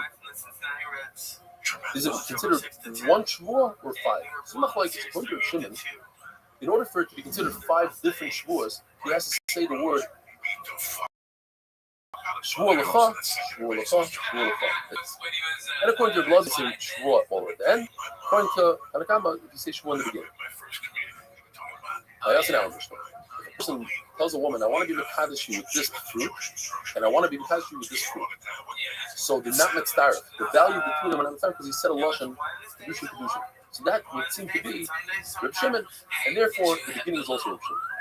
The Gemara tells us Reb Shimon, however, also holds over the Yehuda. The Yehuda, which you mentioned, holds that a girl cannot receive kedushin by herself. Only the father can receive kedushin for her. Now, it says in our Mishnah, it's mashma from our Mishnah that only the father can be kaddish, not the girl. At the end of the day, the Gemara tells us the halacha is a good deal. How do we know this? Because Ravan came out of the Bismarck and he said, in the Bismarck, everybody passing like a bear's man, and the Shlokish put up there and he screamed like a crane. He was screaming, the yachts of a haisi, you have to compare Kedushin to Gerushin. Nobody cared. In other words, when it comes to Kedushin, only the father receives the Kedushin, not the girl. The Gemara goes on to tell us that when it comes to get, a nara, a girl who's 12 years old, Simanim, is like the extension of the father's hand. She's not a chotzer, she's a yad. Why? Because if it's a chotzer, it only works if the person, the girl, will be sleeping, tied up, and you watch him like you have by a slave. And obviously the girl is not any of those, and therefore she can't accept it as a chotzer. She must be, she's accepting the get as a yad. However, even though she's an extension of the father's hand, she cannot make another shliach. Because a hand doesn't have the ability to make a shliach. You need dash to make a shliach. We have a sugya that we're going to go into tomorrow's daf. A kana, a minor that did not ask permission from her father to get engaged, she became possessions on her own. So the Gemara tells us she needs a get because perhaps the father agreed to this condition. And she also needs something called a meal. She needs to refuse this condition because maybe she didn't accept the condition. So if she didn't accept the condition, why does she have to do it? Or, I'm sorry, the father didn't accept the condition. The answer is because this act of meal shows that it's not a real condition. It's only the Rabbanan. And we want people to know that perhaps there's nothing going on here. And if this individual got engaged to her sister, people say, well, look, it was a get. It's that engagement to the sister is nothing. Anybody can marry her. And in fact, no one can marry her because perhaps the first girl is not the possessive and the second one is. We need to show that the first one might not be the possessive, so she doesn't win. And therefore, people will be careful with the sister. And the Gemara tells us this halakha takes place by shikfu. When there's a shidduch, in other words, then we can say that the father is rita. We spoke about it, it's discussed. According to Ula, the Gemara says, a girl who gets engaged without the father's consent doesn't need a get and doesn't need a museum. It's a big fat zero. And either the child is talking about no shidduch, or some say even Ula's talking about even in the case of a shidduch. Is that we found that she got engaged to herself, according to we know we must be safe. We're talking about a Yisrael B'chayah. In other words, she's already married once. Then, because she's married, she leaves her father's woman completely. The second time around, she got engaged to herself. This that we find that a father sells his daughter to an almana. How's that possible? Must be talking about that he sold her as an almana, and the master married her. So he had some sort of consent to the marriage, but it's not really as if he married off and never received anything, and therefore he's able halachically to sell her after she was already married. The boy side. Have a wonderful day. Yeah, he always had to hit the cutoff. That was the story. So she's going to the jiggling. Oh my God, that's the Here's the deal. The guy would go, I got signed on right field only. So he would have to run past her. If she would sit there and he ran past her, she would lose. Kiddushin Daf Mem Hey. How's everybody doing? Welcome to the 8 Minute Daf. We're talking about a case where a katana accepted Kiddushin from the Chasam without the father's consent. And then unfortunately this Chasam passed on to the next world without any children. So if the Kiddushin was a good Kiddushin, then she would fall Yibum. So the halacha is that she is required to do chalitza, because perhaps the father agreed to this, and then midaraisa she falls Yibum, even though it's only erusin. But she doesn't have to refuse the marriage, because everybody knows that a sister of a chalitza is only awesome to Rabbanan, and if somebody goes ahead and marries her, let's say Yavam, would marry, everybody knows that the Kiddushin is good Kiddushin. And we'll explain. Because if this Yavam guy goes ahead and gives this katana, the original katana, gives her a ring, that's called Maimon. It's Kiddushin only with Rabbanan, and because we require that he gives her a get for that Maimon, that becomes a problem. Now people think, hey, they were married midaraisa, why did he have to give her a get? And it's possible it's midaraisa if the father agreed to it. It's also possible that they're not married at all, that they have no connection because the father didn't agree to it. So therefore we require her to do a meal. That meal shows that there's a problem. The meal is only the Rabbanan. So people will be concerned and they'll think that if the Yavam got engaged to this kind of sister, instead of them thinking it's nothing because he's completely married to the first one and he can't be married to the sisters, they say, you know, maybe he wasn't married to the first one at all. And therefore, she's the Ishasish, and nobody will marry. According to Rabbi, we're not concerned that maybe the father agreed if they made a deal. Let's say two fathers had a discussion. I want my son to marry your daughter. Now, when it comes to a son, it's a lot worse than a daughter. My daughter, there's a possibility that our father sees his daughter get engaged without his consent, and he's happy with it because Kavla can do But a boy is always in a diet. He wants to make sure he doesn't want his father to marry him off. So therefore, in that case, that a father marries off his son to somebody else's daughter, you don't even need to get. Another halacha, if somebody gives a young girl without the father's consent, these are a bundle of vegetables in Kaddish. According to everybody, it's not a Kedusha. That's a bizarre. If he's a Kaddish in a marketplace, it's a bizarre. The Gemara does this story. There's a couple who had a big argument. The father wanted his daughter, who's a kind of to marry his relatives. Oh, my relatives are the best. The wife says, no, my relatives are the best. I want her to marry mine. At the end of the day, the father was mevater. He agreed to his wife, okay, let her marry yours. Let's make a big party. Before he even engaged, during the party, the father's relative went ahead and Kaddish her. So Rava says, in this particular case, because they made a big party, nobody wants to lose a party like that, so therefore the Kedusha is not good. Rabbi says, no matter what, once the father told the wife, let's marry off our daughter to your family, She'eris Yisrael Yasu Abba. Jews don't lie like that. And he'll never intentionally agree to it behind his wife's back. We know that marriage has two stages, Kiddushin and Nisur. If the father agreed to the Kiddushin, stage one, the money part, the ring, and then he went off overseas to do some business, and the girl lost patience and she married the chassan without her father's consent. According to everybody, if she dies, the chassan doesn't get married. She stays in its proper place, goes to the father.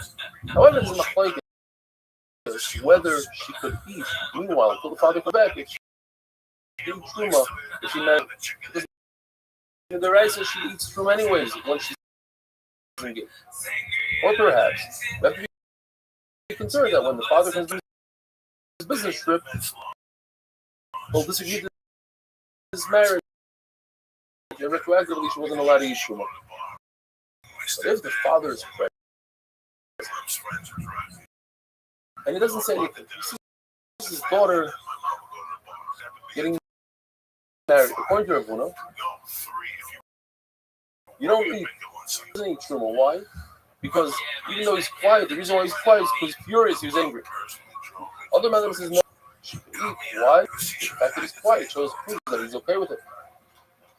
But what if even the Kedushin was against the father's will? And he's here, he's watching this. Because nobody's going to be quiet. Why he's quiet is because he's mafkir his cause. He's agrees to the whole thing. And Rabbi Sai, have a wonderful day. I don't want to see that. I don't want to see that bell. I don't want to see Broski stop. As long as I live, I swear to God, I don't know what I hit. My mom used to get superstitious against certain things. Okay, so now the bell that carried her throughout the whole baseball. Not only that, the bell. Kiddushin Daf Mem Vav. How's everybody doing? Welcome to the 8 Minute Daf.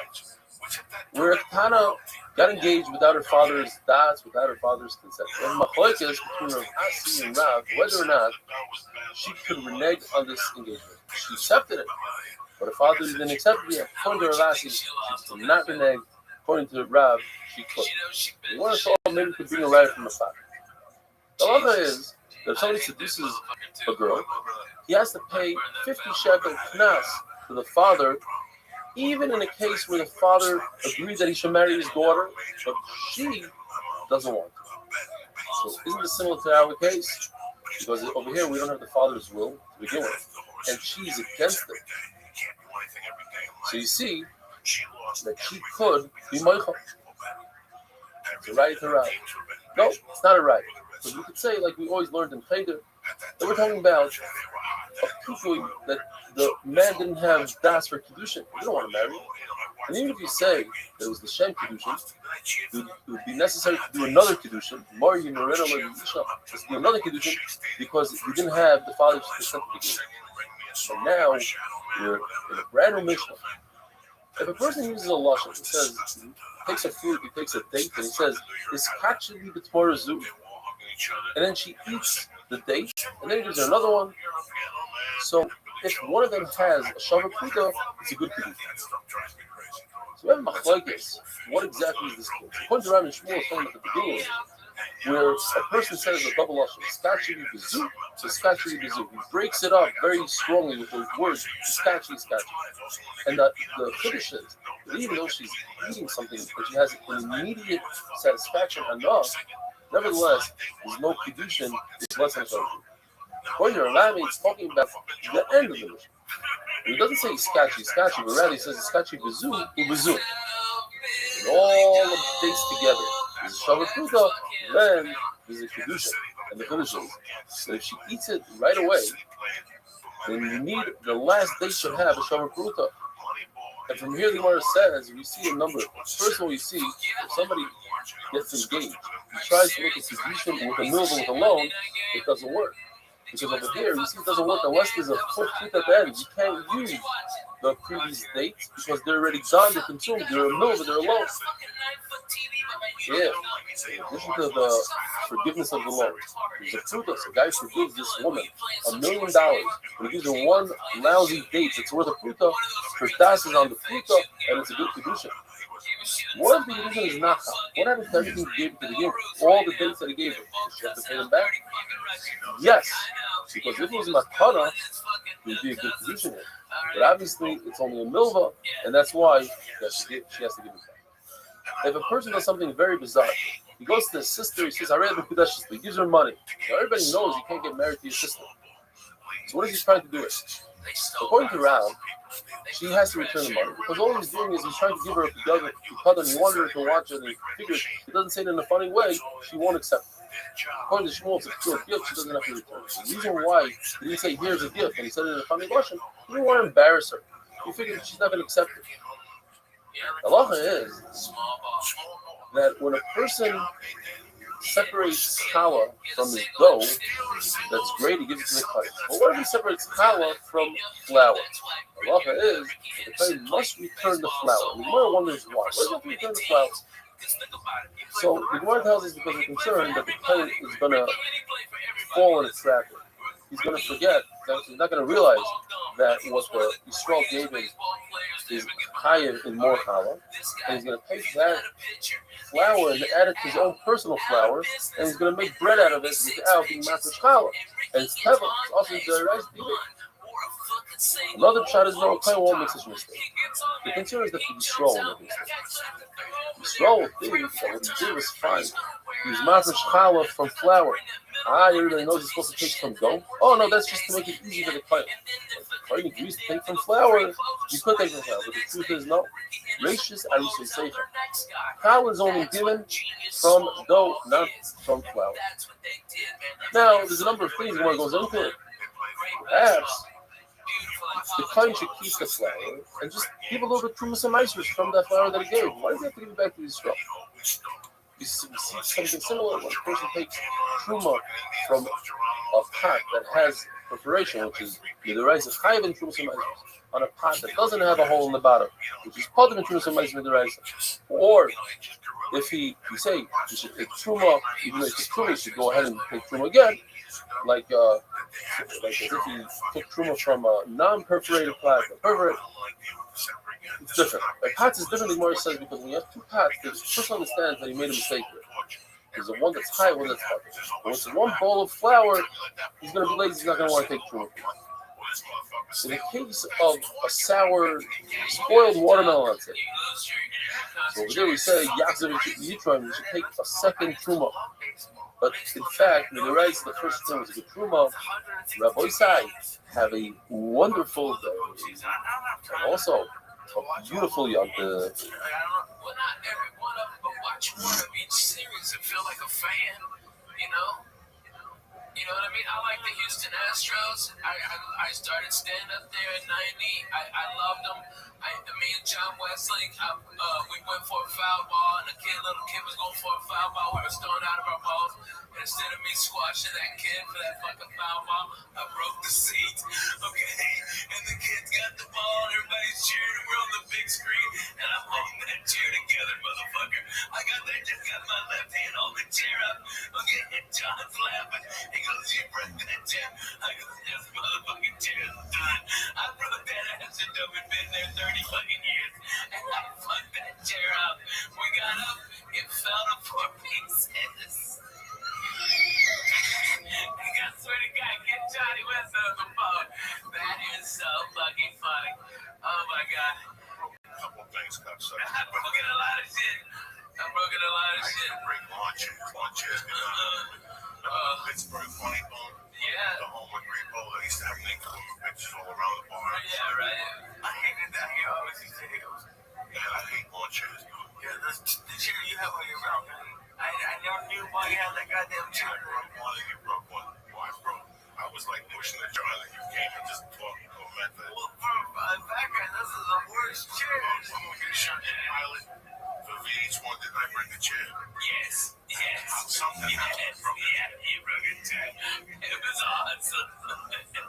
Oh my God, that's so fucking funny. Chair broke. One time with sleep apnea, chair broke in Miami. Dude, you broke Gavin's toilet. Remember, you went in there and you just sat down too hard and you broke that fucking toilet. And then you made the slow creep. And water came out and flooded Gavin. And Gavin got out of his, because you were sleeping in my mouth. And then you're like, fuck him, I'm going in here. I broke it. That was classic, dog. I heard that thing snap in 8 ways. When you're a fat fuck, it breaks you sometimes without even knowing. It's the most embarrassing thing. Like a fat fuck saying you break a ton of shit. Clothes. I broke clothes. I remember one time in somebody's car in a Jeep they had, I went to get the handle, and I went to pull up and have the fucking hood down. Oh, man. Stop being a fat motherfucker. Man, ain't nothing easy. Let me do some shout-outs. I'll get the fuck out of here. I'd like to thank Mike and Mary Johnson at Unique Bows. Thank you very much for the bows. We put them on a little there for Halloween. Thank you for listening. Rusty Shackelford, Dead Squad, Dallas, and the rest of you. I love those guys, man. Sandman, Benito Munoz, Sean Cappuccino, Jimmy Carroll, and Kirk Brooks. You know who I know is watching? It's my man D in Colorado, who's a cool motherfucker. I know D in Colorado, that motherfucker's got weed 15 foot tall. 15, the biggest ass bud. Dude, he's a great guy, man. That guy's cut from rare. I just talked to him on Twitter a couple days ago. He's a good Yeah, he's a good dude, man. He's a good dude. Yeah. What's up with you, Tarzan? I'm going to kettlebells tomorrow. You stay ready jitsu and I'll bust it. Sounds gonna kill us. Let's do it. Let's fucking go. I got shit. I got to take headshots on Wednesday. Yeah, I'm going in and out. Alright, you fucking gonna get real. Okay, we're three fat guys. You're gonna talk about workout sessions then. We were talking about fucking assholes. Breaking bad. I better bet, motherfucker. That's what I did. Fuck breaking them. Buy the best. Bro, he wants me to flip over my back. I can't do it. I've never in my life been able to do it. He's like, I'll just do it. I'm like, yeah, but it's never gonna happen. Just fucking go there and do the best you can. Don't worry about doing nothing. Oh my God. I know, it's easy. Okay, I can't believe I can join this conversation, but I can actually and be relevant. Holy shit. Okay, I've been trying to limber up and like, because I'm traveling so much it hurts. And so my doctor, as part of, I broke my wrist, just said, as part of my physical therapy, go to yoga, okay? So I'm having this one-on-one with this yoga instructor, okay? I'm going down and I got my legs spread as far as I can, and the fucking yoga mat split in the middle, and my ball hit the fucking floor, and I almost passed the fuck out. My fucking thigh have been killing me for 3 weeks. Dude, I swear to God, I did the full splits like I was trying to block a goal. It was the worst.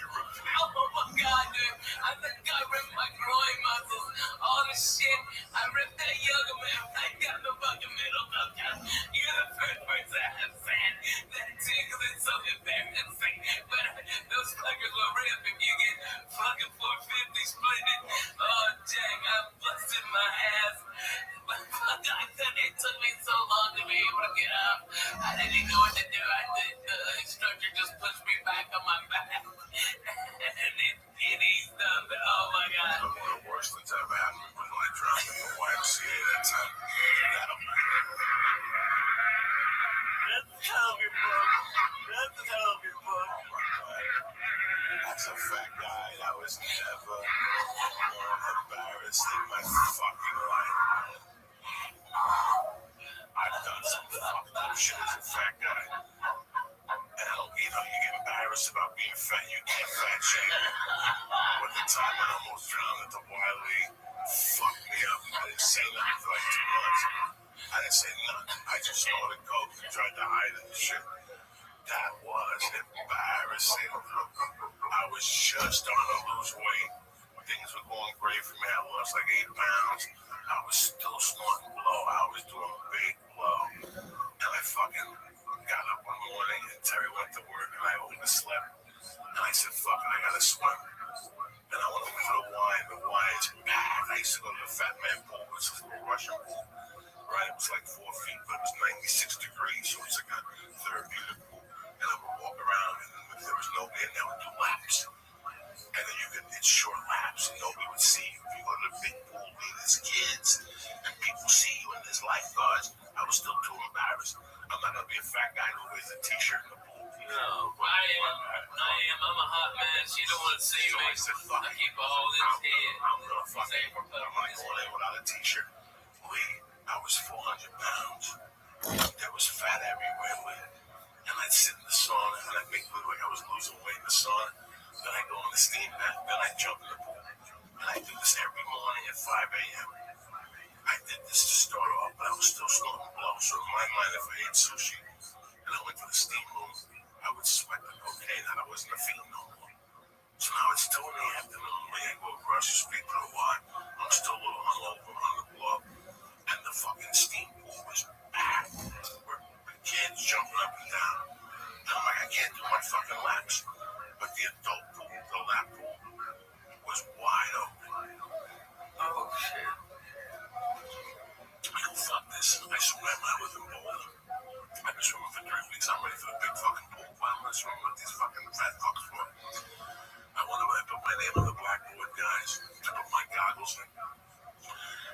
deep end, I jumped. Just the cold water hit me, bro. It just shocked my body. Just shocked my fat little body. And then I'm trying to swim. I'm swimming. I'm putting everything I can. I'm turning my head. I'm remembering my form. And I look up, and I haven't even moved like 5 feet. I'm fucking sideways. But by this time, I'm out of air. Like I was smoking 2 or 3 packs of cigarettes a day. I'm dying. I'm 10 feet out. But I can't swim back. And my feet can't take it, so I'm just holding on to the rope. And people are swimming by me. They going, come on, let go of the rope. Come on, swim. And I'm like, I'm dying. I'm trying to get to the shortest distance was this way. If I swam vertically to the fucking wall, I'd never make it. So I had to swim this way. So I pulled myself like Spider-Man. And I get to the wall, and I'm huffing and puffing, guys. I'm like, guys, I was fucked up. Seriously. That's when I realized this has to end. And I'm holding on to this, and I can't kick no more. And I'm out of oxygen, and I'm holding on. And I got my fucking chin on the thing, just holding me. And some kids are like, Mister, are you okay? And I'm like, no, I'm not okay. Help me. And they're like, come on, pull him out. And all these little kids get together, these little Mexican kids. And they're trying to pull me out, and they can't pull me out. They're like, 1, 2, 3, pull. And they're pulling, and I'm turning purple. I'm not breathing. I don't even know if I'm breathing through my nose. I'm starting to panic. People are starting to circle and look around. And these little kids can't pull me out. They're like, fucking ring the buzzer. And they ring this buzzer. And it's going, right. And all of a sudden, this chick gets on the thing, and she turns this thing around. And they're actually going to make me listen to this. They couldn't get me out. So they were going to fucking drop a hoist into the pool. And they wanted me to swim into it. And they were going to pull me out like a fucking whale, like orca. And by this time, there's 50 people watching me. You have any idea, Lee, how embarrassing that is? I got kids that by my stomach. Lee, I'm purple. And they're like, swim to the middle. Get to the middle. And go in and we'll drop the hoist. And the hoist will pull you out. And then we'll bring it to the side. Lee, by that point, I'm so fucking embarrassed. And now, out of the corner of my eye, I see ambulance tech workers running in with a fucking mattress. Like I got shot in Vietnam. And something made me put my fat little foot over. I just went, and my fat foot got over the glove. Oh my God, that thigh must have weighed 1,000 pounds. And I fucking pulled myself up and I rolled down like orca. I just rolled down to the pool. I got up, and I got up right in time as I went to the fucking door. The 3 ambulance workers were running in. They're like, where is he? Like, that's him. And I just walked right past him, dog. Rule number 1, don't stop and don't sign nothing. You don't need to get checked out. Mind your business. You're fine. You know, as long as you get to your car. I gotta be honest with you. I think there's a thing called secondary drowning. Look it up, Lee. It happens. You just take a little bit of air, a little bit of water in your nose, and it gets down your actual windpipe, and it can be a very small amount. You don't have to have this deep, long thing. It's a secondary drowning. Look it up, Lee. Explain it. That's what it is. That's what I thought you had, because I swim all the time, man. You know, we belong to that tennis club. People invite you to come up there like little white people and let's have a goddamn party. Okay, you're telling 8 days of fucking here. I'm calling that out. Let's go. Okay. All right, next summer. No, that next summer. Stop. Come on. We got the whole holidays. We got the holidays coming. I'm gonna smoke turkey. I'm trying. If you could team to me, all right, trust me, I got problems, okay? Yeah, I'm fucking Jay-Z over here, but I got 100, all right? We don't have problems. Word to that. But you know what? She's fucking being so great. It's so, freeing for both of us. And I still love her. I'm in love with her. I love my babies. And that's why, this wasn't an acid trip night. You know what I mean? It could have been. But it just simply wasn't. I got real shit to do tomorrow. I got 2 beautiful babies that love their daddy. And I've been getting so much bullshit, about me and the wife filing for divorce. Truth was, she was just responding. They only check LA records. She was already, I had filed on her like 10 days before, okay? And so there was going to be this big jurisdictional battle. Then my lawyer in Tennessee goes, you're going to spend about $150,000 just fighting over what state we're going to have the divorce in, okay? Not counting my money, all right?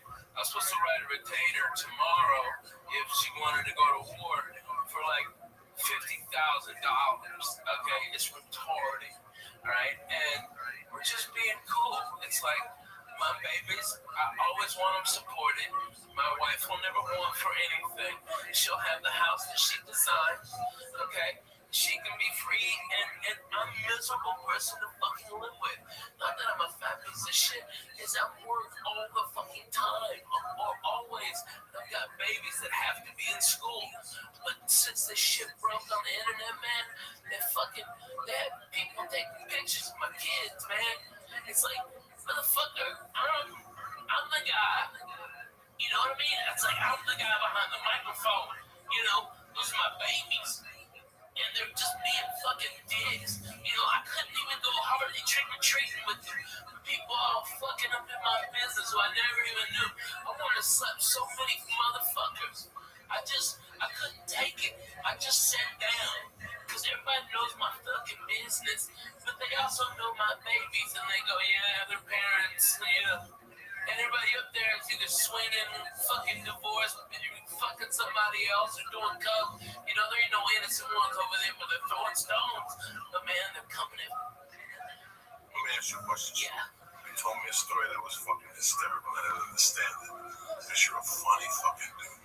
Whatever's going on in your life right now, Ralphie, with your children, the people in the church, we love you. And I know. I got your back. I want you to know one thing. Divorce ain't easy. There's two ways you can do this. You want to do this with shotguns and Jews, or you want to do this with it. And that's the way you got to do it. Because you have a career. Yeah. And you want peace of mind. You want peace of mind. Listen, man, sometimes people try. I'm thinking about Rothschild. I don't know anything. Guys, I don't know anything. I just found out that these people broke up. And she's dating a new dude. When does this happen? How does this happen? The singer from No Doubt. She's dating the judge from fucking The Show or something. He broke up with his wife, and she broke up with her husband after 14 fucking years. And they had like a thing today, like, that's Dwight Shelton guy. Yeah. You know, listen, man, people in life sometimes don't. I pray every day that Larry stays in love with me. And I keep it together with her. I pray every day because I know how quick it can go. And the longer you're with a person, the harder it fucking is. And when you have children, it's even fucking harder. So hard. There's two ways to do a divorce. You could either A, go to war, or B, take a fucking few lumps in the head, which you're gonna take anyway. Okay, that's all I'm gonna take anyway. I've taken that my whole life. That ain't no big deal. Either 10 people could hold you down and put a big black dick in your ass, or you could just take a fucking white flag, get naked, put it on your back, turn around, loop your whole asshole, and do what the fuck you gotta do, okay? You know what? A dick in the ass hurts both ways, but I tell you what, it hurts more if you clench it up. She didn't do anything wrong. She didn't do nothing wrong. And you know what? She did help me in my career. You know, the truth is, when I got Last Comic Standing, okay, Jim Warren, dickhead called me on Thursday, go, hey, I need you for an audition in Hawaii working at the laboratory. And he said, come back, I need you here on Saturday. And I looked online, the cheapest ticket for round trip, because I still had to finish in Hawaii. Nobody on that fucking island who could have done it, right? And so I had to come back, and the ticket was like $1,100, you know, and that was 2 months rent, man. That's real fucking shit. Like for a maybe, for a big fucking maybe, and I rolled the dice, and I couldn't afford it. Lana had a credit card that her mama gave her for insurance, and she put it all on there, and that's what launched my whole career. So does she get half? Yes, motherfucker, she gets half. Okay, She should get more than half. She's gonna be drawing a salary from my place. She's gonna be getting alimony like the regular white people because we're Jews. You gotta respect. All right. But babies already have these big things set up for them. They'll never want for anything. They'll never have what I went through. You know. And it's like that's what you want. But now they're coming. It's just so irritating. It's like they're just dumb. These motherfuckers. It's like the internet is a good thing and a bad thing. Yeah, right. The internet is a good thing and a bad thing. I use the internet for certain things. I see people use it for other things, and that's fine. That's what the internet is. It's your expression. But sometimes, if you open up your life on the internet, the result isn't going to be good. It's happened to me. It's backfired. Yeah. But in this situation with divorce and stuff, who knows? And nothing's happened yet. Keep doing what you're doing. Yeah. Try to put the pieces together. Try. Be a father. Listen. The divorce in my life had to be tougher than a prison sentence. I lost a child in the divorce. I lost dignity in the divorce. And to this day, I have animosity. I know that I'm like Michael Douglas in Step movie where he just snapped on the 405.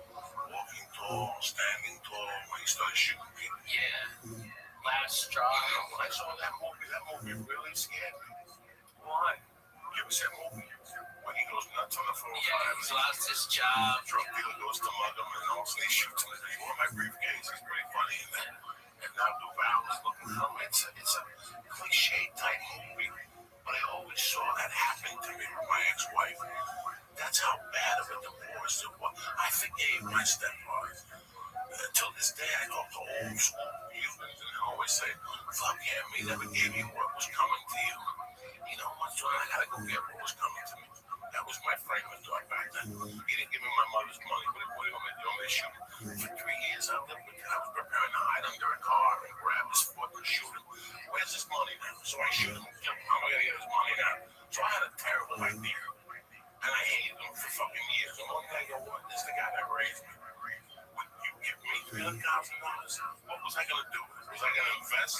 Was I gonna buy a building? Or You'd be dead. I was gonna buy a coca plant or some fucking. Fuck yeah. So in a way, he saved my fucking life, So I forgave him over the years, and I forgave him. That was it. When he died, I didn't go to the funeral. I sent flowers. I went to see his wife, and then she died. But I let it go. I gotta tell you something. I had such I don't have any anger. I have only love. No, I know. I don't care. I would have seen all the numbers. I just love my babies. I have to get another place here, and I hate it. Has nothing to do with numbers. Okay? There's levels of a divorce. When she walked out of the house, she goes, listen, I'm just going to be a mile up the road. You come over anytime you want. Let me just get some space. And I was cool with it. I'm like looking at it going, this is a dream come true. I could work on comedy. I wanted to be a fucking comedian. I just got out of prison. I was doing stiff stuff, and I go, fuck it. I'm going to do fucking comedy. And all of a sudden, it went from one thing to another. I hope it doesn't go that way. I hope you handle it maturely. I love my babies. I love my wife. I hope that the attorneys don't get a hold of this and turn it into something else. I hope that, because that's what happened with me. Yeah. Once attorneys get in legal, once the fine print, there's a fine print. And once that fine print comes out, they say that there ain't no coming back. And that fine print has to exist. It has to exist. The law says it has to exist. And sometimes that hurts, So, you have my love always. I call you every day. Hang on. I know. I send you videos of a little Spanish guy. You gotta knock it out with that, man. It's like, I'm the real deal. I've been through a divorce. I've been through a separation. Guys, it is wrong. I always advise people, hey, keep it together. Keep it together. Well, no, I disagree. If there's no love, there's no love. If there's no love, there's no love. You have love. No, we both have so much love for each other, but it's like, here's the real deal, okay? I have really fucking bad PTSD, and now I'm properly medicated by a probably the best. He's the head of psychiatry at Vanderbilt. He's fucking amazing. He's got me chemically dialed in. I sleep 8 hours. I'm up. I don't take naps. I walk. I feel great. He's done it all. He's fucking amazing. All right. But before I got properly medicated, I was a fucking nut and a complete asshole. Okay. And you know what you do after 2 years of getting on? Elvis class, you should have worried me that day. What question did you have over that? I have a question about this. My parents got divorced when I was in high school, and I actually wish they got divorced earlier. Like they said, like they stayed together because of the kids. Even back then, I thought it would be better just to have like a. Just a tough dude. This is listen, man. Ralphie, I feel great now. Let's get something out of the air. Last Comic Standing is a great show. And it shows a lot of comics to the country and a lot of vice versa. You know what the fuck I'm saying? When Ralphie was on Last Comic Standing, he was already a brilliant headliner. Ralphie was already had a lot of people paying tickets to go see him. This just accelerated the program. Where now these kids become somebody. Ralphie May was already somebody. You follow me? Ralphie May was already somebody. It went from one thing to one thing, Ralphie. I judged it. I was there.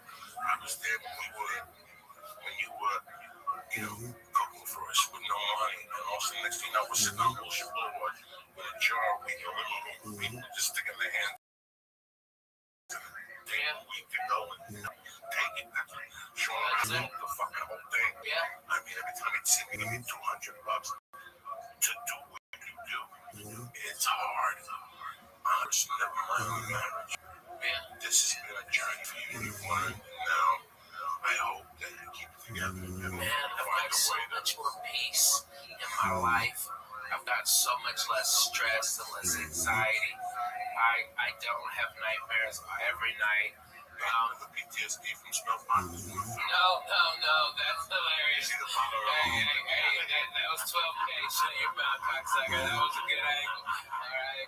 I broke my fucking boat, but hey, I fucking got 12K out of it. Word to the mother. No, it's when I had bilateral double pneumonia and pulmonary embolism, and I had to stay awake for 9 days.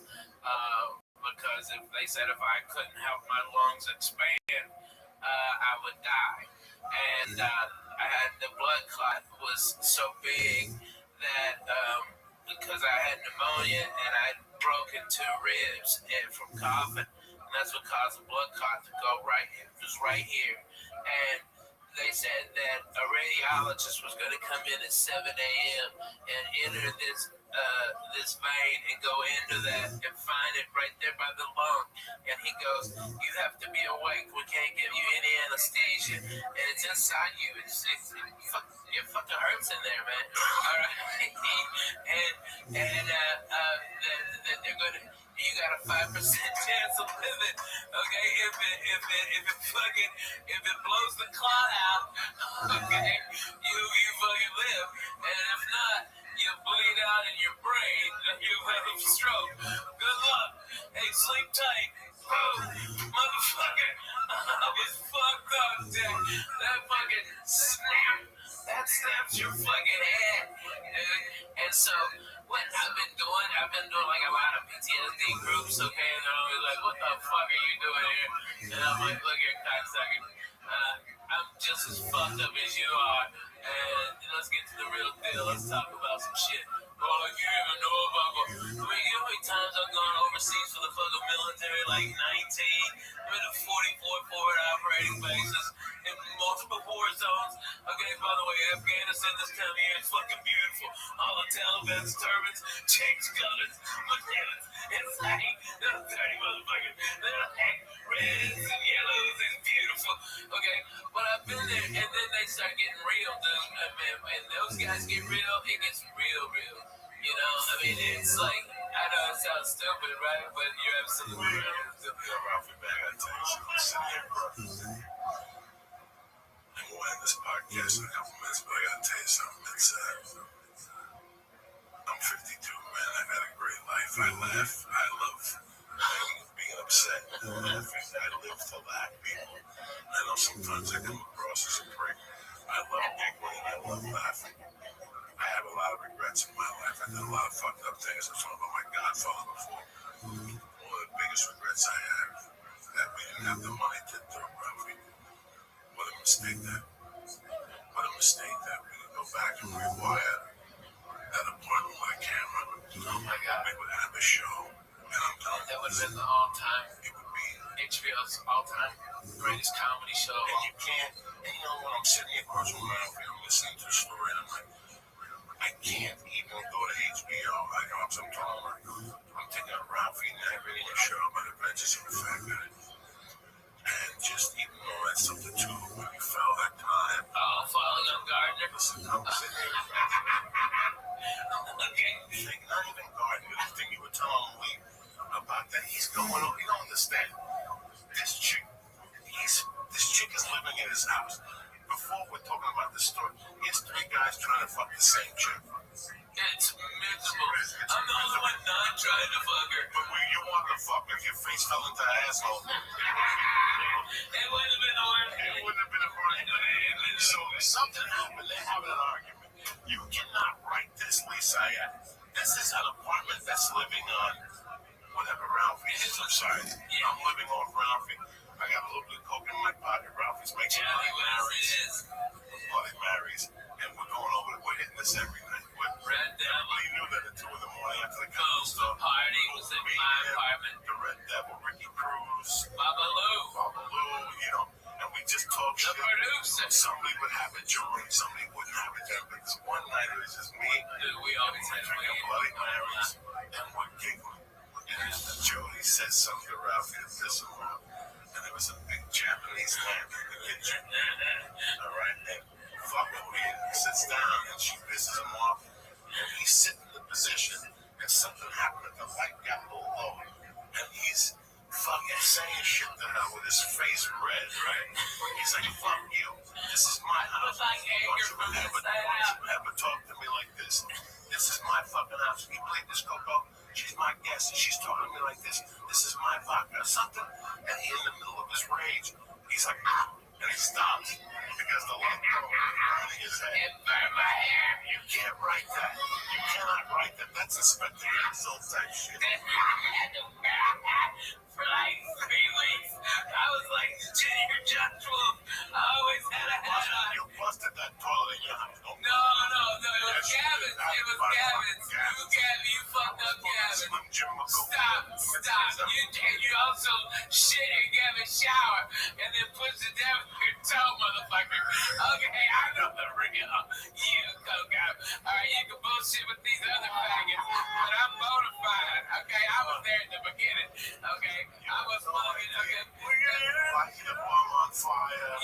Light the bomb. People's pussy in that apartment building had a fucking camera. Oh my God. We would be multi-millionaires. I tell the story tonight. For Shayma there, and she was giving these people, drug dealers wanted to fuck Shayma. Oh, so I left her downstairs in Gavin's apartment with Gavin and the comedian. Oh, and she's dancing. And she's dancing, telling the ESPN story. And I come back at 5, and there's one guy. Horrible impressions. Oh my God, horrible impressions. Oh my God. Every time they get out of Gavin, she's all coked out. I'm so and this Disney bitch like breaks out into like, you have no idea. Like, hey, shut up, bitch. Dance, take them titties out. Okay, that's what she told her. Did you remember that? You fucking told her. Go, yeah, whatever, bitch. Take them titties out. I always love her. I still talk to her when I go to Vegas. Is she in Vegas now? That's awesome. She is so cool. She opens her body. She got a little gig. She's a dude. I bet she might get a fucking man. She's 45. She dances in a cage. She looks like she's like 26. She dances at a fucking lesbian bar. She keeps marrying gay guys by mistake. What? She hooked up with that dude in Alaska. I gotta do this. What? Listen to me. About 15 years ago, I gotta do this shit. She married a gay. Listen to me. I gotta do this gig in Alaska one time. And And one of those people, and I canceled. I got like this stupid TV show, some of NBC, and I had to cancel. And she went up there and met a go-go dance, like a male dancer, and they fell in love. And she put his name on her little pussy. And then they moved back to LA, and they were in love. He was like unemployed, but he always came up with a little bit of money. And she was dating him for like 2 years. They were in love, and then one day she wanted his email. She saw an email from old dudes that he would go to their house in the afternoon and put like a bikini and they would dance for old dudes and shit. They would get like $15 and do that. So she threw him out and shit. She was heartbroken because she always makes fucked up choices. I've told this story before. This is hilarious. Somebody tells me this is the name of the guy that she's got on her pussy. This guy is a go-go dancer for old dudes. And he's smoking meth, so she throws him. She throws him out. I hear about this. About a month later. No.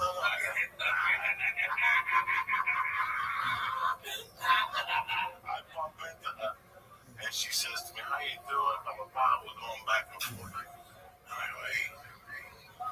I don't know what the guy's name was. His speedo. So how's Mark doing? And she gets kind of sad. She goes, "I'm not with Mark anymore." That's a shame. I go, "Listen, I know this whole dude."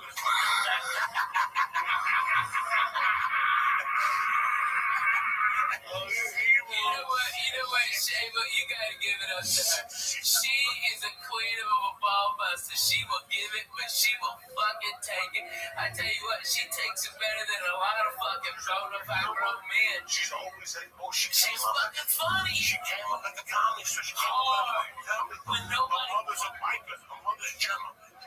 Did you know that? Her mother's like Gemma. She was telling me stories, showing me pictures one time in the house. Her mother's like Gemma. And she's half Arab. I didn't know that. Yeah, she's Arabian. She's like a Jesus. Armenian. She's beautiful. I tell you, if you look at her, you think that she had plastic surgery, and you're like, but you realize it's just natural. She grows. Her and April Macy used to be real fucking tight. 2 pieces of ass. I got together. This is 12, 15 years ago. They go and doing this dirty shows all over the place. And they start doing our Voices show. They got a my face. What was before Twitter and MySpace. They got a MySpace page together. And they were doing all these dirty rooms. And they got Penthouse, Peanuts. But they had something going on in Vegas. They were really trying. And every time you'd see one, you'd see the other. And one day I see Shay. I'm like, "What's going on? What is your bloody shoes? We don't talk about it." So in the back of my mind, I'm like, wow. It's 2 girls. They went for the same guy. It's some girl shit. About a month later, I find out they're on a trip back from the fucking insect. Tiana verified. They're on a plane on the way back. Also, the plane says having engine trouble, and they're gonna die. The plane's gonna go down. Also, we're gonna release the mask. And they released the mask. Only one came down. It was Seamus Banks. Fucking April Macy took it, held it down, started choking.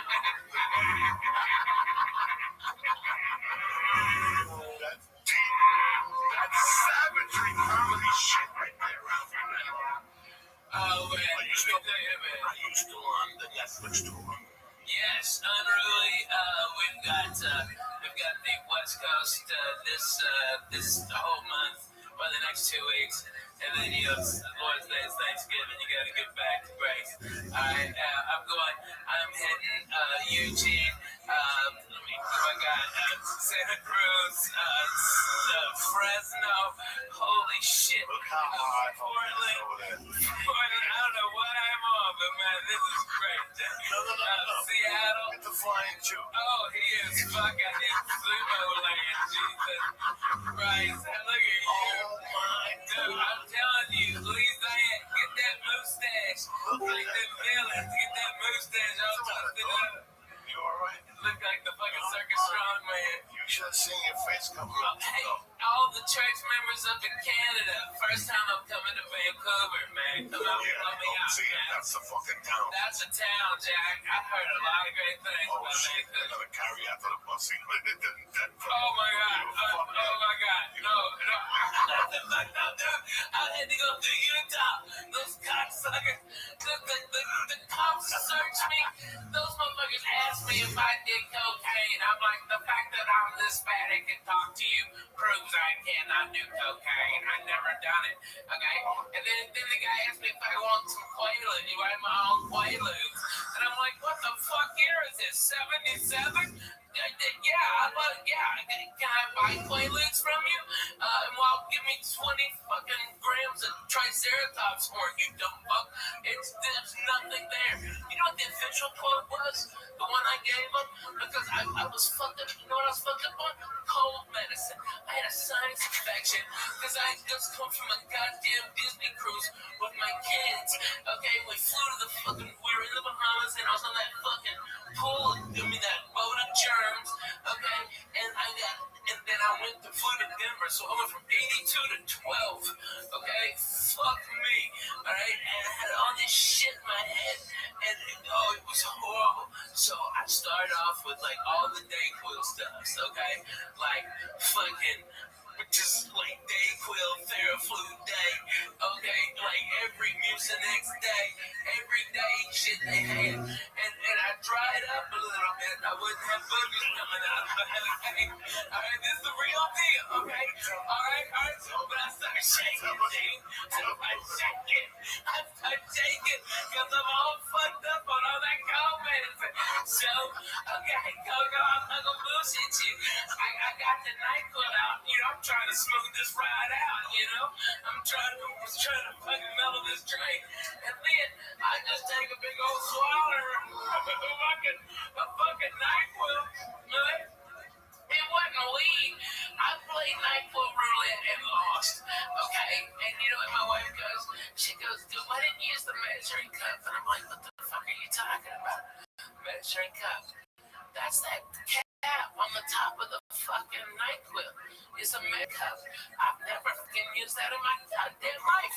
I had no idea. Okay, I just drank it up. You know, I go like 2 shots. Fuck it. Like when you broke.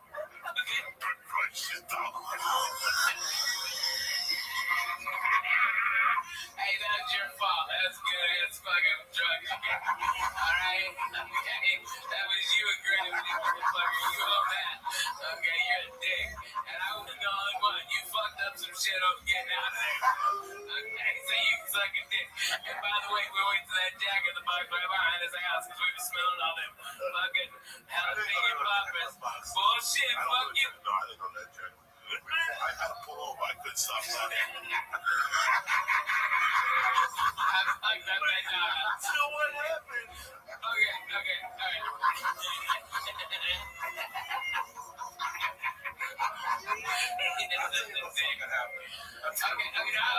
Denver, you get your balls in, motherfucker. All right, nobody want to see that. All right, I see him plenty my life. All right. Christ, you stop. No, man, fuck you. Let me finish this, you cocksucker. All right, because I know you don't believe me, but my wife goes, that's a measuring cup, and I'm like, well, I may be dumb, but you're a dirty bitch. I ain't never seen one in a dishwasher. That's just gross. You like the same cap? That's disgusting. All right, and so I was just like, fucking hit it. But you know what I quoted them? Because they were just making lines up about me. I was like, last thing I said before I hit on stage, I heard was, all I said was, yes, Mr. Cosby, I'd love another cocktail. That's all I remember. And that's just like, go fuck yourself. You get fucked up on NyQuil. Dude, I was so fucked up on NyQuil. You get a bottle of NyQuil, give you a start. That's smoke a joint. It's all over. It's Dude, all. in 92, I played the hip-hop comedy stop. Steve Harvey's and Rashawn McDonald's, all black, and comedy club at a hotel. Okay, and I was sitting back there with these crazy ass, like, I met this guy, and he goes, yeah, my name's Willie D. All right, and he's Willie D from the Ghetto Boys, okay? And then this little ass midget walks over Bushwick Bill, okay? And he's a gangster, okay? I mean, Bushwick Bill was no bullshit. He had knives on him and shit. That little motherfucker cut your balls off. That was eye level to him. Okay? No. Codeine syrup. Codeine, and we listen to fucking slow records. This guy named DJ Screw would do. Alright, but we drink that with 7-Up, okay, or Mountain Dew. Boom, they do a Mountain Dew so they wouldn't pass out, so they just drink that syrup. Alright, and we was fucked up. How much do you pour it? Because I only, like every time I get one, I kind of say, Dude, they poured a lot in mine, okay? They poured a lot, and they shitload, and a lot of us putting that, what's that, the raspberry liqueur, like Chambord or something? They pour Chambord in it too, so you'd have a can, you'd have like grape soda with some Chambord and syrup, okay? And all those fools were doing that, all of them. It was, and it was like, I didn't even know what hit me, okay, because it didn't taste, it tastes like Kool-Aid. And I was like, what? And they called me up on stage, and for whatever reason, it was the greatest set of the 4 years I've ever done comedy. And but I was, I've been smoking weed in the back with this little crazy midget passing because it was so funny to look at a midget when you're on codeine and smoking weed. And like if the midget takes the joint out of your hand, but it's so much infinitely bigger in his hand than it ever did in yours. It's crazy. Like what? Whoa. Okay, it's amazing. But I came in and blew the place apart. Got a standing ovation. All right. But a comic came on stage who hated my fucking guts. That he was trying to be like the number one guy, and he tried to do everything, and I blew the guy out of the fucking water. Steve Harvey told me I did. Okay, it was fucking unanimous, and he starts talking shit about me being fat, like making all these fat shit jokes, and the audience turns on the guy, and then out of nowhere, you see this nickel 45, 1911. 45 caliber come up and go, and in his Bushwick Bill, and he goes, bring the fat white boy back, shut the fuck up, nigga. Alright, and he was about to shoot that man, okay? That's how gangster and fucked up this guy was. And they were like, okay, well, fuck it, we're Rabbi. I had nothing fucking left. What the fuck? How can we follow what you just did? I had nothing at all. I'm like, man, I love those midgets, they always got your back up to here. Alright, and I got the fuck out. I was so scared. I'm like, he's already pulled a gun once. He's gonna shoot me for making a midget joke at him. But he loved it, because he was all fucked up and falling over and shit. It was crazy, man. Midgets, when they pass out, they just kind of like, weeble wobbles, and then they go, okay? Things like that. Okay? You never hung out with them midgets like that? Dude, not me. I like them. They're good people. Shit happens. Word to that great church, by the way. Thank you for having me come. Man, just getting fucked up on cloth. I want to drink black weed we're drinking now.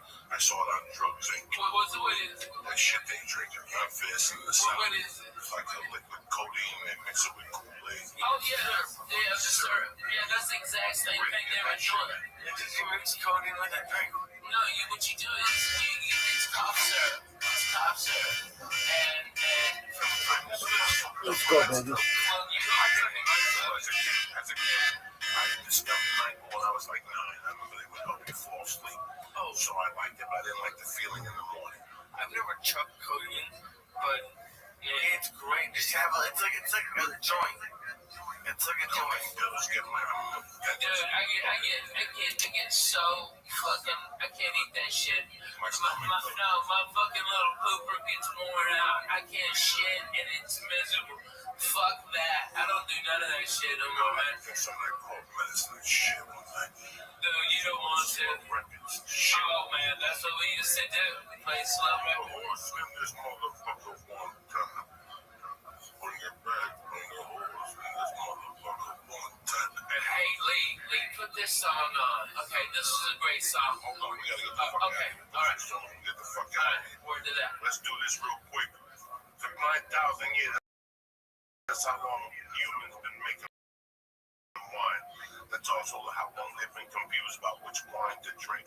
Some people get a headache after they drink wine. I used to get a headache. One time I shoplifted a bottle of wine from Albertsons across Hudson County Park, Louis Cassidy, and I had a headache for 2 fucking days. But for many of us, it's a shopping part that causes a real headache. You got too many choices. which is, you don't know what to do.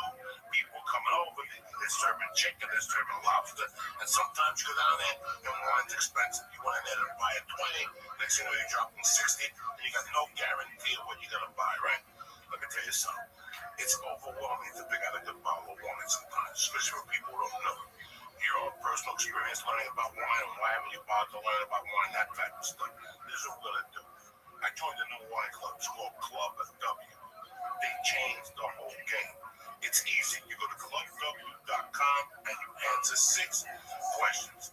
The algorithm, whatever you say, algorithm creates a palette profile just for you. I don't know where the card is right now.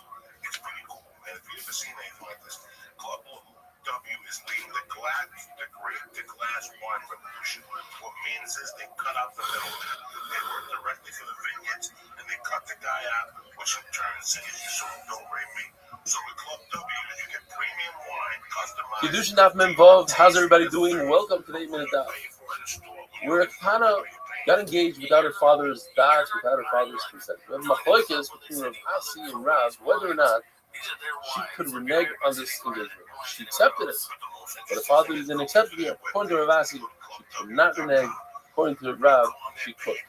We want to thought maybe we should bring a right from the father. The law is that if somebody seduces a girl, he has to pay 50 shekel knas to the father, even in a case where the father agreed that he should marry his daughter, but she doesn't want it. So in the similar to our case, because over here we don't have the father's will to begin with, and she's against it. So you see that she could be Michael. It's a right to right. No, it's not a right. Because we could say, like we always learned in Taylor, and we're talking about people that the man didn't have das for Kedushin. You don't want to marry him. And even if you say that it was the Shem Kedushin, it would be necessary to do another Kedushin. Mari Moreno Isha has to do another Kedushin because he didn't have the father's consent to begin with. And now we're in a brand new mission. If a person uses a lashon and says, he takes a fruit, he takes a date, and he says, "Is kachli b'torah zu," and then she eats the date, and then he gives her another one. So if one of them has a shavuot pruta, it's a good kedusha. We have machlokes. What exactly is this case? According to Rabbi Shmuel, talking about the beginning of it, where a person says a double lashon, "Is kachli b'zu," "Is kachli b'zu." He breaks it up very strongly with the word "is kachli." And the chiddush is, even though she's eating something and she has an immediate satisfaction enough, nevertheless, there's no kedushin with less than a shavuot. According to Rabbi, it's talking about the end of the mission. It doesn't say skachi, but rather it says skachi vizu, uvizu. All of it mixed together. There's a shavuot pruta, then there's a kedushin, and the chiddush is. But if she eats it right away, then you need the last date should have a shavuot pruta. And from here, the Gemara says, you see a number of things. First of all, you see if somebody gets engaged, he tries to make a kedushin with a milva with a loan, it doesn't work. Because over here, you see, it doesn't work unless there's a full fruit at the end. You can't use the previous dates because they're already gone, they're consumed, they're a milva, they're a loan. Yeah. In addition to the forgiveness of the loan, there was a pruta. So a guy forgives this woman $1 million, but he gives her one lousy date that's worth a pruta. Her das is on the pruta, and it's a good kedusha. One of the kedusha is not high. What happened to everything he gave her to begin with? All the dates that he gave her. Does she have to pay them back? Yes, because if it was matana, it would be a good kedusha. But obviously, it's only a milva, and that's why she has to give him. If a person does something very bizarre, he goes to his sister, he says, he gives her money. Well, everybody knows you can't get married to your sister. So what does he try to do it? According to Rab, she has to return the money because all he's doing is he's trying to give her a picada, and he wanted her to watch it and figure it doesn't say it in a funny way, she won't accept it. According to Shmuel, it's a pure gift, she doesn't have to return it. The reason why he didn't say here's a gift and he said it in a funny way, he didn't want to embarrass her. He figured she's not going to accept it. Halacha is that when a person separates challah from his dough, that's great, he gives it to the kohen. But what if he separates challah from flour? The halacha is that the kohen must return the flour. And the Gemara wonders why. Why does he have to return the flour? So the Gemara tells us because he's concerned that the kohen is going to fall in a trap. He's going to forget, he's not going to realize that what the Yisrael gave him is higher in more challah, and he's going to take that flour and add it to his own personal flour, and he's going to make bread out of it without being mafresh challah. And it's hevel. It's also the rice people. Another shot is no kind of woman mistake. The concern is that the Yisrael made a mistake. The Yisrael think that what he did was fine.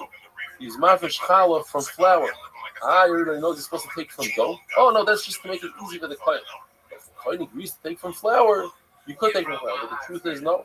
Rashis Arisei Seicha. Challah is only given from dough, not from flour. Now, there's a number of things that goes into it. Perhaps the kohen should keep the flour and just give a little bit of trumas and meisers from that flour that he gave. Why does he have to give it back to Yisrael? You see something similar when a person takes truma from a pot that has perforation, which is the rice chayiv in trumas and meisers, on a pot that doesn't have a hole in the bottom, which is potter in trumas and meisers with the rice. Or if you say you should take truma, even though you took truma, you should go ahead and take truma again, like as if he took truma from a non-perforated pot. Perforated, it's different. A patch is different than Gemara says because when you have two pots, the person understands that he made a mistake. There's a one that's high, one that's hot. But once one bowl of flour, he's going to be lazy. He's not going to want to take truma. In the case of a sour, spoiled watermelon, so over there we say Yachzav and Yitron, you should take a second truma. But in fact, when the rice the first truma is the truma, Rabbi side have a wonderful day, and also a beautiful Yom Tov. I go everywhere. I'm in Portland Thursday through Sunday, and I'm in New Jersey next week at the Stress Factory. All right, guys? Hey, I love that club, man. Maybe those boys from Memphis come out, man. I like those guys. Thank you for coming out. Hey, church, you know what? Coco, there's cameras and microphones here, but in the base of it, it's back 16, 17 years, 14, 40. Good morning,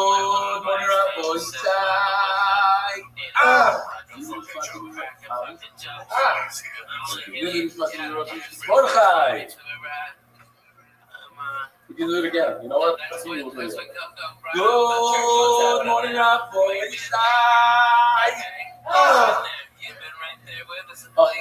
Most of this is talking. Close it up. Thank you, Ralph, for me for coming on. Friday night. I love you, cocksuckers. I love you. Thank you, sir. And thank y'all for having me on. I really appreciate it. You stuck around. And I know I get long. You're valid.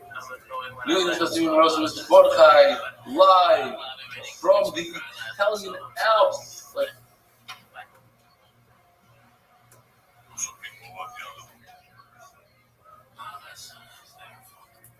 This show was brought to you by Club W. Go to clubw.com/Joey to get 50% off of your first order. That's right, you go to clubw.com to get 50% off of your first order. I'll see this later.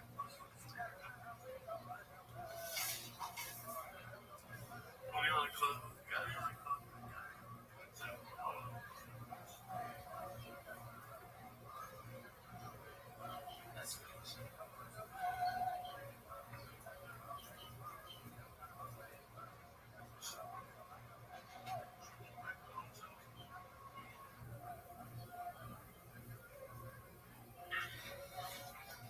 This show, The Church of What's Happening Now, would like to introduce you to PetNet.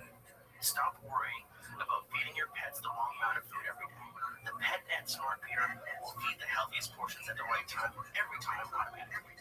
Go to PetNets. Get your PetNet Smart Feeder, plus free shipping when you go to petnet.com/Joey. That's petnet.com/Joey. Petnet.com/Joey. Shows are also brought to you by Hornet.com. Go to Hornet.com and use code CHURCH to save 10% on all of their optimization products like Alpha Brain, Stronghold, New Moon, Shroom Tech Community, and Shroom Tech Support.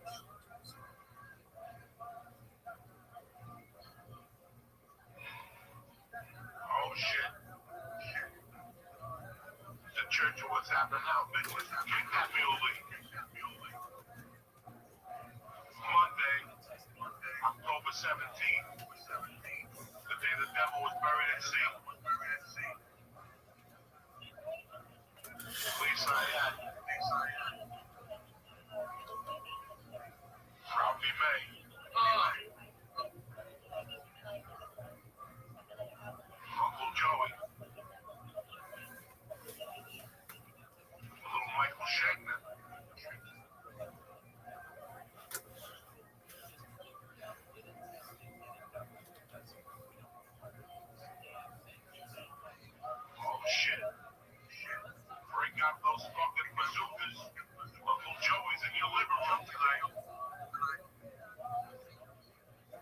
Falls, Hobson Hirsch said, What's happening, beautiful people? I missed you, cocksuckers.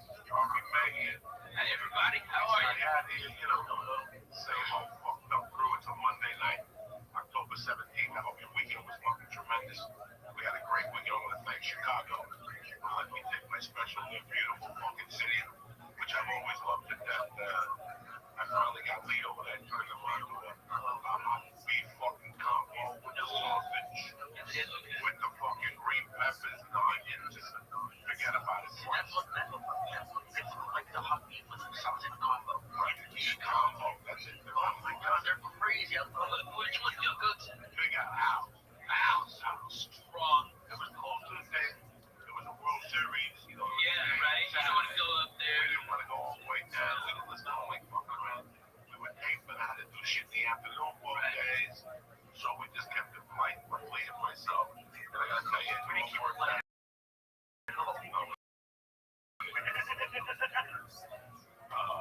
It was just great. It was great. It's the reason why I picked. It's amazing. It's such a great town. They're great audiences. They're like blue collar but smart. It's a rare thing. They're not shocked by shit. Chicago. Fuck you. I lost my phone in the hotel. And they turned it down. They turned it to the front desk. Fuck yeah. That's Chicago, man. I don't know. We're at the restaurant. You got up. You saw me. You got up. But you did not have it at the restaurant. You got up. You left. You were sitting there playing with the phone. Yeah, I must be. Put it next to you. You got up when you saw me. And you left it there. Something. I felt terrible because something I lost. I dropped me out. When I got there, somebody gave me a great fucking hour. Rainbow, long good rock and roll. Right? I need to keep the sandwiches. I left it downstairs. At night, they called me in my room. Yeah, we have me out downstairs. That's amazing. I'll get it. That's great. Great little city, Chicago. I mean, listen, man. Chicago's one of those places where once you get to the suburbs, it's the last American frontier. Yeah, right. That you really need. I hate that the whole city's being raided. It's like the whole Wild West, you know? I mean, everybody's dying and shot and shit like that. That's only certain parts of Chicago. Nobody gets it. Yeah, man. There's parts of Chicago that are fucking bad. There's parts that used to be. Oh my God, so bad. Yeah. Different element. Houston. Oh shit. Those areas where we used to go from. Yeah, no way. This is going on across the country. Where you just can't say Chicago. Chicago is a great deal. Chicago is a scary place. Look what happened last year in San Diego. Oh my God. friends. You know, that's so crazy because I used to go to St. Louis as a kid, and man, I remember in like '84, they had this whole 4th of July down there. Okay, I mean, for every white guy, there was 2 black guys. Okay, we're all listening to Cool Gang, eating fucking hot dogs like Americans. Alright, fireworks, everybody was having a blast. I can't believe that town went to what shit is today. You know what I mean? I mean, it's like, I've never seen more people having more fun and no racial BS bullshit anywhere than at that fucking 4th of July. It was fucking outstanding. Cool in the Gang, shit. Clarksville, Arkansas. That was the big city for my wife. Yeah. That's the team you watch when you grow Oh, yeah. She grew up in fucking Paducah, right? That's Kentucky. She grew up in, what the fuck, my mama. Oh, my God. That's like Jackson. That's like Jackson, yeah. Couple of miles. Yeah. We go to St. Louis to watch the games, and then we go to Memphis to watch wrestling. And we go to Hot Springs to go to the horse races. My grandfather would get a place. What type of wrestling was there? Oh, shit. Was it the guy you saw on TV? Fuck no! When we saw him on local TV, I mean, that's where I first met Spittin' Dick Murdoch, fucking the Funk Brothers, okay? Man, Jerry Lawler, I saw Jerry Lawler and Kaufman fucking wrestle. And then, like 2 weeks later, I saw Kaufman get beat by a woman. One of the big bitches from Tennessee. I mean, she's big, probably Mississippi, North Mississippi. Okay, this big bitch whipped his ass. Okay, so that WWE wrestling. it's third tier, but it's legendary. You know what I mean? It was Mid-South and something else. I forget the name of that one, but I mean, dude, I went to so much wrestling. I saw Ric Flair win the heavy metal belt from Harley Race, and it was his second world championship. And then I saw Dusty Rhodes beat him, and then he beat Dusty Rhodes again for his third championship. It was tremendous. Blood was everywhere. It was fantastic. And wrestling was so fucking good, dude. I remember as a kid spitting on fucking Abdullah the Butcher. I spit on him, you dirty motherfucker. Okay, I spit on him. Who else I spit on? What was her name? Oh yeah, man. All the kids are down there. We were fucked up on suicide cups. That's what you ever have a suicide? I don't think so. Okay, it's where you take a Coke, all right? You tell them there's a little ice, and then you hit every type of Coke on the fucking day. That's the suicide. Miami is looking for their first win. San Francisco becomes a no clock per game. No George Kittle today. They're going to lose the team for the Saints. Right, yeah. Well, that's a suicide. Hot garbage. Yes, sir. Syrup like the red knight. Not even like a ghetto on the freeway. I used to work as a beer we had like access to ICs. Oh yeah. Like a drinks. We had like white ICs, right? There was something. We had greens, white ICs, soda. So good. Man, that bucket sounds so good right now. Fucking ice. That bong is deadly, by the way. Just want you to know. I was surprised I heard that. There's like one hit of that.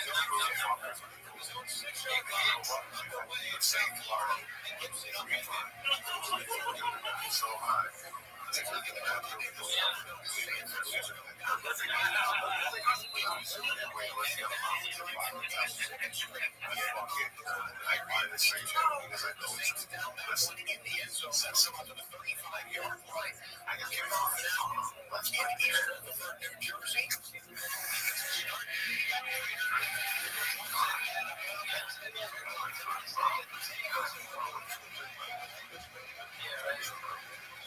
I like the plastic with the fucking pistol grip and the whole cars. I like that.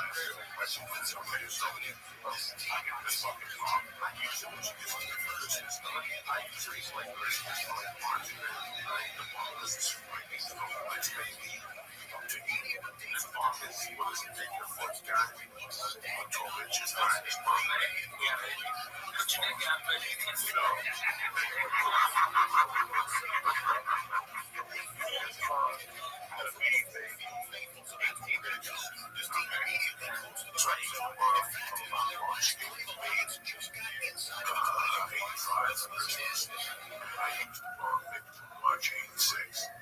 Well, somehow I was cleaning sofa. I was smoking dope, I was cleaning girl, and I was drinking. I was fucking cleaning sofa. Boy, you think I'm talking about weed? What we do now times 10, but to the fact that you didn't know what you were getting yourself in. And this was clean and sober for you? This was clean and sober. I gotta say. There's people might think I need an intervention. No, okay. Okay, so. You want a number 2 good rehab? I got one. Okay, so. Sure, yeah, right.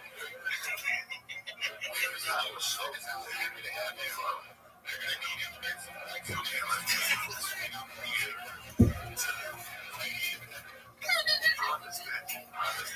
Nobody can read with your fucking eyes. I'm trying to figure that out. I don't have the master scoreboard. That's like, yeah, right. I don't have the scoreboard over here so people can see. From 80 to 85,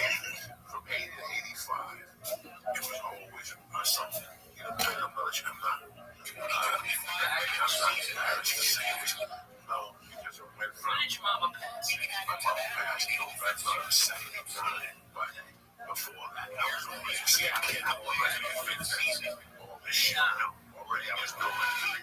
You were dancing for money at the bar at 6. No, but I had already by that time when she died, I was already doing acid. Oh, shit. So acid that summer, I was making a living off of acid. I was living off of microdot acid. I had a science, bro. I had done such a science. I had a common friend of mine in on it. And then the real black genius that would get. Those are the spoilers, right? The lunch. So I would get 1,000 for $45, but I would sell 100 for $35. And then you sold it for $1,000. And you went, Ralph, you sold 40 of them, you're right, got your money back. And you still had 9 things. There was no you. No way to lose money on that. Yeah. And I would sell those to wrestlers. Look like you're going out the Adderall. Right. You get the not getting for the numbers I was getting. No. Not for those numbers. Walgreens don't get them those numbers. But these black beauties were fucking solid. I was getting these two chemists that were getting down and fucking. I got a stage that's already history. I remember towards the end, I was going to the I was opening them up and just snorting them in 2 capsules. So you figure, I think of weed a lot. So I go home at night, I think about drug shit. And go out one particular night when I was selling purple microdot acid. I probably had, when you sell it lean, you do it. So remember, you build your resistance. So I might sell you one. You want to get fucked up. I got 4. What's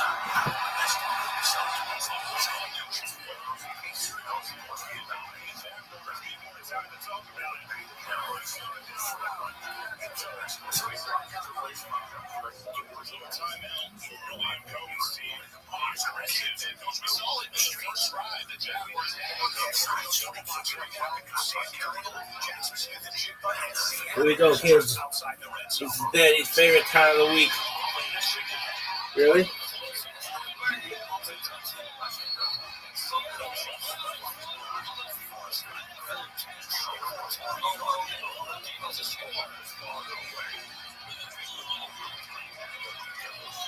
Nobody knows who that is. Oh no, Trevor Lawrence.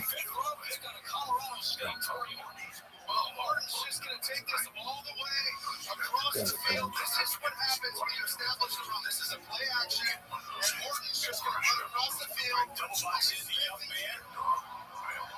Gets his first NFL touch and first NFL touchdown. That means I got a partner. And we smoked that fucking acid. I got a headache, like when I was in between. I was freaking out on the fucking ass already. But to make a long story short, I'm sorry, I went in this tangent. When I go out those days, you really didn't know what was going to happen. Like, all you knew was that you had $42, Ralphie had 64, and I had 80.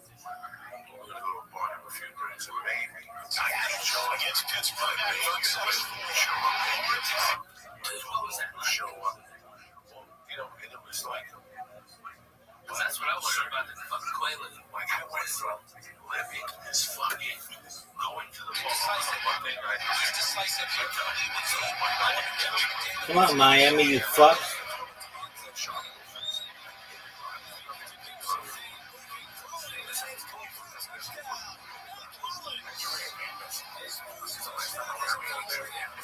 Okay, nobody knows who that is.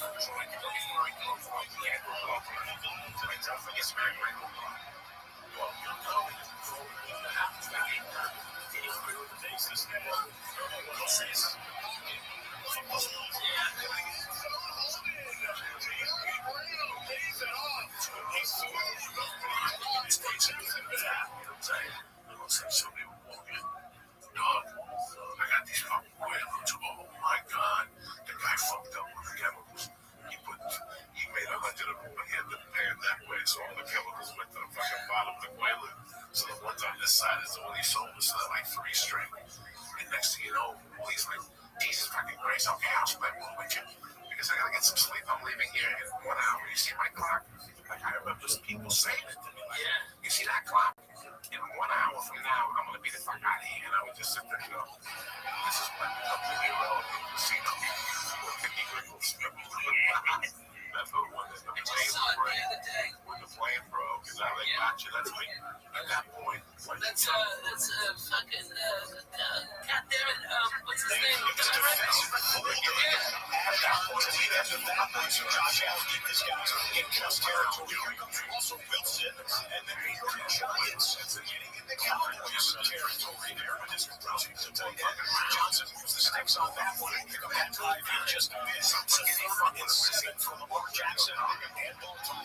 Come on, baby.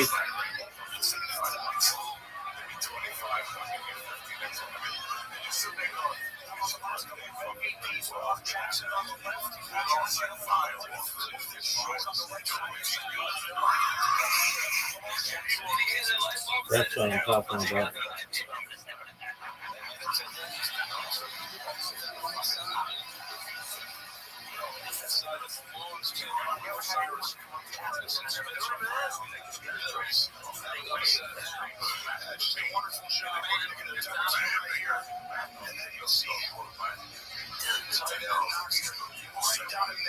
Just like last time. Adam's been together. This time they were prepared. Oh, you know what? Never pass. We give it fucking 20. Let's get the 6 pills, all right? Cut this shit. And that's it. That's how quick it happens. You went out and you will have orange juice and a hamburger to watch the game. And you're going home jacked to the gills at 5. Wait, the gram of blow in your pocket at 6 whales. You didn't want. And your dick's mysteriously wet. I owe you $20. I gave you 3 of the whales to hold. You know what I'm saying? Yeah. I don't want to because I don't want to be. I don't want to. Oh, man. George would be holding and didn't even know it. He didn't check the inside pocket. So that was thrown off your drugs, essentially. No, not. Like some people carry it sometimes. Wow, freaking the tour.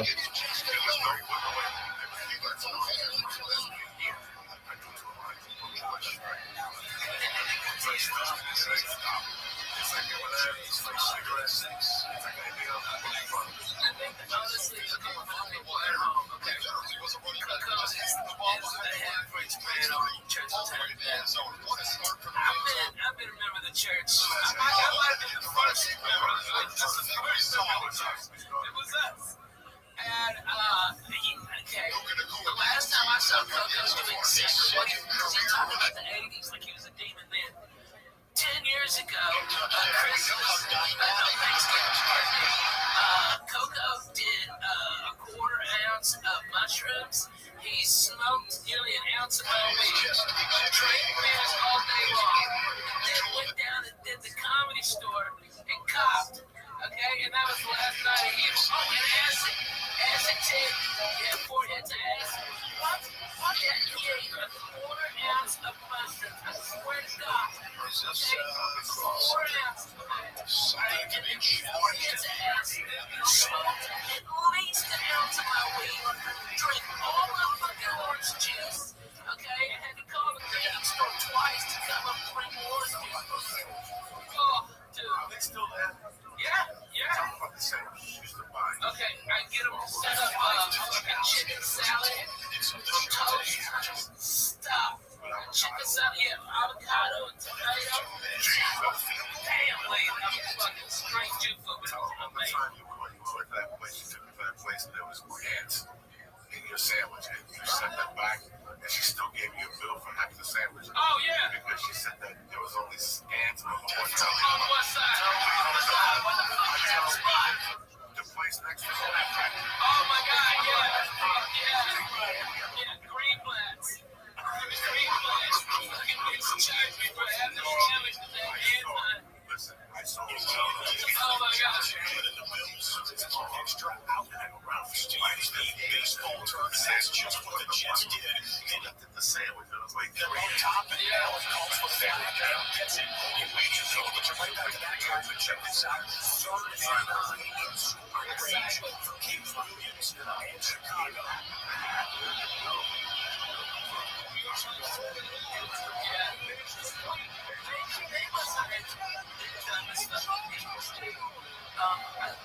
I went there the time before that, and I got a fucking salami and egg sandwich. That's a strong move. Late at night, boom. That's right. And they fucking fired up the salon, and the goddamn thing left the plastic on the outside, so I can just send this back. I don't want to eat anything here. And I got to live with you.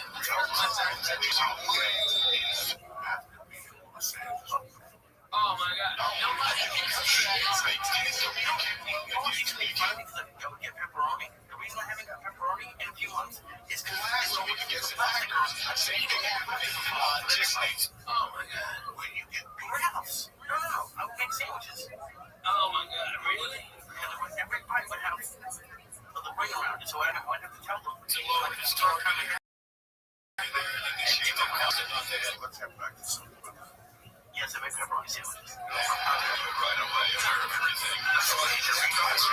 You're reading the string is still on. Yeah. Same thing they didn't call it, so LA's problem is it's like an airport. You know, they got it this way, right? Yeah, but it's like so it's like a wrap. Yeah, it's plastic. It was the plastic. It's the plastic. No, there's a difference between the wrap and the wrapper of the case. It was no, but it was like you can't take casing like around it. It is like I've had pepperoni. Trust me, I've had pepperoni before. There's not that. And I told them, and when you tell them about it, you can see a difference. Like that's why I don't go to the like. I did something really weird today. What you did? What did you do? I left my cart at Ralph's. I got pissed off because they didn't have what I wanted. Like the account was full, way full. And I was looking down my cart. No, Magnolia. It's a crazy fucking Magnolia across from the barbecue place. The DX down there's open. It's right across. It's right past my bishop. Oh, you're going back to hello? Yeah. It's hard to remember everything I got. That's the worst one. Let's go to that one. That's why you get shitty coconuts. They don't have the coconuts there. They don't? No. Where do you go? To the Rouse up by fucking cold water and any other Rouse but that one. They don't have a slice that they give it to you. No, they have a slice. Yeah, they don't give you the shit they give you. Yeah, most of the time they do that. No, they don't have to do it, but you can't go there. You know, you gotta go to Violent. Oh, that's a good one. That's what I call Magnolia Violent. Yeah. Yeah. No, Violent and... You shut across the street from the barbecue place. Yeah. No, that's not Violent. No. Not that, no. That dog is a dog. Okay, that's where that Jack in the Box is. There's something in there. Yeah, there's a girl's street. Yeah, that's why you go there. That's a Subway too. That's why you know why that is. That's why I'm Sunday. You don't think I know, but I know. I have been there. No, you can't go to that one. You gotta go to one by Ventura and Violent. Underground party. Very nice. You got the bread that you can cook yourself at home. That is. Yeah. You go to the worst. No, there's a worse one. There's one on Laurel Canyon and Victory where they don't have a deli counter. That one's scary. How about the woods? That's the scariest place you go to. What's the one? Used to be John's. It is John's. Scary, all Russian-y. Sunset. Up by the burger. Food for less? Oh, yeah. I know. I wanted to go in there with fucking, get a bunch of newspapers, about to get shanked in the yard. Oh my god. Right? The parking was scary. Everything was scary. The whole thing was jokes about that place. It's really big. It was food for less. It's the only place you go in this drug dealers. Like that fucking. It is a fucking. How many spoons?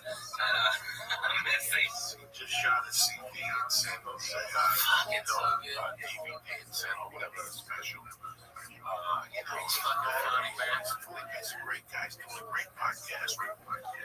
What's all I gotta get in?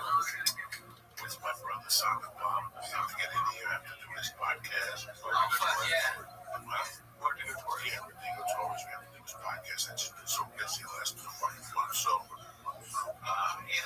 listen, we're still all here, Ralph. I know. I just had Willie with me, Rogan's doing his thing. Fucking. Man, Joe's doing it big, man. Big Cook is working. Fuck yeah. Duncan's working. Ari's working. We're still here. I guarantee that nobody had this to be here. No, He's working, you know. I like Q's. Q's in the house, so I got all my time. Yeah, man. Oh, man. I should have just hung out with y'all. I just come and take hands and stay with me. And just Junior's coffee.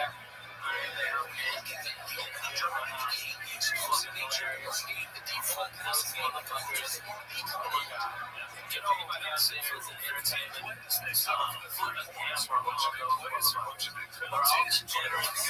They're all fucking weird. And they find out what they're doing. It's insane. Which is fucking hilarious.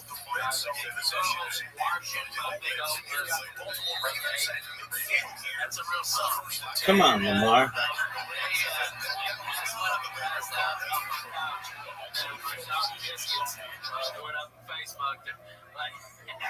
Like, hey, something wrong with your lipstick. Let me touch it. He had his little pinky out. He's awesome.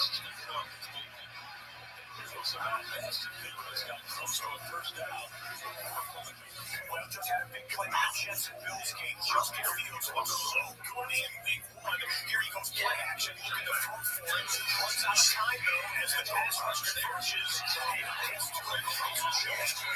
coming in to knock away the football. Fields gets secured. A.J. and Melissa comes up with the football. Son and James from Buffalo to send Josh Allen in the Bills for 6 straight balls in the red zone. We will come to this game right now as Josh Allen looking to add to a 7-point lead. Sets a standard. That's it. First and 10 is Cook again. Down to the 20. We were just addressing the put out to Tracy first. Well, Jerry, long drive by the Bills. Battle of number 1 overall picks from back to back years. Trevor Lawrence and Joe Burrow. First look at Lawrence. Sidearms pass to the base as we mentioned. And he gets popped on the end, not until he gets 24 yards. So congratulations on his sidelines. Sam Darnold, next possession for Seattle. Looking for a choke play. It's snatched out of the sky. And that is Jalen Ramsey, the hero at the end of the Pittsburgh game last week. Comes up with his first interception as a Pittsburgh Steeler. Josh Allen shaking a connection. Dawson Knox is up with the football, and that's a first down. Bills are knocking. We're going to bring in a double box now as the Jags reach the base of 2. They continue to move the football against the Cincinnati offense, and they are now in the red zone. Ability on high. A point receiver on the depth chart is playing like that. This Jags offense is real this year. I'm going to watch it. I'm glad of that. Many times it isn't on the other end, but trusting their ability showed you they can become if they're going to be. This is another opportunity for Ringer in this draft. They got to stand up. George D10. It's incomplete. A lot of belongings by Quincy Williams.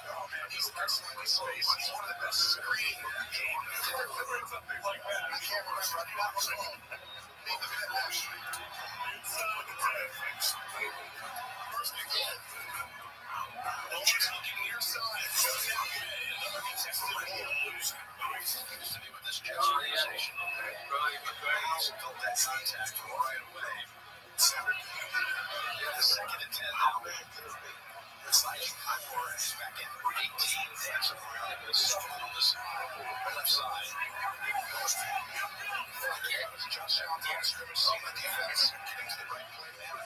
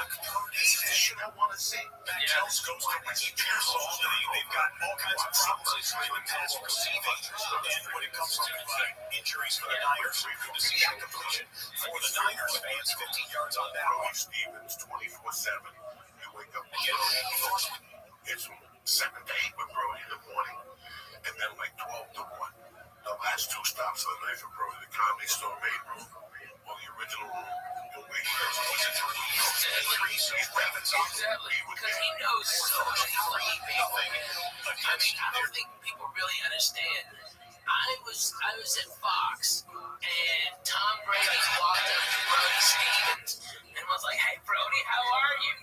And that's fucking Tom Brady, man. Okay, and he was like, "Oh my God," and Brady was like, "Going good, man. You know, feeling good, good, positive. It's like positive. But I saw it. I see it, and I'm not even sitting there like, I'm not even close to Brody, but even fucking funny, man. I wouldn't be like one of those guys that go, "Oh, look, this guy can do away with it." Listen, I'm talking about Brody Stevens and what he does on Periscope. What he does on Periscope, it just takes Miami's defense last week. So if you don't want to be that guy, fuck yeah, the mornings he looks weight. In South Florida for the Dolphins. Plays the drums for no reason. He's in the middle of the traffic. Sometimes beating the shit out of his steering wheel with drumsticks. That's like that's smoked up. It's a fat fucking morning. Talking shit by the bush. You know what I'm saying? I don't have a Where's the cat? I don't have a bowl, but I can't smoke in the house. If I can smoke in the house, I have the cats in there every day. I have pure fucking Jesus. I can't fuck with the kids and get high in front of them and shit. That shot, that cocaine thing. I got it, I came back. Lost that fang and shit. It's now driving. It's like this shit's real, Jack. This is hilarious. I remember defense before the Cincinnati and Jack. Okay. And that's Sam all the crazy shit recently we did around retired former defensive end edge rusher. Everything from Doug, there was this guy, Blackjack or something, okay, that Doug would just be annoyed by, like so fucking annoyed, and I'd be over there and we'd be playing Scrabble or something, or just fucking, just be, I'd bring over coffee, go over jokes and shit, and Blackjack would just show up, because he knew where Doug was, and every time he come in, Doug would just nonchalantly slide a videotape of outdoor animals as a fucking gang fight. Okay, this girl had all these gums and shit in here. Oh my God, because I mean, you can turn it upside down like that.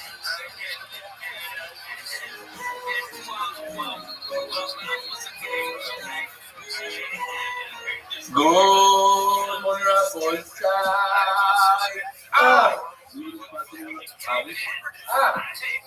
Mordechai.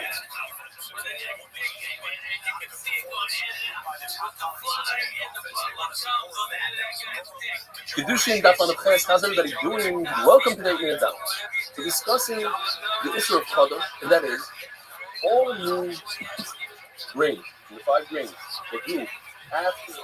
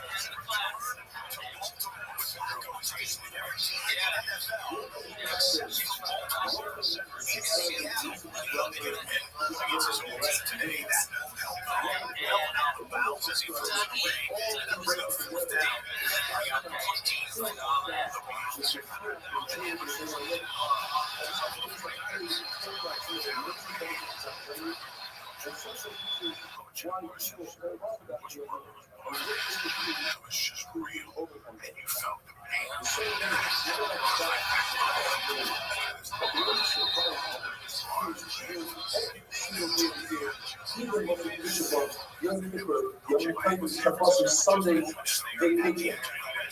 That the young promises that you will become a better person, a better husband, a better wife, a better father or mother. That the young, as the mayor Shapiro attended, unites all of my Israel. There's a special camaraderie between the people that help us share. And there's a special unification between you and the Hanayim on the right, and especially between you and the Holy Father. That the young shots that is encompasses all of Torah. You're not just learning halacha or agadah, you're learning it all. As Tosis points out, when the Gemara says Yashlish Adam, the person should spend a third of his days learning, because it says this means the Gemara which includes Mishra, Torah, the Yin, the Sudan, Abdullah, Chatorah, encompasses it all. Every day, when you're in a new concept that you haven't read up here, you've probably never heard before. When you travel, you see people learning on the plane, in the airport, 90% of the time, those are people who are learning that they learn. There's nothing like starting off the day with a good Dr. Mother, 45 minutes to an hour of Torah. And finally, when a person sets aside time to have a date with Kaviyachal and Baruch, that's an amazing connection that you make with Rabbi. And now, some of the reasons why people fall off the bandwagon. People say, the Rabbi is really good question. I don't become that. Like, the learning is, I don't remember what I learned last week. Or they'll say, I used to learn how we learned in yeshiva. Love this. This is not the proper way to learn Gemara. To learn it slow. Love this. There's a little down the course. I'm not going to get into whether you're supposed to learn like this, fast or slow. But the question is, what's the alternative? Are you learning every single day with Rabbi? Are you learning on Friday? Are you learning on Shabbos? Are you learning on Sunday? If the answer is no, then this is for you. The other question you have to ask yourself is, did you learn all of Torah? Did you learn all of Shabbos? When are you going to do that? And finally, the Zohar says, because time to do that, the Lord talks about it. If someone who learns something in this world, and you get to Shemai, you get to learn all the world, and the world will explain to you better. Go to all the facts, even if you don't remember. Even if you don't really understand that, the world will explain to you better. But if you don't learn it, you learn the rules, the numbers, the sparkling, the high, the fucking. If you don't learn it, you're not a better into the city. And finally, One of the pitfalls that people have is when they miss the God, the other thing you miss the God is sickness, is sickness, is vacation. And a mistake that means a lot of these people do is says you have to make it up. Don't go back to the shield. Let's make yourself first because I don't want to hold my money and my necessity. And that's a big mistake. Skip what you missed. Go back to the shield. Go back to where Christ was holding. Write down what you missed, and you'll make it up at a different time. But today, you must skip. Don't fall for that. And don't be a perfectionist when it comes to that reality. Don't say, well, I didn't finish this session, I don't want to do this. I need to finish. Because at the end of the day, if you finish $2,700 versus $2,711, it's not the end of the world. Better to do that than not to do it at all. And now, listen to some things. In the beginning of chapter, the Mishnah discusses spiritual life. The Torah says that the Shafar of the Nefesh is the rise and say twice a day. When you go to sleep, nighttime, and when you rise in the morning. And what is nighttime? The Mishnah is about to read down 6 Shitas. So Shita in the Mishnah says, say something fire. And the Mishnah uses a Russian of when the timings were fire. They always play on the mikvah, and then after it's covered with single people. Until what point can you say seriously? The Rebbe said, until the end of the first Mishmar of the Malachim, the night is divided into 3, so 30 of the night. Chavam said, until Chatzos, halfway through the night. And Gamliel says, until Amid HaShachar, until the light of dawn. In fact, the Gemara says, Chachamim agreed with Gamliel that the time is Amid HaShachar. But the Lachim saw the Naveira, according to 50 people from Naveira, they made a shaggy meeting together and said, you must sit Yishma before Chatzos. The same halacha applies to Hektiv Halacha Rebarim and Jews.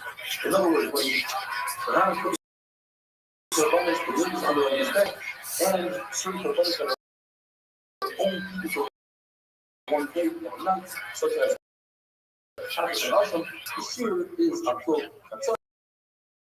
But the real Shir until Chatzos. The reason why I mentioned the stars preach my Shabbos, two reasons. The Gemara is the Torah says who the and then only after or the Bible says that the Erev first at night, and then by the later the day.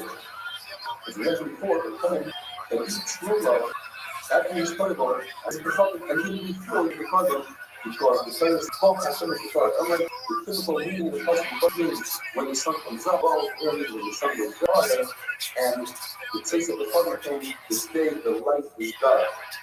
And now we go to the 6th the Yishma is Shkira, that's when Shabbos comes in. The name of the first Shkira is slightly better on it, but Yeshua says, say second Father, the real Shkira. That's when the Kohanim can eat the Tumah. When the Tanina says, after it says second Father, that's when most people sit down to eat. And the name of the second Shkira says, when you eat Friday night, it's like after the latest mountain, it's when people sit down to eat and eat a meal at night, having wonderful days, is reserved to finish Shabbos together on name. Josh Allen has come off the field for the Buffalo Wolverines. The quarterback design Volunteers looks like he may be hit in the face against one of his offensive linemen, and Allen immediately took up one of the sideline as he went down. This is just 20 seconds ago that we've seen the athletic trainers come over to him, apparently looking up the front of his face. Rothschild got Gimmels. Tremendous amount of thoughts that every single one of you started shots. You should be ready to stay on board, stick it out, and finish shots for the rest of them. Welcome to over 1,500 new subscribers in the last 24 hours. That brings us up to 7,500 new subscribers in the last 4 days, I think it is. Our goal of this thing was to get to 10,000 new subscribers during the Sima Shots. We're almost there. With your help, just send out the link, put it on your status, tell your friends about it, or make a tremendous video for a big difference. Remember the mission that according to the Yazir, it says Yishma until so much more we shine until the end of the first mission.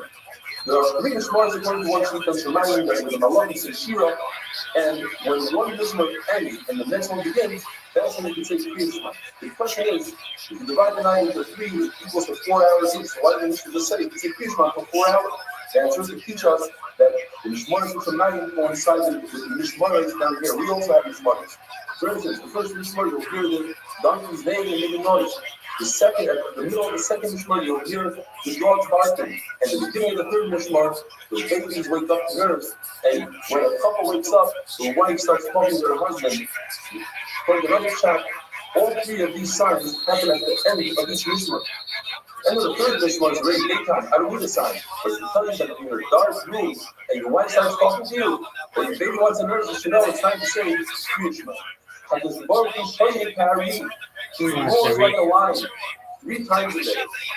And he says, only in the Bible, about the same practice basic. Well, to the nation that because of my sons, I had to destroy my house, and I had to burn my vehicle, and I had to set it fire on the dogs. So the Yosef, I was once on the way, and I had a davening. So I went off the path, and I went into ruins, the Churban Achas Yerushalayim. You know, he waited for me by the door, and when I finished, he said, Shalom. And I said, Shalom Aleichem, Rabbi and Moed. He said, what are you doing here? I said, I had a davening. So davening, you daven on the way, so davening through the Tzara. So the Yosef, I learned 3 things from him. First of all, you don't go into a Churban. And if you're traveling, you daven on the way, and what do you daven? Tfilas Haganenu, the Tfilas Tzara. And so we don't know if you can even ask him, what did you hear in the Churban? And he said, I heard a voice that sounded like a pigeon cooing, and the pigeon was saying, or the voice was saying, oh, you're body like you just said, that I had to knock over my house and burn my vehicle, and I had to magnify it. Says Novi, in the lesson of the Shmuel, and it's double for you. I swear to you, double. And his Baruch Hu says this every single day, 3 times a day. When his Baruch Hu sees Vice for going to schools, and they say, Amen, Yishmiyamo, he bows his head to Yahweh, and he says, and he's started up there, and he sent Vice from the goes. Why don't we go into a Churban of the ruins? There are 3 reasons in the month. First is Hasham, the suspicion. And that's the reason if you go in with 2 people, they're not that good, the truth's in it. So there's still a chashad that a person will be with a zayna. People will say that it's with a zayna. The second reason is my fellows were worried that the ruins will cave in. And that's a reason, if you go in with 2 kosher people, they don't have a chashad. Finally, the third reason is mazik and shaitan. If it's a brand new place and 2 people that are kosher, but it's in their place that the mazik like to hang out, it's still better to assume they like to speak. Or if it's just with 1 person, when you're by yourself, and you're in a field, so there's no woman, there's no chashad. Yet the mazikin, Rabbi says that the night consists of 4 mishmaros. In other words, 3 hours each. The Rabbi says he woke up every night at sunrise and says, "Kodli inni hashmoros." I woke up 2 mishmaros before that. Now, if you hold that there are only 3 mishmaros in the night, and you woke up at sunrise, which is in the middle of the night, that means there's only 1.5 mishmaros left. How do we reconcile this?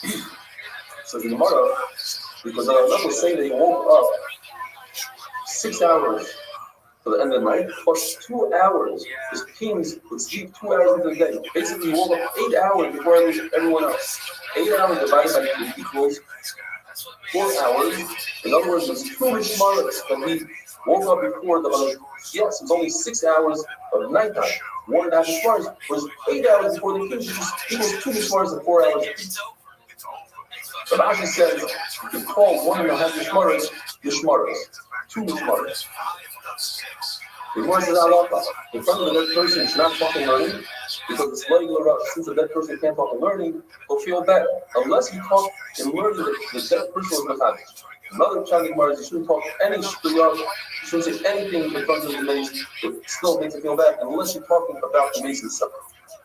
There's a contradiction seemingly in the Psukim. One person says that Davarana woke up at Chafsaris, other person says they woke up before the night. The Gemara has each other. Either Davarana is saying, I never slept as Chafsaris, or he said that I was learning Torah of the Chafsaris, like a horse that dozes off, but he's learning in his dozing. And then from that point on, he was Gabashari, setting himself at the line. One shot is a good Chafsaris, he learned Torah. And then from Chafsaris on, he places the Shiros. This is Bachas.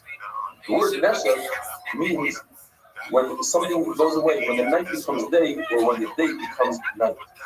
So the Melech says, Chatzus Laila Akum, I'll wake up at Chatzus. So in other words, the Melech knew what Chatzus was, and on the other hand, it seems like Moshe Rabbeinu didn't know what Chatzus was, because it says, Chatzus Laila, he tells Pharaoh, Chatzus. Almost like Chatzus. Quote something in the Gemara. Either David Melech knew what Moshe Rabbeinu didn't know, because David Melech had his kinar, his heart, which told him exactly what Chatzus was. Or Moshe Rabbeinu also knew, just David Melech needed his kinar in order to awaken him.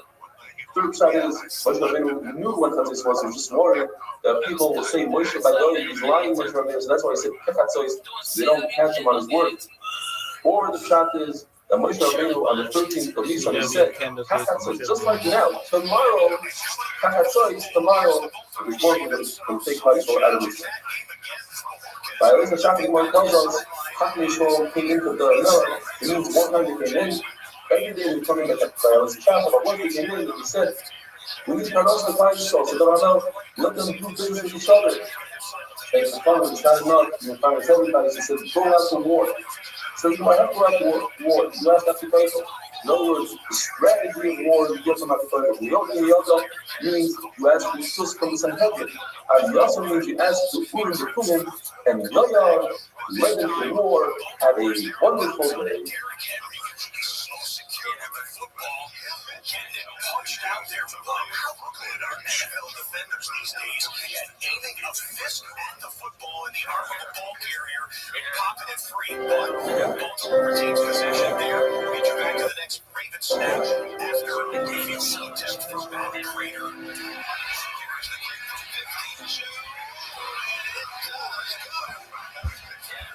52. Rothschild stopped out. I'd like to thank each and every one of you. A few months back, when I found out that my sister-in-law got sick, that day I started taking her down. Just recently I promised her that we're supposedly Jewish Lema, and we try to get 10,000 new subscribers during the Sima class. In fact, today, Baruch Hashem, in your schos, we achieved that monumental occasion, and Shoshana Razia Chasika should have a Jewish Lema. I also like to thank over 1,500 people who use the regular 42-minute cheer. You can find out on YouTube, search under Eli Stefanski or Amat Shamish Yomi, and subscribe. Pasuk says in Tehillim, David HaMelech says, show me a nachi, chassid ani. So HaMelech tells us, well, the only thing I'm a chassid, keep shocking. The only thing I'm a chassid compared to the other kings of the world who get up 3 hours per day, and I get up at Chatzos, or the other kings who sit around with their friends, while I act as a local rabbi, I check out afterbirths with my fingers, I get my hands bloody to make sure that women are tar to their husbands. I'm a chassid. I ask Miki Boishes, who's known as Ish Boishes. The reason why it's called Miki Boishes is because he embarrasses David HaMelech. David HaMelech asks him questions and he says, is this tar, is this kosher? And he embarrasses him by halacha. He's not much better than David in halacha. But David HaMelech got his revenge, so to speak. When he had a son Daniel, he was called Kilav because he was able to embarrass him with Boishes in halacha. It says in the famous pasuk, the word Lule has dots on top of it, Nekudas. David HaMelech wasn't sure that he would be Zoicha Ha'olam Haba. And the reason is because he was worried, perhaps he'll sin and he won't be Zoicha. As we see by Yaakov Avinu, even though HaKadosh Baruch Hu promised the Shmira protection, it says in the pasuk by Yira Yaakov, he was worried. Why? Shema Yigrim Achet. In fact, we see that the Chet was guarded. Ezra should have had the same kind of nisim of Kriyas Yamsuf as Klal Yisrael had the first time when they went into Eretz Yisrael. And the reason why he wasn't Zoich is because Gorav Achet. According to Rabbi Eliezer, we know that the Shachtacha means when people go to sleep, the time that they go to bed, which is a 4-hour period from the time it turns dark until the end of Ashmura Rishayim. According to Rabbi Gamliel, so Shachtacha doesn't mean when you go to bed, it means when you are sleeping, which means the entire night all the way until Amud HaShachar. But you read to Rabbi Gamliel, that's what the word Shachtacha means. Well, they say that you can only say Kriya Shema to Chatzos, that the distance a person from an Avira. You are concerned that a person will come home from work, hard days, work on the field, He'll eat a little bit and say, let me take a little nap. And he'll fall asleep the rest of the night, and that will be Chayiv Misa. Why is the Gemara so strong with its language? Chayiv Misa. Because sleep is very dangerous. You try to take a short nap, you fall asleep for the rest of the night. And another chapter, we want to tell you, you should know Meir is not for your short, it's obligatory in the Daven Meir. You say Krishma, it says the Gemara, and then immediately you say Shemona Esrei, that goes according to the Rebbe. The Rebbe says that so much you do. When you mention Yitzis Mitzrayim, you have to say Shemona Esrei immediately. Rashi explains beautifully, and that is because first, praise that is powerful, and at the level you open up his Baruch's heart, and once his heart is open, you can jump in and ask for the Yisrachim and say Shemona Esrei. Shmuel Levi says, you don't say Krishma and Shemona Esrei. The opposite. You say Shemona Esrei and Krishma. Make a sound. When you wake up in the morning, you say Krishma, then Shemona Esrei, and Krishma. In other words, it's Krishma on both sides. And why, Mr. Shaila, the question is whether you consider the Geulas Mitzrayim, the main part happened during the day, but perhaps as we're doing on, there's a little bit that started at night and therefore at night also you have to say what you will feel. Shmuel Levi says no. The main thing happening in the day, and that's what we need to concentrate on. Or the question is, the Shaftanov Kunach is a package between laying down and getting up. According to Yochanan, just like when you get up, you have to say Krishma and then Shemona Esrei, so too when you go to sleep, you say Krishma and Shemona Esrei. So the lady says it's a Hekesh. What we learn from the Hekesh is that when you get up, you say Krishma. In other words, Krishma is closer to the sleep. And also, first say Shemona Esrei, then you say Krishma, so that Krishma is closer to sleep. If you have to say Krishma and then immediately Shemona Esrei, why is it that during Ma'ariv we have brachas in between Shema and Shemona Esrei? The answer is once it's considered a Geulah. It's a long expression of the Yitzis Mitzrayim, and then for the same reason when we say Hashem's Pesach with Tov, if I give you a sefer, it's a Geulah, it's a part of Shemona Esrei. Whoever says Ashrei 3 times a day, the famous saying is Muftach L'Shem Ben Olam Haba, because Ashrei contains the Seder of Aleph Beis. Every pasuk starts Aleph and then second pasuk Beis Gimel, and the other reason is this combination of these two reasons, but it contains the famous pasuk of the Seach and Sugach and Masbira.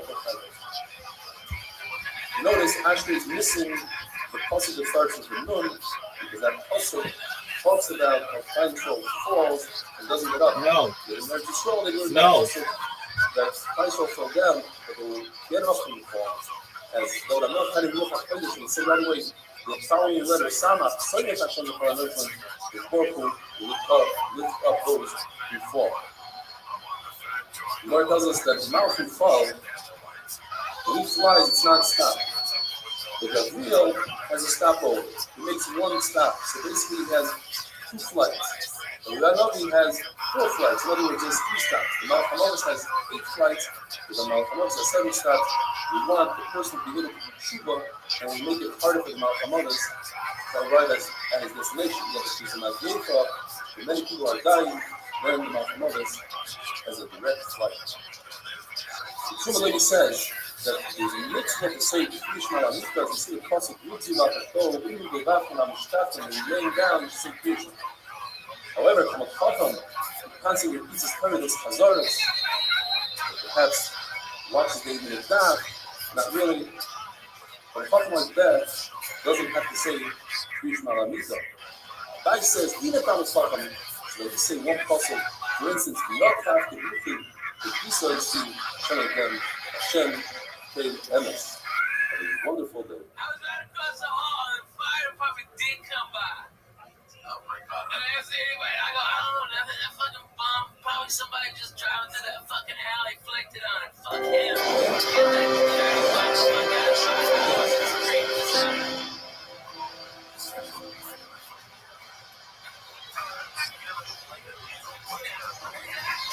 Rothschild got paid. I'd like to apologize. We're simply overwhelmed by the vast amount of new subscribers that we just had in recent days. and it's very difficult for us to get the video out to everybody. We're working on it, we're talking technology, and hopefully in the next few days we'll have it all sorted out. The Gemara says that a person should use his Yetzer Kai in a battle against the Yetzer Hara confidently. If that doesn't work, he should learn Torah. If he sees that he's not beating the Yetzer Hara, he should say Kriya Shema. If it's still not working, he should remind himself of Yom HaMisa, the day of his death. This has come as a surprise to some people that even Shas, all of Shas, came down to Moshe Rabbeinu on Sinai. As we learn in the pasuk, the Ed Luchas Luchas Ha'eden, that's referring to the Luchas that says the Hebrews, the one is required to learn Torah. Hamisha comes to Torah. The mitzvah is referring to Mishnayim. Asher Kosashti is Levi Mitzvah. The right side, I get halacha from Gemara. You cannot derive halacha from another, rather from Gemara, and all these came from Moshe Sinai. You want to discuss this Kriya Shema that Kriya Shema acts as a double-edged sword to kill away the Mazikin, and the Torah says to get rid of the Surim. It says, remember, I don't need a pasuk for that. Every Kriya, the pasuk says, if you do everything that the Baruch tells you, from a matter of something of crime with a similar level, Torah is something that gets rid of the Surim. So if you don't learn Torah by yourself, then the Baruch said it's terribly Surim.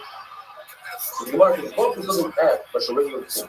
Regular person who gives a present to somebody, right, give it to my boy. When he sells something, he's upset. The Baruch gave us the Torah and he's excited about it. He says, if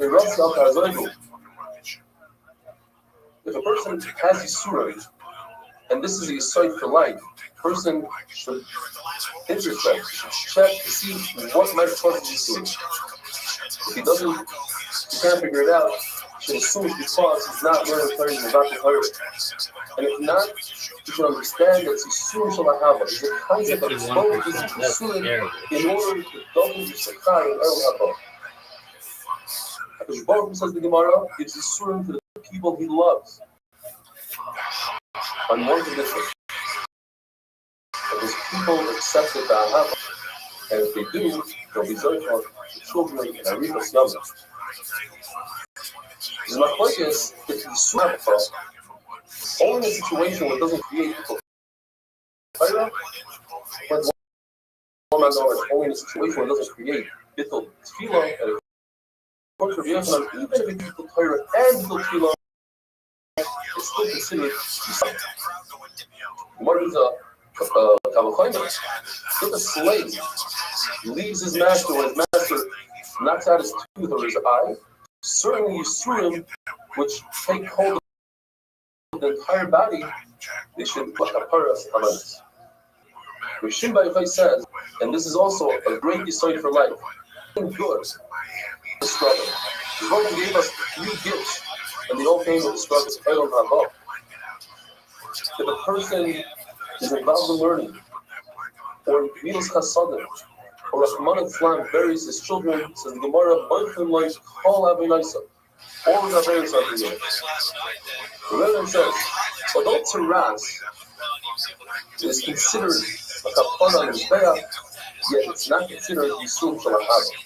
Those Yisum, the difference is, those Yisum come to take away Katoy and Averis. Yisum Shalahava, as you mentioned, means that it comes to double Yisachana.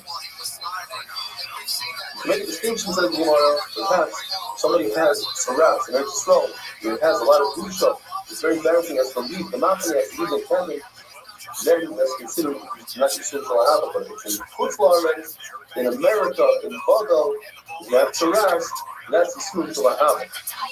So another distinction you can make is if the Yisurim are visible to others, if the Saras is visible to others, that's not Yisum Shalahava, but if the Saras is covered, that's Yisum Shalahava. Taking this lesson of the Yonatan on the Yonatan had 10 boys that were nifter, and he carried on himself a bone of one of his children, the last child that died, and he said, "Dein Garmo that Sirah beard." This is a reminder of the Surim of a Hava that HaKadosh Baruch Hu gave me. Because the Yonatan decided he didn't have the Surim that wanted to Hava. The Gemara makes a distinction. If a person never has children, that's not Yisum Shalahava. If a person of mother time loses a child, that's Yisum Shalahava. Here, but Abba, was sick, and Rabbi went to visit him. And Rabbi asked him, "Are you happy with the Yisurim?" And he says, "No, I'd rather not have Yisurim, and I'd rather not have the Safar." The explanation is because it causes me to be tired.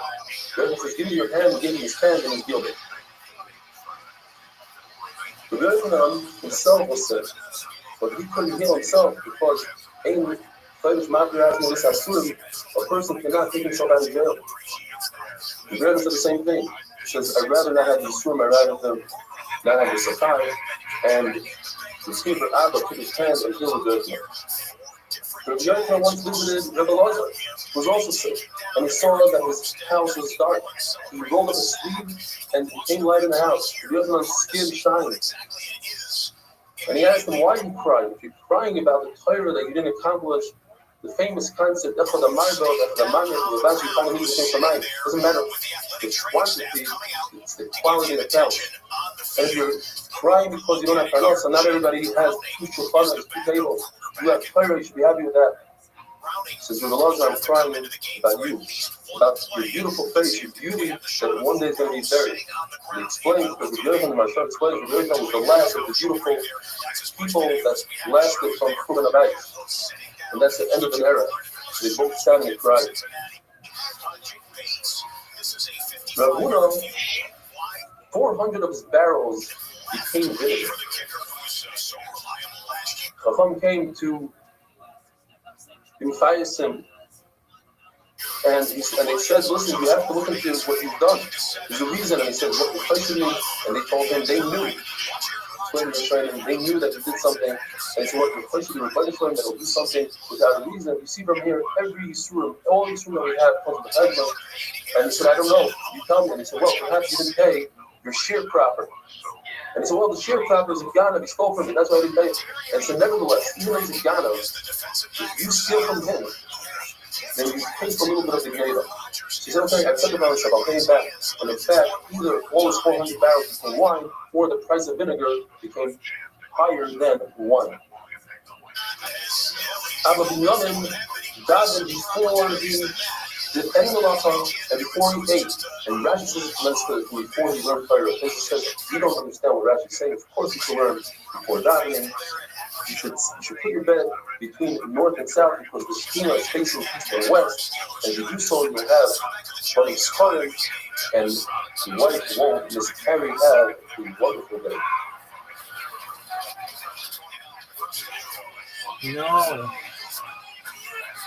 We're losing for the first time.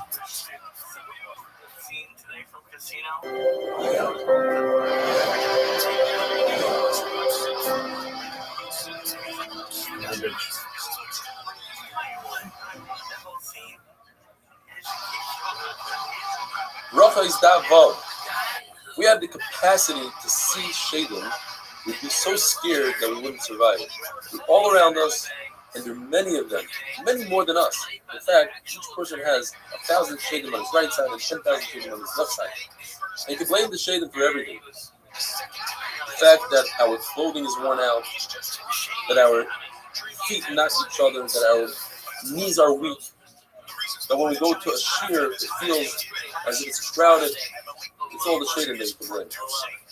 If you want to see evidence of Shadim, you take ashes, you put it by your bed, and in the morning, you can see footprints that look like those of a chicken. If you want to see them, that's kind of dangerous, but you can if you take a black cat, female black cat, who's the eldest, who's the daughter of another black female eldest cat, you take the afterbirth, you burn it, you put the ashes in your eyes, and then you can see Shadim. Now, you can try this trick, and it actually damaged them. If Chachamim had it down for him, to be healed. Abba Binyamin continues to say halachas, and he says that tefillah is heard only in the shul. It says, "Yishmoya elaruna v'tefillah." The place of the runa that is singing, there is where the davening is. The Baruch Hu is found in the shul, and he comes to where there's a meeting. He actually comes before the meeting gets there.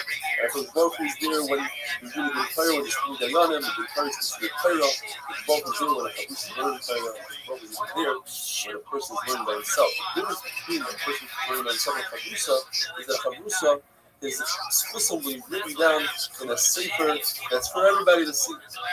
Yeah, for an individual or even his own private sefer, that's how Tosis explains it. It says in the Pasuk, famous Gemara, that a person thinks about doing the mitzvah, he had an einus and he couldn't do the mitzvah, will get scar as if he did the mitzvah. Abis Baruch Hu is clear.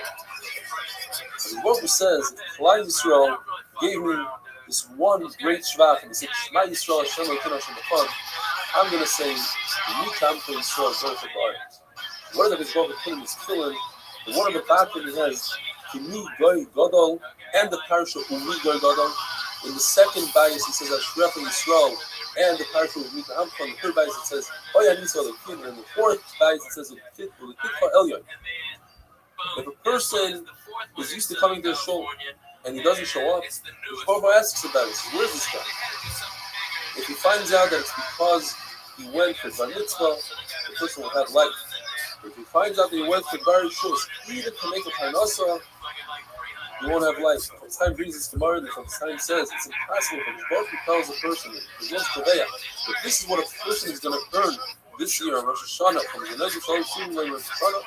It's impossible that if a person has more than the time to go daven and to go learn, and he takes that time instead of learning, he goes and he earns the parnasa. It's impossible that the Baruch Hu will take away from the learning that he's supposed to learn. In other words, he should stay and learn, and nothing will happen, and make the same amount of money. The Reverend says that if the Baruch Hu comes to a shul and the meaning is not here yet, Miyad Koyos, he gets accepted immediately. The person has a permanent place for his davening, then he's like a Roman Kinu, and it says that he can't run by Ezra, Hashem will help him. And when he dies, they say, who's this Anav, who's this Chassid, the child of Avraham. When you go towards the shul, you should run. But when you leave the shul, you don't run because it looks as if you're running away from the shul. In fact, on Shabbos, when it's us to run, you're allowed to run. It's encouraged to run for shul. The Gemara has a list of things that what we might perceive that you get scar for, it's in fact something else. When you go to shul and listen to speech, you don't really understand the speech, you get the scar not for listening to the Torah, but rather for walking to shul. The schar for arguing and learning is the schar that you get for the tircha, for the amilas HaTorah that you get from coming up with the schar. The schar that you have going to a base of Aval, to the Menachem Aval, is not the talk, the opposite. The Tusa is being quiet is what's referred. When you fast, on a fast day, you think that the schar is for fasting. In fact, the schar is even greater when you give money to the poor person who breaks his fast. The scar of you must get somebody saying a is not a speech that you give, but rather in the crying that you do. And the scar that you have from going to top is the scar for telling the person great things. If you daven in the shul, outside of the shul, according to Rashi, means opposite of Darin Kodesh, that wall, when your back is towards Darin Kodesh, you consider the Russian immersion, the story that Allah Nabi met somebody that's diving outside the shul, and his back is towards Darin Kodesh, he said, should we turn around? And Allah Nabi took out his sword and he killed the person. It says in the Pasuk, these are the things that people are used to, such as davening, and people disregard the davening, they don't treat it with proper respect. The other says, Krum is a lashon earth. The person is being supportive of others, he has a certain kusha that his face turns to the color of his bird called Krum. To that, he is evil. He is midai. He gave him a punishment with 8 and 9. Fire and water. The Gemara says you must be careful with what you tefillah. In Mincha, you see that Away Navi is answered during Mincha. By Meir, it says Mincha Sarah, and by Shachash it says Hashem Boiker Kishma Koyim. If you benefit from a wedding meal without creating simcha at the wedding, you're over on the 5 prelos that says in the Pasuk for Sasim, for Simcha, etc. You are Misameh Chasim Kala, you benefit from the 5 prelos that it says by Machim Koira, that you prelos your brother. The continuation of Chasasim, Chasim, is a very long passage. It says that Yevim Koida Beis Hashem. Some say that when you go to a wedding, it says if you brought a kohen. Or it says if you built one of the rooms in Yerushalayim, but that's also the creation of the same pasuk. It says, if your friend says hello to you, you should try to say hello before your friend does. As it says in the pasuk, you should seek out peace. Now, if your friend says hello to you and you snub him out, you don't say hello back, you're considered a gazlan. It says in the pasuk, a lashon of zeilas anim. You're a poor person, you don't have anything. All you have is the ability to say hello, and somebody stole that ability from you. That other person is a gazlan. Have a wonderful day.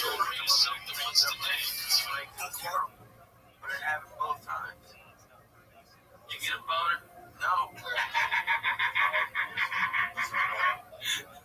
makes me relax. Yes, separate with today, but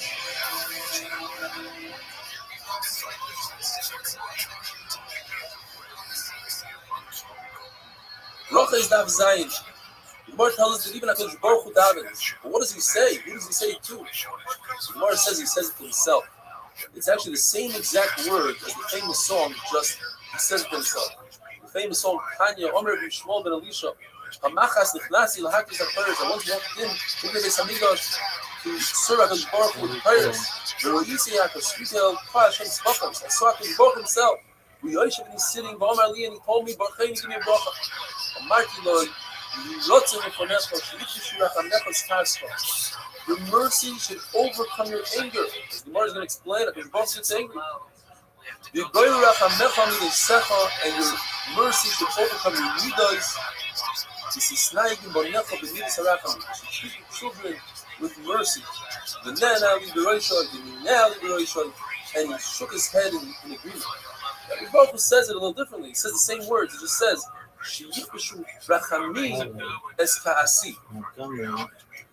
what do we learn from the Shmuel? We learn that HaKadosh Baruch Hu could ask a bracha from a basar v'dam, and he gave it to him and he agreed to it. So then, any basar v'dam, even a hedyot, even a hedyot, a simple person give you bracha and you should enjoy and benefit. From HaKadosh Baruch Hu that you don't accuse a person when he's still angry. Wait until he calms down. HaKadosh Baruch Hu said, wait until I'm not angry anymore. When does HaKadosh Baruch Hu get angry? Every single day, for a split second, for a 16th of a second, the Gemara says it's 158,888. One part of that, which is a 16th of a second. Or the amount of time that says that it takes to say the word rega. And Bilam knew that second. Bilam wasn't that smart. His own donkey beat him in an argument, but he knew that split second. And when you know that split second, you could use it to curse somebody in the curse words. In fact, the Baruch Hu knew that Bilam was about to curse Klal Yisrael, so he didn't get mad those 3 days. And he got his injuries those 3 days. As his phone, there wouldn't be anything left. Rothschild says a story. Yeshua ben Levi was upset at a certain student who was bothering him. He wanted to kill him. What he did was, he took a chicken and tied it to his bed. There's a simon.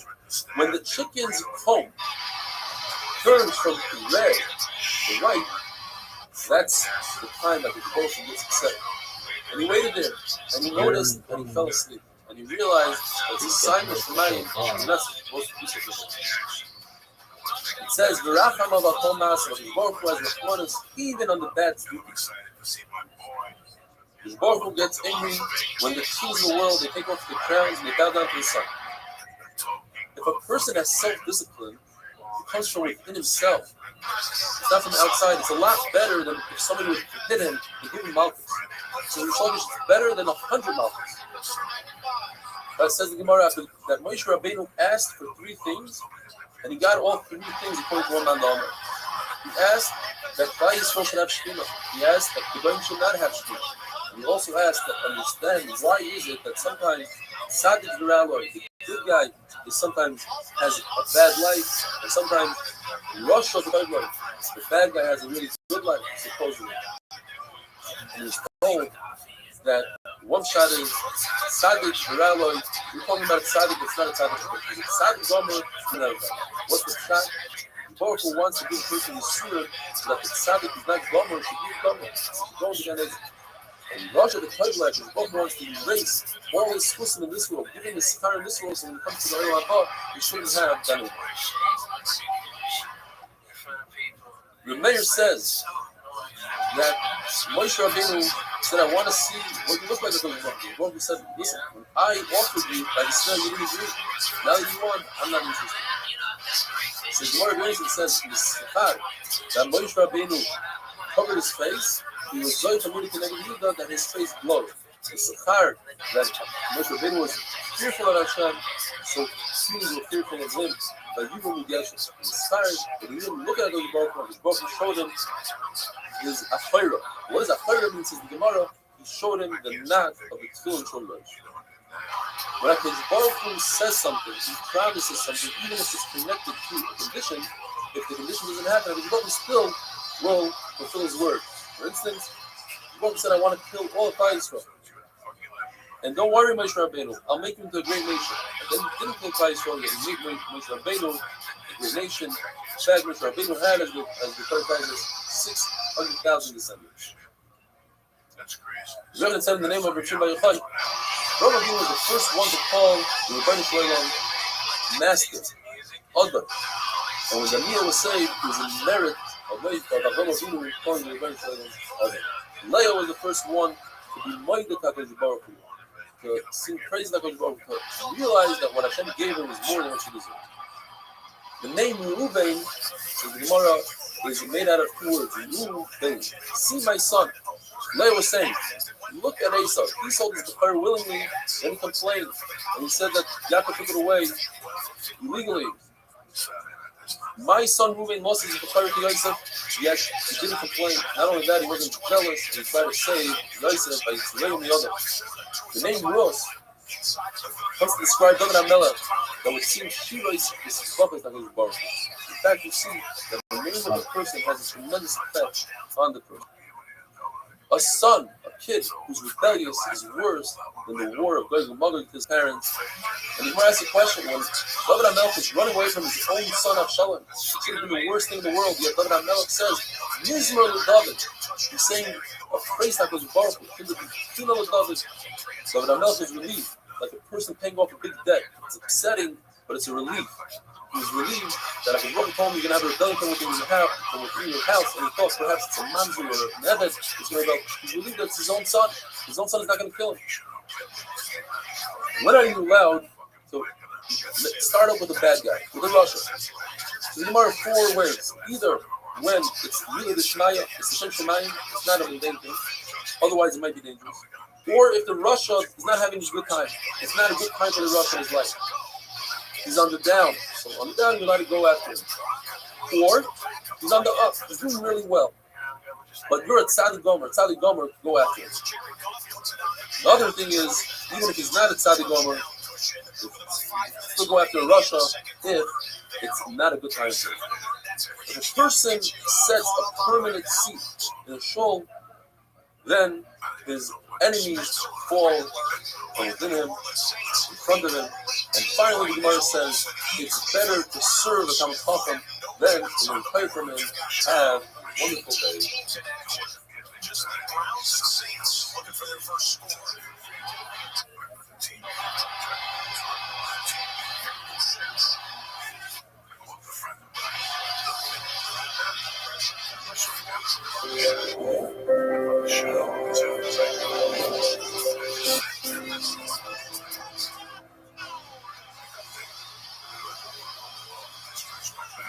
Rabbi's Daf Pest. Today must be one of the highlights of that Dafyomi career.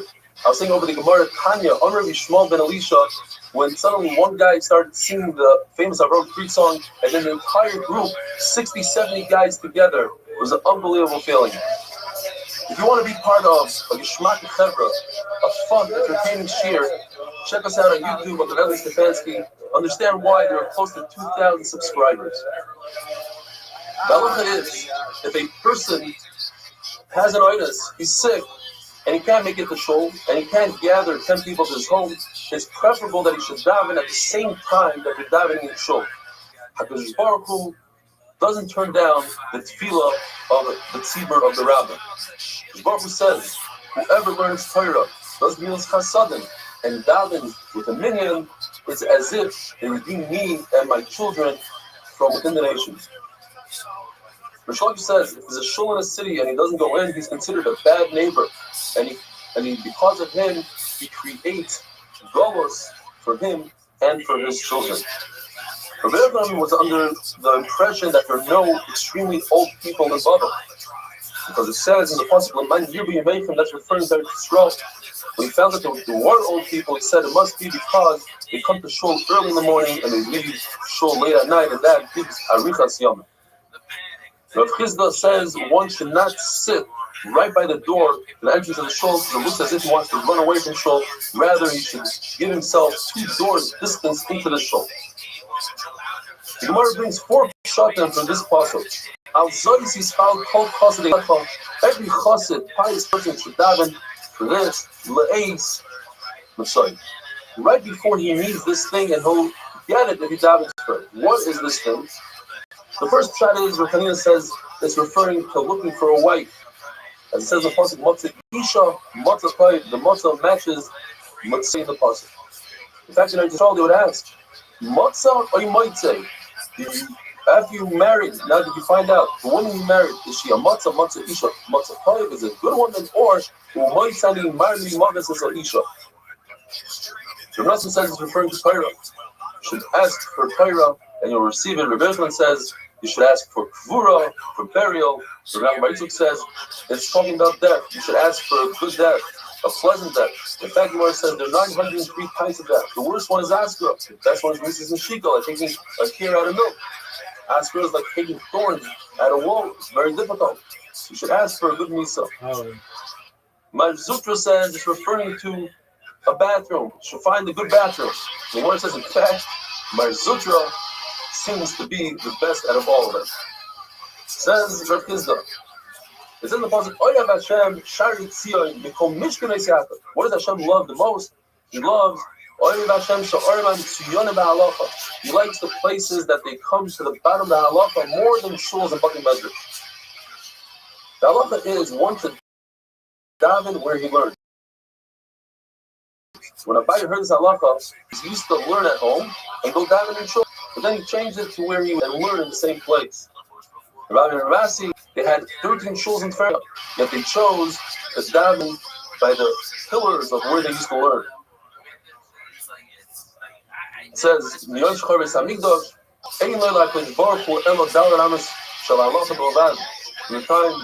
Abayis and Baruch only has 4 anos of halachas. In other words, that's why Abai also he decided to daven in the same place that he learned halacha. That's why Baruch is. Gemara says somebody who has Yerushalayim and earns a living is greater than somebody that earns that just has Yerushalayim without earning anything. It says in the pasuk, "Yagia kapecha v'soichel ashrecha v'toivlach." We learn ashrecha by l'mazeh v'toivlach by l'mabah, whereas just in Yerushalayim only has l'mabah, not l'mazeh. There's a halacha that one should live right next to his Rabbi if he's subordinate to his Rabbi, if he accepts everything his Rabbi says. Otherwise, it's not good to live next to your Rabbi. We see that Shlomo HaMelech didn't sin, didn't marry the daughter of Pari as long as his Rabbi, Shimon the Gedori, was alive and lived next to him. Says the pasuk, "Va'ayzvei yichalu." There's a halacha that if the Sefer Torah is open in shul, you're not allowed to leave the shul. The Bavo would leave the shul between Gaber and Gaber, between aliyahs. But Baba asks, what about between psukim? If there's a pause, can you sneak out? And he remains with the table. Reb Shimon says, I turn my back to the same Torah and I learn they're doing what they want to do and I'm doing my thing. The halacha of Shnai Mikra Lecha Targum brings Arichas Yamin. You should say 2 psukim and 1 targum. What if there's no targum on the pasuk? Like a terrorist divoy. Afros and divoy. Says Rashi, in that case, the Gemara says you should still say it, meaning you should say the pasuk 3 times, once instead of the targum. One should not wait until Yom Kippur to say the targum because every Yom Kippur is the day that we eat, it's as if you're fasting, and do not say Shnai Mikra Targum earlier than the week that you need to say that. The Shulman Levi told his children, first of all, when you chef the bird, be careful that you chef all the breath in the veins, make sure that all the blood comes out. Be careful with the Talmud Chacham Zaken that had Torah, even though you forgot it now because of Aynas, just like they put the broken luchais into the Araim. This person is a broken Sefer Torah. Rabbi told his children, Do not cut meat on your hands. One shot is because it's a sakana. You might cut through, you might slip and cut your hand, or you might nick your hand. Some of the blood will go into the food and it'll disgust everybody. The halacha is you're not allowed to sit on a mita aramis, a bed of a goya. One shot is it's referring to going to sleep without saying Kriya Shema al mita. The other shot is Rabbi was telling his children who were Kanhanim, do not marry a Gyaretz because you're Kohen. And some say that it's a Goya Mamish. Why? Why can't you sit on her bed? Because the story of Rav Papa, a woman told him, a Goya said, sit down. And he said, let me see what's underneath the bed. And she lifted up the bed and there was a dead baby there. She wanted to blame him for his death. Lacha is, one should not go behind a shul. It looks as if you don't believe in the soul. Gemara says there's a number of conditions here. If a person is carrying something heavy, it's obvious that he's not trying to avoid the soul. He's wearing tefillin, it's obvious that he's Yerushalayim. If he's running, it's also obvious that he's trying to get somewhere. And if the shul has another door, then people will think he's trying to go to the other door, and it's not a bizarre to the shul.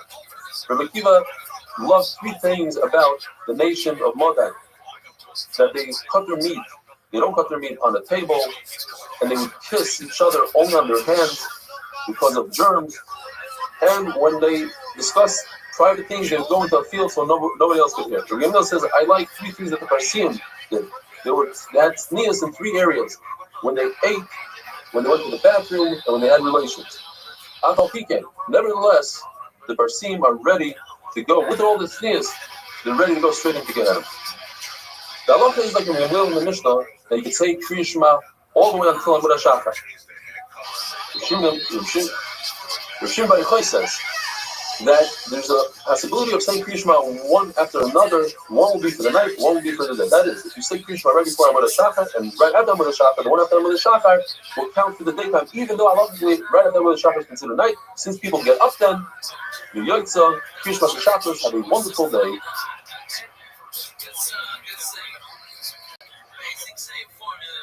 Good singer, good song. Okay, if they just had a good singer and a good song.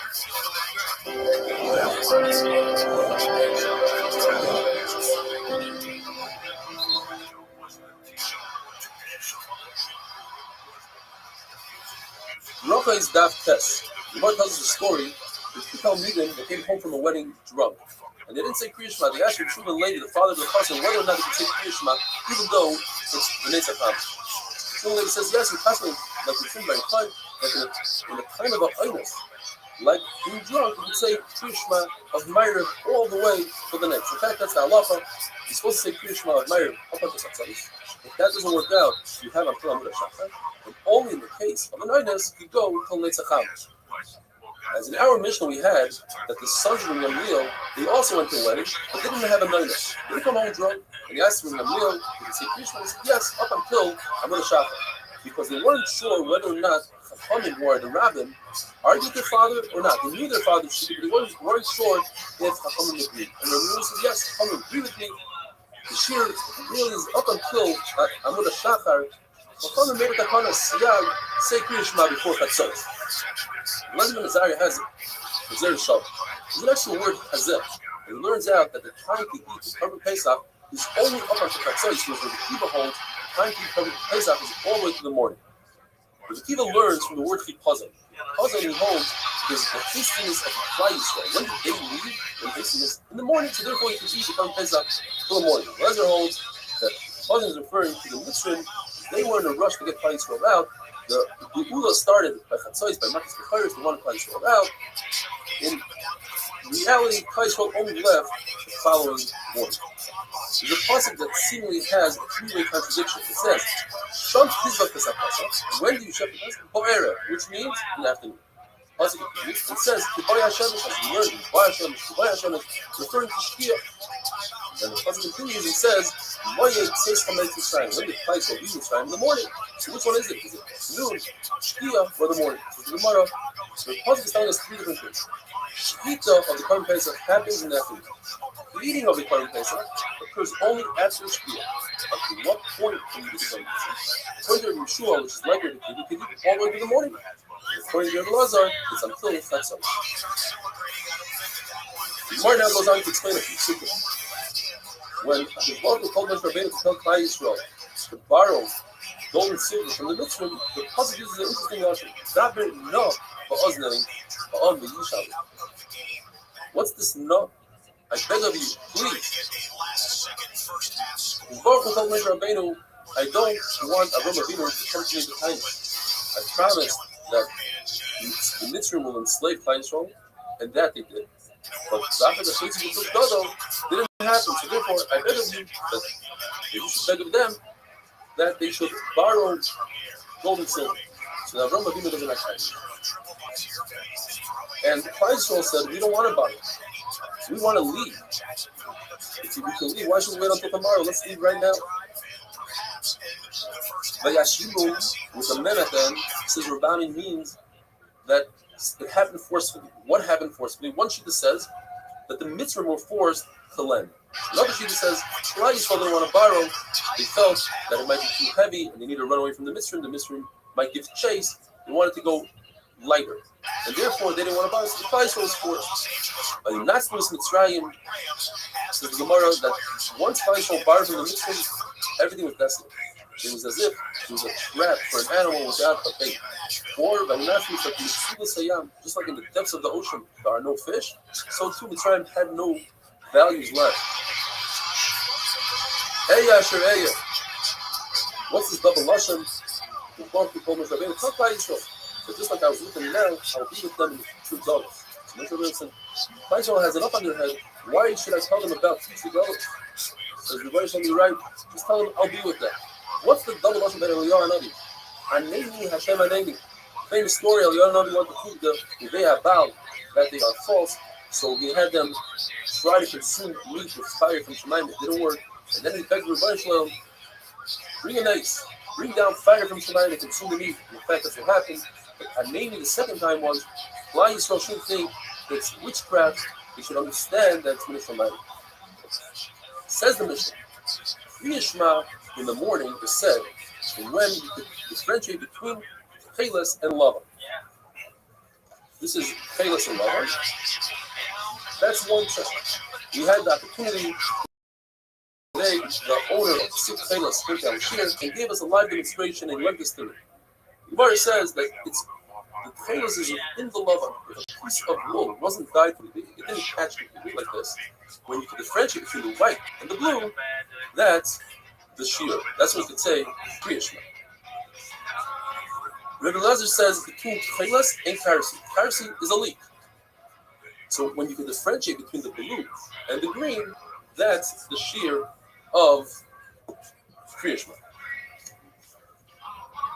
The same shear, the Gemara brings in another way. If you can differentiate between a dog and a wolf, between a donkey and an aroid, which is a wild donkey, and Achirim say it's when you can differentiate, when you can pick out your friend or an acquaintance, an associate from 4 Amasor.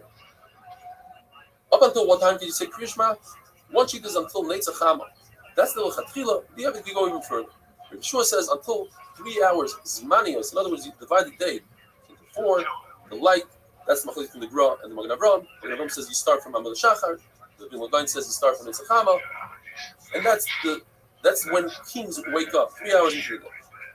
The Mishnah says, whoever reads Kriyashma past this time, at least they'll be the kind of the mitzvah the Raisa of Lumina Torah. And Yonah explains what's the Chiddush. He says because this person is saying about pet, and Torah Savi can't say about pet, nevertheless he gets a chai. Rav Huna says the halacha is that Kriyashma can be said the shear of picking out your friend 4 Amos away. Rabbi says no, that's only in regard to tefillah.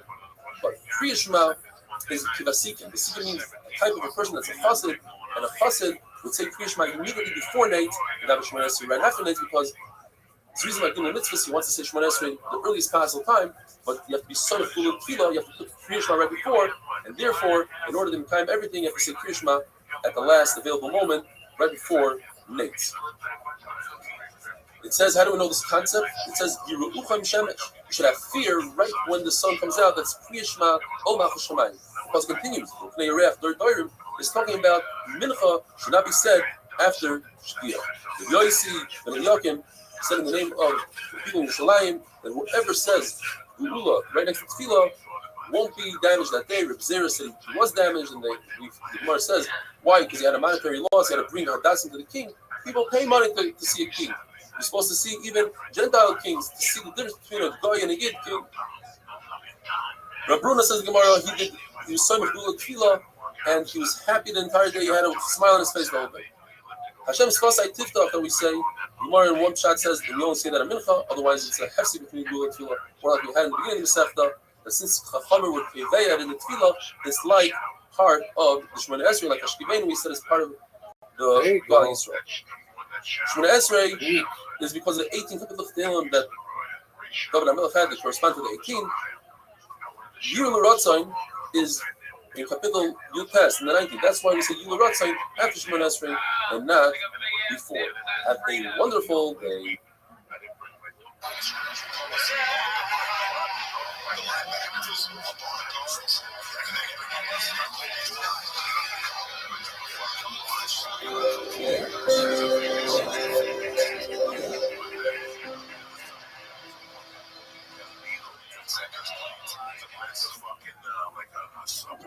Baruch is that view. The Gemara tells us a story that a mayor had really bad neighbors. So he died that they should die. Baruch, his famous wife, told him that's not the way to do it. You're probably thinking, you should get rid of all the chatayim.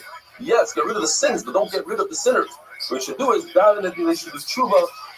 In fact, he daven that they should do tshuva and replace with tshuva.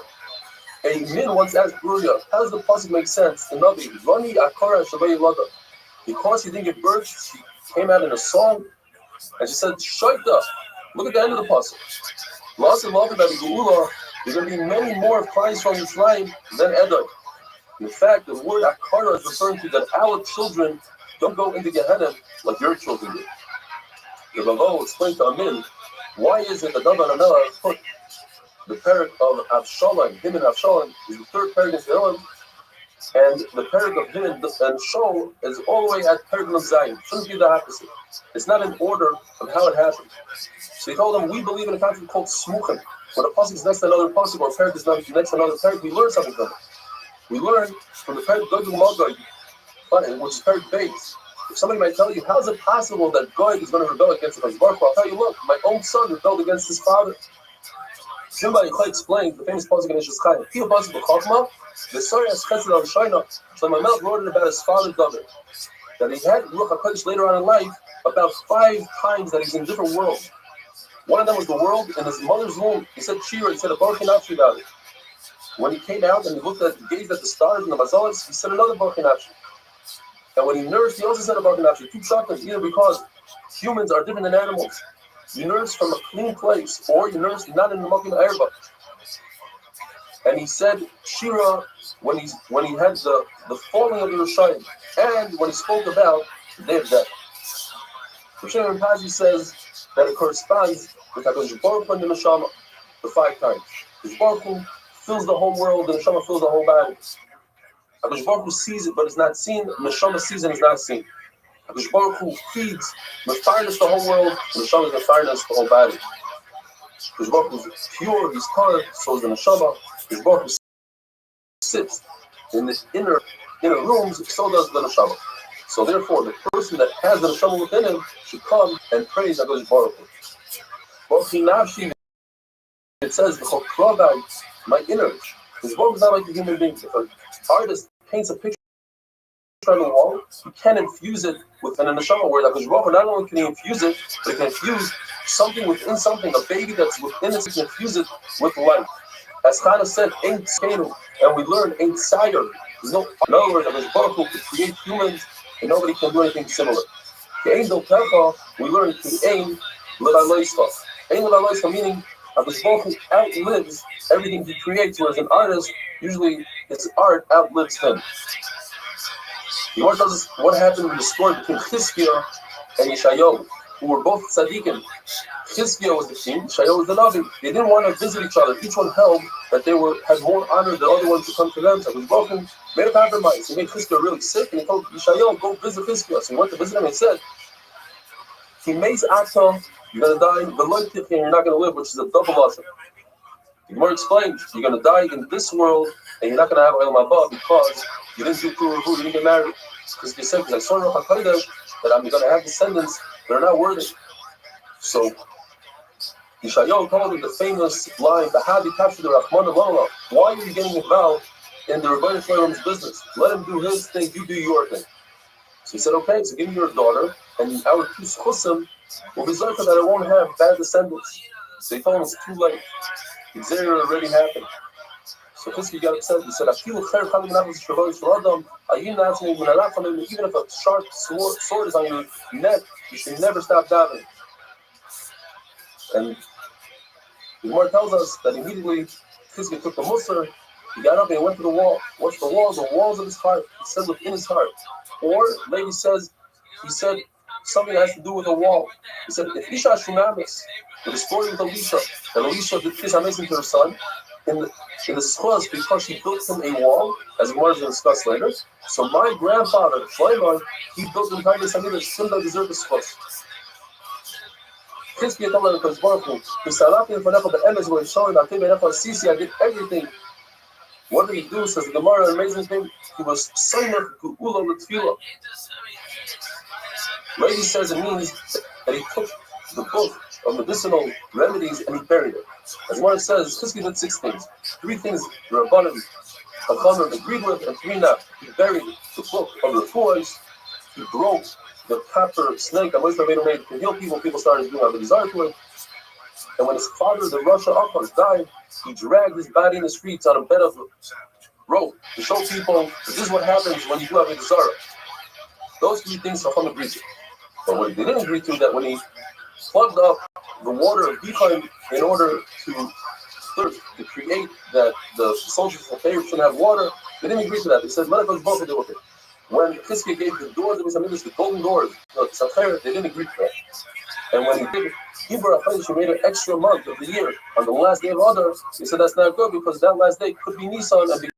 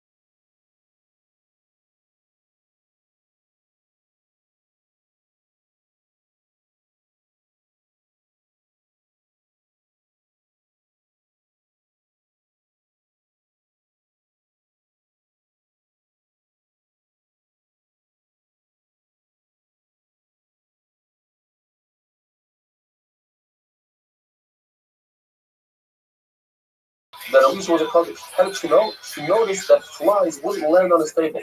Another time, she noticed that his sheets were clean, they didn't have any clay on them.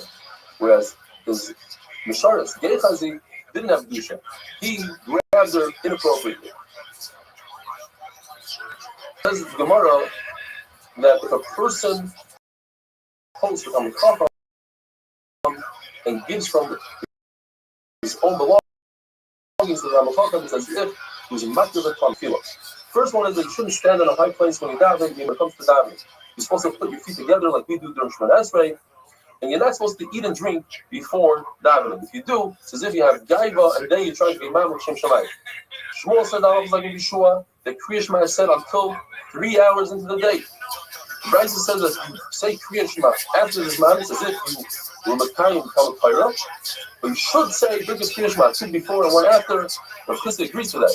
And in one lashon, Rav Chisda argues that. Many said somebody says Kriya Shema in the right time has a bigger source than learning Torah had a wonderful day.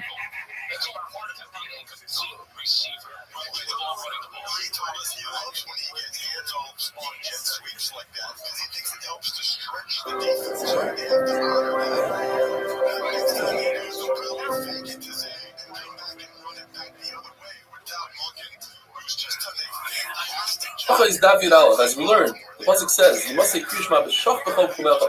when people go to sleep and when people get up. We try to take it a step further and they say, just like when you go to sleep, you're laying down. So when you say Kriya Shema Shel Arvis, you have to be in a laying position. And when you say Kriya Shema Shel Shacharis, you have to be standing up. Otherwise, the pasuk would say, "Ba'boker u'ba'aref." They still say, "Wait a minute." The pasuk says, "U'velech b'chavaderech." You must say Kriya Shema even when you're walking on the way. Walking is not laying down, and it's not even standing. Therefore, say still, you can say Kriya Shema when you're sitting, standing, laying, and even while you're working. Both Beislam and Misham agree that from the words of Shabbat Kumecha, we can learn a big thing. That somebody that's facing a mitzvah, he's preoccupied doing another mitzvah, he's punted from saying Kriya Shema. The Chavaderech teaches us, and not only a person that's actually doing a physical mitzvah, but even somebody like a chassan who's part of in his machshava, his mind is preoccupied. He's also punted from Kriya Shema since he's about to marry a psula. If he'd be marrying an almana, he's not occupied, and therefore he's chayiv. You need a combination. You need to be preoccupied, and it has to be with a mitzvah. So therefore, if somebody's about to lose his shit, it's sinking, that's not enough to give him a tour from saying Kriya Shema because it's not a mitzvah. And although who's preoccupied, he just lost a loved one, and he's very bizarre, he's also chayiv in all mitzvahs, besides tefillin, because tefillin say pe'er, and since he has afer on his head and he's in bizarre, he's potter. Even though they still use Uvelech B'chavaderech to teach us this concept, that Isaac the mitzvah is potter, nevertheless they learn the physical words of Uvelech B'chavaderech, then it's talking about the person that's walking and not laying down. The Gemara tells a story, Rabbi Shmuel and Rabbi Elazar ben Azar were together. Rabbi Shmuel was laying down, Rabbi Elazar ben Azar was standing. When the time came to say Kriya Shema, Rabbi Elazar ben Azar decided to lay down like the Shammai.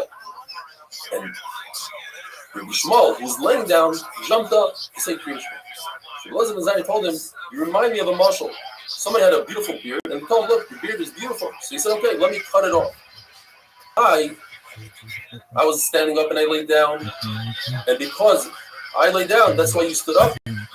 I give you a compliment, and you're doing the opposite of what I'm doing. So he said, "No, I am worried that people will see us and they'll say that Allah is like Bishamai." What's the difference? Because they still say you could also lay down. But since you were standing and then you lay down, so it looks as if you passed like Bishamai. So what is the halacha if you do like Bishamai? According to Rabbi Cheskel, it's okay, you're Yaitza.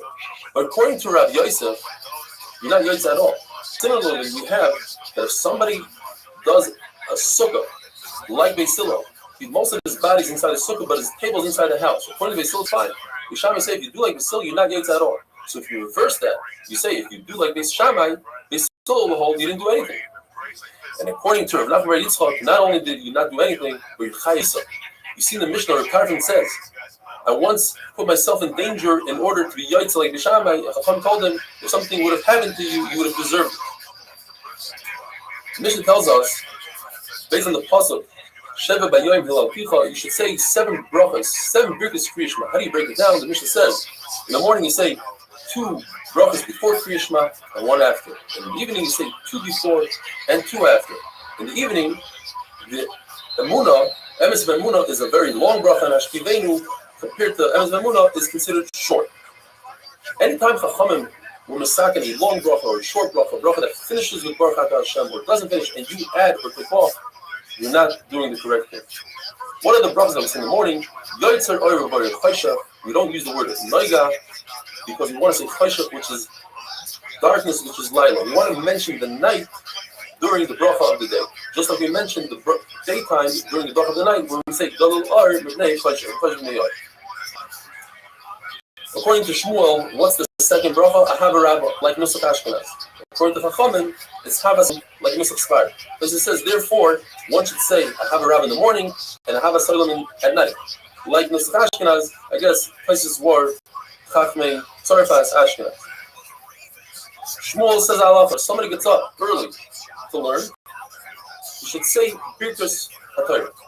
And if he said Kriya Shema with Birkus Kriya Shema, so a Haver Rabbah hatters him from saying Birkus HaTorah. When do you say Birkus HaTorah? Rav Huda says you only say Birkus HaTorah if you learn Chumash. But not even a med tells you the halachas that come out of the Chumash. Rav Elazar says even med. Yochanan says you say Birkus HaTorah even for Mishnah. And Rava says you say Birkus HaTorah even for Gemara. And Rashi says because that's the Ikar Torah. This is great for Daf Yomi people. Gemara is the main part of Torah.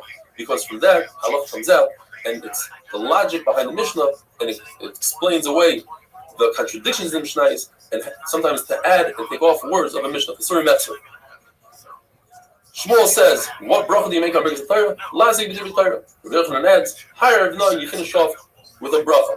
And Rav Nuna says, you say Asher Baruch Rabbanu Mikol Ha'am, which he says is considered the most important bracha out of the three. Why? Because it gives a place on Baruch Hu and a place to Klal Yisrael in Torah. And therefore, since these are all important brachas, we say all three. After the Kohanim brought the carbon common in the morning and they salted the Ivarim, the Sgan Kohanim would announce, make one bracha. What is that one bracha? According to Shmuel, it's a Havarabba, and according to Rav Shlakish, it's Yotzer Ar. And then they would say Aser Sadibros, and then they would say Shema V'Yishmayim V'Yomer, and then they would give three brachas to Klal Yisrael. They would say Emes V'Yatziv, and they would say which is similar to Ritzei, just a Chanavot or another bracha, and then they would say Birkas Yahanim. Rav Zrika proved that you say Yotzer Ar and not a Havarabba, because Rav Shlakish says, from here you see that brachas are not maktiv. In other words, if there's two brachas together and you say one out of the two, you guys are not one. Similar, let's say for tefillin, if you say just a bracha on Shal Yad and not Shal Rosh, you only have one pair, or you can't put on the other one, you guys. How does he prove it?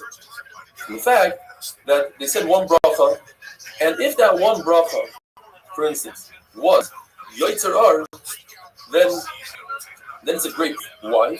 Because why did they say Havarabba? Havarabba you could say all night long. There's no amount for it. But if they said a Havarabba, then there's no proof, because perhaps they said it when it was too early. Yotzer is only when the light comes out. And maybe they said it later on. The Gemara says perhaps they said both brachas. We meant to say that it's not ma'akiv, that the seder is not ma'akiv. You can say one before the other, and it doesn't matter in what order. Have a wonderful day.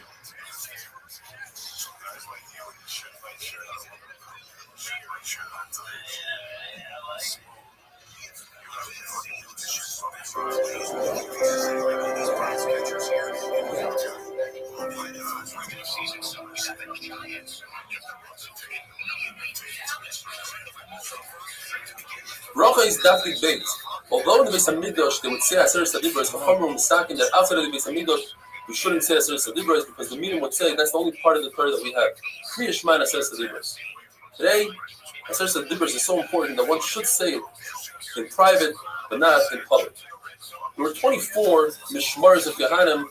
Every week a different mishmar would take over the Beis Hamikdash. When the incoming mishmar came into the Beis Hamikdash, the outgoing mishmar would say another bracha, and he would say, Misha shiken eshmoy bebayis hazeh, v'yashkin b'neichem ahava v'achva v'shalom v'reis. The Gemara goes through a series of questions regarding brachas. If a person starts in Ma'ariv, he starts off thinking that he's saying Shachris. He says Yotzer Ar, but he finishes off Hamarav Aravim. And the same thing in Shachris. He thinks he's saying Hamarav Aravim, and he finishes off Yotzer Ar. In both cases, he's Yotzer because he finished off correctly. The reverse, if he started off correctly but finished off incorrectly, the Shachris, he started off Yotzer Ar, but he finished Hamarav Aravim, and if he started off Hamarav Aravim and finished Yotzer Ar, he's not Yotzer. The person is holding in his hand a cup, and he thinks that it's beer, but in fact it's wine. So he starts saying Shahad, and he finishes off a Gafen, he's Yotzer. What about Bracha Achrona? Person thinks that he ate bread, but in fact he ate dates. And he finishes off correctly. He started off Birkas Hamazon, but he finished off Mein Shalish, the Bracha Achrona. He's Yotzer because even the Birkas Hamazon that he started off with would work for dates, because dates can satiate him. But what happens, and this Gemara remains in a suffix, if he thought that he was holding wine, but in fact it was beer. So he started saying Hagafen, but he finished off Shahakal. The question is, do we go by the main part of the bracha or the latter part of the bracha? And therefore he'd be Yotzer. If a person thought that he ate dates, so he started saying a bracha achrona, and then he realized that he ate bread, and he finishes off with Birkas Hamazon, the Gemara remains in a suffix. Now the Gemara says you can't prove anything from the halachas that we said by Kriya Shema, because according to Rav, since when it comes to Birkas Kriya Shema, you finish off with a bracha, Baruch Atah Hashem Amar V'Aravim, that's enough, that's a bracha in itself. According to Rabbi, Baruch Atah Hashem Amar V'Aravim, or Yotzer Ar, is not considered a bracha, because you have to say Baruch Atah Hashem Elokeinu Melech Haolam in order for it to be considered a bracha. Nevertheless, you can't prove anything from Birkas Kriya Shema, because Birkas Kriya Shema, when a person starts the bracha, he intends to mention the day and the night in the same bracha. So every bracha really is a bracha for the day and for the night, and therefore he's yotzei. The person does not say the yatzeh in the morning and the emun at night. He's not yotzei the mitzvah of Kriya Shema Tikkuno. As it says in the pasuk, "Lahagid ba'avod chazdecha," the munascha b'leilos, you have to give shvach to Baruch Hu in the morning and the evening. When you say Shema Esrei, the first two brachas, and by the last bracha, you bend your knees by Baruch, and by Atah, you bend your spine and your head down. All your vertebrae have to bend, and then by the word Hashem, you must start coming up. It's important to remember that by Baruch Hu also, when you say Baruch Hu es Hashem, you start coming up. Rav Sheshes would bend his knees and bow down quickly. And when he said the word Hashem, he would be like a snake. He'd pick up his head very slowly to show that it's not a burden on him to do the Kriya. We know we say Hamelech HaKadosh and Hamelech HaMishpah. What if one forgets and says Hakel HaKadosh or Melech Vayim Zako Mishpah? So according to Rabbi, and that's the halacha, he's not yotzei, and according to Rabbi Lazar, he's yotzei. If a person has the ability to daven for his friend and he doesn't daven for his friend, he's considered a sinner. If he has the ability to daven for Talmid Chacham, he must do so until he feels sick, literally sick. He has to fast and daven until he becomes sick. If a person is over an Aveira and he's embarrassed by the Aveira, an amazing chiddush. Not only are they moichlim on that Aveira, but they're moichlim on all his Aveiras. And how we know this? We know this from Shaul. Shaul brought down Shmuel from Shemayim through the Oiv. And Shmuel says, "Why do you bring me down?" So he says, "I tried this, I tried that." But he never mentions I tried Durim and Tumim because he's embarrassed by the Aveira that he committed, that he killed the Oiv with Durim and Tumim. So I didn't know that Shaul was forgiven because Shmuel tells him, tomorrow you'll go to battle, and if you go to battle, you'll be killed, you and your children, but you'll be with me. It says the Gemara, with me means my mechitza. In other words, Shaul was zoicha to being Gan Eden with Shmuel Hanavi, which is a tremendous mitzvah. Or, because the Gevanim, they said they'll forgive Shaul if Shaul gives them 7 of his sons that they could kill. Obviously, they hated Shaul. And the pasuk ends off saying that Shaul was a Bechir Hashem. Says the Gemara that it wasn't the Gevanim that was Hashem that announced it from Shemayim. Bechir Hashem, in other words, he forgave Shaul. The Gemara tells us that they wanted to institute that we should say Parshas Balak in Kriya Shema because Parshas Balak has the pasuk Korah Shochav Karyei U'Chalavi. It's a beautiful pasuk, but it also includes the lashon of B'Shach B'Chol Kumecha.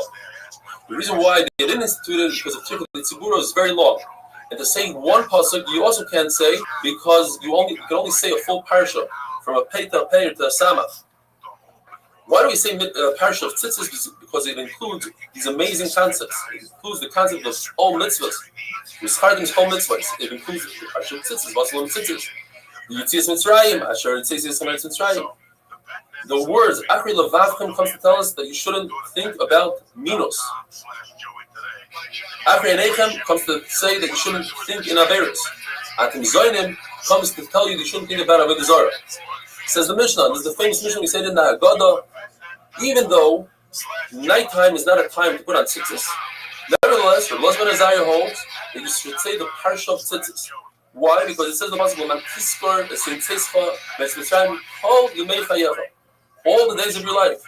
Yemei chayecha are the days you made. All yemei chayecha, the extra kol means the night. So you should say parsha of the night. If I'm saying no, all yemei chayecha comes to include the time of Mashiach. We're also going to say the parsha of tzitzis have a wonderful day.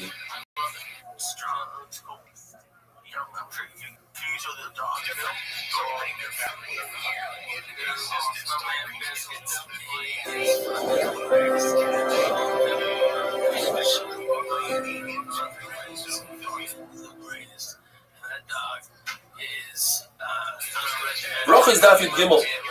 The Gemara tells us that once Mashiach comes, we're not going to be mentioning the Geula from Bavel, Horas, right? But we will be mentioning Mitzrayim, though it's slightly muted compared to how we mention it today, because the main focus is going to be on the Geula from Gog and Magog, as the pasuk says. Hideni Oisa Chadasha. I'm going to give you a brand new Geula. It's going to be so large that you're going to forget about the other Geulas. And Mashal, a person bumped into a wolf, and he has a great story to tell over to his friends. He bumped into a wolf, and he's safe.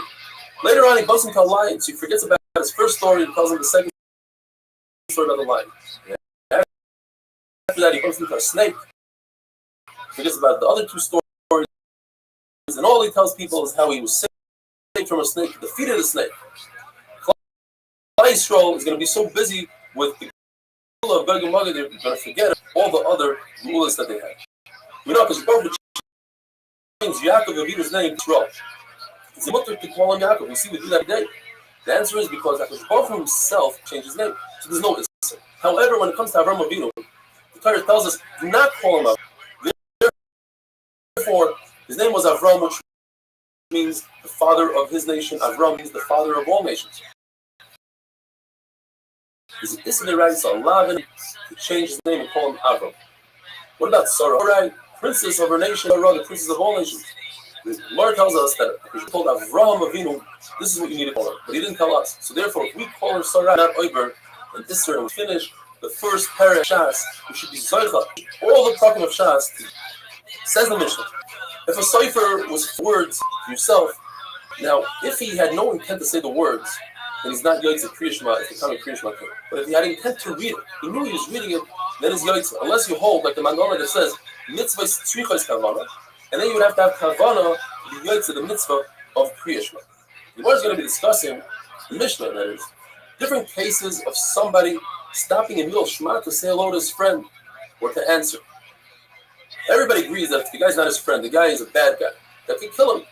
Then obviously you'll have to say hello to him and answer him smack in the middle of Kriya Shema.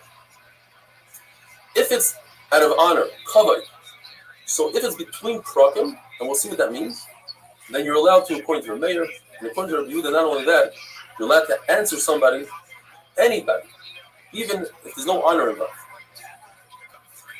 In the middle of the parak, between psukim, in the middle of the parak, according to your mayor, you're not allowed to answer. And according to Rabbi Yehuda, you're allowed to answer. What is Bein HaPrakim? Bein HaPrakim means two brachas of Kriya Shema before Kriya Shema, between the second bracha of Kriya Shema and the pasuk of Shema, between the parsha of Shema and Vayayim from Shemaya, between the parsha of Shemaya and Vayomer, between Vayomer and V'yatzik. According to Rabbi Yehuda, you don't stop between Vayomer and V'yatzik. Why is the parsha of Shema first? It's not in the right order. In the Torah, the first parsha is Vayomer. The answer is because first we want to do Ol Machal Shemayim, and that's in the parsha of Shema. So then why is V'hayim Shemaya second?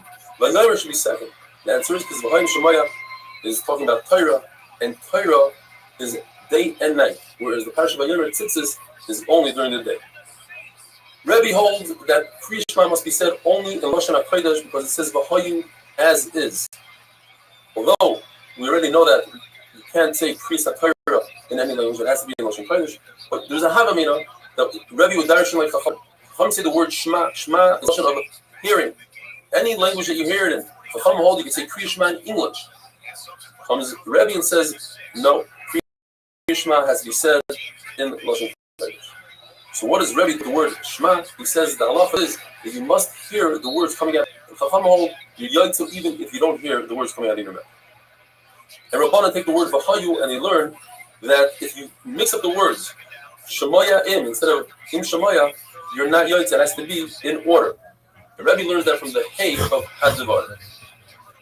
We have a three-way machlokes. Where do you have to have kavanah, the proper intent, in order to be yaitzu? If you don't have that proper intent, you're not yaitzu. According to Rabbi, it's just the first pasuk. And therefore, and Rabbi holds that's the halacha, and that's how we pass it. So the person just had kavanah the first pasuk, and he had some items and he didn't say the rest of Kriya Shema, he's yaitzu halacha. According to Rabbi Eliezer, you must say the first three psukim of Shema with kavanah, as it says, ba'ela. And therefore, they hold that you have to stand. In other words, if you're walking like Pisilo, you'll ask Kriya Shema while you're walking, but the first three psukim you must stand still in order to have the proper kavanah. Rabbi Akiva holds that the entire first parasha you must have kavanah because it says al levavecha, and therefore they hold that you have to stand still and say the whole first parasha so you have kavanah. Once it says al levavecha v'dibar tabam, that until that point you have to read it and have kavanah, but from that point on you could just read it without kavanah. And you're yaitza. You should have kavanah, but if you don't, you're yaitza. What about the fact that in the second parasha it says alevavchem l'daber bam? Seemingly, you have to have kavanah. So you want to know that comes to tell us the halacha that your tefillin sheyad should be opposite your heart. Rabbi Yosef holds that up until that point, alevavchem you have to have priya the kavana, but past that point, you have to have kavana. And the words l'daber bam come to teach us that we're talking about Torah, and the pasuk is telling us, you must teach your children Torah so that your children can talk in learning. Says the Gemara in the pasuk of Shema, when you say echad, if you lengthen the dalet, it's very hard to do it as Ashkenazi. It's easy to do it if you're taking money. Then HaKadosh Baruch Hu gives you arichas yamim. Rabbi says as long as you don't say the ches really quickly, the ches has a kamas. Echad, if you say quickly, it might sound like a shva. You shouldn't do that. Rabbi saw Rabbi Yirmiyah saying the word echad very, very long. So he said, listen, the only chiyuv you have is to think in your head that HaKadosh Baruch Hu is one in Shemayim, in the Aretz, and in the four Ruchos. There's no need to be Meirach. Rabbi would teach his Talmidim Torah from more. He had no time to say Kriya Shema. He was actually put Kriya Shema. So what he'd do is he put his hand on his eyes and he'd just say one pasuk, the first pasuk of Shema Yisrael. And his machlokes were not later on. Rabbi would repeat the entire Kriya Shema. We know one thing. We know that Rabbi would say over to his Talmidim every single day, would talk about the Tzisim Shrine. Either because he wanted to be Yotzei Yitzis Shrine, or he wanted to be Maskir Yitzis Shrine in the third time. Have a wonderful day.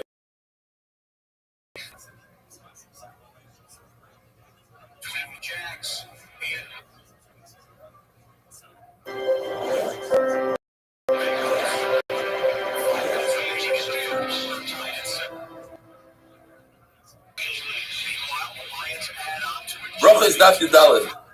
If you know somebody else that might be interested in a Daf Yomi share that's entertaining, fun, gishmak, with a lot of visual aids, search for our share online on YouTube under Rabbi Shemesh Daf Yomi or Eli Stefansky, and come see for yourself why, since the beginning of over 1,000 views per share, that there are certain situations where you're allowed to ask or tell somebody hi, say shalom to somebody, and answer him. Says the Gemara, if you could do that in Kriya Shema, then certainly you could do that in the middle of Hallel, which Hallel is only the Rabbanan, and Kriya Shema is the Raisa. Although Hallel is a Persuma Nisa, nevertheless, you can compare it to Kriya Shema. Now, the Gemara qualifies that. If you're saying a Hallel Shalit, meaning on Yom Tov where you have to say a full Hallel or a Chanukah, then you could only say hello to somebody, Beina Prokim, between paragraphs, and not in the middle of the paragraph. If you're saying a half a Hallel, like on Rosh Chodesh, Chol Moed, then you would say hello to somebody, you can answer them in the middle of the paragraph. The fact that Rav Ina didn't answer to Rav Bar Shovel was because he didn't think he was chashuv enough for him. It wasn't an issue of kavod here. In fact, they passed him that in our day, since people understand that you're not going to answer them, you're in the middle of Hallel, you're in the middle of Kriya Shema, so we don't have this concept of shoyel u'meishev mipnei hakavod. Two halachas in regard to tasting food. If you're tasting a food and it's less than a revius, and it's on a tinus, and Mechalik is showing what tinus we're talking about, you're allowed to taste the last day. Since you accepted the fast, that you won't accept the fast, that you won't be benefiting and having enough. And also, if you taste food, you don't have to make a bracha for it.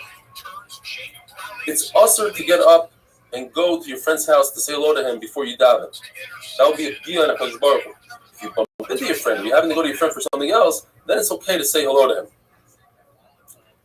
It's also lazis chafotza. You're not allowed to take care of business or your personal things before davening. Now, I venture to say, and this applies to me as well, it's probably usher to look at your emails and WhatsApps, etc., before davening. The Gemara says an amazing thing, though, that if one has bitachon HaKadosh Baruch Hu, he says, you know what, I'll take care of my business after davening. HaKadosh Baruch Hu isolates rachav. HaKadosh Baruch Hu takes care of his business. The Gemara says that if somebody sleeps for 7 days without having a dream, he's a ra, he's considered wicked. And from the same pasuk we learned that if somebody satiates himself with Torah, he's so full of Torah that they won't tell him any besuros during that day. We had a machlokes in the Mishnah. What's considered ben aprakim? There's machlokes between the end of Shema, Emes, and V'yatziv. is that considered between the talking? Rabbi says that's not. You're not allowed to stop there and say hello. Why? Because he brings a pasuk Hashem Elokim Emes, so it's one continuation. We have machlokes. Once a person says at the end of Shema Hashem Elokim Emes, does he have to repeat the word Emes again? According to Rabbi Yochanan, you must repeat it again. According to Rabbi, you don't repeat it. The Gemara brings a very interesting lashon. Rabbi heard one of his talmidim say Hashem Elokim Emes, Emes v'yatziv. So he said, "Kol Emes v'Emes tafsi lahai." This guy is grabbing onto every Emes. He's doing the wrong thing. There's halacha that once you start the third parsha, that is by Ma'ariv, you start, you must finish. According to Rav, what does it mean to start? You say, that's it. Once you get to Varmarta Alehem, you have to continue the whole parsha. But Papa holds that's not considered a start. And therefore, if you just say that until Varmarta Alehem, then you could skip everything and go all the way to Hashem Keichem Emes. Abai says that our meaning is you start, you say the beginning of the pasuk, and therefore that creates a chiyuv for you to finish, and that's why you finish the entire parsha of Vayomer. Chiyuv Barav says that if you say the third parsha, then you're mechuyev to say Emes v'Emunah. But if you don't, and this is a Ma'ariv, then you have to say, instead of the third parsha, you have to say Moedim Anachnu Lach Hashem Shortzisenu Meretz Mitzrayim. You took us out of Mitzrayim, and you redeemed us from slavery. And he did tremendous nisim for us on the water, and we sang to you. What did we sing to you? Micha Moicha B'Yilim Hashem. And then you continue from that point on all the way to God Yisrael and then say Shemon Esrei. Shmuel Bar Yochai says, not only is the parsha of Shema Ol Malchus Shemayim, that's why we say it first, but the parsha Shema has three concepts in it: Lilmoid, Lilamed, Lilasos. It says in the pasuk V'dibar Tabam that teaches us you have to learn Torah. Lilamed, you have to teach others. V'shinatim Levanecha. And Laso is to do, to take action. Ukshartam, you put on tefillin, uksavtam, you write mezuzahs.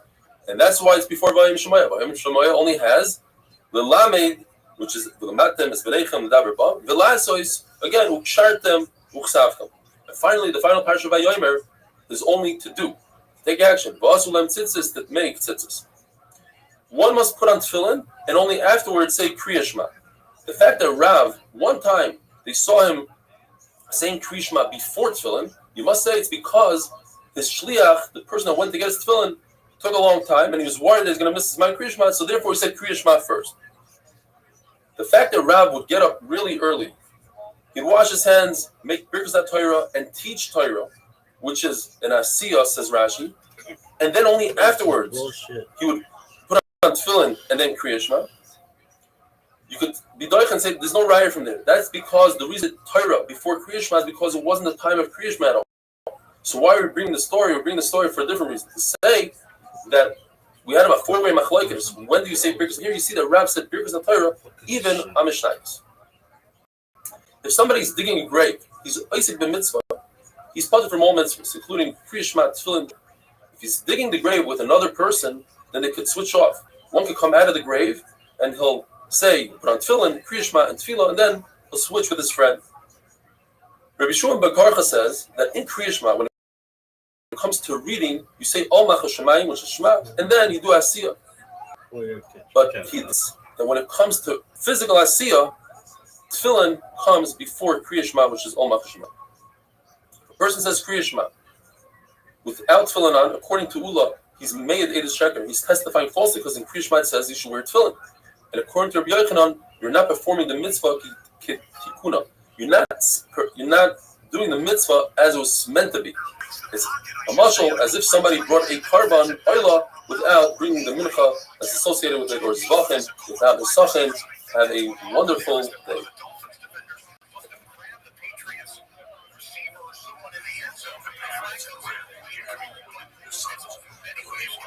Bannon.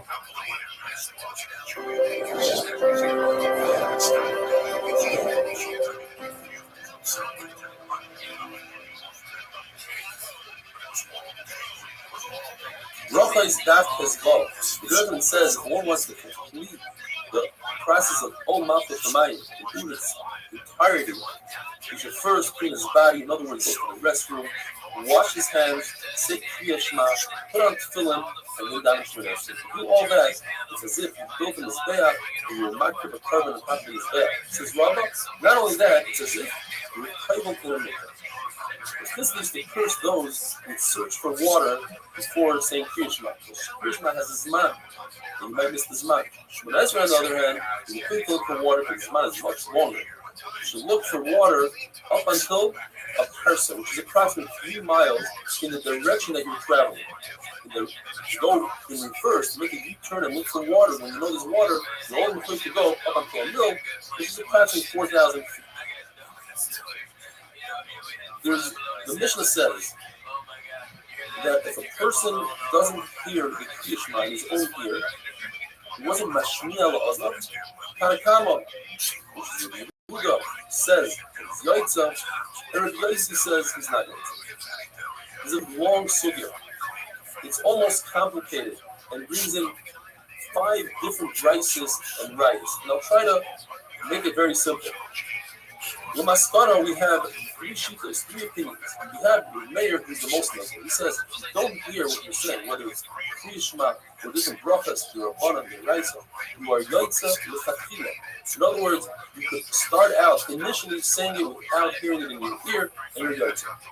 On the opposite side, you have Rabbi Yossi, who says that when it comes to Kriya Shema, you don't hear it in your ears, you're not Yaitza, even after the fact. And then you have the middle street. So Elazar ben Azariah, who happens to be Rabbi Yehuda's Rebbe.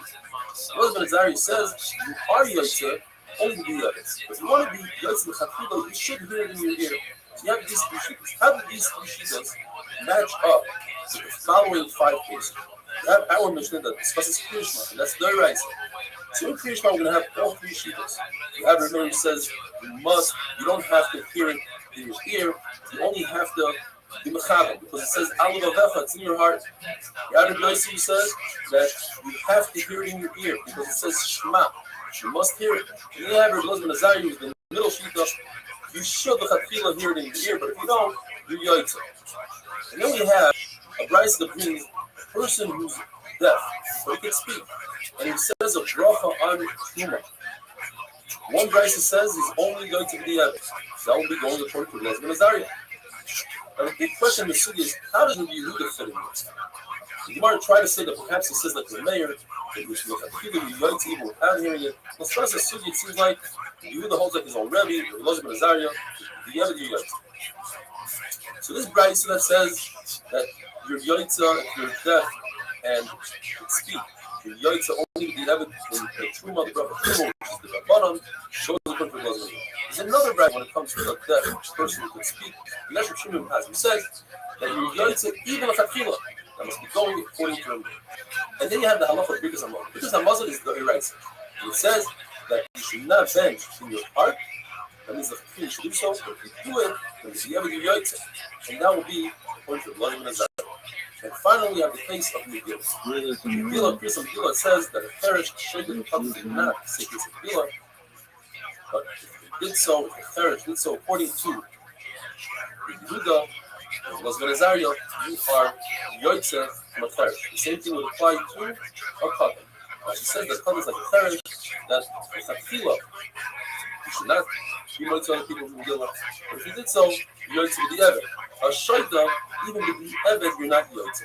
And he says there's another shear that is, Katan is Gilchino, 8-9 years old, then he's completely crushed with Chila to be Yaitza other people. So that's Sugya. Then the Gemara says that it's possible that Rabbi Yossi holds by Kriya Shema, that you are not Yaitza at all, even with the Eved. He could agree, like the Rabbanan, like let's say Truma and the Cherish by Megillah, that you are Yaitza with the Eved. The Gemara says that just like a womb takes in Zera, and then out comes a baby, so to a grave takes in the dead, and there will be Kis HaMesim, bodies will be alive. Just like the womb goes in when it's quiet and there's a lot of commotion, it's screaming, it's celebration. So too, how the fire of the grave, when the body goes in, there's a lot of crying, when the body comes out alive, and Kis HaMesim is going to be a huge celebration. And this is the source for Kis HaMesim in the Torah community. It says in the Pasuk, "And the following the Torah, Gadas al Nahar, Bahalim Nota." Just like a river to take a person out of his coma make a car, so to the hauling, referring to the base of medrash, to take a person and take him out of koiva if he has a virus and bring it into source. We learned in the Mishnah that if a person said Kriya Shema but he wasn't expecting, what does that mean? He said all the words, but perhaps two of the words were connected to each other.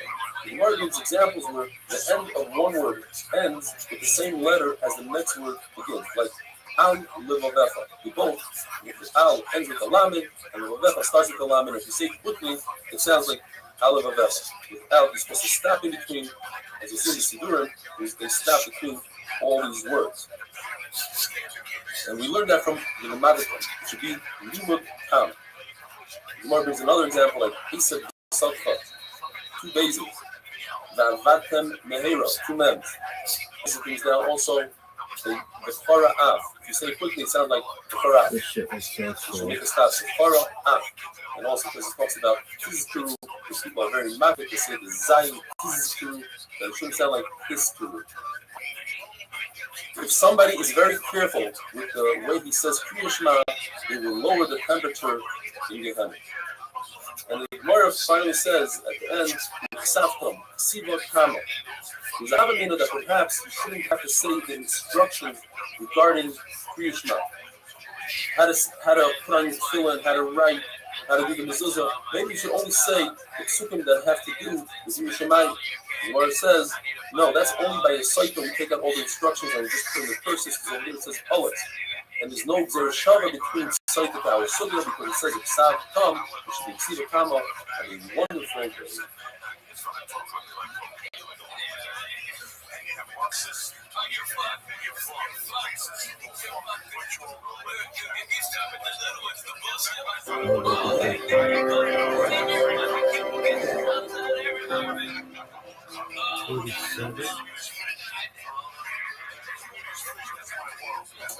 Racha is Dak Tazayim. The Gemara tells us that Rabbi Amir and Rabbi Asi were building a chuppah for their friend Rabbi Elazar who was getting married that day.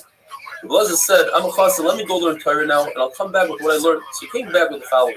So if a person makes a mistake in the middle of Kriya Shema, let's say he misses a word, he must go and repeat the entire Shema. Let's say a person says Uvisharecha, and he's not sure where he's holding. Is he holding at the end of the first parasha that has Uvisharecha? Or perhaps he's holding at the end of the second parasha. He must go to the first parasha. According to Rashi, the following halacha applies to the third parasha. In other words, the third parasha a person knows better than the other two parashas. Therefore, if he's concerned that perhaps he missed a word or something in the third parasha, don't be concerned. You know it really well, and you probably said every single word. You don't have to repeat it. Says the Mishnah, if you have a worker who's picking fruit from a tree, or even his boss, and they're on top of a tree, and the time of Kriya Shema comes, you're allowed to say Kriya Shema on top of a tree, provided that the first pasuk of Kriya Shema they stop working and they concentrate on the first pasuk. According to other Rishonim, you have to concentrate on the entire first paragraph. When it comes to Shemona Esrei, they must come off the tree and down to Shemona Esrei where it's sturdy and they're not concerned and they'll be able to have the proper kavanah. If it's a tree that's really seen, it has a lot of branches, such as an olive tree or a fig tree, you're allowed to stay and remain on top of the tree. The Gemara makes a distinction between a worker who receives a salary for his work and a worker who only receives food. The one who receives a salary has to be a lot more careful with his time and how he uses it, and he shouldn't cause a loss to his boss. So therefore, when he daven Shemona Esrei, he should only say the Shemona Esrei known as Harinenu. It's the shortened Shemona Esrei where you say the first three brachas and the last three brachas, and everything in between is shortened to 3 to 4 words. Like you see in the picture, this is from a siddur given to servicemen in the English Army in 1940. When you say Birkas HaMazon, you only say 2 out of the 4 brachas. You say the first one completely, and the second and third bracha you combine together. The fourth one is only the Rabbanon, you don't have to say. When it comes to Birkas HaMaiti, since it's only the Rabbanon, they don't even wash and say a bracha. Somebody that works for his food should be careful not to be a chazan, because that's a waste of time for the owner, and you shouldn't do Birkas Kahana, and you shouldn't do it. As we learned in the beginning of the Masechta, Ha'isek b'mitzvah patur min mitzvah. Somebody is occupied with a mitzvah, he doesn't have to say Kriya Shema, because it says V'shivcha b'sefer. And from the left of Chavaderech, we learned that a person is not physically doing a mitzvah, but he's preoccupied in his head with mitzvah, marrying a basula. Therefore, he is potter from Kriya Shema because he has a combination of two things. He's mitzvah. Therefore, a person whose Kriya ship is sinking and is very occupied with that mitzvah is chayiv in Kriya Shema. He's obligated to take that preoccupation out of his head. He's an avel, he lost one and is preoccupied. That's all not a mitzvah, and he's chayiv in all the mitzvahs. A person who marries an almana, he's not preoccupied. Yes, it's a mitzvah, but he's not preoccupied. He's chayiv in Kriya Shema. The Gemara tells us that Gamliel, when he got married, he did Kriya Shema because about himself that he could be mechad. And the Gemara says that anybody who's muksab, that has a chazaka, that is a chacham, and he could be chavim during Kriya Shema, he's allowed to say Kriya Shema. But anybody that's not muksab, according to Gamliel, that's considered gaiva. He has points. Oh, I could be mechavim. And chacham say that he could say Kriya Shema regardless. An aval who just lost a loved one is usher to, unless what we call an isness. Somebody else likes to take care of that baby for enjoyment, he can't live without it. And that is in a time that the isser of rechitza, of bathing oneself, is the Rabbana. The first day is the isser deraisa, but the first night, according to some, and after the first night, according to everybody, and it's only the Rabbanon, and Rabbanon were makir when it came to an isness. If a person loses a slave, we don't stand in the rows that we stand in front of Avelim and say Hamakim Yenachem. We don't say Hamakim Yenachem, and we don't make the bracha of Rechava, which is by the Suda, the first Suda of Havra. What do we say to somebody who loses a slave? We say Hamakim Yemalach Esreincha, like we do for any other object that one might lose. There's no hespedim that you give on a slave. According to Rabbi Yossi, if the Eved, the slave, was a kosher, he was a Talmud Chacham, then you could say, wow, what a great person he was, and he was trustworthy, and he was nehena, he worked hard, and that's how he earned a living. Chacham disagree and they say, if that's what you say about a slave, what is left to say about any kosher Jew? And therefore, you don't say any hesped on a slave. You don't call a slave Mr. or Abba or Ima, which was in those days a way to call somebody in a nice way, unless this slave is a chashuv slave, and then you can give him that kind of surname. We only have 3 ovens. Avram Yitzchak Yaakov. We have 4 imayos, and we don't have any more. In other words, you can't call one Shvatim Ruvain one of our ovens, because the chashivas is up to 3 ovens and 4 imayos. Whoever is careful with Kriya Shema and Shemana Esrei, says the Gemara, he'll have Olam Hazeh and Olam Haba. And now the Gemara brings many different tefillos that the Amoraim and the Tanaim would say after Esrei in order to make the Shemana Esrei their own. And with time permitting, we'll go through most of them. Rabbi Lazar would say the following: that we should have a hava, v'achva, v'reis, v'shalom. In other words, we should have peace and harmony, achdus, and we should have many talmidim, and that the future should show a lot of hope, and we should have Gan Eden, and we should have the Yitzir Tov, and we should wake up in the morning and find that we have Yerushalayim, and we should find all our needs. Rabbi Yochanan used to say, peek at our shame and see how hard we have in our life, and you should use rachamim and ois and chasidus, and you should give us graciousness, and you should use good and invesun asecha. Rabbi Zera would say, we shouldn't sin, we shouldn't be shameful.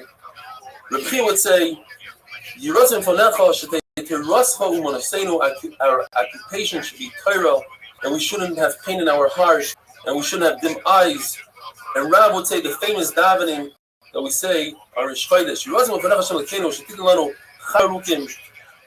Long life, Chaim shel Shalom, shel Taiva, shel Bracha, shel Parnasa, shel Tzatzamayis, Chaim sheish b'em Yiraschei. We should have Bushu Chlima, we should have wealth, we should have Ahavas Torah and Yerushalayim, and Chaim sh'temal alonis kol shalos leben al Taiva.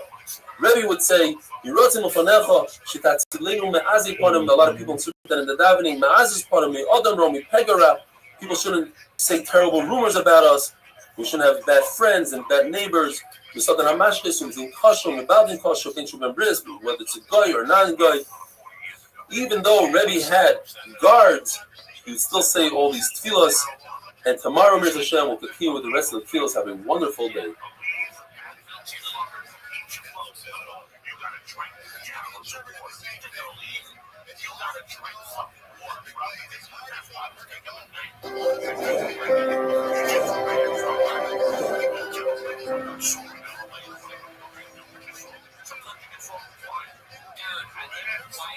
Bracha is Daf Yitzayim. We're going to continue with the special davening that Tanoim and Amoraim inserted at the end of their Shemona Esrei. Safar would say, "Rebbeinu Shalom, please put peace between the Malachim and Shemayim, because when they fight, war breaks out down below. Have peace between Tamil Chachamim and between people that learn Torah L'Shma for its own sake, and people that learn Torah for their sake, for their cover. And those who learn Torah Shalei L'Shma, they should have the schus to learn eventually Torah L'Shma. According to one opinion, Alexander used to say, Hashem, put us in a corner. If you really put us in a corner, sure there's light in that corner, and don't put us in a dark corner, and our heart shouldn't be aching, and our eyes shouldn't be dim. According to another Shad, Alexander said, it's our will to do your will, but what's preventing us should be Isa, the Sahara. And Shibud Malchiyah is the fact that we're in Galus. Please take those things away and we'll behave properly. Rabbi used to say, when we say on Yom Kippur by Vidui, I was not worthy to be born. And now that I was born and created, I'm still not worthy. I am dust, but I'm alive, and certainly after I'm dead, after I die. And you're not saying that I shouldn't sin any longer, and whatever I sin, please erase completely. My brother used to say, basically what we say every day is really kind. Etc. And then he goes on to say, from a Isha Ra, from a bad woman and a bad guy. And this is what we say when you have a kindness yachad. He'd say, when we had a Samigdash, we'd be marked for Banais on the Mizbeach, and we would only put the chaylev and the fat and the blood. This kindness that I'm fasting, now I have less fat, less blood, that should be as a carbon and be mechaper. And then the Gemara goes on to say beautiful sayings that Tanoim and Amoraim used to say. Rebbe would say, when we finish Yoy, it says, everybody's destined to die, whether it's an animal or a human being. But the famous song, Ashri Mi Shugala B'Torah V'Amoli B'Torah. Praiseworthy is the person who grows up with Torah and toils in Torah, and creates a beautiful nachas to his creator, and he dies with a great name, with a great reputation. Toiv Hashem, Hashem and Toiv, a good name is better than good oil. And this is my favorite. Reb Meir would say, every Baruch tells people, try to understand my ways. Mahu Rachum, Torachum, etc. The Lishka Dadasi, a person should be a master when it comes to Torah. Have Torah in your heart, and you should always have your Shemayim in front of your eyes. Watch, guard your tongue, guard your mouth from sinning, and you should act b'kedusha, and therefore I will be with you wherever you are. Chacham Yavne would say, I'm a creation and you're a creation. I go to learn Torah, you go to work in the field. My job is, I'm closer to home. And what are you going to say? And this is unbelievable. If a person says, I'm an Amaritz, what good is it that I'm learning Torah? I don't understand it as well as the other one. Says the Gemara, that's not true. The main focus is the intent and the effort a person puts in. You can learn the same amount as somebody else, and that person understands more than you. You get the same amount of scars as that other person because you had the same intent. Rabbi used to say a person should always be conniving when it comes to the Sahara, try to trick him when it comes to Yiras Hashem. A person who's answers softly will do away with a lot of anger, and a person should always seek peace with his relatives and with his brothers, with his friends, and even with Goyim in the marketplace. The Gemara brings Rebbe and Zakkai would never allow somebody to say hello to him first. He was always the one to initiate the hello, even to a non-Jew in the marketplace. Rabbi says that the main point of Torah, and that's the ikar in the world, is to do ma'asim tovim and tshuva. A person shouldn't be someone who just learns Torah and then kicks the person in front of Torah like his father, his mother, and his Rebbe.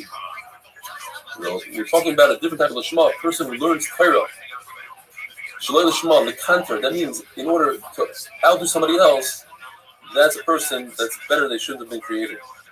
Rav says this world is different than the world to come. In the world to come, even if we have a physical body, we're not going to be dealing with eating, sleeping, kuruvu. We're not going to be jealous of each other. There's not going to be competition. We're just going to be sitting with crowns on our heads and basking in the glory of HaKadosh Baruch Hu. The Gemara's famous question: if women don't learn Torah, how are they zocheh to Olam haba, and how are they zocheh to protection according to the Golden Goyim? And the Gemara answers by bringing their children to learn Chumash in school and allowing their husbands to learn Mishnayos and Gemara, Dafei Yomi, and waiting for their husbands, because in those days their husbands would leave for extended amount of time, waiting for the husbands to come back from learning. That's how they share the Torah and Olam haba. The Gemara brings a beautiful bracha that Chachamim would say to each other, and basically it includes all the limbs in the body, that their mouth should talk Torah, their feet should run to Torah, their eyes should look forward to Torah, etc. There's a machlokes in the pasuk. Alufeinu misubalim. Alufeinu means our leaders. Misubalim, we take the burden.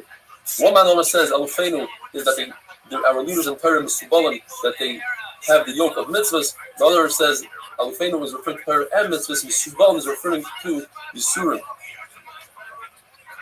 And the Gemara goes on to say that we make a bracha that we shouldn't be like David and Shaul, that they had bad advisors like Toifel and Doeg, and we shouldn't have children that go off the derech. Machlokes in the pasuk, Abirei Leiv or Chaykim Tzedakah. Who are these Abirei Leiv? One shot is we're talking about tzaddikim, that they are distant from tzedakah, so to speak, that they could sustain themselves. They don't need to come on to the HaKadosh Baruch Hu to help them, where the entire world has to come on to HaKadosh Baruch Hu. More brings that the Chanina, the famous basketball, would come out and say, Chanina B'ni, he doesn't need anything but some boxers, some charuvim, where the entire world is sustained because of him. Another shot is that Abirei Leiv is referring to the Rishayim, like the Gebayim that lived within the midst of Klal Yisrael for many generations and they never became Gerim. They didn't see the beauty of Klal Yisrael.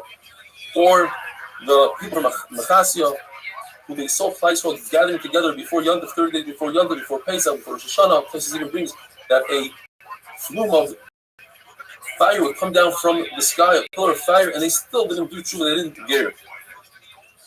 And the Gemara goes on to say that there's machlokes. Well, we know you're allowed to do malacha on Tisha B'Av, and in a place that you don't do malacha, you shouldn't do malacha. But if you're a Talmid Chacham, you should never do malacha on Tisha B'Av. The question is whether a person could act like a Talmid Chacham. Is that considered mefsek yura, or is that considered haughtiness or not? The Gemara goes on to say that if it's obvious that you're doing it as you are, such as a chassim, it doesn't say Kriya Shema, everybody knows that he doesn't have kavanah. Why is he saying Kriya Shema? He shouldn't do so. On the other side, you could say, well, nobody knows what he's doing. When it comes to Tisha B'Av, maybe he doesn't have a job, that's why he's not working. Or on the other hand, you could say, everybody knows that he has a job, and the reason why he's not working is because he's acting as a balgaida. And basically that finishes, with that we finish the second parak.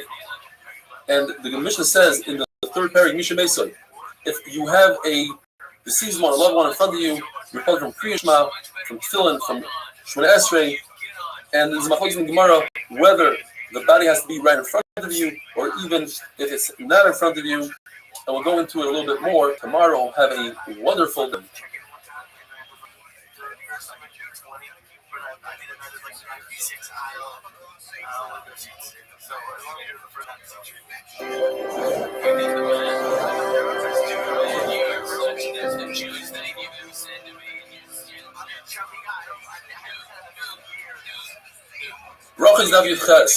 Before we get into some amazing stories, let's first talk about halachas that have to do with the dead. There's a concept called loig l'rash, poking fun at the dead, causing the dead to be jealous.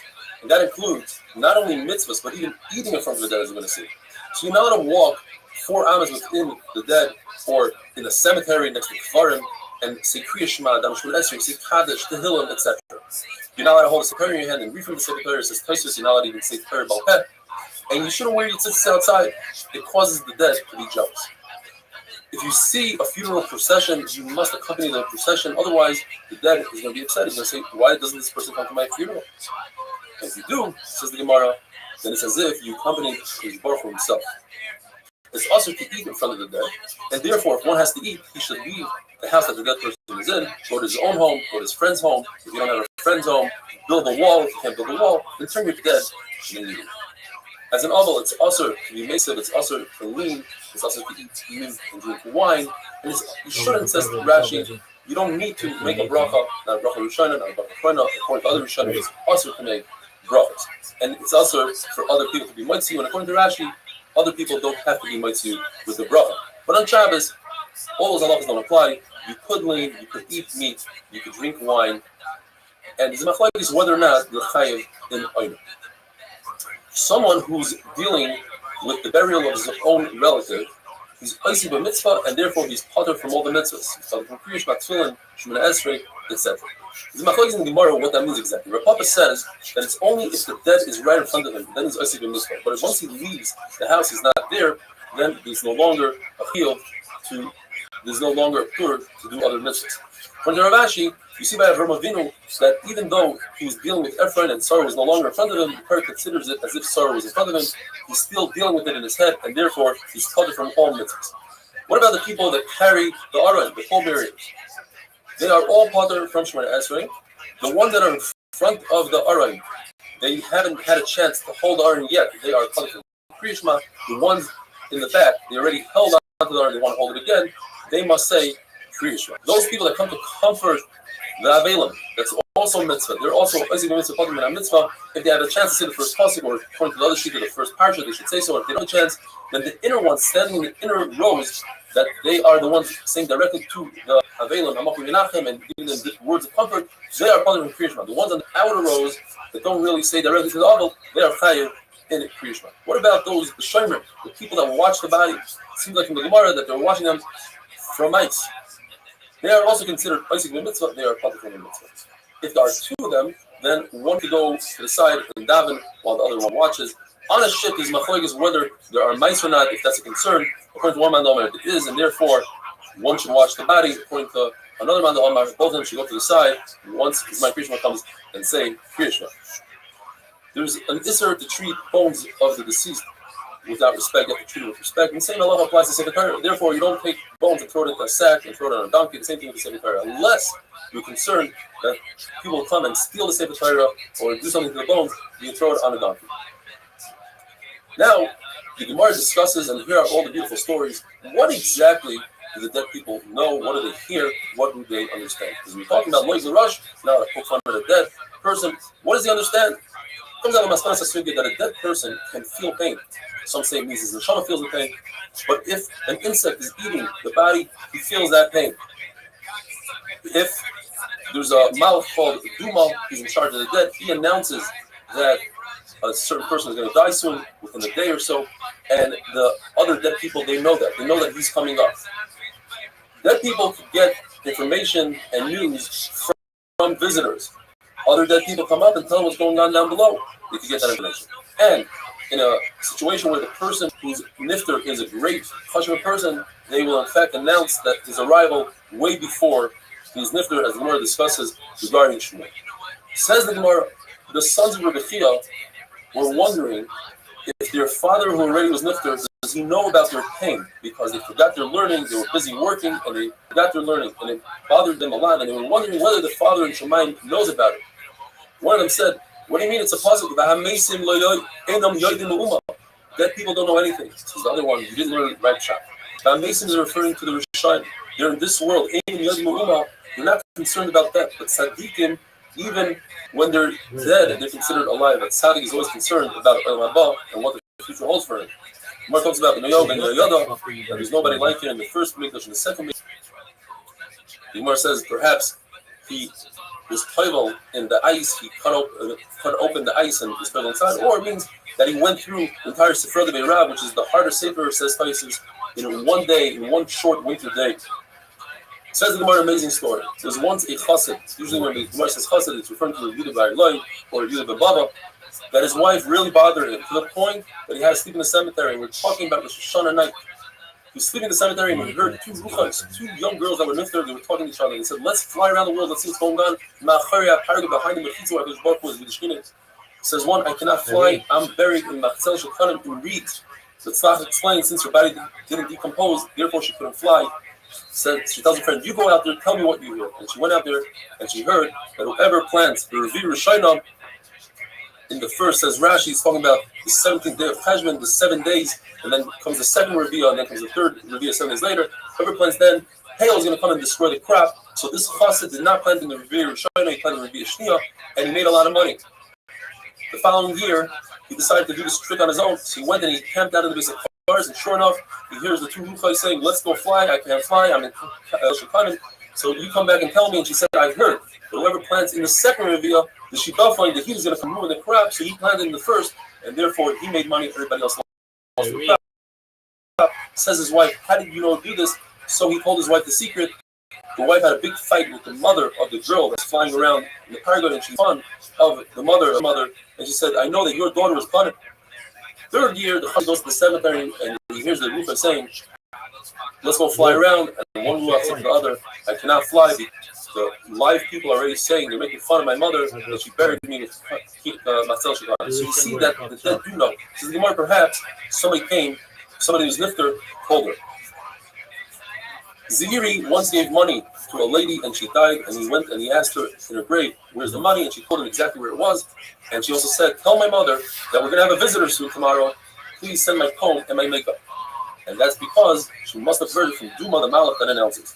The Gemara says that Avud the Shmuel used to take the money of the orphans, and he was nifter, and people started making fun of his son Shmuel, and they called him the son of the person that steals money from the orphans. So he went to the base of Paris, and he sees that Levi didn't make it into Shemayim, because Levi heard his Rabbi by not going to the shir, and he sees his father, and his father's crying and laughing. Why are you crying? Because you're going to be nifter soon. Why are you laughing? Because they consider you as a huge individual here in Shemayim. He said, if I'm so big, have Levi go up to Shemayim. In fact, Levi went up to Shemayim. He says, where's the money?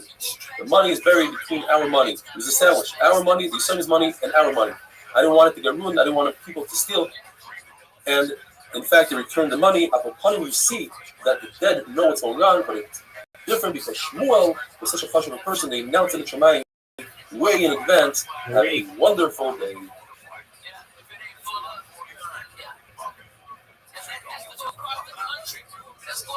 Fuck.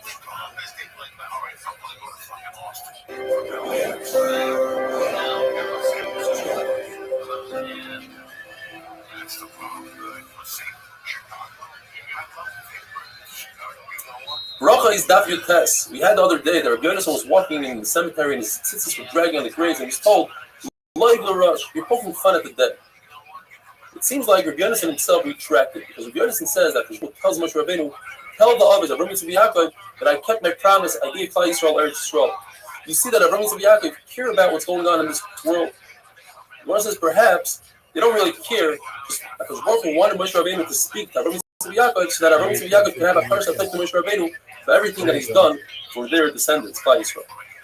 The halacha is, if you speak about a mace, it's as if you speak about a rock. What does that mean? Either they don't care, or they don't know. However, if you speak about an Adam Chashuv, like somebody spoke about Mar Shmuel after he died, and he pierced his head and pierced the membranes around his brain, that's because HaKadosh Baruch himself hears that you spoke about the Chashuv person, but not necessarily that the Chashuv person heard it and knows that you said something about it. Yeshua ben Levi says that if you speak about a Talmid Chacham, even if the Talmid Chacham is in peace in Gan Eden, nevertheless, the person that speaks about him will fall into Gehenna. Speaking about Yeshua ben Levi, the Gemara says, Yeshua ben Levi said that there are 25 instances in all of the Mishnayos where somebody said something about a Kadosh Baruch Hu or other things, and they put them in Nidus. They put them in Khair of excommunication. The Gemara says, I only found 3. What are the 3 instances? That a Kabbalah b'Mahalel says that the concept of Saita, if somebody has an affair and the husband suspects her of having an affair and they give her to drink Mayim HaMa'arim, you don't do that to a Guyaris and a Shukreris. That's what Kabbalah b'Mahalel holds.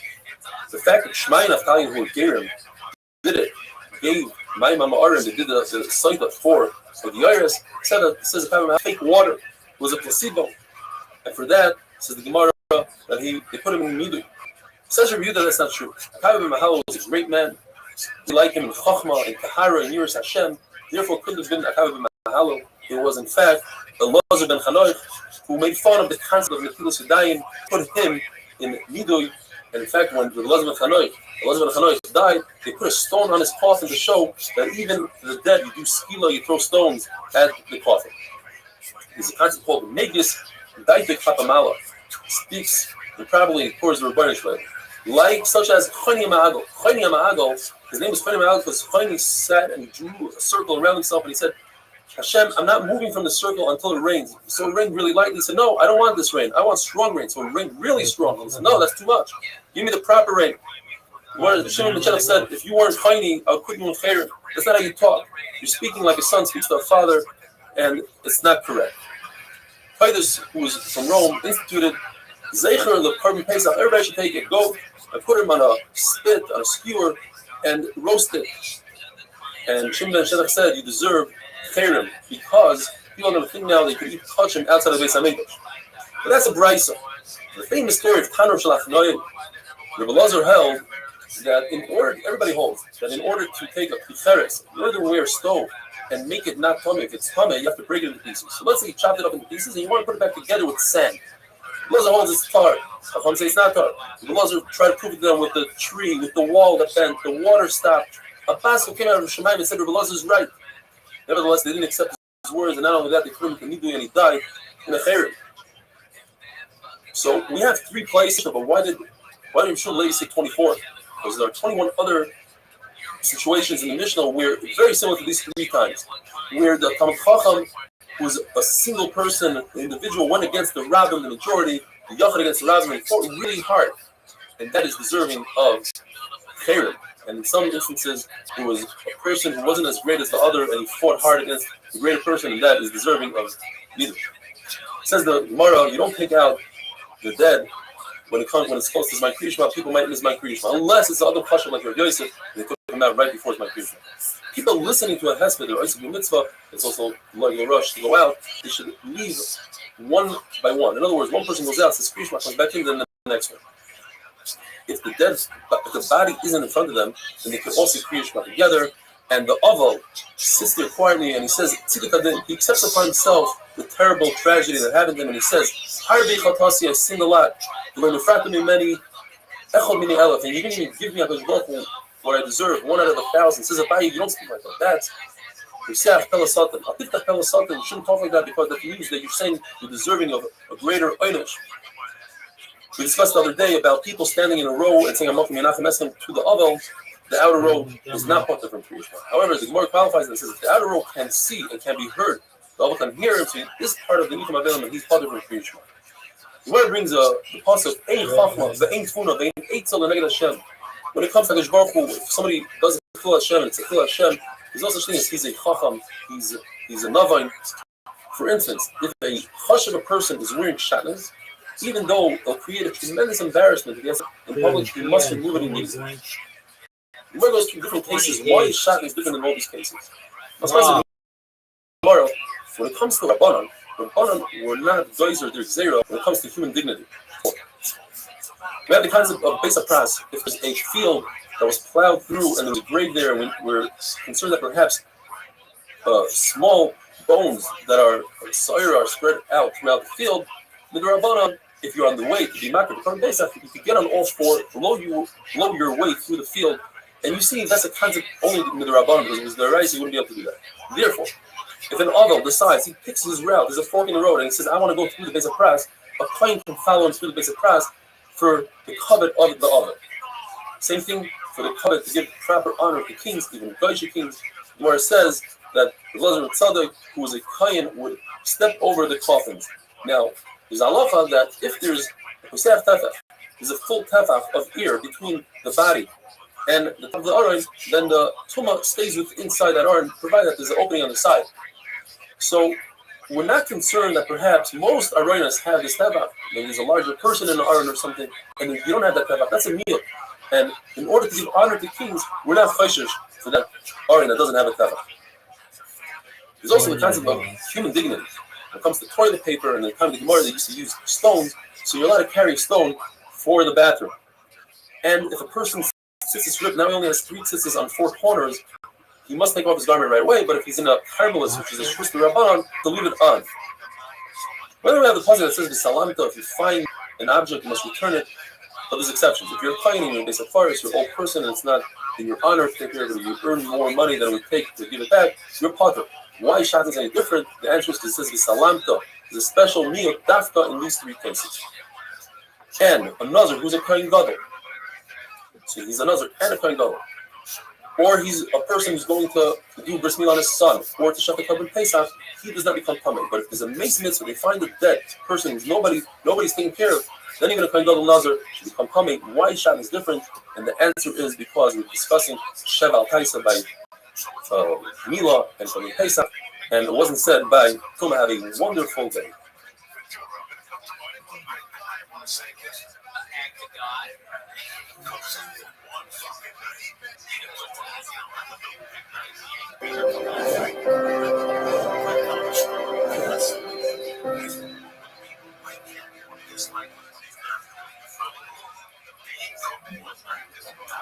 Bracha is Dav Chav. Rabbi asked Rabbi, why is it that the previous generations, they had so many usage? For instance, if they needed rain, Rabbi Yehuda would just take off his shoe and start being bitzar, and immediately it would start raining. And us, we scream and we cry and we daven and nothing. And don't tell me, says Rabbi, they're greater than us in learning. In fact, we are greater than them in learning, says Rabbi. They, Rabbi Yehuda, only learned Nizikin, says Rashi, Bakama, Bamutiva, Vashva. We learn also Shusibir Mishnah. When Rabbi Yehuda tried to learn Uktzin, he had great difficulty. He said it's like all the questions that Rabbi and Shmuel's Rabbi used to ask. When we learn Uktzin and Yadais, how a branch transmits tumah into the fruit, but if the branch is really wet and soggy, it doesn't. We have 13 pshatim in there. So what is the pshat? The pshat is that the previous generations, they were meiser nefesh for Kiddush Hashem. The Gemara brings a very interesting example of what it means to be meiser nefesh for Kiddush Hashem. Rabbi Bar Ahava was walking the street and he noticed a woman wearing a red scarf, a karbalta, that he felt wasn't appropriate for a Jewish woman to wear. So he ran over to her and he ripped it off her head, only to realize that she was a goya. She could wear whatever she wants. And he was fined 400 zuz, which he said was because her name was Muslim, which it sounds like 200 times 2. You see, that is Mesiras Nefesh, to put oneself in a position where he owes money to make him a chav for Torah. The Gemara is, the Rabbi Gidl will position himself by the entrance of the mikvah, so that women going to be private can ask him questions about tefillah. They ask him, what about Yitzhahara? Because the women appear to me like white beets. I don't have any Yitzhahara. Would also position himself into the mikvah for a different reason, so that women can stare at his beauty and they can have children that are as beautiful as him. And as the Gemara B'Matzia says, they could be gedolim in Torah like the Yochanan. They asked Rabbi Yochanan, what about Ayin Hara? You're not worried about Ayin Hara? He says, no, I come from Shevet, from Yosef. There's no Ayin Hara. Why?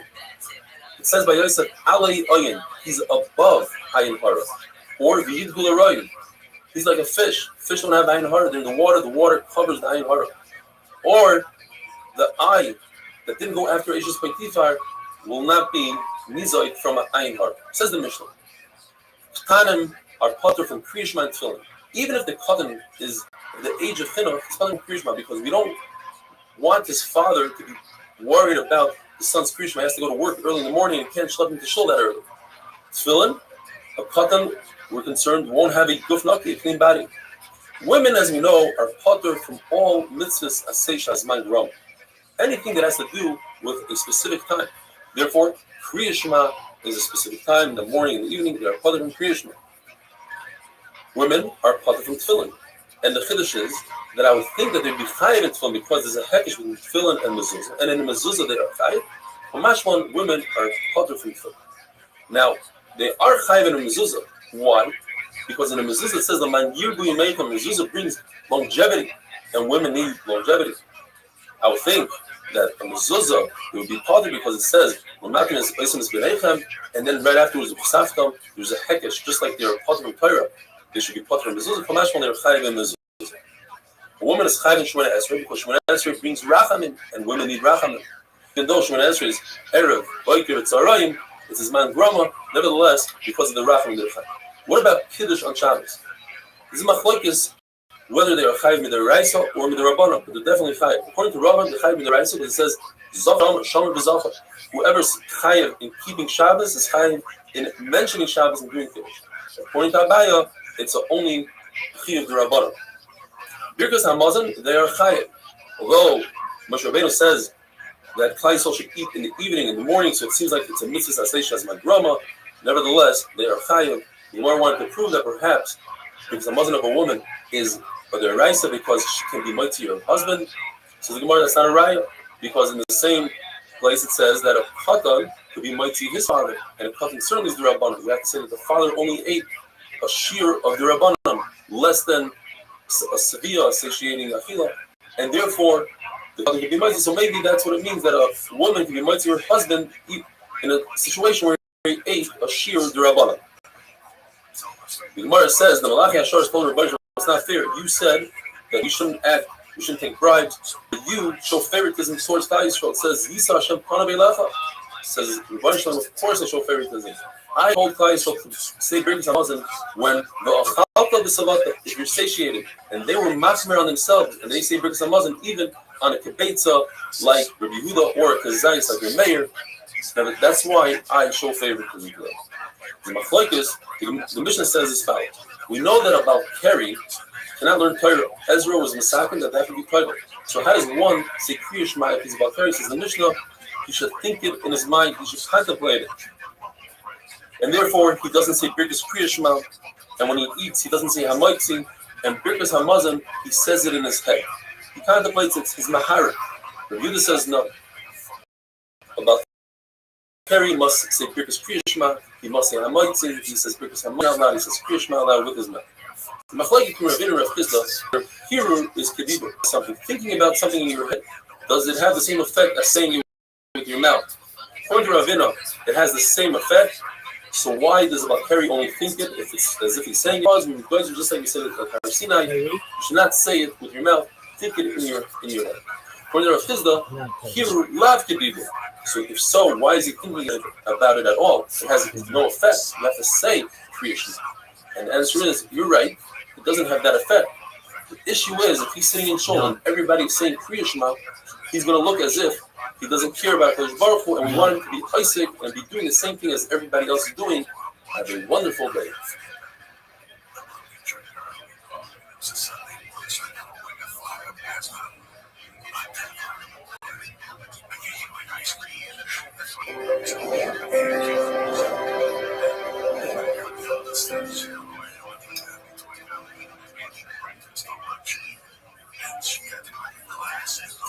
Racha is Dav Chof Aleph. We learned that a Balkari who must say something Midoraisa, such as Kriya Shema or Birkas Hamazon, he has to think it in his head. Where Shemona Esrei, which is only the Rabbanon, he doesn't think it at all. How do we know that Birkas Hamazon is Deraisa? It doesn't get any more clear than this. It says in the pasuk, Ve'ochalta, you eat, V'savata, and you're satiated, U'verachta, and you say Birkas Hamazon. Birkas HaTorah, it says that Moshe Rabbeinu said, Kishem Hashem Ekra, I'm going to announce Hashem's name, and Klal Yisrael is going to say Amen, and then from there we're going to continue to the Shira that is brought down in Parshas Hazinu. From our Mishnah, it seems like that the Birkas Hamaitzi, the bracha you say before eating food, is only the Rabbanon, because it's you don't have to contemplate at all, you don't have to think about it. Even though we have a Kal Vachomer going in two directions, that one should perhaps say Birkas HaTorah after you learn Torah, and one should say Hamaitzi before you eat Kal Vachomer. If you make a Birkas Hamazon after you eat, so certainly you should make a bracha after you learn Torah. And the same thing in reverse. If you say Birkas HaTorah before you learn, so certainly you should make a Birkas Hamaitzi before you eat. And the answer is they are not similar at all. Birkas Hamazon comes after you're satiated and you feel good about yourself. So you say Birkas Hamazon. You don't make that bracha prior to eating because you didn't have anaya. Whereas Talmud Torah, you're saying the bracha because you're about to go into Chayi Olam. This brings you to Olam Haba. So you say prior and not after. Rabbi holds, unlike what we learned up until this, that Kriya Shema is only the Rabbanon. And therefore, if a person has a suffix whether he say Kriya Shema or not, he doesn't repeat it. It's only the Rabbanon. Whereas the brachas of Kriya Shema, the Yatziv, it's the Raisa. And therefore, if a person has a suffix whether he said the Yatziv, he has to repeat it. What does he do with the famous pasuk that we said from the beginning, the first daf in brachas? B'shach b'chov kumecha teaches us he's supposed to say Kriya Shema when you get up, when you go to sleep. He says no, b'shach b'chov kumecha is referring to Talmud Torah. The chiyuv of learning Torah is in the night and in the day, but not for Kriya Shema. From our Mishnah, we see that about Keri doesn't make a bracha after eating. So l'chayra, or after Kriya Shema, that is. So you see l'chayra that it's only with the Rabbanon, and the answer is no. You don't see anything from our Mishnah because we're talking about the person said Kriya Shema, and in Kriya Shema he already mentions Yitzias Mitzrayim. And Kriya Shema is stronger than B'Yatziv because it has all Malchus Shemayim and Yitzias Mitzrayim, and that's why he says Kriya Shema. Rav says no. Kriya Shema is the Raisa. Therefore, if a person has a subject, whether he says Kriya Shema or not, he has to repeat it. Shemona Esrei, which is the Rabbanon, that he doesn't repeat if he has a suffix. If a person has a suffix, says Rabbi Yochanan Halavai, he should he can repeat the Shemona Esrei all day, and in fact, that's the halacha. What about if a person knows that he says Shemona Esrei and he catches himself in the middle of Shemona Esrei? Says the Gemara that if a person is davening Shabbos Shemona Esrei, he's on Shabbos and he's davening Shemona Esrei, all of a sudden he feels a punch on his chest. He realizes, oh, I'm saying Slaf Lona, I'm in the middle of saying weekday Shemona Esrei. What does he do?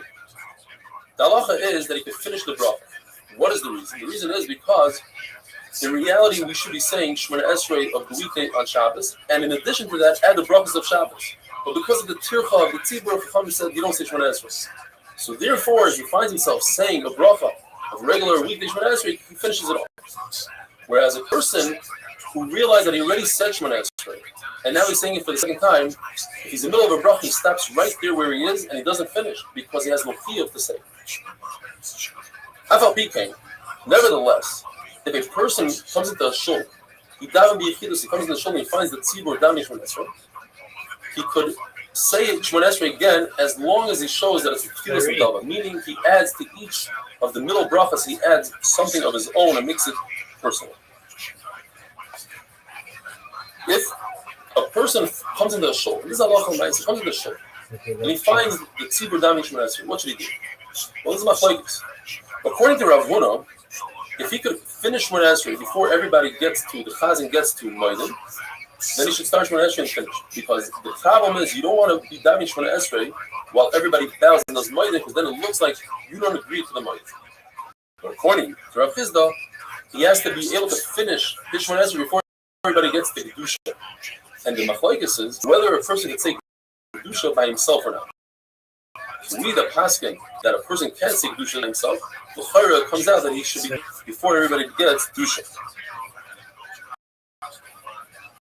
Now, according to everybody, while you're saying Shemona Esrei, you cannot stop for Kedusha and Baruch. There's machlokes whether you can stop in the middle of Shemona Esrei to say Omei Heishon Rabba. According to a different we could. We don't pass in halacha like that. Which basically brings down that today we think about it. Shemer Ka'ayna. This is that's the question. That it comes out that you are saying it. You should look in Taisus and see the halacha. About Peri is also to learn Torah. How do we know it? From the concept called Smuchim, since there's a pasuk in regard to Bal Peri that's next to the pasuk that says the Isser of learning Torah, so we make the connection. It's also to learn Torah. Rabbi Yehuda doesn't learn the concept of Smuchim in all of the Torah, besides in Chumash Devar. How do we know that? And in the Smuchim that the Tanna Kama learns, in this parasha, Rabbi Yehuda learns it to say that whoever teaches the son Torah, it's as if he accepted the Torah from her Sinai. When it comes to a Machashef or a witch, you can't keep alive. So we learn it, the Misa that she has, the Skilo, we learn from a Behema. And Rabbi Yehuda learns it from Ovi Yadayim because he doesn't learn the concept of Smuchim. Yet, when it comes to Chumash Devarim, he does learn the concept of Smuchim. There's a machlokes whether a person who's not allowed to marry his father's wife, he's allowed to marry his father's anusa. If his father raped somebody, he's allowed to marry her. But Rabbi Yehuda, you're not allowed to marry. And why? Because he learns it from Smuchim. It says in the pasuk, Lo yikach ishes aver v'lo yigali knaf. Lo yigali, Rabbi Yehuda learns it's talking about an anusa. Why? Because the following pasuk talks about an anusa. In the Mishnah it says that there are three people that have zera and they're not allowed to learn Torah. One of them is a Zav, who's not about Keri, who saw Keri, a Nida that was pregnant Zera. And a woman, after relations, who had Zera, they are not allowed to say Torah unless they go to the mikvah. Rabbi Yehuda holds that they don't have to go to the mikvah. It's mashma. It's only in these three cases that Rabbi Yehuda holds to go to the mikvah. But what if the person is about Keri without any side effect, any ziva, plita, etc., just a pure about Keri? Perhaps he holds that he has to go to the mikvah. The Gemara comes out and says no. At the end of the day, Rabbi Yehuda holds that about Keri is also to learn Torah. He just holds that when it comes to Birkas Kriya Shema, etc., he made them like Hilchas Derech Eretz. In other words, since they are Dirabanan, so you're allowed to say them. Have a wonderful day.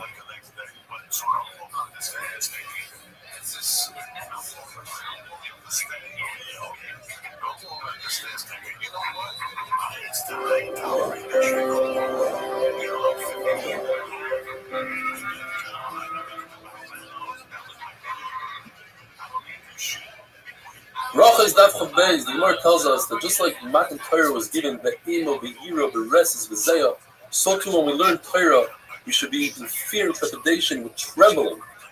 Therefore, if one comes about to be Tameh, but it wasn't his fault, he became a Zav, a Metzora, Baal Anida by mistake, he could learn Torah. However, if a person becomes Tameh through Keri, which is an issue of Kalos Rosh, there's actually 7 shittas here. The Tanna Kamma says it's also for him to learn Torah at all. It came through Kalos Rosh, and Torah is only Bereses B'Zeyos. On the polar opposite, we have Rabbi Yehuda ben Meser that says that Torah cannot become Tameh. Therefore, you can learn Torah in any state, even in the state of Tum of Keri. Torah is like fire, says Rabbi Yehuda ben Meser. Fire is not Mekabel Tumah, Torah is not Mekabel Tumah. And then you have 5 shittas in between. Rabbi Yossi says you can learn Torah, you can learn Mishnayos, but say them quickly, don't go too deep into them. You have Rabbi Yonasan that says, go deep into Mishnayos, you can fire Mishnayos, just don't learn Gemara. Then you have Rabbi Nosson ben Avshalom says you can learn Gemara, just don't say the name of HaKadosh Baruch Hu when it brings a pasuk. Rabbi Akiva says, don't learn Medrash. And some say in Rabbi Akiva, he meant to say, don't go into a base Medrash. So Bal Keri is also to go into base Medrash. Rabbi Yehuda says, and this we had yesterday, a person who's Bal Keri can learn Hilchos Derech Eretz. But he on himself was machmir. When he taught his Talmidim, he was Toivel first, and then he taught them Hilchos Derech Eretz. For Nachman Bar Yitzchak says that there's a minhag in the world to pass like the 3 skated. The one halacha, like we just said, like Rabbi Yehuda ben Beseir, that when it comes to Bal Keri, can learn Torah. The other one is like Rabbi Yoshia, who says that in order to be over on Klayim, he's Mekel. You have to plant 3 types of plants. You have to plant chita, wheat, soya, barley, and chartzanim, grapes. Otherwise, you're not over and flying. Whereas Chacham say only 2 is the Isser. And like Rabbi Loi, who says that the chiyuv of Reishis Hagez to shear your sheep and give the first shearings to a kohen is only in Eretz Yisrael. Zeiri said, either he said that they were mevatel the tefillah of a Bal Keri, or he said they were mevatel the tefillah yadayim.